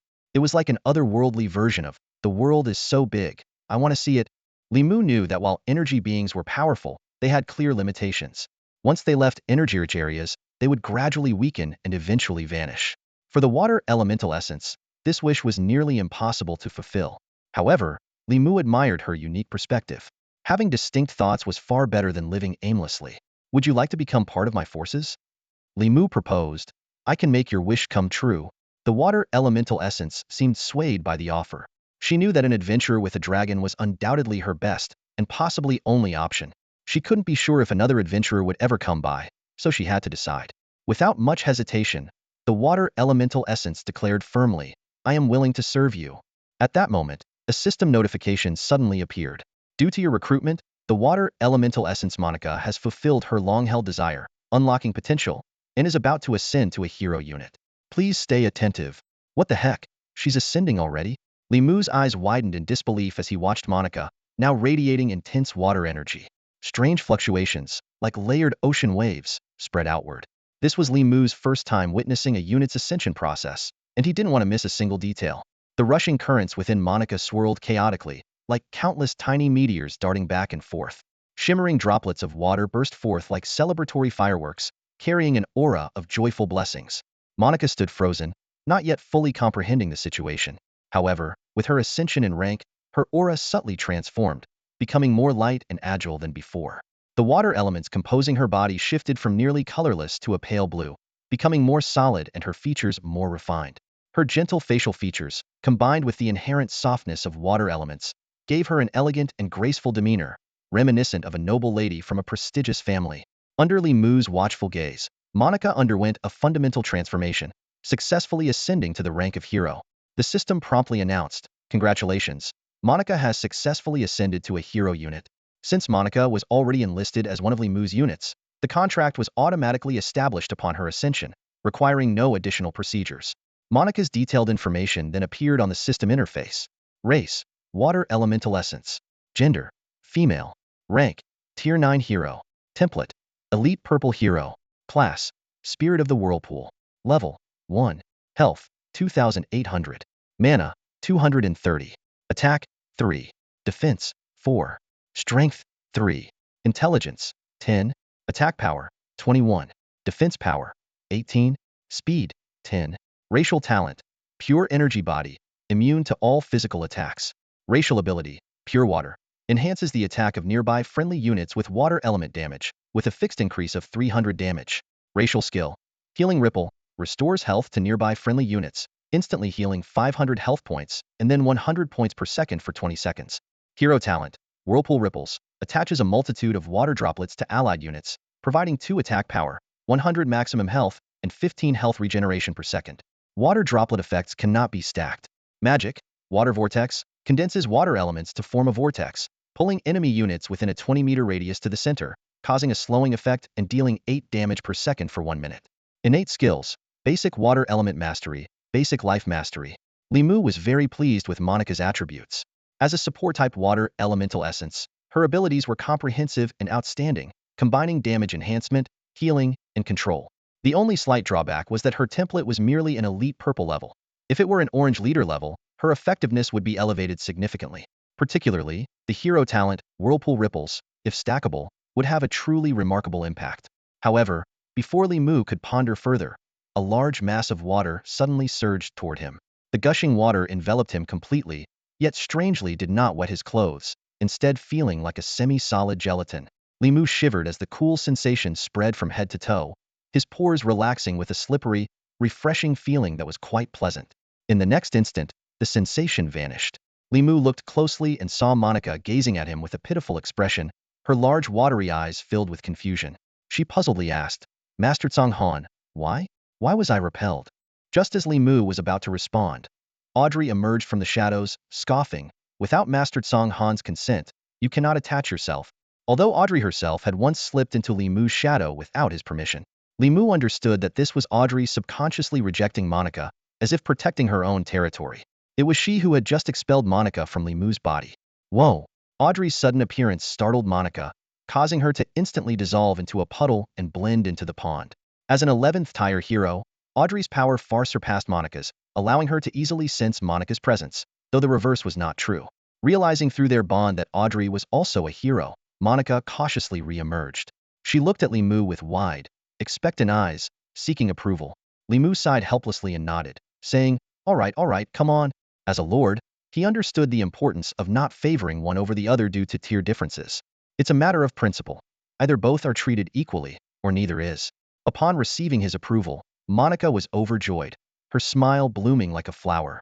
In the next moment, Li Mu once again experienced the sensation of being drenched by a large splash of water. Truth be told, from a physical standpoint, Monica's presence was rather pleasant, like having a portable air conditioner, cool and refreshing. However, psychologically, it felt a bit odd. Unlike Audrey, who hid within the shadows, Monica's presence was more pronounced. When Audrey was attached, Li Mu's body had no special reaction, and his mind often forgot her presence. Monica's attachment was a necessity. She longed to witness the world firsthand, yet needed to stay in an environment rich in water elements. To resolve this conflict, she relied on her contract with Li Mu to protect herself, making attachment to him the best choice. Audrey silently returned to the shadows. Although she felt a bit displeased, as a subordinate, She had no reason or position to oppose her lord's decision and had to gradually adapt to this new situation. At that moment, Evelyn suddenly burst from the water's surface and reported to Li Mu, Master Tong Han, the matter is settled.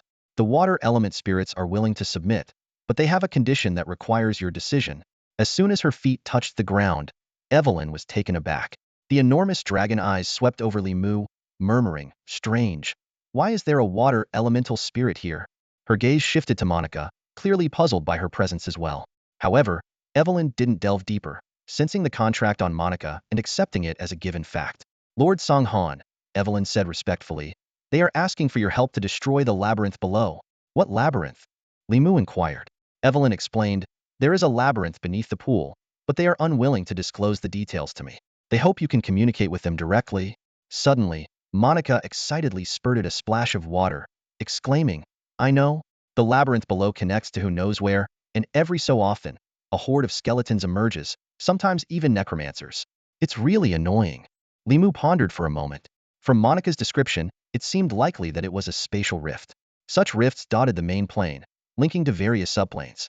Due to the instability of forming permanent spatial passages, waves of creatures would periodically emerge. The rift beneath the waterfall probably connected to a necropolis plane, teeming with undead creatures. To the native beings of the game world, undead creatures were undoubtedly a nightmare. However, to players, these creatures were rather enticing.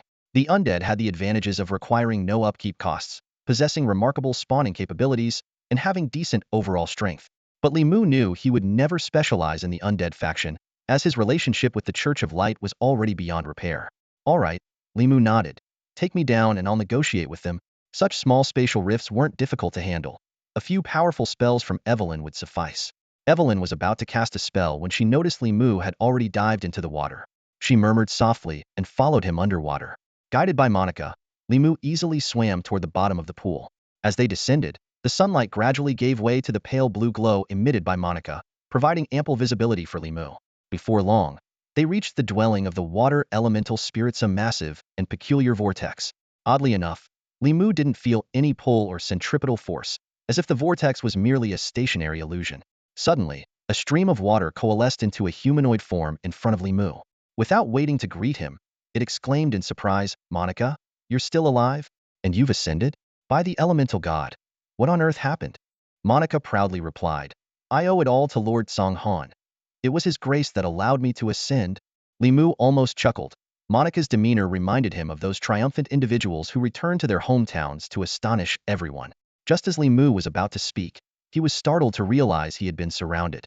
In the blink of an eye, he was encircled, layer upon layer, by water elemental spirits. Over 200 pairs of bright, eager eyes were fixed on Li Mu, filled with hope. The expressions on the faces of the water elemental spirits practically spelled out, "We are willing to submit." Just as Li Mu was about to inquire about the underground labyrinth, the water elemental spirits interrupted him with a unified shout, "Honored Lord, we are willing to submit. No negotiations needed." A system notification chimed in. "Congratulations on successfully subduing the water elemental spirits, earning the unit Nest Vortex of Tides.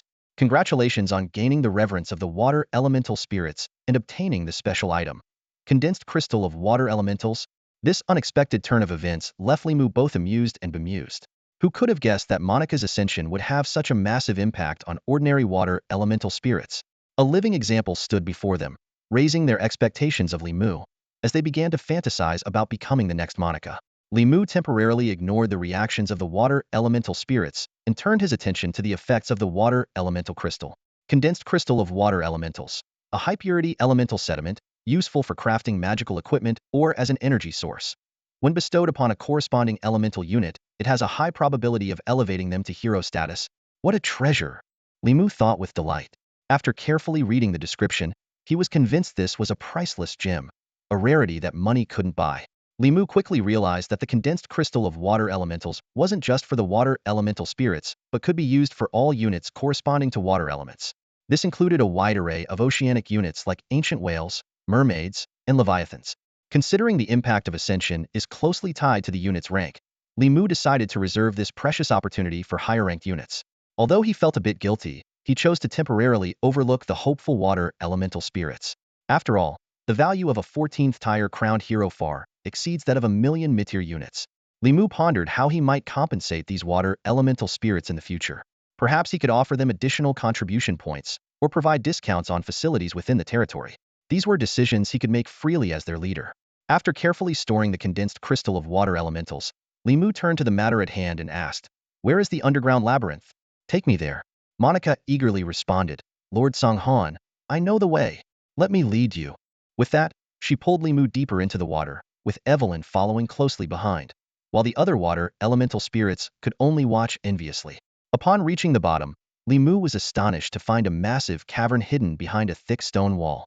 However, before he could examine it closely, Monica suddenly shouted a warning. "Oh no, Lord Songhan, those despicable creatures are here again." Just as Li Mu was halfway through his sentence, an overwhelming stench, as if from something decaying for 1,000 years, suddenly assaulted his senses, nearly causing him to faint on the spot. He quickly covered his nose and mouth, but the persistent odor still made him gag. At that moment, a gentle stream of water enveloped him, acting like a deodorizer that absorbed all the foul smell, with 2 additional water barriers surrounding them. Finally, Li Mu could breathe easy, no longer tormented by the stench. Meanwhile, Evelyn shrank herself and entered the cave. The interior was spacious, but the entrance was narrow, preventing her 20-meter-long body from fitting through. Fortunately, as a fairy dragon with magical abilities, she could reduce her size to that of a calf to enter. Other dragons would have to force their way in with brute strength. Inside the cave, various stalactites hung from the ceiling, differing in shape and size, creating a breathtaking sight. In the depths, a winding path could be seen, leading to an unknown destination. Venturing in recklessly could easily result in getting lost. Evelyn warned cautiously, "Master Songhan, be careful. We've encountered a formidable enemy this time." As if on cue, the sound of crisp hoofbeats echoed from the depths of the cave, the resonance pleasant and clear. Li Mu immediately deduced, "It's likely a Dark Knight." As one of the most popular units in the Undead faction, Dark Knights possess a growth potential of up to level 5, on par with Angels.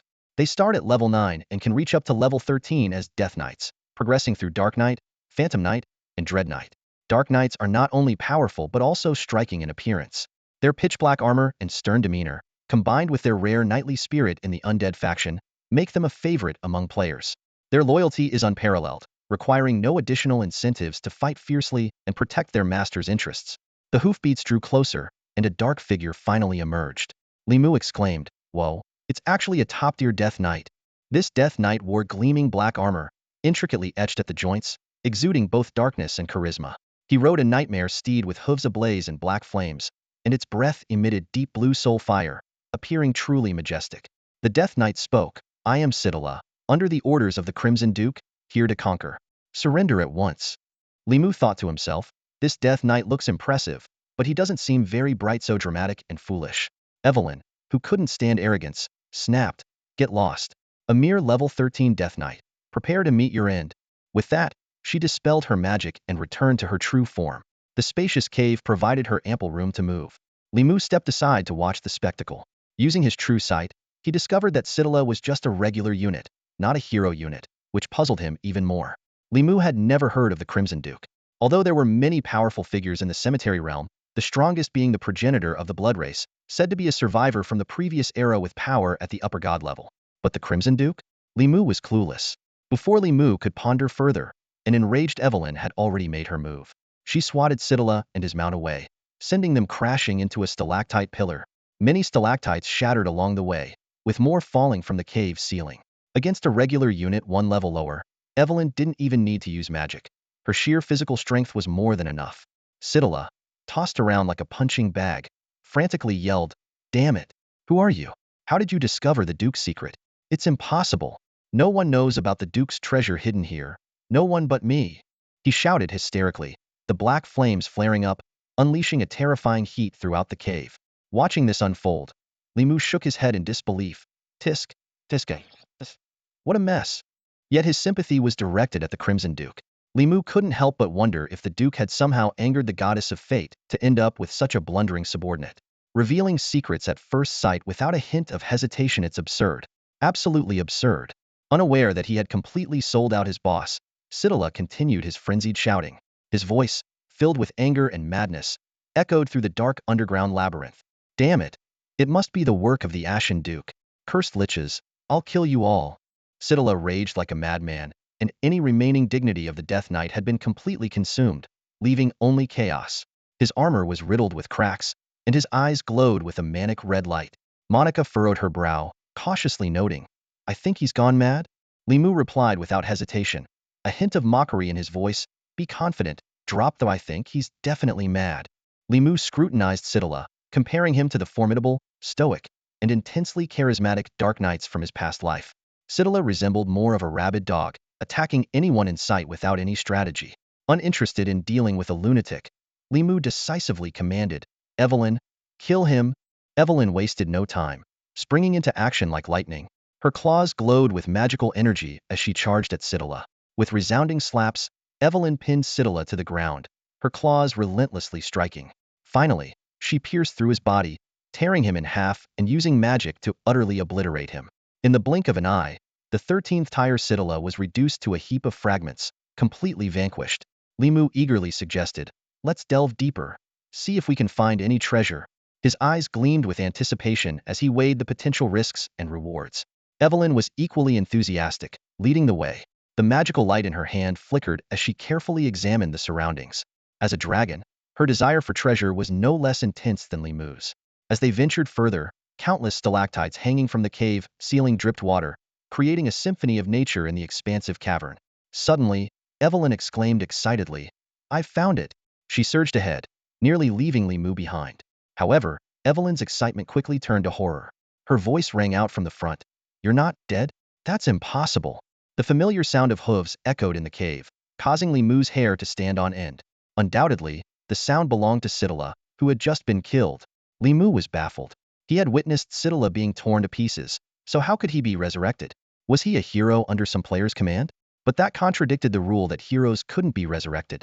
Evelyn didn't ponder long and launched another fierce attack. Her assault was even more brutal than before, and by the time Li Mu arrived, Sidala had been dismembered again, with no intact body parts. Yet, this was only the beginning. As they delved deeper, Li Mu's brow furrowed, and Evelyn's aura became increasingly violent. She had killed Sidala over 10 times, but he kept resurrecting, like an indestructible cockroach. Seeing Evelyn about to lose control, Li Mu decisively calmed her through their bond. "Evelyn, stay calm." Evelyn suppressed her anger, managing to regain composure. "I'm sorry, Master Kanghan, I lost my composure." Li Mu reassured her, "No worries, don't be upset. I think I've figured it out." After careful consideration, he speculated that Sidala's resurrection might be linked to the Crimson Duke's treasure, possibly some artifact with resurrection properties. This discovery thrilled Li Mu. A treasure capable of resurrecting a 13th tier undead knight so many times must be of immeasurable value. His eyes shone with anticipation, as if he could already see the astounding wealth soon to be in his grasp. Although the scene before him was nauseating, Li Mu felt a twinge of luck. In pursuit of the treasure, he was willing to endure 10 times the disgust. He secretly vowed to slay those shameless traitors. At that moment, Sidala charged once more on his nightmare steed, heading straight for Evelyn. Li Mu quickly shouted, "Evelyn, don't kill him, just restrain him." He explained that keeping Sidala alive might lead to unexpected outcomes. Evelyn calmed down and agreed to Li Mu's command. She wasn't foolish, she had just been blinded by anger. Li Mu understood, knowing everyone has moments of being overwhelmed. Evelyn launched a fierce attack, leaving Sidala half dead.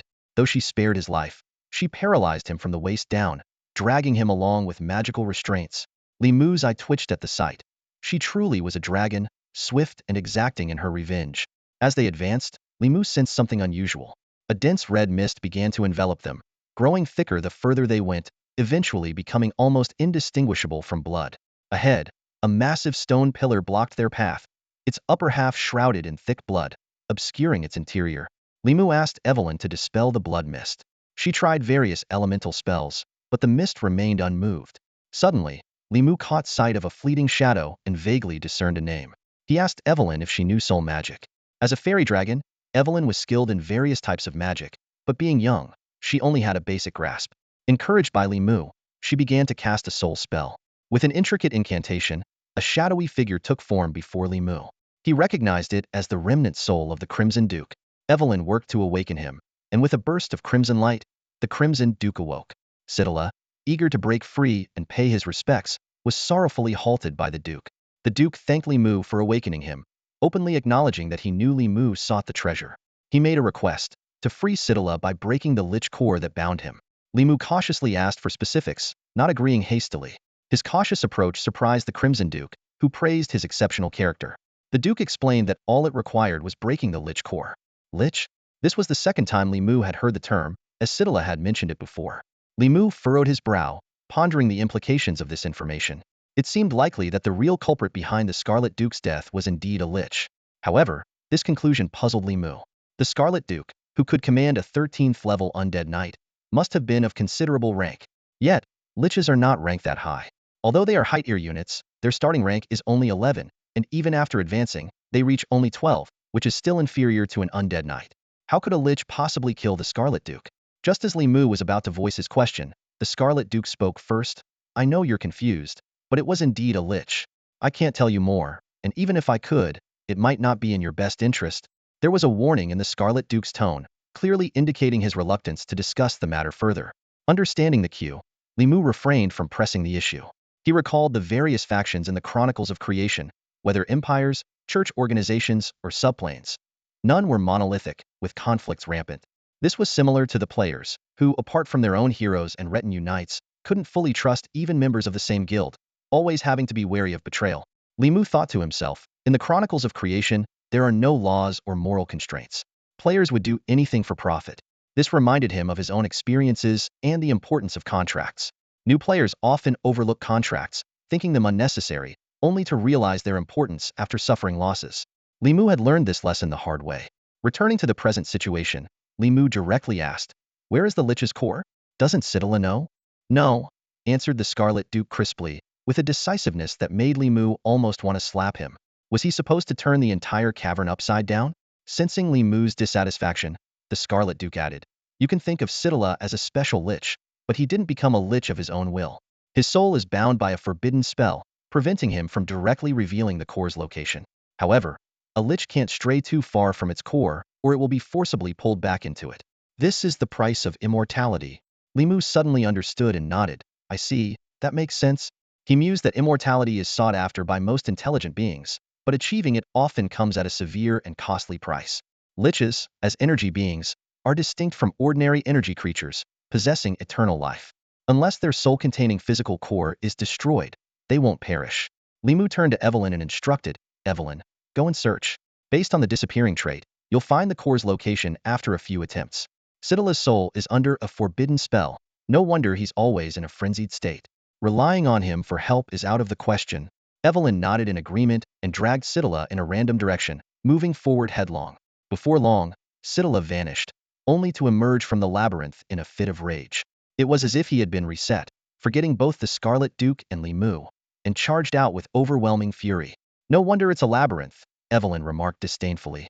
She noticed Sitala's reappearance locations varied, and with the labyrinth's influence, finding the core quickly was indeed challenging. Evelyn vented her frustration on Sitala, beating him up each time before dragging him like a dead dog.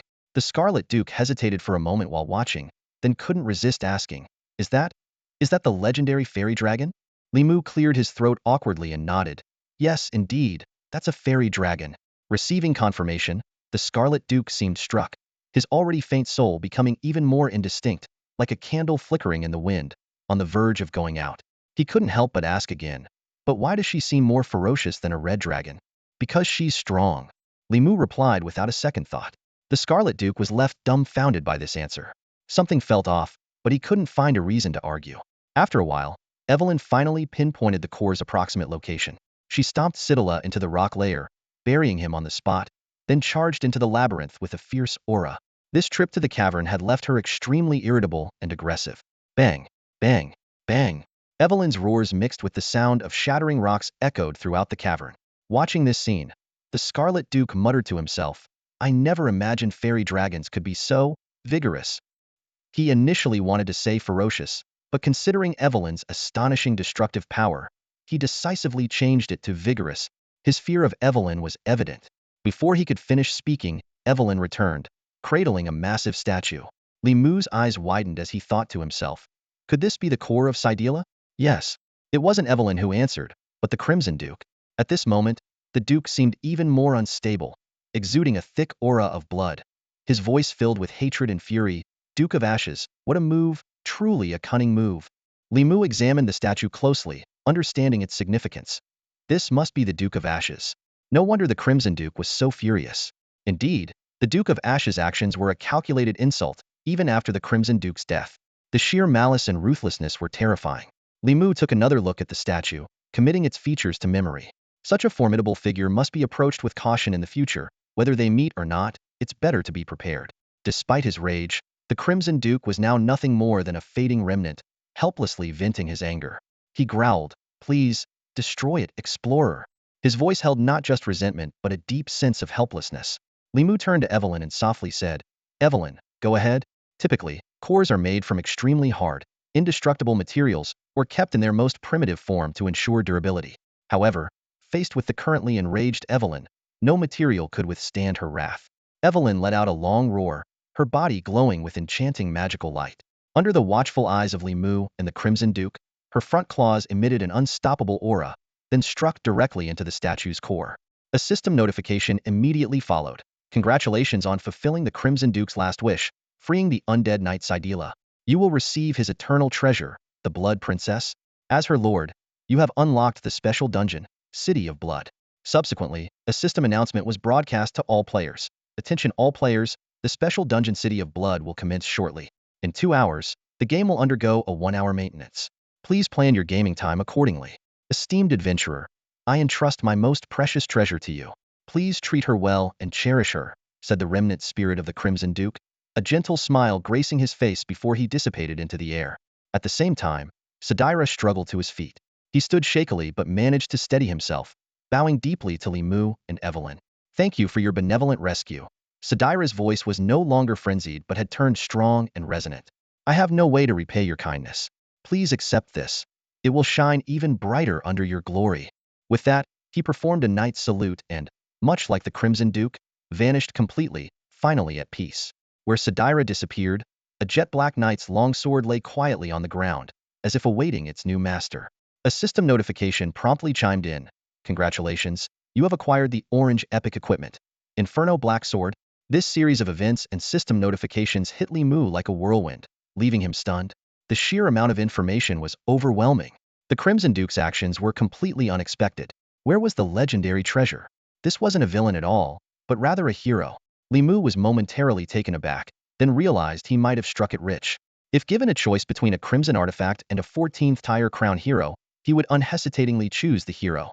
After all, no matter how powerful an artifact is, its ultimate effectiveness in battle depends on the wielder. In contrast, the strength of a 14th tier crown hero is beyond question. "Blood Princess, huh? I hope you won't disappoint me," Li Mu murmured to himself. He could sense a bond forming between him and the Blood Princess, though it was elusive and uncertain, as if something was obstructing it. He speculated that it might be related to the City of Blood mentioned in the system announcement. Speaking of the City of Blood, this was what puzzled Li Mu the most. In his decades-long gaming career in his previous life, he had never heard of such a unique instance. The first anomaly in the game was the internal conflict in the Purple Iris Kingdom, but that was 2 months after the game launched and had no connection to the present. Clearly, this so-called City of Blood appeared because of the Blood Princess. There were more mysteries here that Li Mu couldn't yet unravel. He could only wait for the instance to open to uncover the truth. This sudden special instance disrupted Li Mu's original plans. He had intended to develop quietly during the first month, avoiding contact with other players as much as possible. But now, it seemed this plan was unworkable. The Blood Princess was his hero, and both emotionally and rationally, he had to participate in this instance. Moreover, the Blood Princess held too many secrets. Taking a deep breath, Li Mu decided to accept reality and prepare in advance. After all, with his current strength, there was no need to panic. He walked over, picked up the Inferno Black Sword, and tossed it into his backpack without a second glance. Time was of the essence. He could examine the equipment's attributes later. "Evelyn, let's head out," Li Mu said. Upon leaving the cave and returning to the lakebed, Li Mu faced a new dilemma. How to transport the 200+ water element spirits. Prolonged absence from water would weaken them. He couldn't have them all cling to him like Monica, could he? Just imagining that scene gave Li Mu the shivers. His gaze turned to Evelyn. Her body was large enough to accommodate so many water element spirits. However, Evelyn seemed reluctant, shaking her head repeatedly. "Master Kanghan, I'm strong enough. I don't need them. Come on, it's not about being strong or not," Li Mu reassured her. "Trust me, it feels quite nice. I think you'll enjoy it too." With a wave of his hand, the 200+ water element spirits rushed forward, transforming into splashes that merged into Evelyn's body. Evelyn squirmed uneasily, clearly not accustomed to the slippery, cool sensation. She endured the discomfort and asked, Master Kanghan, should we destroy it? She was referring to the water element spirit's nest, the Vortex Tide. In the game, any occupied nest can be freely constructed within one's territory. Most players, after occupying a mid to high-tier creature's wild nest, choose to destroy it. If not destroyed, after one recruitment cycle, the wild nest will revert to an unclaimed state, allowing anyone to occupy it again. If another player were to discover and seize this spot, wouldn't it mean gaining a formidable opponent? Li Mu didn't think so. His gaze swept over the turbulent pool before him, a confident smile playing on his lips. In this war-themed game, Chronicles of Creation, most players have a singular goal: to give their all to survive until the end and emerge as the victor of the war. They believe that only through destruction can they slow their opponent's growth. The victor earns the right to write history, and any dissent is silenced with blood. However, Li Mu chose a different path. He didn't destroy the Whirlpool Tide out of kindness, but to gain more benefits. Unlike other units, water elementals can communicate. This means Li Mu can recruit them without resorting to force. Li Mu quickly calculated in his mind. If he didn't destroy the Whirlpool Tide, it would revert to an unclaimed state in the next recruitment cycle, spawning over 200 water elementals as guards. By then, he could easily have Evelyn make another trip to recruit them. In just 2 recruitment cycles, he could acquire over 400 water elementals for free.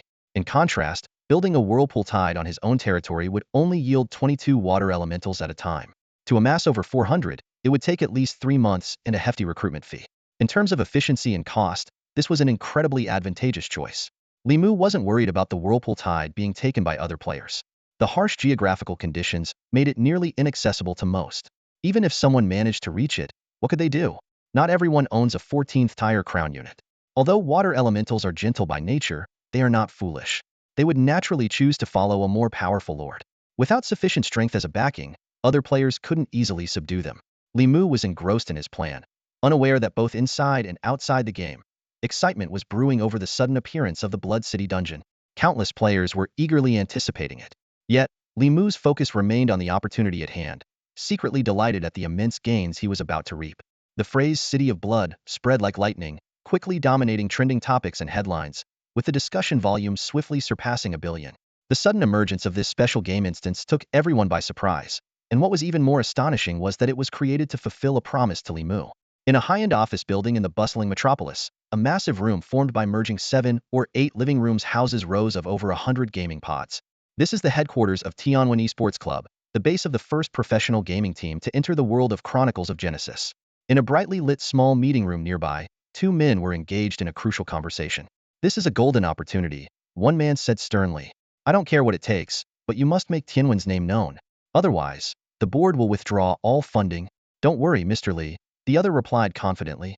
Since joining Chronicles of Genesis, we've consolidated a vast array of resources and troops, even securing 2 rare heroes. The City of Blood is ours for the taking. Huh. Let's hope so, Mr. Li scoffed. You should be well aware that this is your last chance. Similar conversations were unfolding simultaneously across major esports clubs. Gaming was no longer child's play. It had evolved into a burgeoning industry with immense potential and limitless business opportunities. Giants from various sectors were eager to stake their claim, and the City of Blood marked their first direct confrontation. Meanwhile, in the game world, Li Mu was racing back to Mufeng territory on his mount, Evelyn. With only 2 hours left before maintenance, he had to return in time. Quick, withdraw all units from the resource points. Li Mu issued this seemingly odd command. The reason was simple. It was the only time to exploit a system loophole, effective only in the first year. Once the game and reality merged, this exploit would vanish.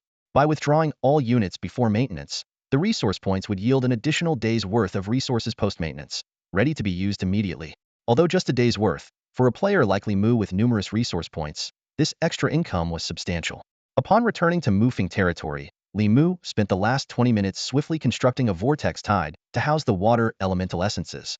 Though the small pond appeared to be only a meter in diameter, it was actually a magical space structure with an interior as vast as a lake. The water elemental essences happily dove into their new home, while Evelyn showed clear displeasure. Interestingly, the essences, though fond of their new abode, were reluctant to part from Evelyn. With time running out, Li Mu contacted Nakamiya, authorizing her to construct 10 golden wing hives. Despite resource constraints, thanks to the unconventional earnings from Vinny and Health and Firefly Gorge, the 215 units of gemstones were just enough. Li Mu calculated silently, hoping the new hives would boost the production of spirit nectar after midnight. This was impossible in reality, but in this magical world, anything was possible.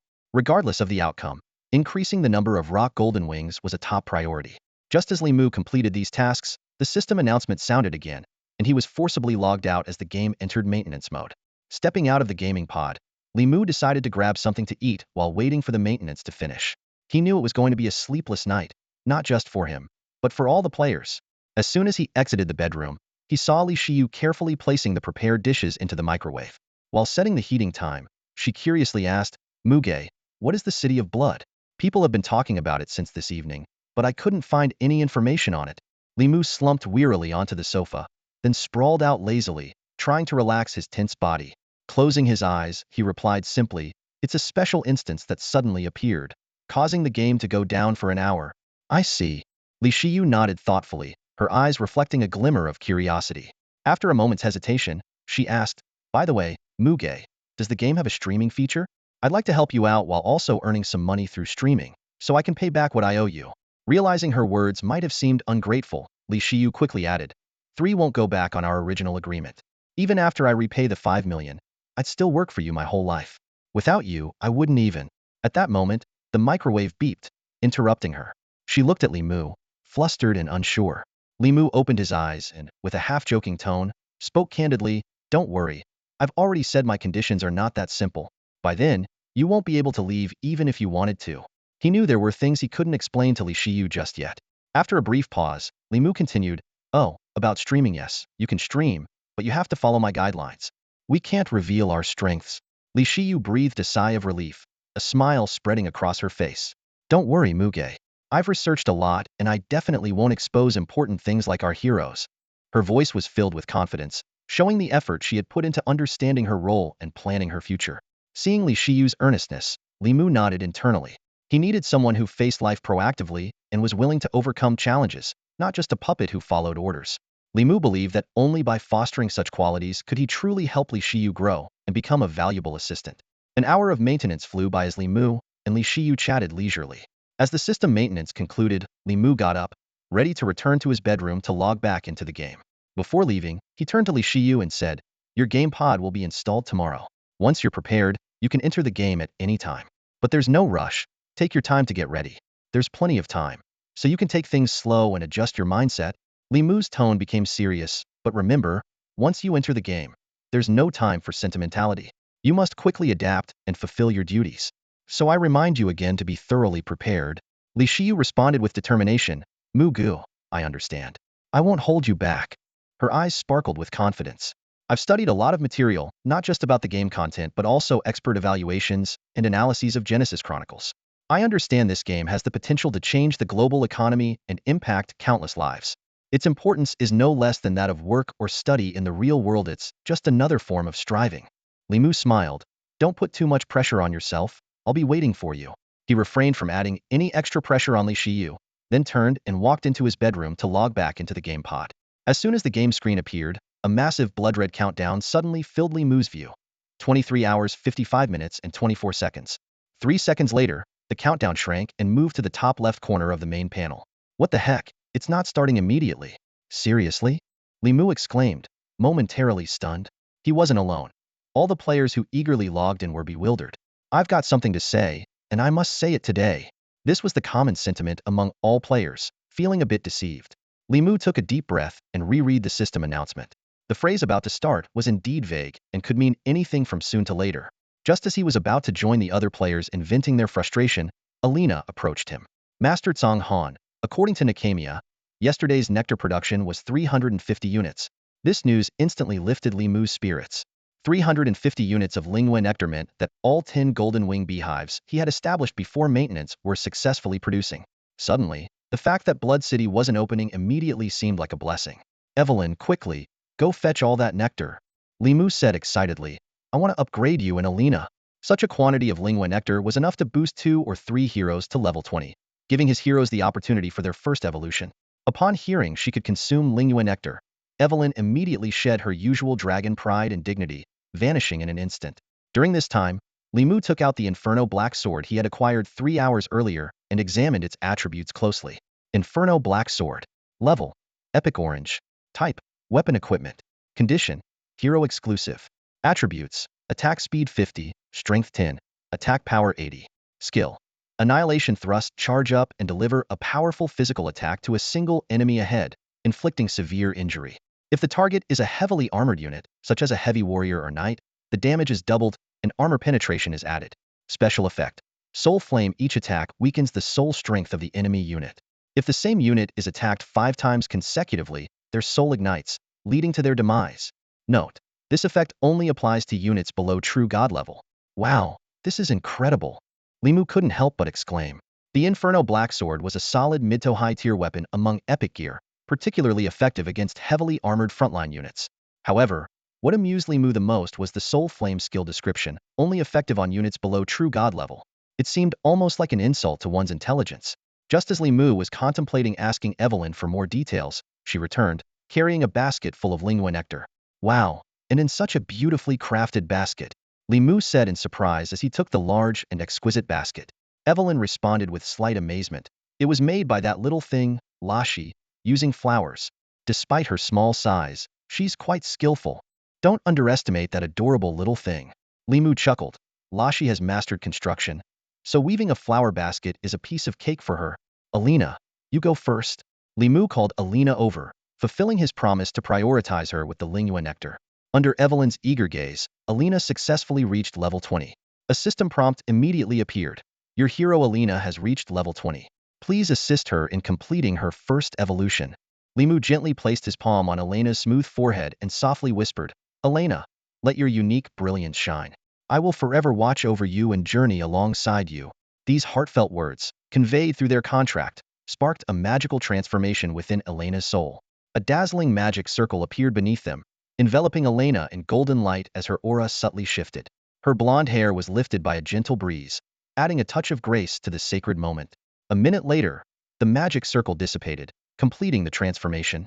While the scene was not ostentatious, it was captivating, for Elena's essence had undergone a profound metamorphosis. Li Mu quickly scanned Elena's new attributes: human female, tier 3 hero, advanced blue counselor, level 20, health, 2340, mana, 80, attack, 21, defense, 18, strength, 16, intelligence, 29, attack power, 44, defense power, 39, speed, 4. Her racial talent, Fate's Revelation, grants her a random attribute boost with each level up and a 10 increase in all attributes with each transformation. Her hero talent, Candid Insight, has a 0.5 chance to grant enlightenment when assisting in decisions, accumulating 10 layers to trigger a special world quest. Most exciting for Li Mu was the Precision Control Spirit Enhancement, allowing unlimited resource conversion at a 500-to-1 ratio. Li Mu was secretly delighted. Precision Control was the ability he had long awaited. Spirit enhancements are mechanisms to strengthen mid to low tier heroes by adding special skills to enhance their utility. This reflects the classic adage, there are no useless heroes, only unskilled players. Tears glistened in Elena's eyes as she respectfully said, Thank you for your kindness, Lord Kanghan. I have returned. She was deeply moved by Li Mu's acceptance and appreciation. Li Mu greeted her with a smile. Welcome back. For a hero, a perfect transformation is akin to rebirth. Evelyn, unable to contain herself any longer, eagerly poked her head out and asked, Lord Kanghan, can I eat now? Li Mu nodded in agreement. Go ahead, eat. He took out 50 spirit nectar, keeping 20 for emergencies, and distributed the remaining 30 among the other heroes, especially Elsa, who was watching intently. This allocation met everyone's needs while avoiding favoritism. Evelyn eagerly used magic to scoop up the remaining nectar and swallowed it in one gulp. Suddenly, an excited dragon roar echoed through the night sky, and a powerful presence filled the air. The system notified that Evelyn had reached level 20 and needed to undergo her first transformation. Turning to look, Li Mu was astonished. Evelyn's form had grown to 25 meters, surrounded by magical energy. Under the moonlight, her scales gleamed like precious jewels, as elements in the air joyfully gathered around her. Each scale emitted a pure light of a different element, creating a breathtaking sight. Evelyn lowered her head with urgency and reverence. Lord Kanghan, please bestow upon me the supreme glory. Li Mu placed his hand on the dragon scale on Evelyn's forehead and solemnly responded, Of course, my mighty hero, Evelyn. In an instant, the dragon's aura became overwhelming, leaving a profound impact. The dragon's might was overwhelming, sending flocks of birds scattering into the sky and transforming the once silent forest into a cacophony of chaos. Under the cover of night, Countless birds fled in panic, desperate to escape the lethal pressure. Yet, Evelyn was oblivious to it all, her excitement palpable as she roared and embraced her true nature. With a sudden motion, Evelyn spread her wings wide and soared into the night sky. The moonlight cascaded down like a waterfall, but her massive form eclipsed it. Li Mu watched in awe as a barely perceptible cracking sound resonated. Before his eyes, Evelyn's body rapidly expanded, transforming in an instant into an enormous creature over 50 meters long. Her wings dominated the sky, blocking out the moonlight and deepening the darkness of the night. "So big," Elsa exclaimed, glancing at herself before looking up at Evelyn, her voice filled with both awe and admiration. Elena, having just completed her own transformation, calmly added, "It's not just her size. Her aura is growing stronger too. Is this what a dragon is? Incredible." Her tone was steady, more of an objective observation, clearly past feeling inferior to others' strength. Lilith watched everything silently, her eyes now a deep crimson. Night was already her most restless time, and Evelyn's transformation only fueled her barely contained urge to hunt. Sensing Lilith's state, Li Mu turned to her and said, "Don't hold back, go ahead." He gestured for Bayana to join them. "Let Bayana go with you. Do you like using a one-handed sword?" Li Mu asked. "Yes, I do," Bayana replied promptly, though unsure of his intention. "Good," Li Mu said, handing her the infernal black sword. "Given your impressive performance earlier, I'm entrusting this sword to you." Bayana accepted it solemnly. "Thank you, Lord Songhan. I promise to cherish it." As a knight, the infernal black sword was a perfect fit for her. With her high mobility, her flying steed, and this sword, Bayana was destined to become a nightmare for enemy-heavy infantry. Li Mu suddenly realized that his heroes were quite unique. There were hardly any conventional heroes among them. They were all rather peculiar, but he didn't mind. Strength was all that mattered. Evelyn's transformation complete, she descended from the sky. The impact of her 50-meter form up close was indescribable. Unlike the bloated appearance of chromatic dragons, Evelyn's body was sleek and well-proportioned, truly deserving the title of Fairy Dragon. Li Mu carefully examined Evelyn's post-transformation attributes. Her base stats had significantly increased, her race-related traits slightly enhanced, and her innate skill of magic mastery had advanced to an intermediate level. The most notable change was in her magical capabilities. Her previous offensive spells had vanished, replaced by two new abilities, Magic Amplification and Queen of Magic. This transformation puzzled Li Mu. Unlike his other heroes, whose magic focused on clear offensive skills, Evelyn's magic had changed in nature. It was an unusual phenomenon, and he wasn't sure if this was a unique trait of the fairy dragon or a common occurrence for all high-ranking units or dragons upon their first transformation. Confronted with this unknown, Li Mu found himself deep in thought. Apart from the change in nature, the abilities of Magic Amplification and Magic Empress are truly astonishing.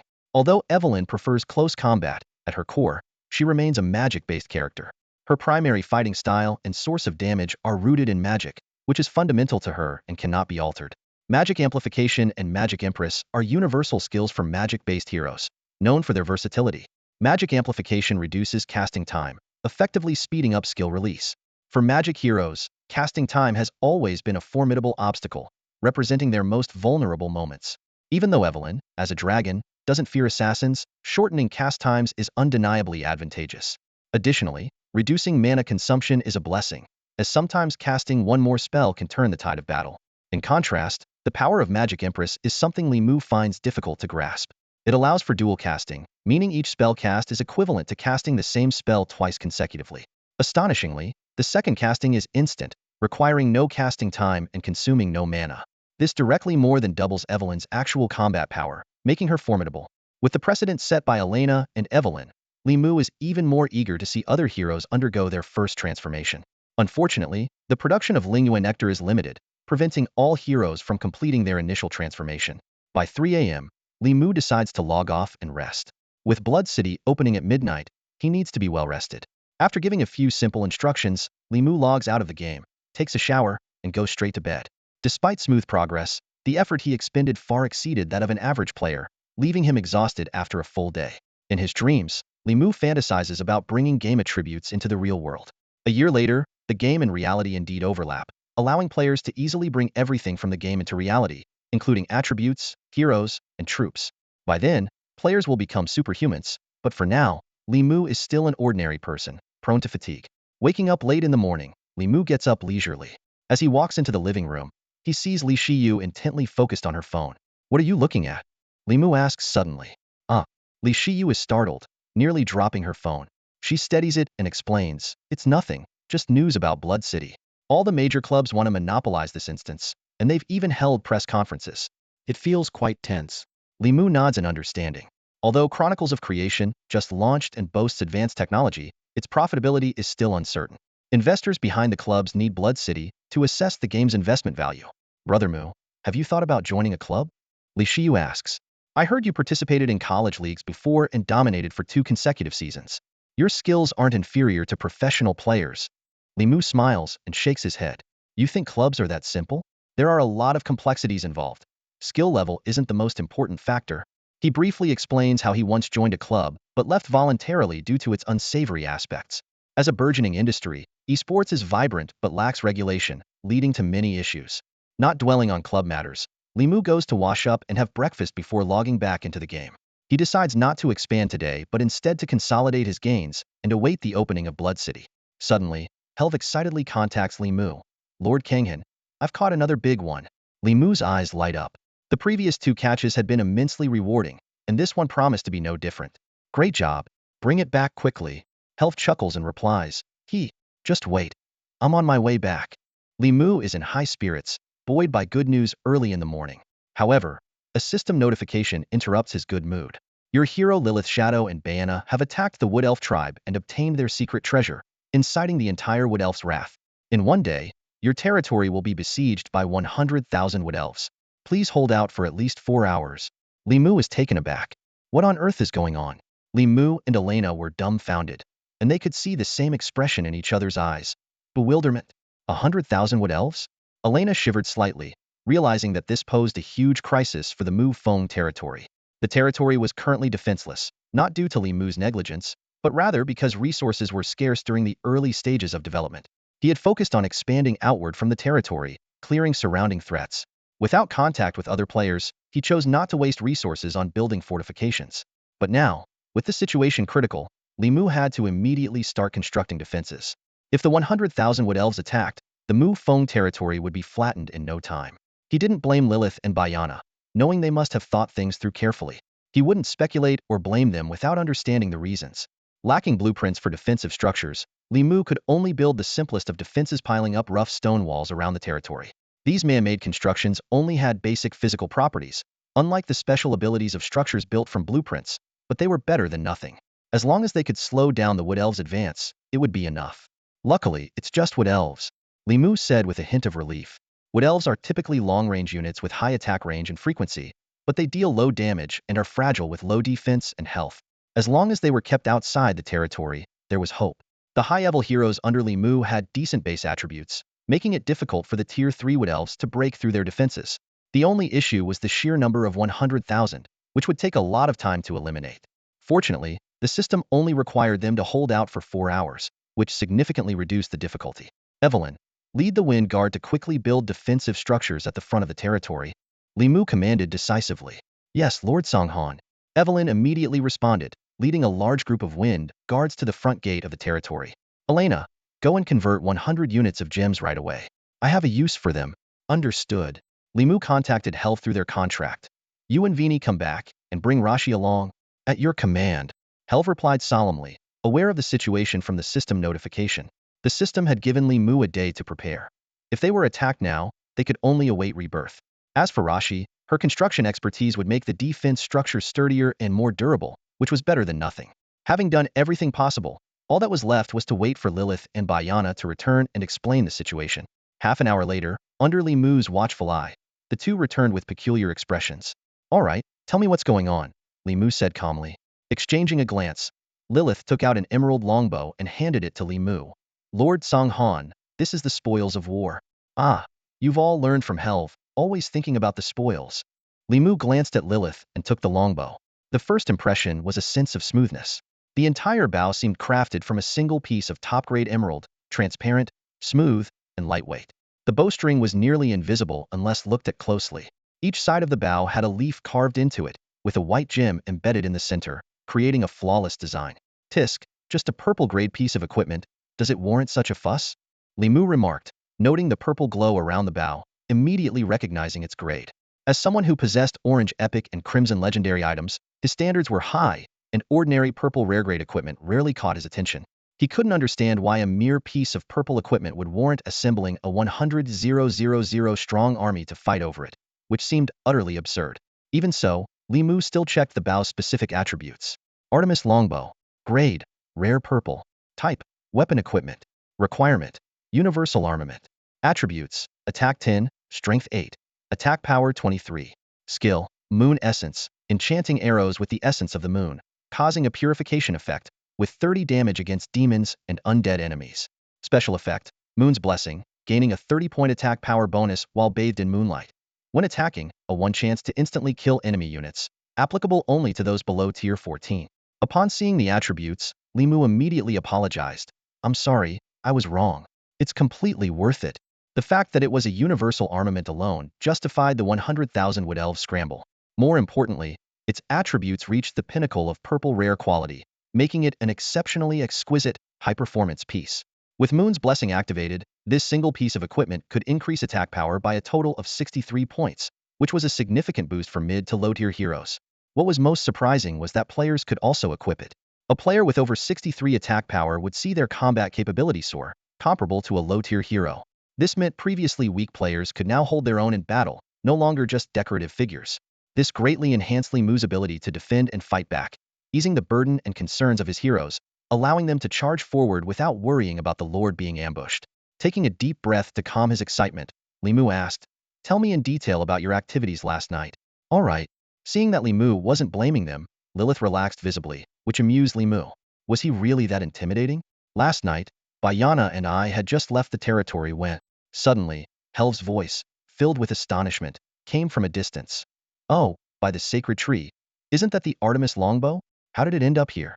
Herfu's emerald green eyes darted around as she eyed the Artemis longbow in Li Mu's hand. Her gaze was filled with curiosity and a trace of barely concealed schadenfreude. "This bow has quite a history," Herfu began, her voice tinged with pride. "It was once the prized treasure of the elven race, closely linked to the moon goddess we worship." Li Mu raised an eyebrow, clearly intrigued by the bow's origins. If it was such a treasure of the elves, how did it end up in the prime material plane? Herfu shrugged. "I don't know the specifics. It's been lost for nearly a millennium. Finding it here is truly unexpected." Li Mu examined the longbow thoughtfully. If it was a treasure, shouldn't it be of an artifact level? Why is it only of purple rare quality?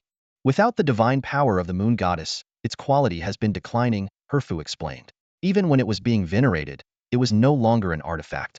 Without the elven holy tree and moon well in the prime material plane, its power diminished even faster. It's surprising it's maintained its purple rare quality." Li Mu's eyes lit up. "So, does that mean under the right conditions, it could return to its former glory?" "As far as I know, it requires the power of the elven holy tree," Herfu nodded. "But the holy tree is the lifeblood of our people. Obtaining it won't be easy." Li Mu nodded thoughtfully. Although the bow couldn't be restored to an artifact level now, the purple rare quality Artemis longbow was powerful enough to give him an edge in battle. At that moment, Li Mu remembered other matters he needed to address. He turned to Lilith, who was quietly waiting nearby. "Sorry for the interruption earlier. Please continue with what happened last night." Lilith briefly recounted their activities from the previous night. After listening, Li Mu praised their efforts highly and promised a reward. "This offer stands indefinitely," Li Mu added. "If you can't think of anything now, feel free to tell me later." Seeing the surprised expressions on Lilith and Bayana's faces, Li Mu nodded with satisfaction. He instructed them to assist Evelyn in setting up defensive structures, giving them time to consider their rewards. After Lilith and Bayana left, Alina couldn't help but admire, "Master Kanghan, your foresight is truly impressive." Li Mu chuckled. "They deserve it. Contributions should be rewarded, don't you think?" Just then, Herfu suddenly jumped in, clinging to Li Mu's arm and playfully demanding, "Master Kanghan, Vini and I want a reward too." Li Mu laughed. "We'll talk about rewards later. First, show me the big catch you mentioned." Herfu beamed and took out an exquisite wooden box from her bosom. "It's right here." With anticipation, Li Mu opened the box, and in an instant, a dim yellow light dazzled his eyes. Upon closer inspection, a diamond-shaped gem was embedded in the box, radiating an intense light. Li Mu exclaimed in delight, "Is this a Lingyan crystal?" With lightning speed, he grabbed the gem and examined it closely in his palm. Its orange-yellow glow was mesmerizing, and the diamond's interior was crystal clear, flawless, and naturally formed. Elena nodded in confirmation. "It is indeed a Lingyan crystal. It's quite unique and easily recognizable." Li Mu pondered. realizing that with the Lingyan crystal, he could upgrade the Eye of Truth, Luo Shi's mastery of construction, or Nakamiya's mastery of gathering. Each of these special skills had significant upgrade potential. He hesitated briefly, weighing which one to enhance. After a moment of consideration, Li Mu decided to prioritize upgrading Luo Shi's mastery of construction. With the impending siege by 100,000 Wood Elves, he needed to be prepared. Where's Luo Shi? Li Mu asked, looking around but not seeing her. Health turned a point behind Bayana, but was surprised. Huh, where's that little one gone? Lilith timidly replied. She was carried off by Elsa just as you entered the territory. Oh no, Health exclaimed, covering her face with concern that Luo Shi might be frightened. Li Mu rubbed his temples in resignation and summoned Elsa through their pact. In no time, Elsa came rushing over, her snow-white fur flowing in the wind. She stopped in front of Li Mu, lowered her head and asked, Lord Kanghan, what are your orders? Just as Li Mu was about to speak, he noticed Luo Shi sitting comfortably atop Elsa's head, enjoying a large piece of Lingyue honey. What? Weren't you two not getting along? Health was taken aback. Luo Shi, realizing everyone's gaze was on her, quickly explained, Elsa gave me her honey as an apology. As the Flower Fairy Queen, I think it's time to forgive her. After all, we're both heroes of Lord Kanghan and shouldn't fear each other. Li Mu curiously asked Elsa, what made you decide to apologize to Luo Shi? Apologize? It wasn't an apology, Elsa retorted. If Lilith hadn't said she didn't have any, I wouldn't have given her any. Li Mu secretly breathed a sigh of relief, glad that Luo Shi was no longer afraid of Elsa. He beckoned Luo Shi over and presented the Lingyan crystal. A system prompt appeared, asking for confirmation to upgrade. Confirm upgrade, Li Mu decisively chose. In an instant, the Lingyan crystal transformed into a golden light, enveloping Luo Shi's small figure. The light flowed like water, gradually absorbing into her body. The system confirmed the upgrade was successful, but provided no specific details. How do you feel? Li Mu asked. I don't know, Luo Shi replied, shrugging in confusion. Taking a deep breath to calm himself, Li Mu said, the Mufeng territory currently lacks defensive structures. Can you design one? Luo Shi pondered for a moment, then nodded. I can. I need a parchment. Elena quickly fetched a parchment and a quill. Luo Shi declined the quill, spreading the parchment in Li Mu's palm. A wondrous scene unfolded as words automatically appeared on the parchment. Moments later, Luo Shi announced with satisfaction, done. A system notification immediately followed. Your hero Luo Shi has successfully created the scroll of basic defensive tower. Hixiu Hixiu. Luo Shi clumsily rolled up the parchment, her awkwardness endearing. To gain more strength, her butterfly wings fluttered from time to time, evoking a sense of affection. Health covered her mouth in surprise. Is that it? She had expected a complex process, but it turned out to be so simple. Li Mu was equally stunned. He hadn't anticipated it being so easy either. Luo Shi nonchalantly said, what else? It's really simple. I can make as many of these as I want. She was completely unaware of her own abilities. Li Mu sighed inwardly. Truly a master of construction, her skills are extraordinary. He knew that anyone witnessing this would be rendered speechless. Li Mu gently stroked Luo Shi's silky hair and praised her. Very good. Then he turned to Elsa. Take Luo Shi outside the territory and help reinforce the defenses that Evelyn built. Elsa nodded absent-mindedly, clearly still amazed by Luo Shi's display. Blissfully unaware, Luo Shi flapped her wings and returned to Elsa's head, continuing to nibble on Lingyue honey. Elena quickly suggested, Master Kanghan, I think it's necessary to level up Luo Shi as soon as possible. She believed Luo Shi's performance was astonishing and deserved more investment. Currently, she was only at beginner-level construction mastery, but if she reached advanced, master, or even grandmaster level, her strength would be unimaginable. The system notification chimed, and Li Mu gained a layer of wisdom light, now totaling 2 layers. He was secretly pleased, listening to the system prompt while carrying a basic defense tower towards the edge of the territory. Li Mu carefully examined the attributes of the basic defense tower. Construction cost was 10,000 gold coins, 2,000 wood, 1,000 ore, 200 mercury, 100 crystals, and 10 gems. Its effects included a scouting function and the capability to launch wide-range arrow attacks on enemy units, with each arrow equivalent to a full-strength strike from a Tier 2 unit. Each wave consisted of 50 arrows, with a 30-second reload time. Monthly maintenance cost was 2,000 gold coins. After reviewing the attributes, Li Mu once again realized Luo Shi's importance. He hoped Luo Shi's first transformation would fortuitously enhance her construction mastery level. There are only 2 ways to upgrade innate skills, through spirit rock crystals or transformation. Transformation upgrades are random. With good luck, all innate skills might improve, or with bad luck, only one might. Li Mu decided to construct the defense towers. He built 5 on the front of the territory and 2 in each of the other 3 directions, totaling 11 towers. With these defense towers, Li Mu could finally feel at ease and even consider taking the initiative. At that moment, Elena informed Li Mu that she had completed the conversion of 100 units of gems. Li Mu planned to add 10 more deep shrubbery areas to recruit more forest wolves. With a wolf totem in the territory, Tier 3 forest wolves could be used as Tier 4 units, strong enough to overpower wood elves. The preparations were nearly complete, and the time had reached evening, with less than 6 hours remaining until the opening of the City of Blood. Suddenly, Li Mu's expression turned dazed as he experienced a vision. Navigating through a dense blood mist, a crimson castle loomed ahead, and when he looked up, a pair of possessive scarlet eyes were watching him, as if saying, "You can't escape. You are mine. Master Kanghan, you've finally arrived." A voice pulled Li Mu back to reality. Across the expanse of time, Li Mu locked eyes with a pair of mysterious eyes. In that instant, an inexplicable force surged through him, as if trying to pull his soul away.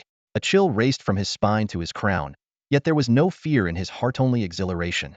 Every cell in his body seemed to be cheering, and a voice whispered in his ear, "Master Song Han, I can't wait to savor you." Suddenly, Li Mu snapped back to reality, the vision dissipating.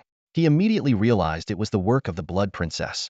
The strange sensation lingered in his body, prompting him to ponder the true power of the Blood Princess. Could she be at the 14th tier? Or even the 15th? But remembering that the Scarlet Duke was defeated by the Lich, Li Mu found it unlikely. Shaking his head, Li Mu decided not to speculate further. He turned his attention to inspecting the temporary defenses built by Evelyn. Although the stone walls were unsightly, after being reinforced by Lashi, their sturdiness was undeniable. Once satisfied with the inspection, Li Mu logged off to rest and recharge for the upcoming challenge. Over 5 hours later, Li Mu logged back in. The system announcement reminded him that the City of Blood was about to open, requiring players to designate their heroes and troops for battle. Li Mu faced a dilemma. Should he reveal the presence of Evelyn and Lilith? Considering his adversarial relationship with the Church of Light, he chose to keep these two as secret weapons. Ultimately, Li Mu selected Audrey, Monica, Elsa, and Helf as his heroes, and the troops included Shadow Wolves, Forest Wolves, Battlewind Guards, and Water Elemental Spirits. This combination ensured combat effectiveness while maintaining an element of surprise.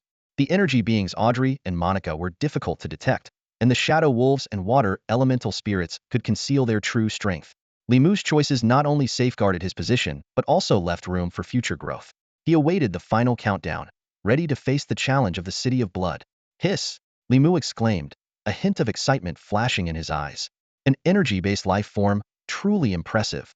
He suddenly realized that when it comes to concealing strength, energy-based life forms indeed have a significant advantage. No wonder they start at level 7. It all makes perfect sense now. At that moment, Evelyn strode forward confidently, her voice firm. "Lord Song Han, I want to go too." Her eyes sparkled with determination, clearly unwilling to miss out on this battle. Li Mu chuckled, spreading his arms wide in an exaggerated gesture. "You're a level 14 fairy dragon, a unique dragon at the pinnacle of all races.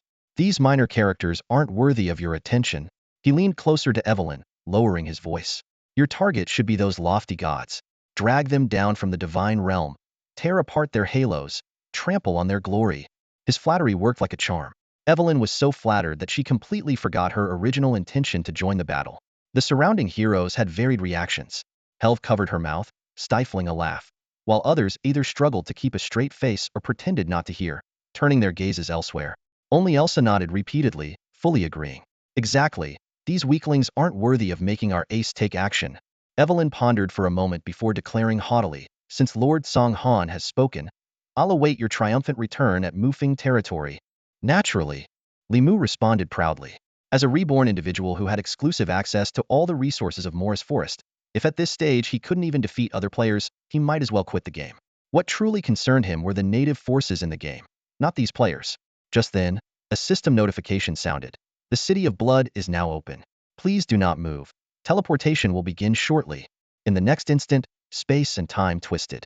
Li Mu, along with his designated heroes and troops, vanished from Mufeng territory. When they regained their senses, a cocky and arrogant voice echoed from afar. "Welcome to the City of Blood, trash." Li Mu looked around, taking in the sight of a crimson landscape. A sinister blood moon hung in the sky, with even the clouds tinged a vivid red. The air seemed heavy with the scent of blood. Around him, there were gasps and murmurs. "What is this place? Who is that? Oh my gosh, is that a giant white wolf? Incredible! Get lost!" Elsa roared, swatting a screaming person away with a single swipe. This sudden act of violence triggered a chain reaction, putting all 560 forest wolves brought by Li Mu on high alert. Howl! In an instant, every forest wolf threw back its head and howled. The long, low sound filled with menace and a thirst for blood. Their eyes glinted dangerously, muscles tensed, ready to leap at any threat. At Li Mu's command, these fierce creatures would attack without hesitation. A system notification suddenly chimed. Your hero Elsa has killed the player, kill you no negotiation. It was only then that Li Mu took note of his surroundings. The players were not clustered together but scattered across numerous small floating islands. Each island held about 100 players. This setup reminded Li Mu of the Battle Royale modes common in many games, nothing novel, but undeniably intense and exhilarating. Under such external pressure, players were forced into fierce combat with one another. However, Li Mu realized that on his floating island, aside from the player just killed by Elsa, there were no other players. Even more puzzling, the defeated player's hero and units vanished simultaneously, as if forcibly transported out of the City of Blood. While Li Mu was pondering this, the players on the surrounding islands began to chat animatedly.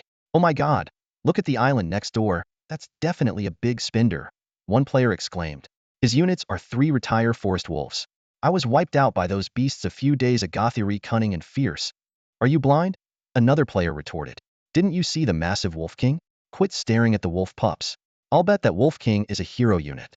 Damn, it's so cool. You're blind too, a third player chimed in. Look closely, there's an elf next to the Wolf King, and it's definitely higher than a 3 retire wood elf. It must be a height tier elf hero unit. Damn, is this what it means to be lucky? Someone said enviously. Why does he have so many units and 2 heroes? He must be cheating, right? That comment made the surrounding players inch away, looking at him with disdain. Dude, having a brain is a good thing, too bad you don't have one. Yeah, you should check out some basic info before you play. Don't make such a fool of yourself, it's embarrassing. Li Mu's presence had instantly sparked intense discussion among the surrounding islands. Elsa's massive form was hard to miss, and the wolves' earlier howling made it impossible to stay low-key. Turning to look, Li Mu almost laughed out loud. The players on the neighboring island were in a pitiful state. Their units were all centaur warriors, not only low-tier but also pitifully few in number. The most any player had was just over 50 centaurs, barely qualifying as the island's top player. As for hero units, none exceeded 3rd tier, and most were centaur heroes, with only 3 Toon-Tire apprentice knights. Centaurs, forever the unsung heroes, someone joked. In Chronicles of Genesis, they do all the dirty work and still get despised by players. It's a tragedy. Suddenly, another commotion erupted. Oh look, it's the Sky Emperor Club. Wow, old clubs really know how to make an entrance. I remember they won the gold at the last international esports tournament. They're strong. Li Mu's attention was drawn to the commotion. He muttered, so it's the Sky Pigs, huh? Sky Pigs was an industry nickname for the Sky Emperor Club, known for their management's notorious blunders and foolish decisions, shocking many both inside and outside the industry. Despite their ineptitude, they had a certain flair. Li Mu scanned their units and realized the club had invested heavily in Chronicles of Genesis. Their forces were all human units, from 1-Stire pikemen and spearmen to Toon-Tire long spearmen, guardian warriors, and apprentice knights. Human units weren't particularly powerful but were easy to recruit. As long as they were willing to spend money, they could easily recruit them in any human kingdom, making them ideal starter units for organized groups like clubs. Their units were diverse and numerous, with an estimated 2,000 to 3,000 in total. However, considering they were from the same guild with 9 players, it didn't amount to much per person. Both in quality and quantity, they couldn't compare to Li Mu's forces. The number of floating islands seemed endless. Most were occupied by solo players, with Sky Emperor as the only large guild present. After waiting a while longer, when most players had entered the instance, a blood-red light descended from the sky. A commanding voice announced the game rules. 1. Players who die will be kicked out of the instance along with their heroes and units. 2. Players whose hero dies or whose units are all destroyed will also be kicked out. 3. Death may result in a drop of resources. 4. Floating islands will randomly merge, and when only one player remains, they will merge again. 5. The Blood Princess will deploy units to expedite the elimination process. 6.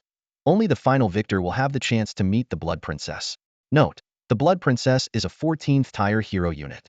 Those who meet her may have a chance to gain her favor and recruit her. So it really is a battle royale. Li Mu thought. These rules were typical of a battle royale, essentially a brutal elimination match. But he still couldn't grasp the purpose of these rules. The ultimate reward was just a meeting, but Li Mu could sense a contract already existed between him and the Blood Princess. Even if other players won, they had no chance of gaining her loyalty. Wasn't this all just a farce? As Li Mu pondered, a voice suddenly echoed in his mind. It was the mysterious Blood Princess. Of course it's not a farce, my lord. The Blood Princess's voice was lazy and enigmatic. My father lost a battle, and I was sealed here. To break the seal, a great deal of blood must be shed. That's why I arranged this blood festival. Are you satisfied? Li Mu gasped, re-evaluating the note on the rules, feeling as if his intelligence had been thoroughly outmatched. A 14th tier hero? What a joke. To toy with all players like this, how powerful must she be? Li Mu could hardly imagine. Are you really 14th tier? Li Mu couldn't help but ask. The Blood Princess didn't answer directly, but instead let out a lazy chuckle, her laughter filled with mystery and a hint of arrogance. Well, you'll just have to imagine. Oh, and do make sure to win, won't you? Otherwise, I'd be quite sad. And when I'm sad, I feel like drinking blood, especially yours, which is oh so sweet and tempting. Li Mu felt a burning sensation at his neck, making him laugh despite himself. He couldn't believe his own hero had set her sights on him. I will always admire your valiant presence, eagerly awaiting your performance, Lord Kanghan. Upon hearing the Blood Princess's words, Li Mu silently decided not to hold back any longer. As a lord, meeting the expectations of his heroes is a wise choice. The Blood Princess's voice thundered across the sky. Struggle all you want, you wretches. Her condescending tone did not anger the players. Instead, it sparked an excited cheer. Oh wow, that voice, that attitude. I'm thrilled. Insult me some more. One player shouted excitedly. Li Mu frowned at this scene, and Elsa asked curiously, Lord Kanghan, have they lost their minds? Aren't they offended? Just as Hulf was about to explain, Li Mu quickly coughed to interrupt her, preventing the conversation from derailing. He simply told Elsa, people have all sorts of personalities. Some might like it. It's normal, don't worry about it. But inwardly, he thought the Blood Princess's character was indeed quite appealing. At that moment, the floating islands began to move, signaling the imminent start of the first chaotic battle. Li Mu's island collided with another, merging into one, though the area didn't expand. Damn, we have such bad luck. We ran into a big shot right away. The opposing players exclaimed. Someone suggested retreating, but it was quickly dismissed. A voice encouraged, he's just one person. There are over 100 of us. If we work together, we might stand a chance. The Blood Princess sneered. Oh, do the ants dare challenge the lion's majesty? Lord Kanghan, I suggest you grant them eternal fear, so they understand that the strong are not to be provoked. Li Mu detected the mockery and glee in her tone, thinking that the Blood Princess was indeed the most arrogant and malevolent hero under his command. Yet, he didn't mind. He rather enjoyed it. In that case, attack. Li Mu ordered decisively. The forest wolves surged forward, unleashing their wild instincts. The opposing players, finally realizing the situation, hastily formed ranks, but their centaur warriors were no match for the forest wolves empowered by the wolf totem. Run. These beasts are too strong. The enemy's morale collapsed instantly. The sound of claws tearing into flesh was incessant, blood splattered, and the crimson moon appeared even more sinister. The heavy scent of blood filled Li Mu's nostrils, momentarily transporting him back to memories of his past life. Li Mu exhaled a breath of stale air, his eyes calmly sweeping over the dismembered limbs before him. To him, such scenes were already a common sight. Compared to the brutal battles he had experienced in his previous life, this was nothing, barely even an appetizer. Ha ha ha, as expected from my lord. So ruthless in your methods, just the way I like it. The Blood Princess's voice rang out again, full of delight. Li Mu didn't respond, instead focusing on the loot the forest wolves had gathered. Coins clinked, mercury flowed like quicksilver, and crystals shimmered enticingly in the sunlight. 384 gold coins, 2 units of mercury, 3 units of crystal, not bad. He nodded in satisfaction, sweeping the resources into his backpack with a wave of his hand. Although each haul was small, Li Mu understood well that in this world teeming with players, small gains would eventually accumulate into a significant fortune. He keenly noticed that this world differed from the main plane. Here, bodies weren't refreshed by the system. They continued to bleed until the last drop dried up, turning to ash and drifting away on the wind. The blood seeped into the floating island soil, then rose slowly as a blood mist toward the crimson moon hanging high above. This process was slow and subtle, and if not for Li Mu's swift battle pace and ample free time to observe, he might have missed this delicate transformation. Could this be the Blood Princess's doing? Is she sealed within the blood moon? Li Mu speculated silently, gazing up at the unusually bright blood moon. Indeed, I am sealed within the blood moon. The Blood Princess's voice suddenly echoed. Your sharp intuition, Master Tsang Han, truly impresses me. In contrast, these wretches are utterly incompetent. They haven't even finished their battle yet. It seems I must give them a little push, humph. Before her words had fully settled, a swarm of dark figures shot out from the blood moon, descending menacingly toward the battlefield. Clearly, the Blood Princess was deeply dissatisfied with the other players' combat efficiency and was prepared to intervene personally to hasten the battle's progress. Under Li Mu's watchful eyes, a small speck appeared in his vision, growing larger as it approached. He squinted, a slight grin forming at the corners of his mouth. Ah, a 7th-tier vampire. They're in trouble. Emerging from the Blood Moon were mid-tier undead units vampires. These creatures boasted a growth potential of up to tier 4. 7th-tier vampires, 8th-tier vampire counts, 9th-tier vampire marquises, and ultimately, 10th-tier vampire princes. Li Mu chuckled inwardly, puzzled by the jump from marquis to prince, but he didn't dwell on it. Though not as prestigious as the 9th-tier Dark Knights, vampires remained a powerful force in the undead faction. They were particularly popular during the transition from mid to late game, ranking second in desirability. Many players were captivated by their stunning yet sinister appearance, like carefully wrapped poppies hiding a deadly poison beneath their flamboyant exterior. Hundreds of vampires swooped down, filling the battlefield with a chorus of screams. Apart from Li Mu, a freak, few players could withstand their relentless onslaught. The Blood Princess reveled in the scene, sighing contentedly, "Ah, what a beautiful symphony. It's a shame there's no wine to accompany it, truly a pity." Her spirits lifted with the cacophony of anguished cries. Li Mu couldn't resist teasing. "Has anyone ever told you that you have a rather nasty personality?" "No, because they wouldn't dare." The Blood Princess replied nonchalantly, then countered, "Do you dislike my personality?" "Not really, just couldn't help but comment." Li Mu chuckled. "I didn't realize you had a taste for the macabre. Pointing out a lady's flaws in her presence is hardly gentlemanly." The Blood Princess playfully rebuked. Li Mu's lips curled into a smile as he responded casually, "Well, I'm sorry to say, I've never considered myself a gentleman." Despite her wicked nature, conversing with the Blood Princess was intriguing, offering a unique sense of novelty. "Actually, I despise hypocritical gentlemen." The Blood Princess laughed. "It seems we get along well, my esteemed lord." As they chatted, another floating island drifted toward Li Mu's position. Only one person remained on this island, clearly the victor of 2 previous battles. The player, named Lu Feng Yuanxing, turned pale upon seeing Li Mu and cried out in terror, "Brother Cang Han, I surrender. I surrender. Let's make a deal. Don't kill me. You can kill my hero and troops instead. I'll trade you 5,000 gold coins. What do you say? It's a win-win." "Pathetic." Elsa erupted in fury, baring her teeth and glaring menacingly, eager to tear Lu Feng Yuanxing apart. Li Mu gently patted her shoulder, signaling her to stay calm. Helva averted her gaze, seemingly afraid of being tainted. Even Audrey and Monica, who were bound to Li Mu, conveyed clear disdain. Lu Feng Yuanxing's words had evidently angered everyone, even his own Tier 2 Centaur chief hero. This hero, who had been standing resolute, spear in hand, ready to die in battle, now shifted his hooves anxiously, refusing to look back at his lord in fear of further despair. Li Mu shook his head. He had encountered many players like this in his previous life, but Lu Feng Yuanxing was the first in this one. From the perspective of an ordinary player, his selfishness was understandable. After all, player death not only resulted in the loss of resources and experience, but also inflicted a degree of pain. In the well-established virtual reality game Chronicles of Creation, the pain synchronization was set to 5 of real-life sensations. Although this value was conservative, ensuring that even fatal injuries wouldn't cause someone to faint from pain, most players still preferred to avoid it. They sought the joy of gaming, rejecting all negative experiences, including injury and death. As a reborn player, Li Mu understood the deeper significance of this pain. It was the system's last gesture of compassion toward players, a subtle reminder to take the game seriously and be genuinely invested. Unfortunately, no player, including Li Mu, could truly grasp this. As the floating islands trembled and merged, Lu Feng Yuanxing grew increasingly anxious. "So, Brother Cang Han, have you considered it?" He didn't want to die. Absolutely not. Facing Lu Feng Yuanxing's pleading gaze, Li Mu merely sneered, "I refuse. Everyone, listen up, kill them all. Leave no one alive."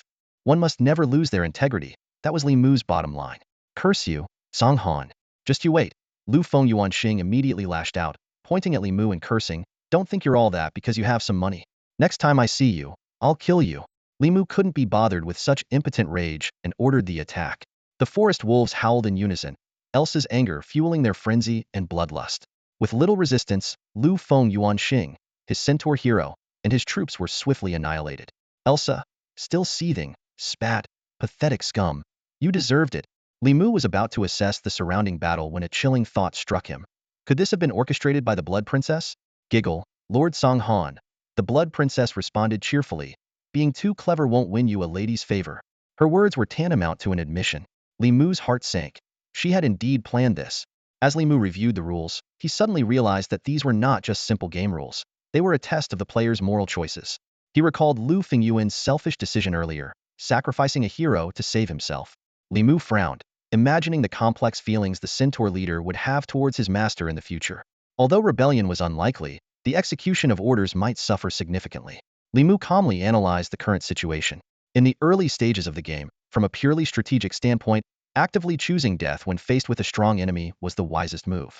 At this stage, players had limited resources and low levels, making the cost of death negligible. A small fee could revive them in the main city. In contrast, heroes and troops were the truly valuable resources. As long as the player perished, their forces could safely withdraw from the instance.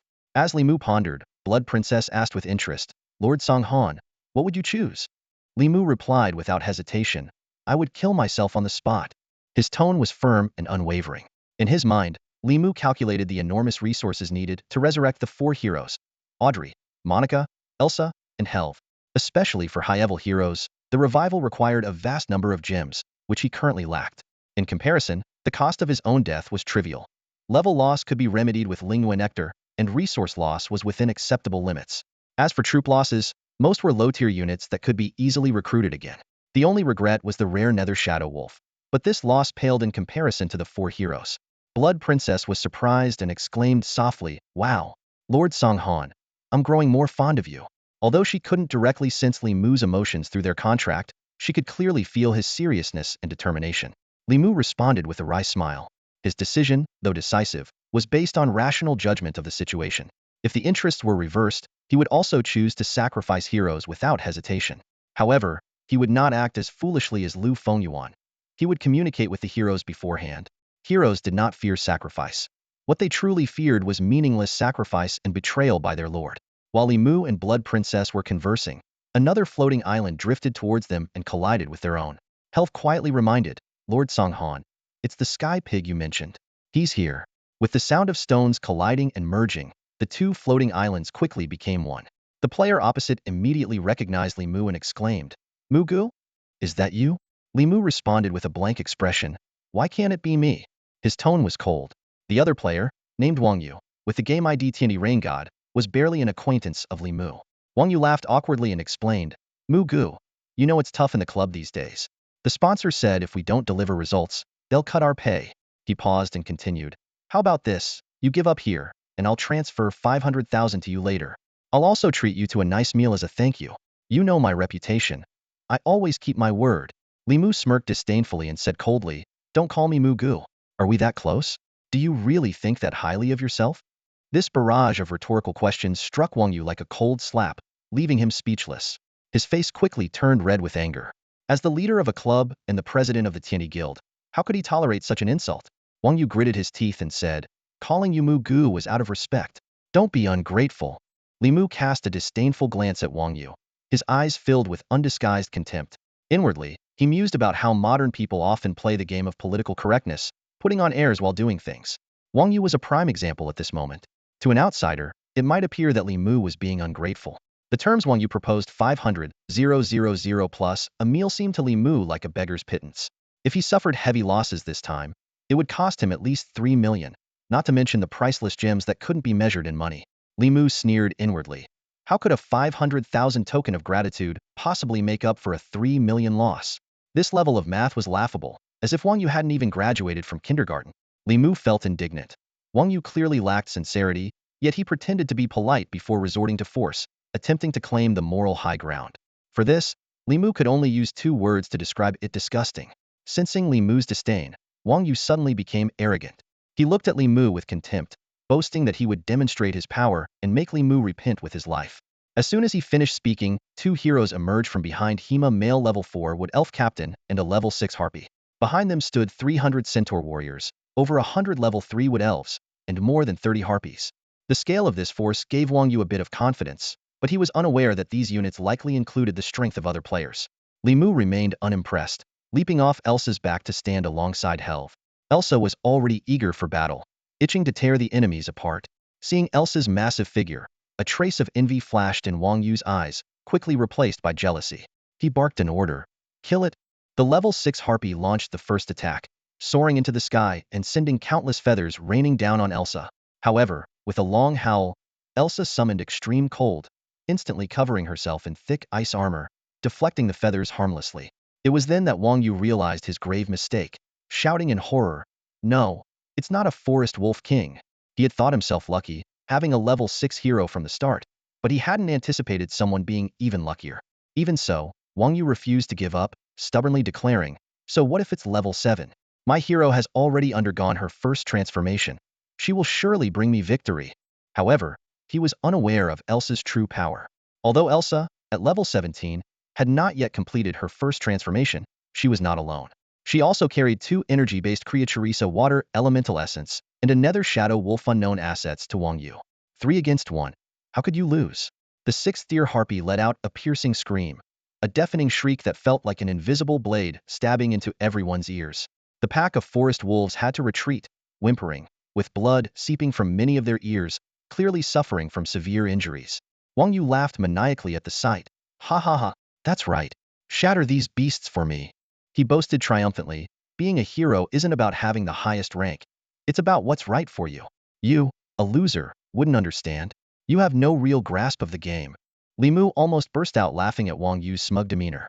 At that moment, the exaggerated laughter of the Blood Princess echoed in his mind. "Hee hee, Master Song Han. Where did you find this clown? What a performance. It's hilarious." Li Mu thought to himself, since when did people start competing over who gets to laugh? Ignoring the Blood Princess's taunts, he turned to Elsa and commanded, "All right, enough playing around. Let's finish this." Upon receiving the order, Elsa gently shook her body, shedding the remaining feathers, and let out another howl. In an instant, extreme cold descended. A fierce blizzard swept in, carrying a flurry of snowflakes and enveloping the entire floating island with overwhelming force. Simultaneously, the water elementals quickly healed the forest wolves' injuries. The water elements in the air instantly froze into frost, adding to the biting chill. This sudden blizzard mercilessly engulfed Wang Yu, his heroes, and his troops. Moments later, the blizzard subsided. On the battlefield, aside from Li Mu's forces, all that remained were ice sculptures. A gentle breeze blew through, causing the sculptures to collapse, shattering into countless red ice shards that scattered everywhere. The system notification chimed in. "Your hero Elsa has slain player Tian Diyushan." Just as Li Mu was about to conclude the battle, the Blood Princess suddenly suggested, "Master Song Han, don't you find this a bit dull? Let's do something more entertaining." Without a doubt, the Blood Princess is stirring up trouble again. Her voice suddenly echoed in everyone's ears, announcing a new rule. Any adventurer with 2 or more heroes who orders one to commit suicide will be put on hold, unable to return to the battle until all adventurers with only 1 hero are eliminated. Li Mu's eye twitched, and he thought to himself, "Now that's a ruthless move." He quickly realized that the Blood Princess's tactic wasn't just about killing. It was about breaking spirits. If a player chose to preserve their strength this way, they'd face discord among their heroes. The hero ordered to die would never trust their master again, effectively rendering that hero useless. Worse yet, other heroes witnessing such a fate would inevitably think, "If it's him today, it could be me tomorrow." This form of death was a tremendous insult to heroes, a stain on their honor. It not only trampled their dignity but also utterly destroyed it. From then on, that hero would never rise again. When players and heroes no longer act as one, the hero's significance to the player plummets, becoming little more than a slightly stronger soldier who will never betray them. Li Mu mused, "This is a vicious trap. But surely no player would willingly fall into it, right?" However, reality proved Li Mu wrong once again, as he underestimated both the player's ruthlessness and the allure of a level 14 hero. Nearly 20 players had already commanded their heroes to commit suicide. Even though earning an audience with the Blood Princess didn't guarantee her favor, they still made the most misguided choice. The Blood Princess then turned her attention to Li Mu, asking if he wanted to give it a try. Li Mu flatly refused. "No way. Jumping into a trap knowingly? I'm not that stupid. Besides, my strength is more than enough. No matter how many players come, I can crush them. No need for such tactics." The Blood Princess immediately lost interest, as Li Mu didn't entertain her jest. 3 hours later, Li Mu remained calm and composed. During this time, he had defeated countless players, collecting nearly 100,000 gold coins, over 1,000 units of both mercury and crystals, and 328 gems. The number of players had dwindled to single digits, leaving only 8 remaining. Li Mu surveyed the area and recognized them all. They were familiar faces from established clubs. These were clubs whose influence had waned over the years and now ranked lower in standings. The stronger clubs hadn't yet entered the new game. Chronicles of Genesis, focusing instead on their old games. Only these fringe clubs, struggling for survival, had thrown everything into the new game, hoping to regain their popularity. Li Mu didn't care about any of this. He just wanted to eliminate the remaining 7 players and meet the Blood Princess to uncover her mystery himself. I'm tired of this, so to speed things up, why don't you all come at me together and let's settle this once and for all?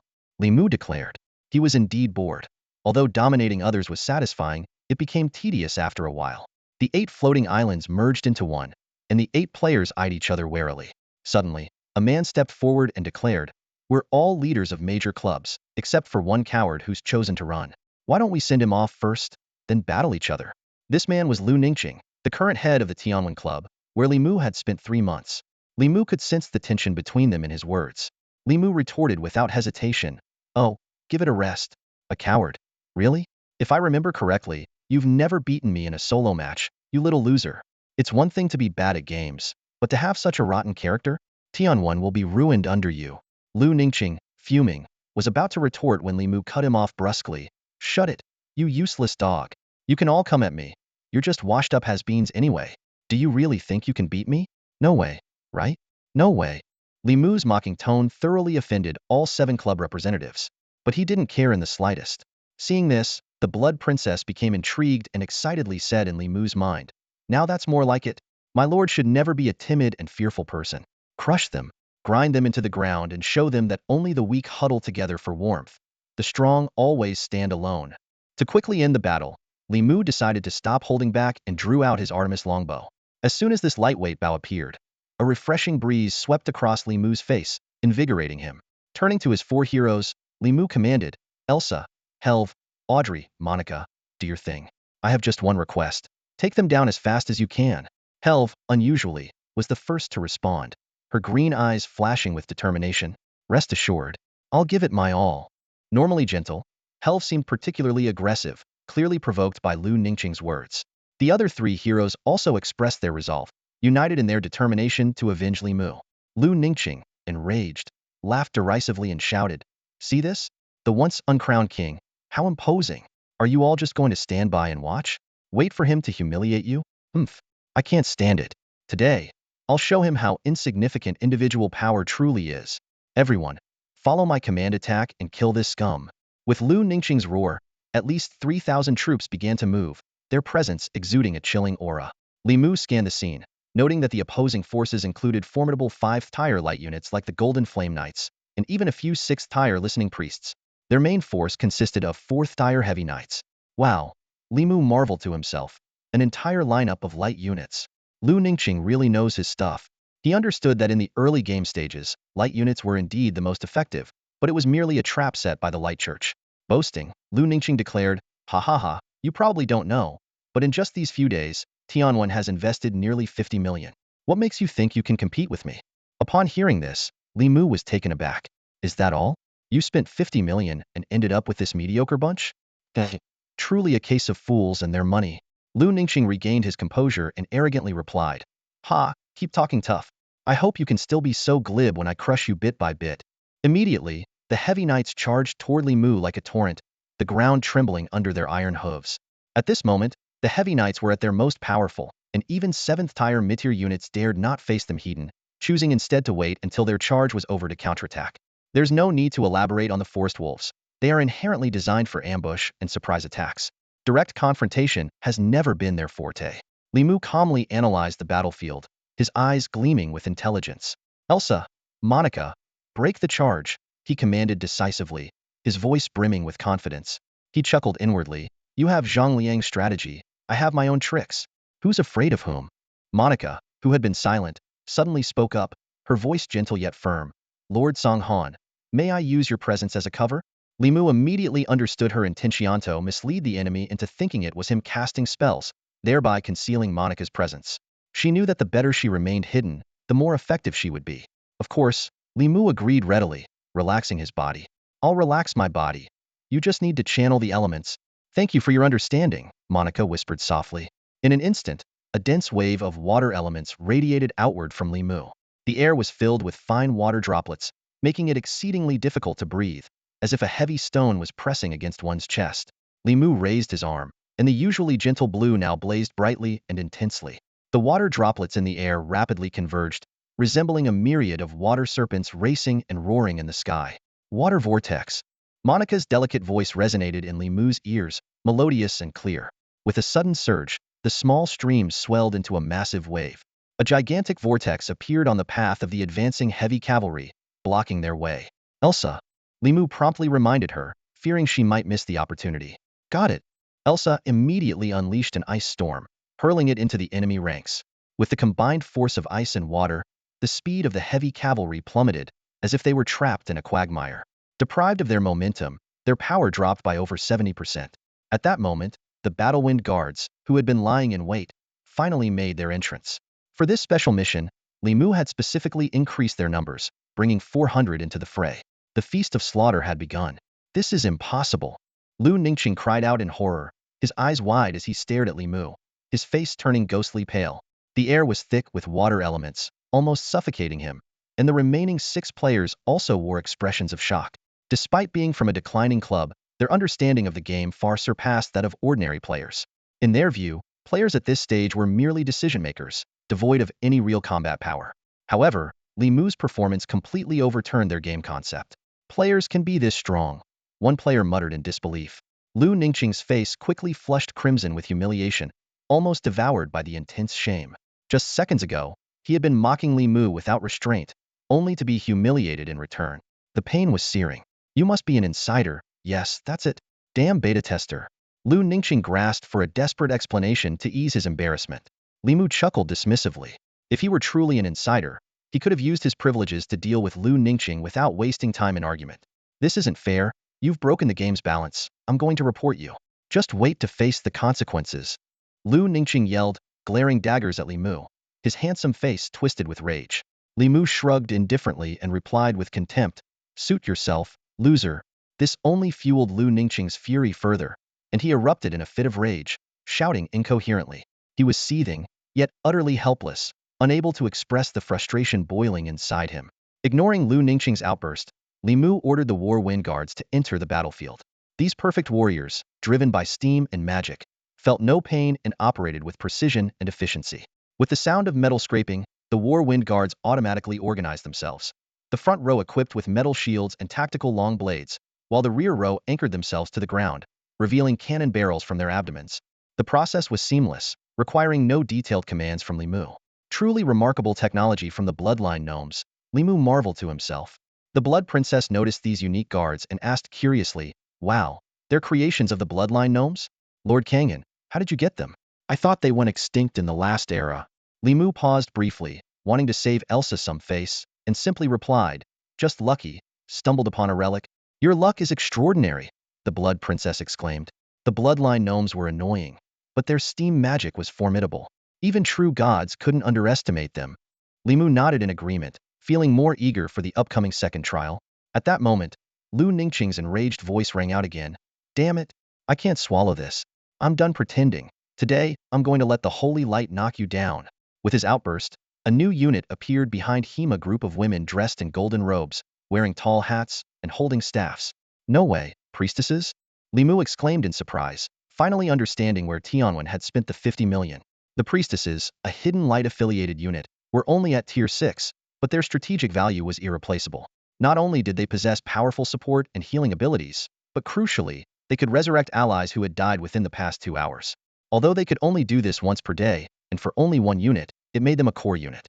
Li Mu pondered silently, wondering where Lu Ningqing had managed to acquire a unit comparable to a super-weakened version of the Healing Angel. Given the practices of the Church of Light, it's nearly impossible for players to acquire a priestess unit. Within the nations aligned with the light, priestesses hold an exalted status, comparable even to high-tier units. Such a rare class would never easily fall into the hands of players unless the Pope of Light had a death wish to meet his deity sooner. The idea seems utterly absurd. Yet, the appearance of the priestesses was undeniably astonishing.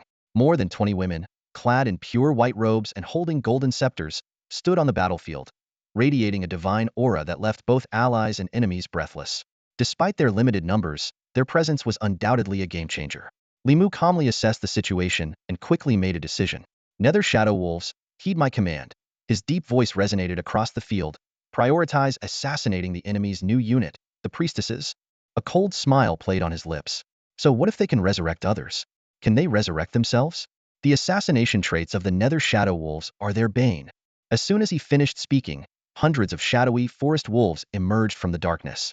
They moved like phantoms, easily bypassing the cumbersome heavy cavalry and charging straight towards the priestesses. Lu Ningqing was prepared for this. He had deliberately deployed the priestesses to lure the enemy into making rash decisions.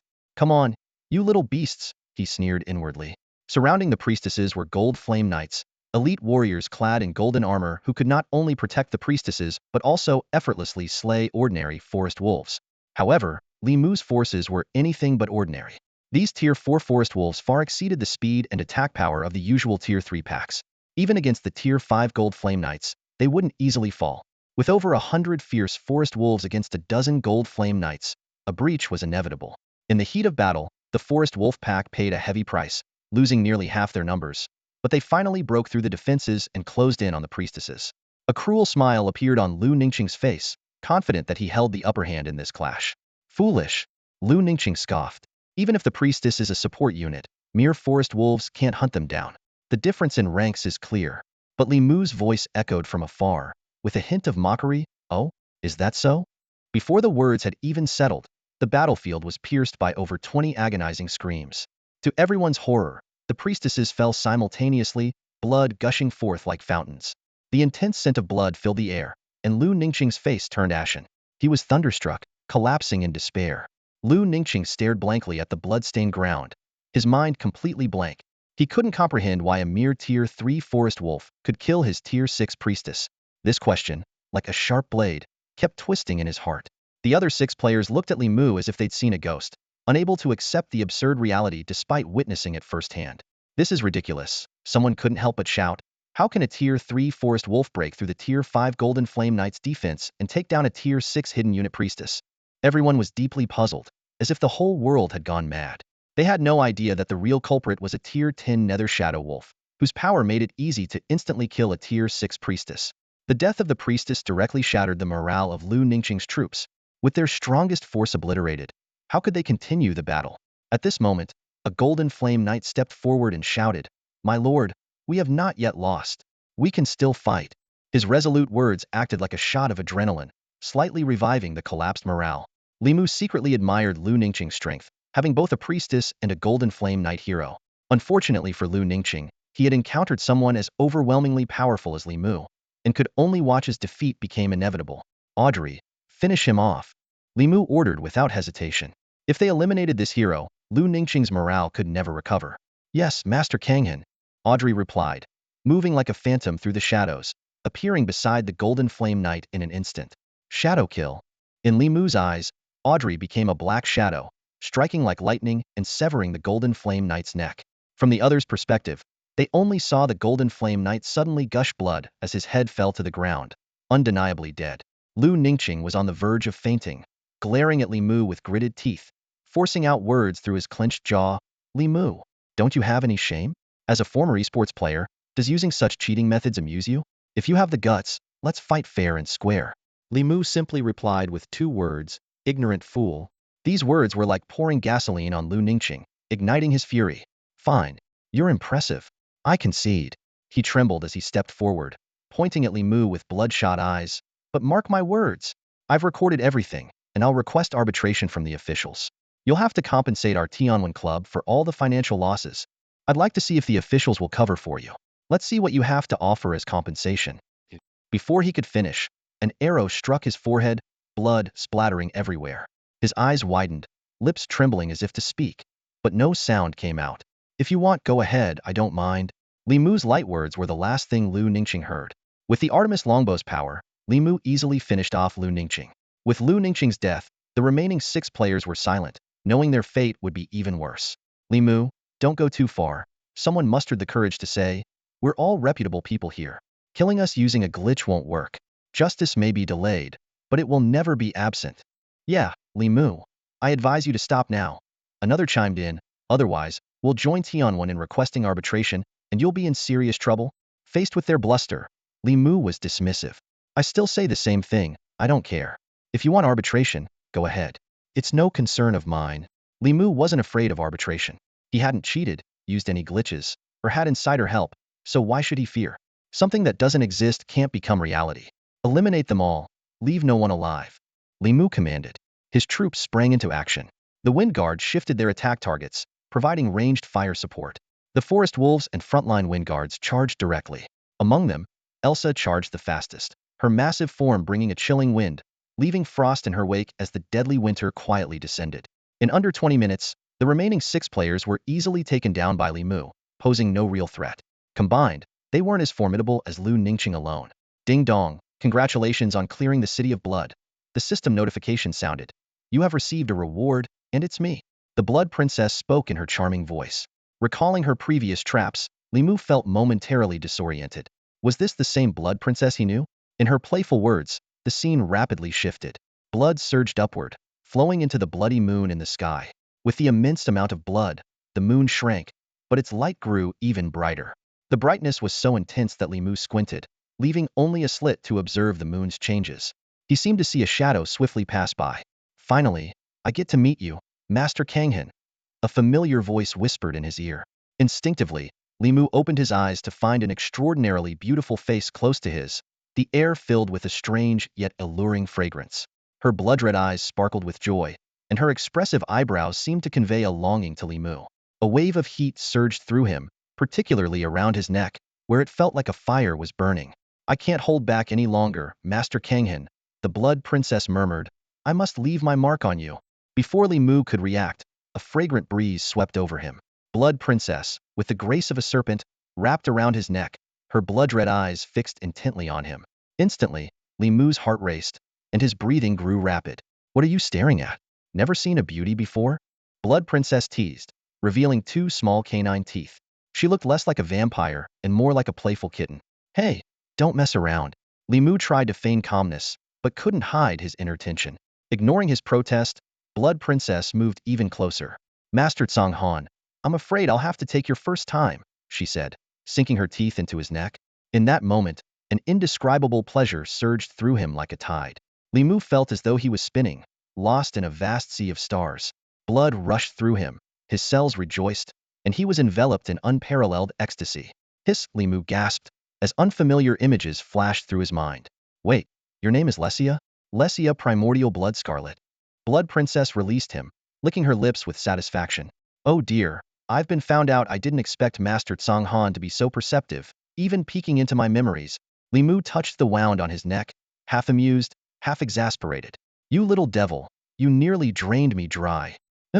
Can't help it if Master Tsang Han is so delicious, Lesia blinked. Care for another round? I promise it'll be heavenly. Stop right there.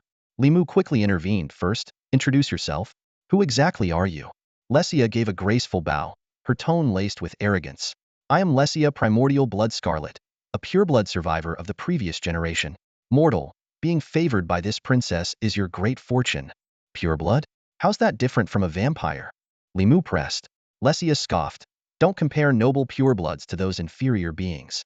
Vampires are merely our servants, insignificant as dust. Li Mu pondered. Then do you know the progenitor in the graveyard? Sorry, can't recall. Lesia shrugged. Just got unsealed. My mind's still a bit fuzzy. Li Mu nodded, opting to pull up Lesia's stats panel. When he saw the intimidating figures, he couldn't help but gasp. My god, tier 14? 12,000 HP? What kind of monster is this? Li Mu exclaimed. Lesia lifted her chin proudly, impressed by this princess's power. Aren't you? Want to kneel and worship me? Li Mu rolled his eyes. Don't get full of yourself. But those abilities are impressive, especially that Blood Moon Descent. It's a real game changer. Of course, this princess is. All right. Li Mu cut off her self-praise. Since you're so powerful, you better work hard from now on. No slacking. Lesia blinked, suddenly leaning close to Li Mu's ear. As you wish, my dear master, but next time. Can I bite somewhere else? Li Mu blushed, quickly pushing away the shameless Blood Princess. It seemed the days ahead were going to be lively. Li Mu repeatedly examined Lesia's attribute panel.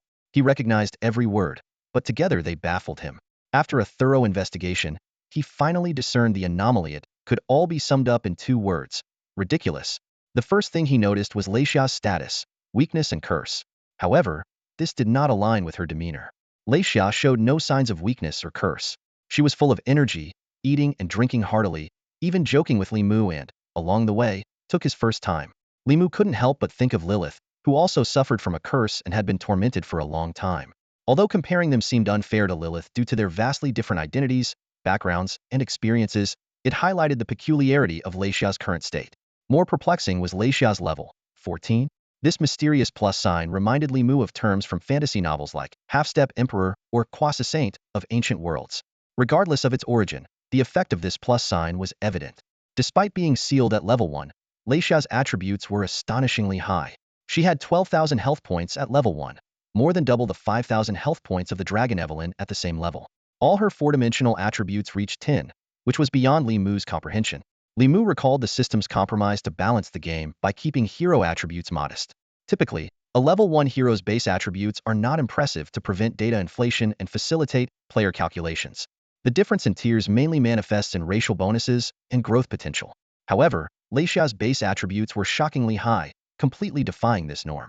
As the Blood Princess, Leixia's racial bonuses, heroic talents, and magic were all blood-related. Her core skill, Blood Bloom, positioned her as an invincible presence in team battles. This skill granted her lifesteal and bloodthirst effects when attacking, allowing her to infinitely regenerate health, increase maximum health, and boost attack power during combat.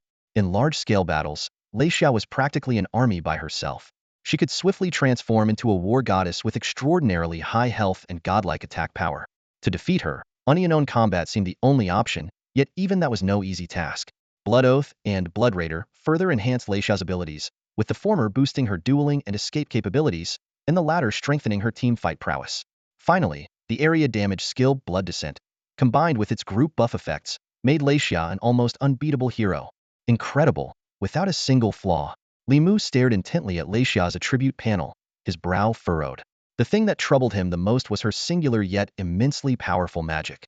The effect of this magic was intimidating, somewhat akin to the Tsukuyomi of a certain clan, but even more formidable. It could directly pull enemy units into a mental space, causing irreversible damage to their souls. Li Mu couldn't help but shiver at the thought of being struck by such magic. Even if one were lucky enough to escape, they'd be left practically crippled. The lethal nature of soul wounds speaks for itself. However, what puzzled Li Mu even more was the latter part of the magic's description. Not only could it protect the souls of allied units, but it also reduced resurrection resources by 80. This feature inevitably made Li Mu think of Vini, another of his powerful teammates. Could there be a vendetta between Leixia and Vini? Li Mu pondered to himself. Otherwise, why does this magic align so well with Vini's traits? Vini, as a 13th tier Crimson Sovereign, possessed the racial skill Life After Death. This skill allowed her to grant significant boosts to all allies upon her death, a power not to be underestimated. But previously, this skill was almost useless because Vini's resurrection cost was so exorbitant that it would drive Li Mu to despair. Now, the situation seemed to have taken a turn. Although Li Mu still didn't want Vini to sacrifice herself, in the face of formidable foes, this combination might serve as a trump card. Li Mu calculated silently, considering this strategy only as a last resort. As Li Mu was engrossed in contemplating the newfound power, the system suddenly broadcast an announcement. The special instance Blood City has concluded perfectly. Thank you to all players for participating. Li Mu was still absorbed in the splendor of Leixia's attributes, completely unaware that his name had, for certain reasons, sparked a worldwide uproar. To be precise, he had become infamous across the globe. Ignoring the outside noise, Li Mu was filled with questions, urgently needing to vent. Although he had just said he wouldn't press further, he knew that some questions could only be answered by Lexia herself. Lexia, what's the deal with your rank? And what about the weakness and curse? Li Mu asked, looking directly at Lexia. After waiting for a while without getting a response, Li Mu looked up and met Lexia's gaze. It was a look filled with desire, followed by a confident smile from Lexia. Weakness? Just what it sounds like. I haven't had enough to eat, Lexia replied nonchalantly. Li Mu felt a sense of empathy, as if he were under the watchful eye of a top predator. The repeated testing of his limits on the edge of danger made him feel both excited and nervous, his heart pounding. If you're willing to be that generous every day, I think I'll recover quickly, Lexia continued, her tone teasing. Li Mu chuckled inwardly, feeling as if he had become Lexia's long-term meal ticket. As a lord and player, he feigned seriousness in his response. I'll have to think about that. In reality, Li Mu knew that Lexia had already replaced Yuanlin as the strongest hero under his command. If she could shake off her weakened state, her power would surely soar. To enhance his strength, what was a little sacrifice for a lord? Of course, Li Mu would never admit that the process of being drained of blood was actually quite pleasant. And what about the curse? Li Mu pressed on. Lexia explained, there's nothing I can do about it. The curse placed by the Ash Duke hasn't been fully lifted. Once it's completely cleared, I'll be back to my full strength. Beneath the true gods, I'm invincible. Li Mu was impressed by Lexia's confidence and dominance. Her words implied that at her peak, she was at the 15th rank, at the top of her class. However, Li Mu still had some concerns. The Ash Duke was clearly not someone to be underestimated, with powers likely surpassing those of a true god.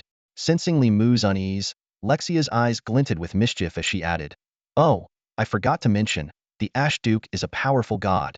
"What? A powerful god? What's that?" Li Mu was bewildered, faced with yet another unfamiliar concept. Lexia patiently explained, "You should know that the main plane has many deities. There are 3 types of deities in total. The second type is the authority gods, like the wolf god and spider god you've encountered before. The last type is the powerful gods. Their domains are much stronger, like the elemental gods of light, darkness, wind, fire, water, and earth. The moon god worshipped by the elves is also one of them." Li Mu had an epiphany, as if a new world had opened up before him. He couldn't help but ask, "What is the Ash Duke's domain?" Lexia's lips curved slightly, seemingly enjoying Li Mu's curious yet anxious expression, and then she slowly revealed the answer, "Eternity." Li Mu drew a sharp breath, his eyelids twitching. He hadn't expected such a conceptual domain, far more formidable than elemental domains.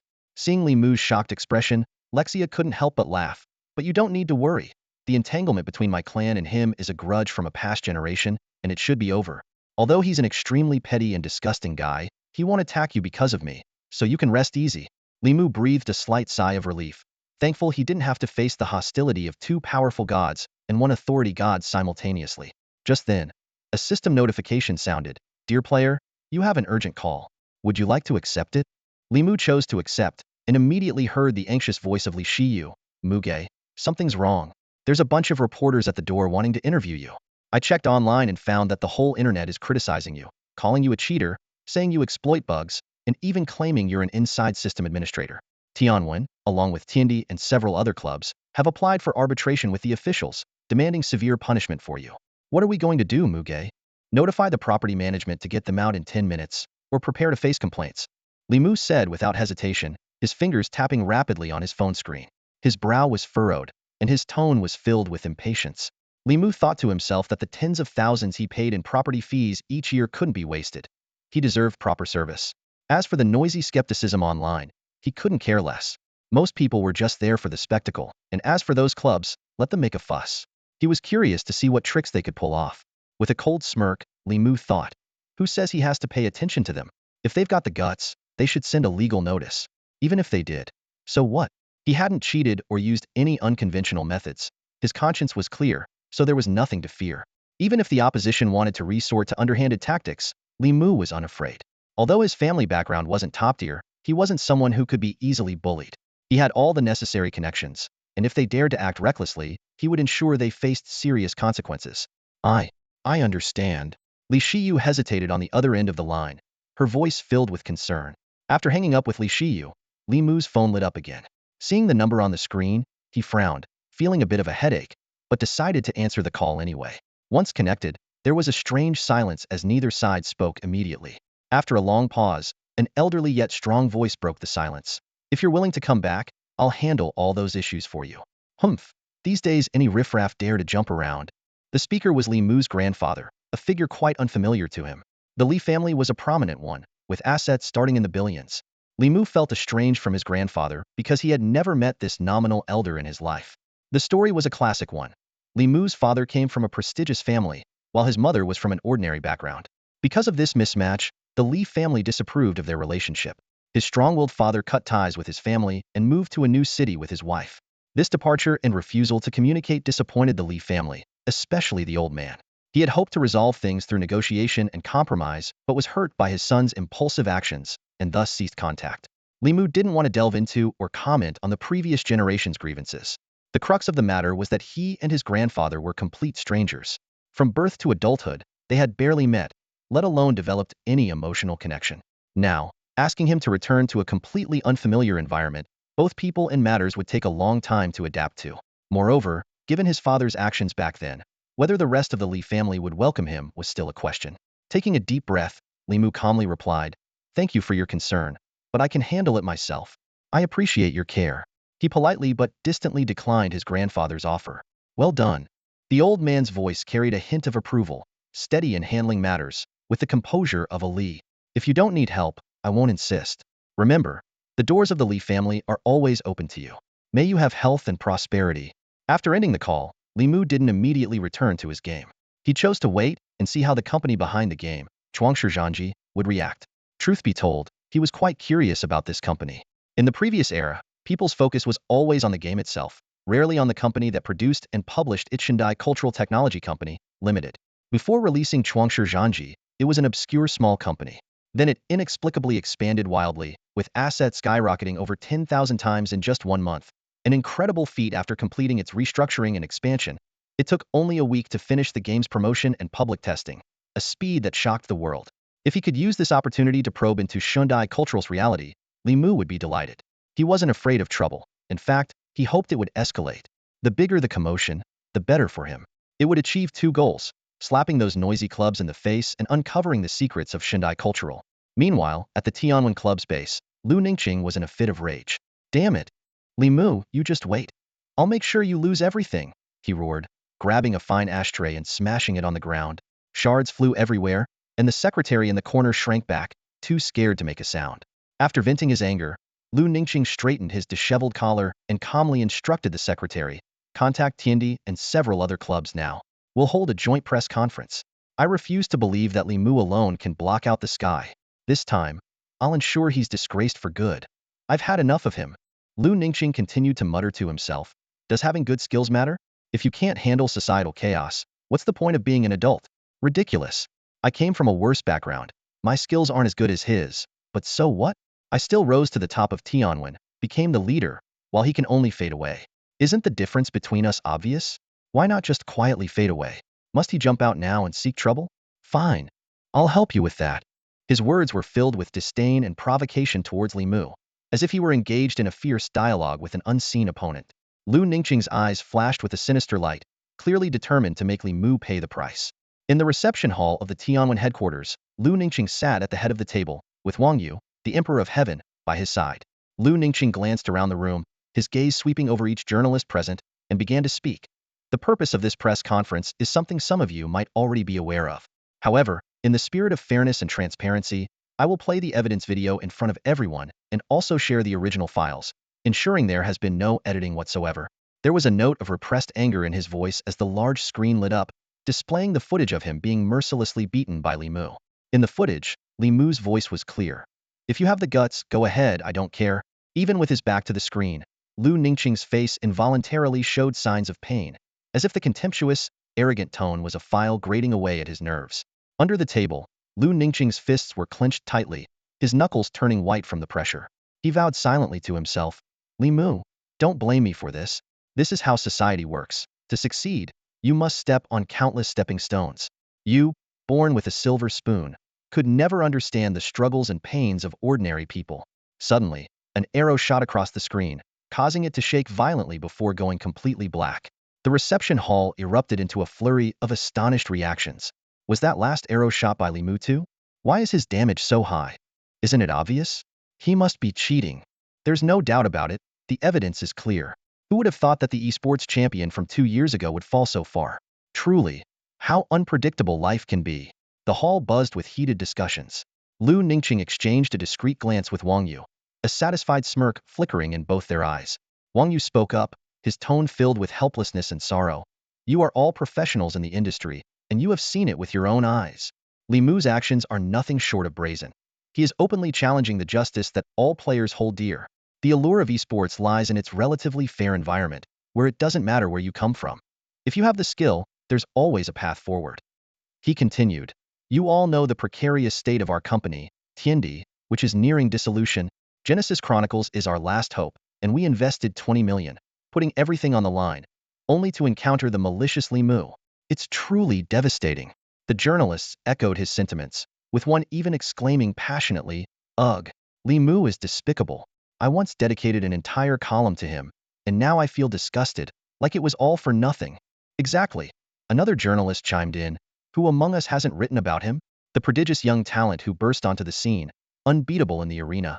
Charismatic Off Itwo could have imagined he'd stray onto such a crooked path as time went on. It's truly heartbreaking.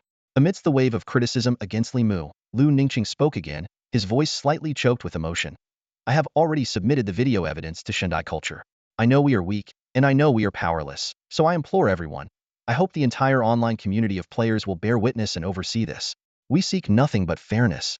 We want justice for ourselves, and a clear sky for countless players. As he finished, Lu Ningqing's eyes were red-rimmed, his face etched with deep sorrow, as if bearing an immense grievance. Yet he was determined not to let these negative emotions affect others. The atmosphere in the reception hall grew even more solemn, with all eyes focused on this seemingly wronged yet resilient individual. To be honest, it's a shame he's not an actor. It would be a waste of his talent. The incident involving Li Mu caused a massive stir online. 6 or 7 clubs joined forces to voice their concerns, questioning the actions of this independent player. Some mocked. Is this what you call being outnumbered and helpless? They accused these clubs of blatantly lying, openly expressing their disdain for their shamelessness. However, the situation looked quite different to other players. They saw Lu Ningqing being mercilessly crushed and defeated by Li Mu. Their sympathy ran wild, as if they were possessed by a saintly spirit, reducing their rational thinking to zero. Driven by emotion, objective facts no longer mattered. All these players wanted to do was take to their keyboards and voice what they believed was justice. They transformed into a generation of keyboard warriors, upholding righteousness and justice, navigating the digital world with excitement. For a time, posts and news about Li Mu flooded the internet like falling snowflakes. Major media outlets featured him on their front pages, and he dominated trending lists from top to bottom. Even his past achievements were dug up and used as ammunition against him. But what was Li Mu doing amidst all this chaos? Amidst the clamor, Li Mu had just returned to Mufeng territory, ready to assess his gains. Suddenly, a gentle female voice came from the system. Honorable Tsang Han, I am the operations manager from Shandai Culture and Technology Corporation. I'd like to discuss something with you. May I have a few minutes of your time? Li Mu had been eager to connect with someone from Shandai Culture, so he wasn't about to miss this opportunity. Certainly, he replied succinctly. The operations manager continued, First, I must state that all your in-game earnings are legitimate, with no anomalies. Secondly, I'm here to discuss matters with you, not to unilaterally inform you. So please don't misunderstand. You have all the rights you are entitled to. Li Mu nodded, indicating he understood. The manager went on to explain the details. As you're probably aware of the current situation, in the interest of fairness and to address ordinary players' concerns, could you disclose the specific attributes of the Artemis longbow? Of course, the board has decided to offer you additional compensation. Regarding the troop issues, the company will provide a reasonable explanation to players without revealing your personal information. Would you agree to this solution? Li Mu responded without hesitation, I refuse. For Li Mu, this was a matter of principle. He thought to himself, are you kidding me? What does this have to do with compensation? Why should I explain anything to ordinary players? This has nothing to do with me. On this issue, Li Mu would not budge an inch. Li Mu decisively rejected the operations manager's request, his firm tone leaving the manager momentarily stunned. Nevertheless, the manager, being highly professional, quickly regained composure and politely asked Li Mu to at least listen to their compensation proposal. No need. Li Mu bluntly refused. I won't accept any form of compensation, he scoffed internally. Even if it were a divine-level compensation. So what? Given the authority of Shandai Culture, the most they could offer was some real-world money. He recalled the broken artifact the wolf god Karnina reluctantly granted and couldn't help but find Shandai Culture's compensation laughable. Equipment below artifact level offered limited enhancement to him now. More importantly, publicly revealing the attributes of the Artemis longbow would be tantamount to announcing to everyone that Li Mu was scared and had backed down. That would be an unwise move. If he set this precedent, would he have to reveal something every time a similar situation arose in the future? Li Mu's unwavering stance once again caught the operations manager off guard, leaving her prepared arguments stuck in her throat. Since my gains aren't in question, Li Mu took the offensive, questioning, why should I reveal the attributes of the Artemis longbow? You say it's for fairness? But I haven't violated fairness myself, so is this fair to me? I ask you, what exactly is fairness? Who decides that? This barrage of questions left the operations manager speechless. She opened her mouth but realized that anything she said would only give Li Mu more opportunities to press further. At that moment, a busy tone suddenly interrupted, followed by a new voice. We apologize for the unpleasant gaming experience. We will compensate you with 300,000 gold coins as an apology, and the previous proposal will be immediately voided. Sorry for the inconvenience. We will handle this matter carefully and ensure the fair rights of every player, including you. We wish you an enjoyable gaming experience. The speaker's rapid delivery was followed by a quick hang-up, as if fearing Li Mu might continue to pursue the issue. Li Mu raised an eyebrow in disdain. To be honest, he was somewhat disappointed with Shandai Culture. Their handling suggested that most employees were oblivious to the truth. Whether the higher-ups knew the real secrets of Chronicles of Genesis, Li Mu couldn't be sure, as today's contact was merely with middle management. It seems the impact wasn't big enough. Li Mu thought to himself, bunch of incompetents. I overestimated you. Although the outcome wasn't as expected, Li Mu didn't lose out. He gained 300,000 gold coins for free and promptly recharged his account with the 7 million in his bank, bringing his in-game gold to 9.09 million. This amount was sufficient for half a month's development needs, though other resources couldn't be easily exchanged for gold. Li Mu contacted Li Shiyu through the gaming pod to inquire about the situation with reporters outside. Li Shiyu informed him that the reporters had been driven away by the property management, but Tianwen had just broadcast a press conference, and the entire internet was demanding fairness for all players. No worries, the people from Shundai Culture have already reached out to me. It's not a big issue, Li Mu casually replied. Really? That's great. Li Shiyu exclaimed with joy, clearly unaware of how Li Mu had just forced the officials to retreat. But, I had no idea you were this strong, Mu. Especially that big wolf king. So cool. Li Shiyu recalled the scene she had witnessed, genuinely impressed. Not bad. If she knew you praised her like that, she'd be pleased. Li Mu responded with a smile, then instructed, keep an eye on the official handling and the movements of those from Tianwen for me. Don't worry, Mu. I'll get in touch with you immediately if anything comes up. Li Shiyu, now not only Li Mu's little caretaker, but also his part-time assistant, was proving to be quite versatile. All right. Li Mu acknowledged, then hung up the phone and returned to focusing on his affairs. With a tough battle looming in a few hours, Li Mu seized the moment to expand his army using the resources he had captured. He decisively added 300 wind guard soldiers, constructed 10 deep shrubbery, and recruited 280 forest wolves. The battle at the City of Blood had made him acutely aware of the powerful bonus the wolf totem provided to wolf-type units.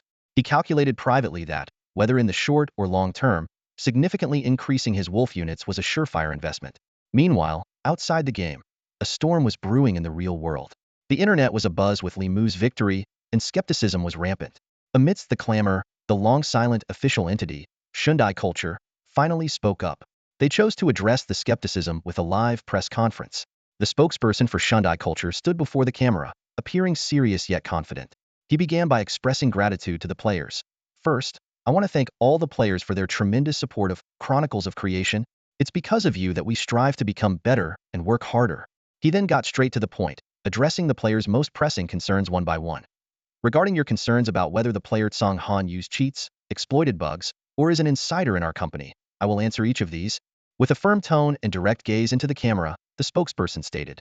To conclude, all of Tsong Han's in-game achievements are legitimate and effective. He did not use any unconventional means. Everything was earned through his own efforts. He did not cheat, did not exploit bugs, and is certainly not an insider of our company. To substantiate his claims, the spokesperson began presenting a series of evidence. Here is our company's full employee roster, including cleaning staff and a small list of beta testers, along with social security and public fund contribution records. Please review them. On the screen, documents flashed by quickly, with each page clearly visible. Shundai Culture's preparation was evidently thorough, employing a strategy similar to Lu Ninking's by presenting irrefutable evidence up front. The spokesperson continued. We solemnly promise that there are no bugs in Chronicles of Creation. If any are found, we will reward 100 million for a submitted bug, and 1 billion for a loophole, with no upper limit. He then addressed the clubs that had applied for arbitration, his tone turning stern. Here is our response to the clubs that applied for arbitration. As the official authority, we declare your applications invalid. You should examine why you lost to an individual player despite your numbers and capital. Shouldn't you feel ashamed? What grounds do you have to question others? Raising his voice, he continued. If such incidents occur again, do not rush to question others. Look at yourselves first.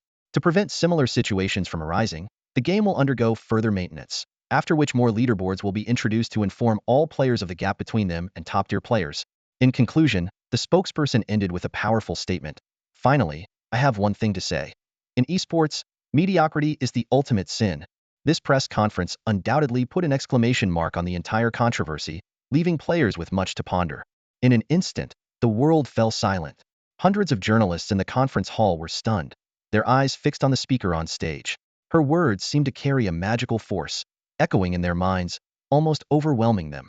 This was completely contrary to their expectations. There was no call for fairness, no condemnatory statements, no penalties, and no threats of legal action. Instead, several clubs were publicly ridiculed, humiliated under the global spotlight, their reputations bruised and battered. Who would dare to question now? The documents and evidence left no room for doubt. entirely ruling out the possibility of Li Mu being an insider. As for the accusations of cheating or exploiting bugs, they now seemed utterly ridiculous. Would Shindai Culture really spend billions just to protect Li Mu's reputation? Clearly not. They dared to offer such an astonishing reward because they had absolute confidence in their system. It was a bold declaration to everyone. Li Mu was definitely not cheating. If anyone doubted, they were welcome to search for loopholes, with fame and fortune as their reward if successful. Such confidence was truly formidable. The speaker continued, "There will be no QA session in this press conference. Additionally, I would like to remind everyone that news should be based on facts, not fabricated stories. If any media outlet attempts to gain attention through exaggerated or inaccurate reports, we will not hesitate to take legal action to protect the rights of every player." The journalists exchanged glances, thinking to themselves, wow, Shindai Culture is really going all out. Not only have they hit the clubs hard, but they've also taken a swipe at the media. However, upon reflection, this made sense. As a globally popular top-tier game, Genesis Chronicles didn't need extreme measures to attract attention. This controversy brought no benefit to Shindai Culture and only tired the company out. Mishandling could severely damage the company's image, a huge loss for Shindai Culture. In the long run, protecting player interests is far more crucial than club interests. Shindai Culture understood this well. The game's vitality lies with the players, not the clubs. This press conference is now concluded. Thank you for your participation. Shindai Culture gave the journalists no time to react, promptly ending the session. Hundreds of journalists looked at each other in confusion, slowly making their way out of the venue. As they looked up, the dim sky began to show hints of light, signaling the end of the long night and the approach of dawn. A thought surfaced in many of their minds. Change is coming. This was their journalistic instinct at work. Meanwhile, Lu Ningqing sat motionless in his chair like a statue, his eyes vacant, the early morning light stinging his eyes. He knew full well that he had lost completely. Even with capital backing, Tianwan was just a club insignificant compared to a giant like Shindai Culture. It's over. Lu Ningqing forced out these words. As someone in the esports circle, he knew all too well the devastating impact of the phrase, being bad is the original sin. It was akin to a death sentence. A club's ultimate goal is profit, requiring skilled players to attract attention and achieve success. For ordinary players, being less skilled is no big deal. It's just entertainment. But for esports professionals, skill is their foundation. They must excel. Without talent, they should step aside for promising newcomers. The sound of footsteps echoed on the floor, and Lu Ningqing realized his future was sealed. Lu Ningqing, as the leader, not only have you failed to guide the club to prosperity, but you have also engaged in defamation and humiliation, tarnishing Tianwen's reputation. It's one thing to lack ability, but your character is equally poor. The board has unanimously decided to remove you from your position and revoke all benefits provided by the club. Due to your defamatory actions, the club will hand you over to the relevant authorities for investigation. Good luck. Good luck? Lu Ningqing stood abruptly, his eyes bloodshot, shouting, I've done all the dirty work for the club, and now you're discarding me like this? Aren't you afraid I'll expose all your illegal operations? Lu Ningqing, I advise you to watch your words. Everything is being recorded. Every word you say will be used as evidence against you. Fine. Ruthless. You've got guts. Lu Ningqing growled through clenched teeth, his eyes filled with regret. He finally remembered what Li Mu had said when he left Tianwan. The esports industry had strayed off course, mired in gray areas, and the young esports players were no match for the club executives, becoming mere tools for profit. Instead of having your dreams shattered by reality, it's better to extinguish them yourself. It's less painful that way. That's all I have to say. Goodbye. Lu Ningqing stood in the empty room, clutching a crumpled resignation letter. As he recalled the moment he uttered those words, a harsh truth dawned on him. He had always been nothing more than a puppet, manipulated by unseen hands. On stage, he performed tricks to amuse others, while behind the scenes, invisible strings controlled his every move. Freedom and dignity were nothing but laughable illusions for him. Lu Ningqing looked down at his hands that had committed grave crimes and were destined to spend the rest of his life behind bars. His actions had sealed his fate, leaving no room for a future. Yet, this storm wasn't confined to Tianwan Club alone. The entire esports community was swept up as if by a hurricane. Wang Yu of Tiandi and other clubs involved in the joint letter underwent drastic changes overnight. Leaders of these clubs were replaced like chess pieces moved by an invisible hand. But this was far from over. It was as if the clubs were competing to see who could hold a press conference the fastest, publicly apologizing to Li Mu. They rushed to propose compensation plans, hoping to earn his forgiveness. This chain reaction unfolded like a row of dominoes, leaving onlookers dizzy. The tide of online opinion swiftly shifted. Netizens who once criticized Li Mu now turned their attacks on the official accounts of the clubs. This frenzy seemed endless, driven by a need to vent their insatiable desire for destruction. caring little for who the real victor was. On the surface, it seemed the storm had subsided. Yet, at the eye of the storm, Li Mu remained silent, as if untouched by the chaos. But was it really that simple? The answer is yes. The reason is surprisingly simple. Li Mu was too powerful. His strength was like a towering mountain, unshaken by any storm. Even when he declined Shindai Culture's offer, the clubs were powerless. In reality, Li Mu had a formidable family background as support. In the game, he possessed nearly unbeatable prowess. In the face of absolute strength, any schemes appeared laughable. The strong need not speak much. Their mere presence commands respect and submission. After handling affairs in Mufeng territory, Li Mu planned to take a break from the game. Just then, Lexia gently grabbed his arm and whispered in his ear, "Master Kanghan, I haven't experienced an embrace yet. Would you like to try?" "First embrace? You want to turn me into a vampire?" Li Mu asked in astonishment, his eyes widening. Lisha smiled and explained, "Don't worry, Lord Songhan. The first embrace is indeed a ritual where a vampire transforms a human into one of their kind, but it's not set in stone. Traditionally, a new vampire would be bound to their creator, much like a servant in ancient times. However, the contract between us will protect you." Li Mu nodded thoughtfully, his brow slightly furrowed. "So, what effects will the first embrace have on me?" "The effects won't exceed our contract," Lisha explained, "but it will grant you greater strength without altering your constitution. If you encounter a more powerful bloodline in the future, you can always make a change." Li Mu's eyes lit up with excitement. "Then what are we waiting for?" "I'm ready," he exclaimed, eagerly tilting his head back to expose his neck. Lisha gracefully lunged towards Li Mu, baring her sharp fangs. She carefully bit into his neck, choosing the side opposite to before. As Li Mu felt his blood being drawn, a surge of intense warmth flooded through his body from the wound. It was akin to being doused with hot water from head to toe on a frigid snowy plain, leaving his entire body ablaze with heat. Even after Lisha withdrew, the sensation of warmth lingered for a long while. Eventually, the heat subsided, lying dormant within Li Mu. "Lord Songhan," Lisha playfully remarked, "every time you use your powers, you'll deplete some blood, so you'll need to visit me regularly for a refill. Consider yourself my long-term meal ticket." Li Mu raised his hand, feeling the newfound power coursing through him. He opened his personal attributes panel to scrutinize the changes. When he saw his stats, he was taken aback. "So, I really am this strong?" Li Mu murmured to himself, his eyes sparkling with surprise and anticipation. Li Mu logged out of the game and stepped out of the gaming pod, feeling remarkably refreshed. As he pondered his next move, Li Shiyu briskly entered the room. "Muge, are you going to rest?" Li Shiyu asked, her voice tinged with concern. Li Mu shook his head. "No, I'm not tired at all. I just need a change of pace." "That's perfect because I have some updates for you," Li Shiyu said, her expression turning serious. The two of them moved to the living room and sat facing each other. Li Shiyu immediately switched to work mode and began reporting the information she had gathered. "All the clubs that applied for arbitration have apologized and offered compensation through various channels, hoping to gain your forgiveness," she said with a steady and organized tone. "The clubs have undergone extensive internal restructuring, replacing members. Lu Ningqing and Wang Yu have been sent to the relevant authorities for investigation." Li Shiyu continued, "The media have also spoken out, criticizing the dark side of the esports industry. Relevant departments have intervened, and it's expected that a significant number of clubs will be shut down." She paused for a moment, then added, "Public opinion online has taken a complete 180. The clubs involved in the arbitration have faced intense backlash, while your illustrious history has been widely shared. Many players now refer to you as Mu Shan, and fan clubs are sprouting up like mushrooms after a rain." After listening, Li Mu thoughtfully stroked his chin and asked, "Have any of the clubs provided specific compensation plans?" "Not yet," Li Shiyu replied, shaking her head. Hearing this, Li Mu sneered.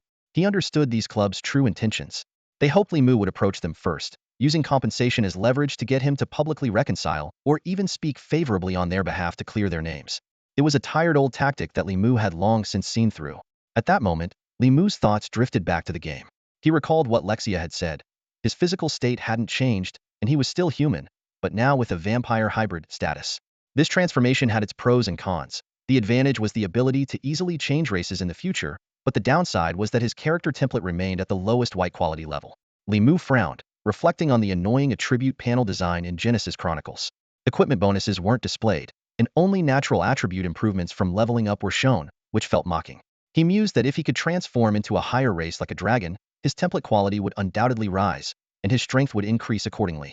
However, what excited Li Mu the most was the newly acquired special skill Praise of Blood. This skill not only provided 50 points of fixed damage, but, more importantly, offered a critical hit bonus against bleeding enemies. Li Mu had already envisioned a new strategy: inflict a bleeding status on enemies first, then unleash a barrage of attacks, each one a critical hit, effectively doubling the damage. With this thought, a confident smile crept onto Li Mu's face. With this skill combined with the Artemis longbow, his combat power would surely experience a qualitative leap.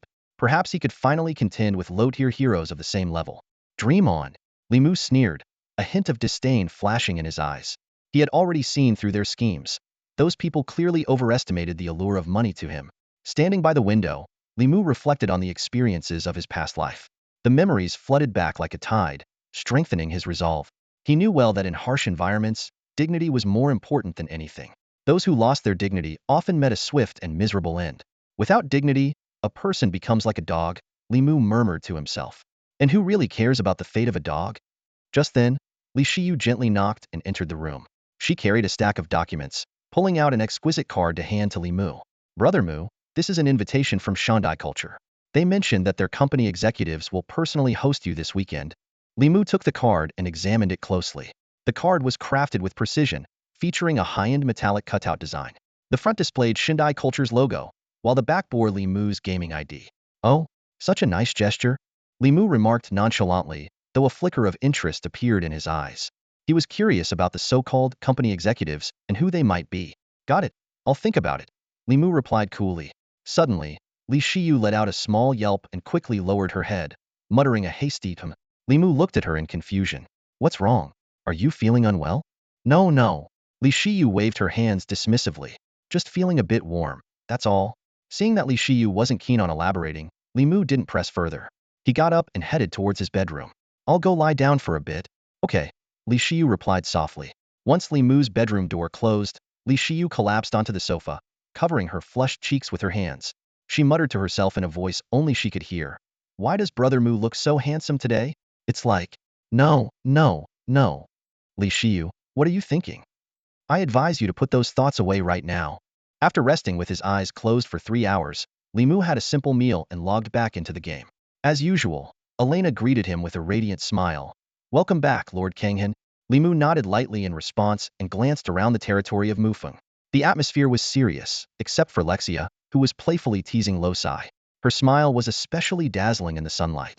Losai sat on Lexia's palm, looking rather annoyed, having clearly been the subject of her teasing. Suddenly, Losai spotted Li Mu, flapped her wings, and flew over to cling tightly to his collar. Lexia followed with a mischievous grin. Li Mu sighed. Are you that bored, bullying this little cutie? Lexia shrugged. I'm teasing her because she's so adorable. Besides, I wasn't bullying her, just playing a bit. Losai chirped indignantly from Li Mu's shoulder. Humph, I don't want to play with her. She called me an idiot. People who call others idiots are the real idiots. Idiot, idiot, idiot. Lexia spread her hands. See? She's still full of energy. Li Mu chuckled. Losai was quite popular in the territory, especially adored by Helve. It's normal for heroes to have their favorites. Familiarity grows with time, while less interaction can lead to unfamiliarity. After inspecting the territory, Li Mu found that everything was ready. He climbed up a basic defense tower, awaiting the siege to commence. At noon, a haunting horn sounded. Li Mu saw a green tide surging over the horizon, the wood elf army. He pondered the composition and command of the enemy forces. Evelyn was the first to react, soaring gracefully over the territory. Lilith transformed into a blood-red giant spider, guarding the rear. Vinny and Helve took the left flank, while Elsa and Bina defended the right. All heroes and ordinary troops were on high alert, the tension of impending battle thick in the air. Li Mu felt his blood boil. This was his first time facing such a large-scale enemy force hidden. Lexia volunteered to guard the front, stepping elegantly out of the defense tower, each step radiating a red glow, like a queen surveying her realm. The second horn sounded, and a sky full of arrows rained down. Evelyn unfurled a magical barrier, while Lexia waved her hand, slicing through the arrows, effortlessly neutralizing the initial assault. Through the eye of truth, Li Mu spotted 7th tier druid warriors among the enemy ranks. He immediately commanded, Nether Shadow Wolves, prioritize assassinating the enemy druids. Nearly 1,000 forest wolves charged out, with the Nether Shadow Wolves hidden among them. Lexia was visibly displeased by the low-tier elf's provocation. Under Li Mu's watchful eyes, she charged into the enemy lines, as if ready to unleash a one-woman rampage. As Li Mu anticipated, Lexia transformed into a streak of blood-red light and charged directly at the army of wood elves. In an instant, The crimson brilliance erupted at the heart of the enemy formation, accompanied by the panicked cries of the wood elves echoing across the battlefield. From a distance, Leixia could be seen clad in blood-red armor, her slender hands as sharp as blades, with crimson energy flowing between her fingers, serving as her most formidable weapon. With a light swing of her arm, the blood blossoms transformed into countless raindrop-like projectiles, raining down upon the enemy. Boom, boom, boom. The blood blossoms exploded violently, felling swathes of wood elves instantly. Leixia frowned slightly, seemingly dissatisfied with the results. She shouted, "Descend, Crimson Moon!" Immediately, a blood-red moon eerily appeared in the daytime sky, its scarlet light enveloping the entire battlefield. Boom, boom, boom. A terrifying scene unfolded. The wood elves, touched by the moonlight, exploded into vibrant blood mist, spreading like fireworks. Li Mu watched with adrenaline pumping, admitting that Leixia's combat style was both extravagant and dazzling. In just 2 moves, over 1,000 wood elves had perished, leaving a large open space around her, with the intense scent of blood wafting across the battlefield. Meanwhile, in the other 3 directions, wood elves launched fierce attacks under the leadership of druid warriors. Lilith leapt into action, charging into the enemy ranks like Leixia. Although not as powerful as Leixia, her level 18 status made her a formidable force. Her 8 long legs swung like scythes, able to cut down large swaths of enemies in a single sweep. Her 8 ruby-like spider eyes filled with terrifying killing intent. Elsa and Bayana wreaked havoc among the wood elves, leveraging their physical and mount advantages. Elsa's coordination with the water elemental spirit was seamless, creating an excellent control effect with ice and water. In contrast, Winnie and Helf's combination appeared slightly strained. Winnie's petite frame was almost lost among the enemy, but her giant sword swung relentlessly, each strike sending dozens of wood elves flying. Helf cast supportive spells and precisely sniped any stragglers with her bow. Crucially, they had aerial support from Yuanlin. This dragon appeared like a mobile artillery piece hovering in the air, ready to support weak points at any moment. Her dragon breath and draconic magic covered a wide range and had a long reach, allowing rapid reinforcement wherever needed. When Winnie revealed a gap in her defense, Yuanlin immediately unleashed a dragon breath, instantly disintegrating the druid warrior charging at Winnie. In the early stages of the battle, Li Mu's side held a clear advantage, but this was just the beginning. The sheer number of 10,000 wood elves was overwhelming, and even if the heroes stood still allowing them to be slaughtered, it would take a considerable amount of time. Moreover, the heroes would tire and need rest. This was destined to be a prolonged battle. After 20 minutes, Winnie and Helf were the first to withdraw for a break, with the Wind Guard filling the gap. As the battle line stretched, the wood elves finally moved into the range of the primary defense towers. Thunk, thunk, thunk. All the ballistae fired simultaneously, a barrage of arrows whistling through the air, turning many wood elves into pincushions. Another 15 minutes passed, and Elsa and Bayana also retreated to rest, while Winnie and Helf rejoined the fray. From the tower, Li Mu could clearly sense the fatigue among his heroes. Even the usually energetic Yuanlin showed signs of weariness. The standout performer was undoubtedly the Blood Princess Leixia. Not only did she show no signs of fatigue, but she seemed to grow more vigorous with each battle. With the blessing of the blooming blood, her health and attack power reached astonishing levels. Li Mu even noticed that a casual strike from her could cause the very air to ripple slightly. Her formidable presence dominated the battlefield, forcing the wood elves to contract their lines and concentrate their forces in an attempt to eliminate this greatest threat first. Little did they know, this played right into Li Mu's hands. Because apart from the front defended by Leixia, the other 3 directions had begun to show some vulnerabilities, with significant defensive pressure. Now, the wood elves' decision to tighten their lines inadvertently provided Li Mu's side with a much-needed respite. But there was nothing else that could be done. Li Mu thought to himself. Even if he were in the enemy commander's shoes, he would have made the same choice. With Leixia's unstoppable assault like a raging flood, there was no effective way to counter it. On the battlefield, Leixia was single-handedly tearing through the front lines. The wood elves around her were few, and the druid warriors were in a dire state. They were completely wiped out shortly after the battle began, not even understanding what had happened. Why were the third-tier forest wolves so ferocious and brutal, killing them with a single blow? They would never know that all of this was the work of the shadow wolves. As Li Mu was absorbed in analyzing the battle, a system alert suddenly flashed. Attention, player. Another player is attempting to invade your territory. Please expel them immediately. This unexpected warning caught Li Mu off guard. He quickly checked the map and indeed found a small red dot hidden in a secluded corner, slowly creeping towards his territory behind the wood elf army. Strange, why isn't he being attacked by the wood elves? Li Mu wondered. This intruder, capable of sneaking behind the wood elves unnoticed, clearly had some skills. Without further thought, Li Mu decisively jumped down from the tower. With Evelyn in control of the overall situation, he no longer needed to worry about the battlefield. Now, Li Mu was eager to personally test the new power he had gained from Lei Xia. Watching his hero on the battlefield display such prowess, he couldn't resist the urge to join the fray himself. Accompanied by Audrey and Monica, Li Mu declined Elsa's offer to escort him and quietly made his way towards the Red Dot.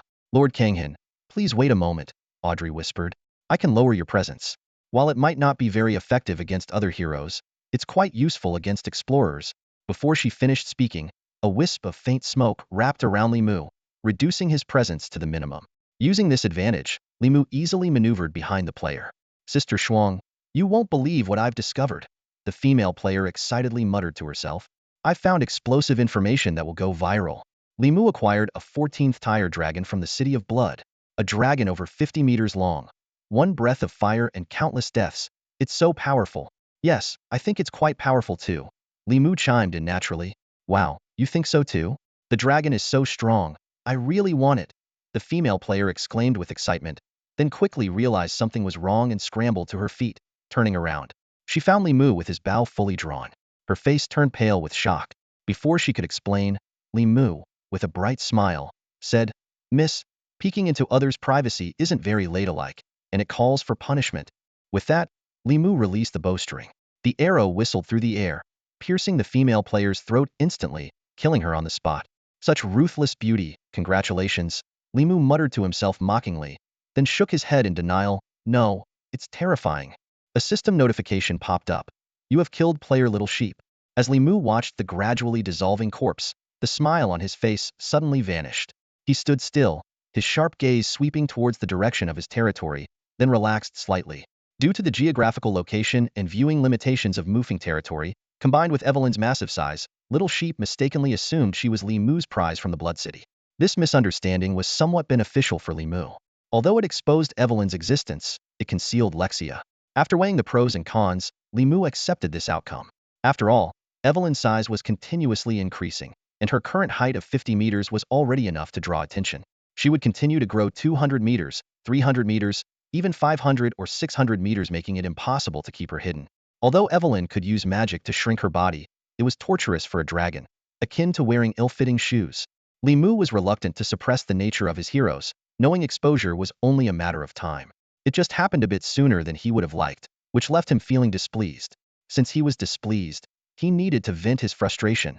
A cold glint flashed in Li Mu's eyes as he sentenced Little Sheep to a cruel death. He didn't hesitate just because his opponent was a female player. In the Chronicles of Creation, life and death are the only boundaries. If Little Sheep wasn't dealt with promptly, it wouldn't just be Evelyn that was exposed. More crucially, the secrets of the Morris Forest would be leaked. This remote yet resource-rich forest now appeared on the radar of all players, inevitably drawing widespread attention. Li Mu's desire to monopolize the forest's resources had become much more challenging. A thief is not to be feared, but a thief who covets is, Li Mu thought, his killing intent growing stronger. Unfortunately, he lacked any tracking tools, which he found regrettable. He bent down to pick up a few coins dropped by Little Sheep and turned back towards Mufeng territory. His frugal habits wouldn't allow him to waste even a single coin. Ascending the tower once more, Li Mu was again struck by the breathtaking scene before him. Lexia was like a blooming red spider lily, her blood-red petals dancing in the wind, exuding a deadly allure. Vast amounts of blood pooled into an ocean around her. Whenever a wood elf approached, the sea of blood would lash out with a blood whip, easily piercing the enemy and draining their blood, leaving only desiccated corpses behind. Surveying the battlefield, there were few living beings left. The once mighty army of 100,000 wood elves had dwindled to a few hundred stubborn resistors. Under Li Mu's watchful eyes, Lexia effortlessly dispatched the last of the foes, concluding the nearly 2-hour-long battle of attrition. The system issued 3 consecutive notifications, announcing Li Mu's overwhelming victory. 1. Successfully defended the territory, held out for 4 hours, and the Wood Elves abandoned their pursuit of the Artemis longbow. 2. Received an extra reward of 6,000 reputation points, 50,000 gold coins, and earned the special achievement Elf Butcher. 3. Due to having an elven hero under his command, his friendship level with the elves remained unchanged. Subsequently, another system prompt appeared. Reputation points have reached the requirement for a title upgrade. Would you like to consume all reputation points to advance to Viscount? Without hesitation, Li Mu chose yes. The system immediately announced his successful promotion to Viscount, gaining more recognition and 2 additional territories. This timely promotion brought a smile to Li Mu's face. Although he already owned 3 territories, who would complain about having more? As the saying goes, a cunning rabbit has 3 burrows, and having an extra territory meant an extra chance of survival. Each territory could house a hall of heroes, and while their effects didn't stack, they served as backups. For instance, if the bronze-level Hall of Heroes in Mufeng territory was destroyed, the black iron-level hall in Flower Demon Fort would automatically take over. This way, during resource shortages, upgrading the Hall of Heroes in just one territory would allow everyone to benefit from its bonuses. The halls in other territories could remain at black iron level, ready to revive players and heroes in times of crisis. If resources are abundant, upgrading multiple halls of valor is definitely worthwhile. Li Mu mused over the idea, imagining a scenario where if one hall was destroyed, another of the same level would seamlessly take its place. This smooth transition would maintain full combat strength, which he found incredibly satisfying. Of course, this luxurious approach is suited for big players. Regular players should focus their resources wisely and just upgrade one hall diligently. With 2 new slots available, Li Mu began seriously considering the location for his next territory. He recalled experiences from his past life while carefully examining the 3 system notifications before him. The first was a simple notice, nothing noteworthy. The second, however, piqued his interest. Had already spent 6,000 prestige points, and the 50,000 gold reward was quite substantial. But what truly caught Li Mu's attention was the special achievement, Elf Butcher. Elf Butcher. When enemy units are from the elf race, all allied units gain 20 attack power and 1 morale. Li Mu murmured the effect to himself, a smile forming at the corners of his mouth. This boost was quite significant for heroes and even more so for regular troops, providing a notable increase in combat effectiveness. The additional 1 morale, though seemingly minor, could make a crucial difference at key moments. The third notification was about changes in favorability, which Li Mu generally didn't care much about, so he skimmed over it. Next, Li Mu meticulously reviewed the battle losses. 3 basic defense towers were destroyed, 600 forest wolves and 1,204 centaur warriors were killed, and 165 windguard were damaged, with the harpies completely wiped out. The water elementals and shadow wolves, however, remained unscathed. Looking at this casualty report, Li Mu breathed a sigh of relief. Considering the fierce battle they had just endured, these losses were negligible, as most of the fallen were lower-tier, more expendable units. Just as Li Mu relaxed, a deafening roar suddenly erupted, making him jump. He quickly looked up, meeting the gaze of Leixia. The source of the noise was the blood sea around her, which had lost control and crashed down. Li Mu focused on Leixia's vivid red lips, almost hearing her silent plea. Master Kanghan, I'm hungry. Li Mu had just grasped Leixia's intentions when she suddenly appeared before him. Her aura was completely restored, with no trace of bloodiness about her. If one hadn't witnessed the sea of corpses behind her, it would be hard to imagine that this noble and elegant woman was a formidable, bloodthirsty warrior. Perplexed, Li Mu asked, didn't you just absorb a lot of blood? How can you still be hungry? After all, most of the 100,000 wood elves fell by her hand, and such an abundance of blood could form a small sea. Leixia paused, then smiled slyly, leaning close to Li Mu's ear to whisper, Lord Songhan, do you really not know? Or are you teasing me? Li Mu looked confused. Know what? He shrugged helplessly.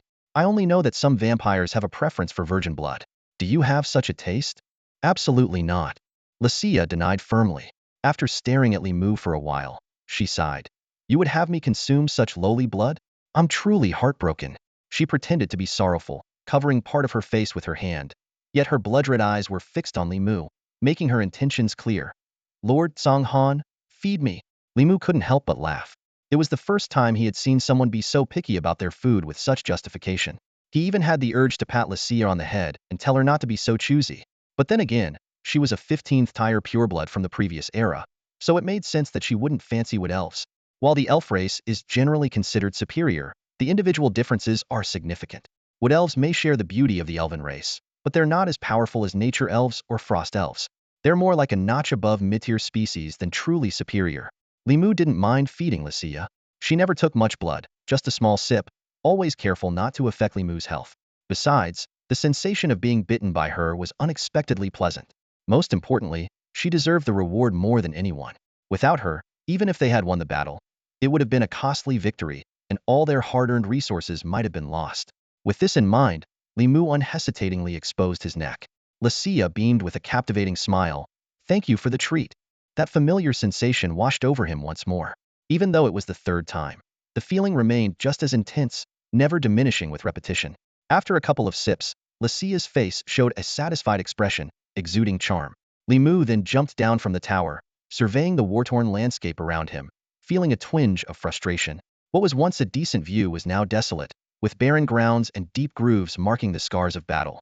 Although the system would automatically clear the bodies and the bloodstains would soon fade, it would take a long time to restore the original scenery.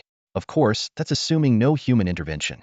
Elena, Li Mu instructed his adjutant beside him, gather some flower fairies to revamp the area around Mufeng territory.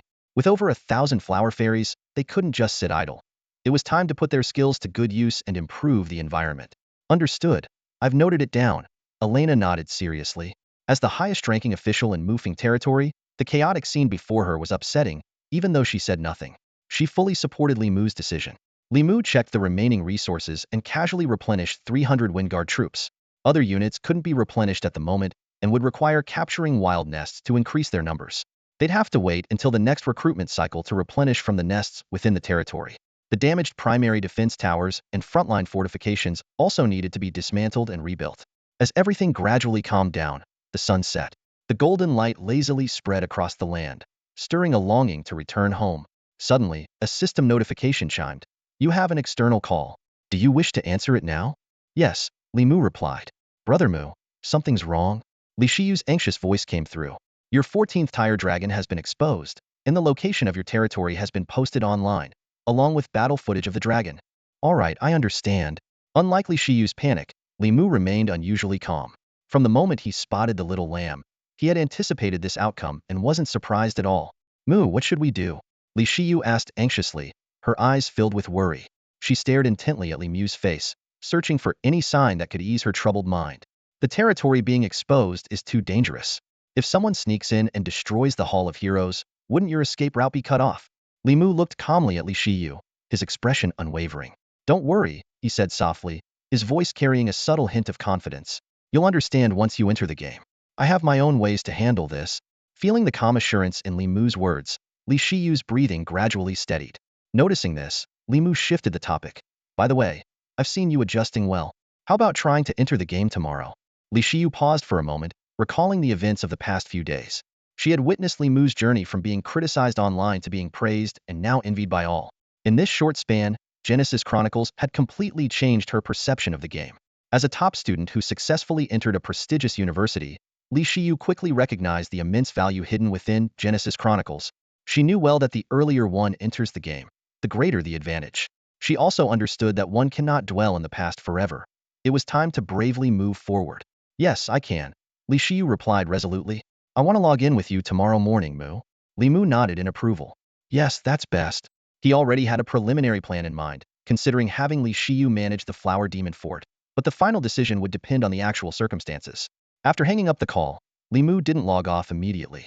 He began contemplating how to prevent other players from entering the Morris Forest to protect its rich resources. After careful consideration, Li Mu focused on two options, the 9th Tire Unicorn or the 6th Tire Pegasus Knight.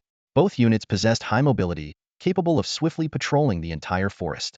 The key was ensuring there were enough wild nests to maintain a sufficient scale for this task. Just as Li Mu was about to make a decision, Helve approached him, her face unusually tinged with a hint of shyness, a look that caught Li Mu's attention. Lord Kanghan, does what you said before still hold? Herfu suddenly asked, her eyes sparkling with anticipation. Li Mu paused for a moment, his mind racing to recall the promise she was referring to. Although he couldn't remember immediately, he nodded confidently, saying, of course, it does. In his view, a promise is a promise, valid at any time and place. Upon receiving his affirmation, Herfu's face lit up with a radiant smile. She looked directly into Li Mu's eyes and said, Lord Kanghan, I would like 10 Nether Shadow Wolves as a reward, if that's all right? Hearing the word reward, Li Mu instantly recalled the promise he had set aside due to other matters. He didn't agree right away but cautiously asked, what's your plan for using the Nether Shadow Wolves? If your reasons are valid, I will comply. As the most elite, powerful, and scarce unit under his command, Li Mu understood the significance of the Nether Shadow Wolves. With only 32 in total, Herfu's request for nearly a third of them would certainly increase the risks in battles. Herfu explained, well, the caravans passing through the canyon are getting fewer but stronger. Vini can't handle them alone, and the Centaur warriors and Wood Elves offer too little assistance. We need high-level forces to continue my plundering business. Listening to Herfu describe her plundering endeavors with such grandeur, Li Mu couldn't help but chuckle. With a wave of his hand, he agreed, all right. Not only that, he added, I'll also assign 100 Stormwind guards to you. I hope you have bountiful hauls every day. Herfu's eyes widened in surprise and delight. She didn't expect Li Mu to be so generous and appreciative of her efforts, feeling both satisfied and slightly smug. Thank you for your support. Vini and I won't let you down. We'll target the big merchants. She quickly expressed her gratitude, more determined than ever in her plundering pursuits. Herfu cheerfully skipped over to Vini, eagerly sharing her success.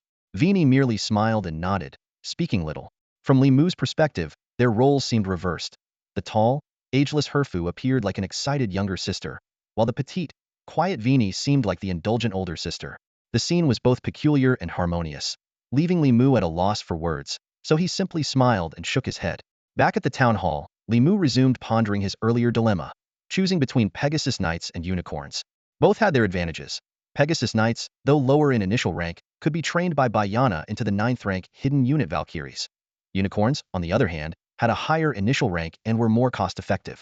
Training a single Valkyrie required 10,000 gold coins, and although Li Mu wasn't short of money, resource management was always wise. Another critical factor was quantity. The Morris Forest had numerous wild unicorn nests, and if he could capture them all, the number of unicorns would be substantial. Li Mu closed his eyes, envisioning the layout of Morris Forest, calculating the approximate number needed for patrols. The result made him wince. At least 600 Pegasus Knights and 300 unicorns were necessary, and the maintenance costs alone were enough to give him a headache. Looking at his gold coins, Li Mu couldn't help but sigh. These days, money really doesn't go far. Despite having over 9 million, spending here and there quickly depleted his funds. No, that large gold mine needs to be captured sooner, Li Mu mused. A large gold mine could yield 10,000 gold coins daily, a tempting prospect. Suddenly, Li Mu snapped out of his thoughts, realizing he had fallen into a trap. Why choose? Having both is the mature decision. On reflection, Pegasus Knights and Unicorns didn't conflict at all. He could have both. Didn't expect I could be so muddled, Li Mu muttered to himself, relieved to have caught this oversight. With no need to choose, his next steps became clear. He just needed to acquire them. Conveniently, he had some knowledge of the locations of both units' nests. As night fell, Li Mu stretched, feeling a bit weary. Having fought through the night and another few hours at midday, the mental strain was significant. Now, as he relaxed, fatigue washed over him. He summoned Elena, gave a few casual instructions, and logged off. Exiting the game pod, he entered the living room, just in time to see Li Shiyu bustling about. Mu, you're done so early today? Li Shiyu asked in surprise. It was the earliest Li Mu had logged off. Li Mu smiled and replied, yeah, feeling a bit tired, and everything's been arranged, so I logged off. By the way, did you finish setting up your game pod? All done. I even tested it this afternoon. Everything's perfect, Li Shiyu replied while cooking, exuding a capable and gentle aura. Meanwhile, Li Mu relaxed like a couch potato, lounging comfortably on the sofa while browsing forums on his phone. He was immediately drawn to a pinned post titled Outrageous. Li Mu's despicable acts exposed. Just from the title, Li Mu couldn't help but laugh. Interesting, truly interesting. What a shame they're not working for UC.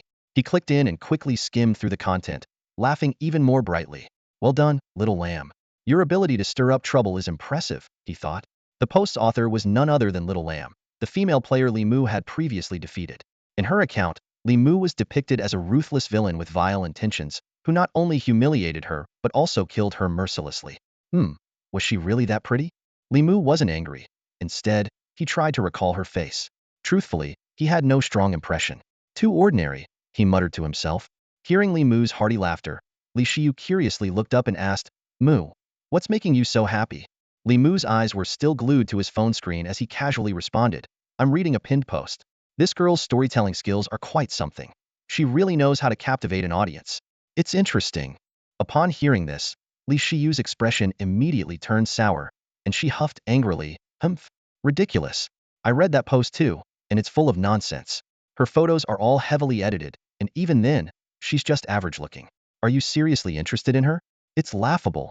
Li Mu raised an eyebrow, his tone teasing, oh, how do you know I'm not interested? What if I am? No way, she's not worthy. Li Shiyu declared firmly, then lowered her head to continue her work. Li Mu didn't notice that Li Shiyu's face was flushed red. She muttered to herself in a voice only she could hear. You wouldn't even look at her, let alone someone so ordinary. Li Shiyu had always been confident about her own looks. She thought to herself, without good looks, how could she have become a well-known streamer? Pure talent? In this superficial society, talent might bring some success, but compared to looks, it's much harder. Being attractive makes money easy to come by if you're willing to make sacrifices. Sacrifices of endurance, sacrifices of the body. The reason Li Shiyu wasn't more popular was that she wasn't willing to make those sacrifices. Otherwise, with her talent and appearance, she would have been a sensation long ago. But she had a strong personality, appearing gentle and shy on the outside but tough on the inside. At first glance, she seemed like a sweet, bashful girl, but that wasn't the case. Her toughness was buried deep within her soul, and it took time to notice. In truth, she and Li Mu were somewhat alike. Li Mu fundamentally disdained mingling with corrupt people, while Li Shiyu's essence was resistance. She couldn't accept darkness and filth and would fight against it in her own way. Of course, human effort is ultimately limited. Man can conquer nature is just a saying. Often, it's not that people win, but that nature doesn't bother with the weak. When she sought Li Mu's help, it was after much internal struggle, a desperate choice when she had no other options. Li Mu ignored Li Shiyu's words, continuing to read the post. According to this self-proclaimed little lamb, she was drawn by the army of wood elves and accidentally stumbled upon Li Mu's territory. She claimed to be a die-hard fan of Li Mu, following him since his university days and witnessing his ups and downs. She was devastated when she heard Li Mu quit the esports scene, crying all night. After discovering Li Mu's territory, she only wanted an autograph or a photo. Unexpectedly, Li Mu allegedly used his superior strength to detain and molest her. Reading this, Li Mu couldn't help but laugh again. Little lamb, please put some effort into your story. Don't you know the system has a gender protection mechanism? Come on, that's lazy storytelling. Thumbs down. Li Mu continued reading, marveling at the writing. These descriptions are something else. Not pursuing a career as a web novelist is such a waste. But after a few more lines, he couldn't help but critique again. This female player was indeed interesting. She described the whole process vividly and provocatively. Those with weaker willpower might even find it quite exciting. After a lengthy emotional narrative, she claimed that in her despair and humiliation, Li Mu shot her with an arrow, killing her on the spot. Unable to bear the insult, she tearfully chose to expose the incident. Brilliant, just brilliant. Li Mu exclaimed with amusement, showing no concern about being the male lead in the story. After reading the main part of the post, Li Mu curiously browsed through the comments.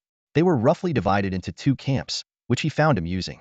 Most of those criticizing Li Mu were men, accusing him of being worse than a beast, enjoying himself and then silencing her. Those defending Li Mu were mostly women, echoing Li Shiyu's sentiments. The more polite ones suggested, "Sister, you overdid the photo editing, didn't you?" The more aggressive ones directly insulted, "Take a look in the mirror. Would Mu be interested in you? Do you even know that Mu's alma mater is famous for its beautiful women? Tons of beautiful women have chased after him. You'd think he'd be interested in you? Stop daydreaming. Ignorance is truly terrifying.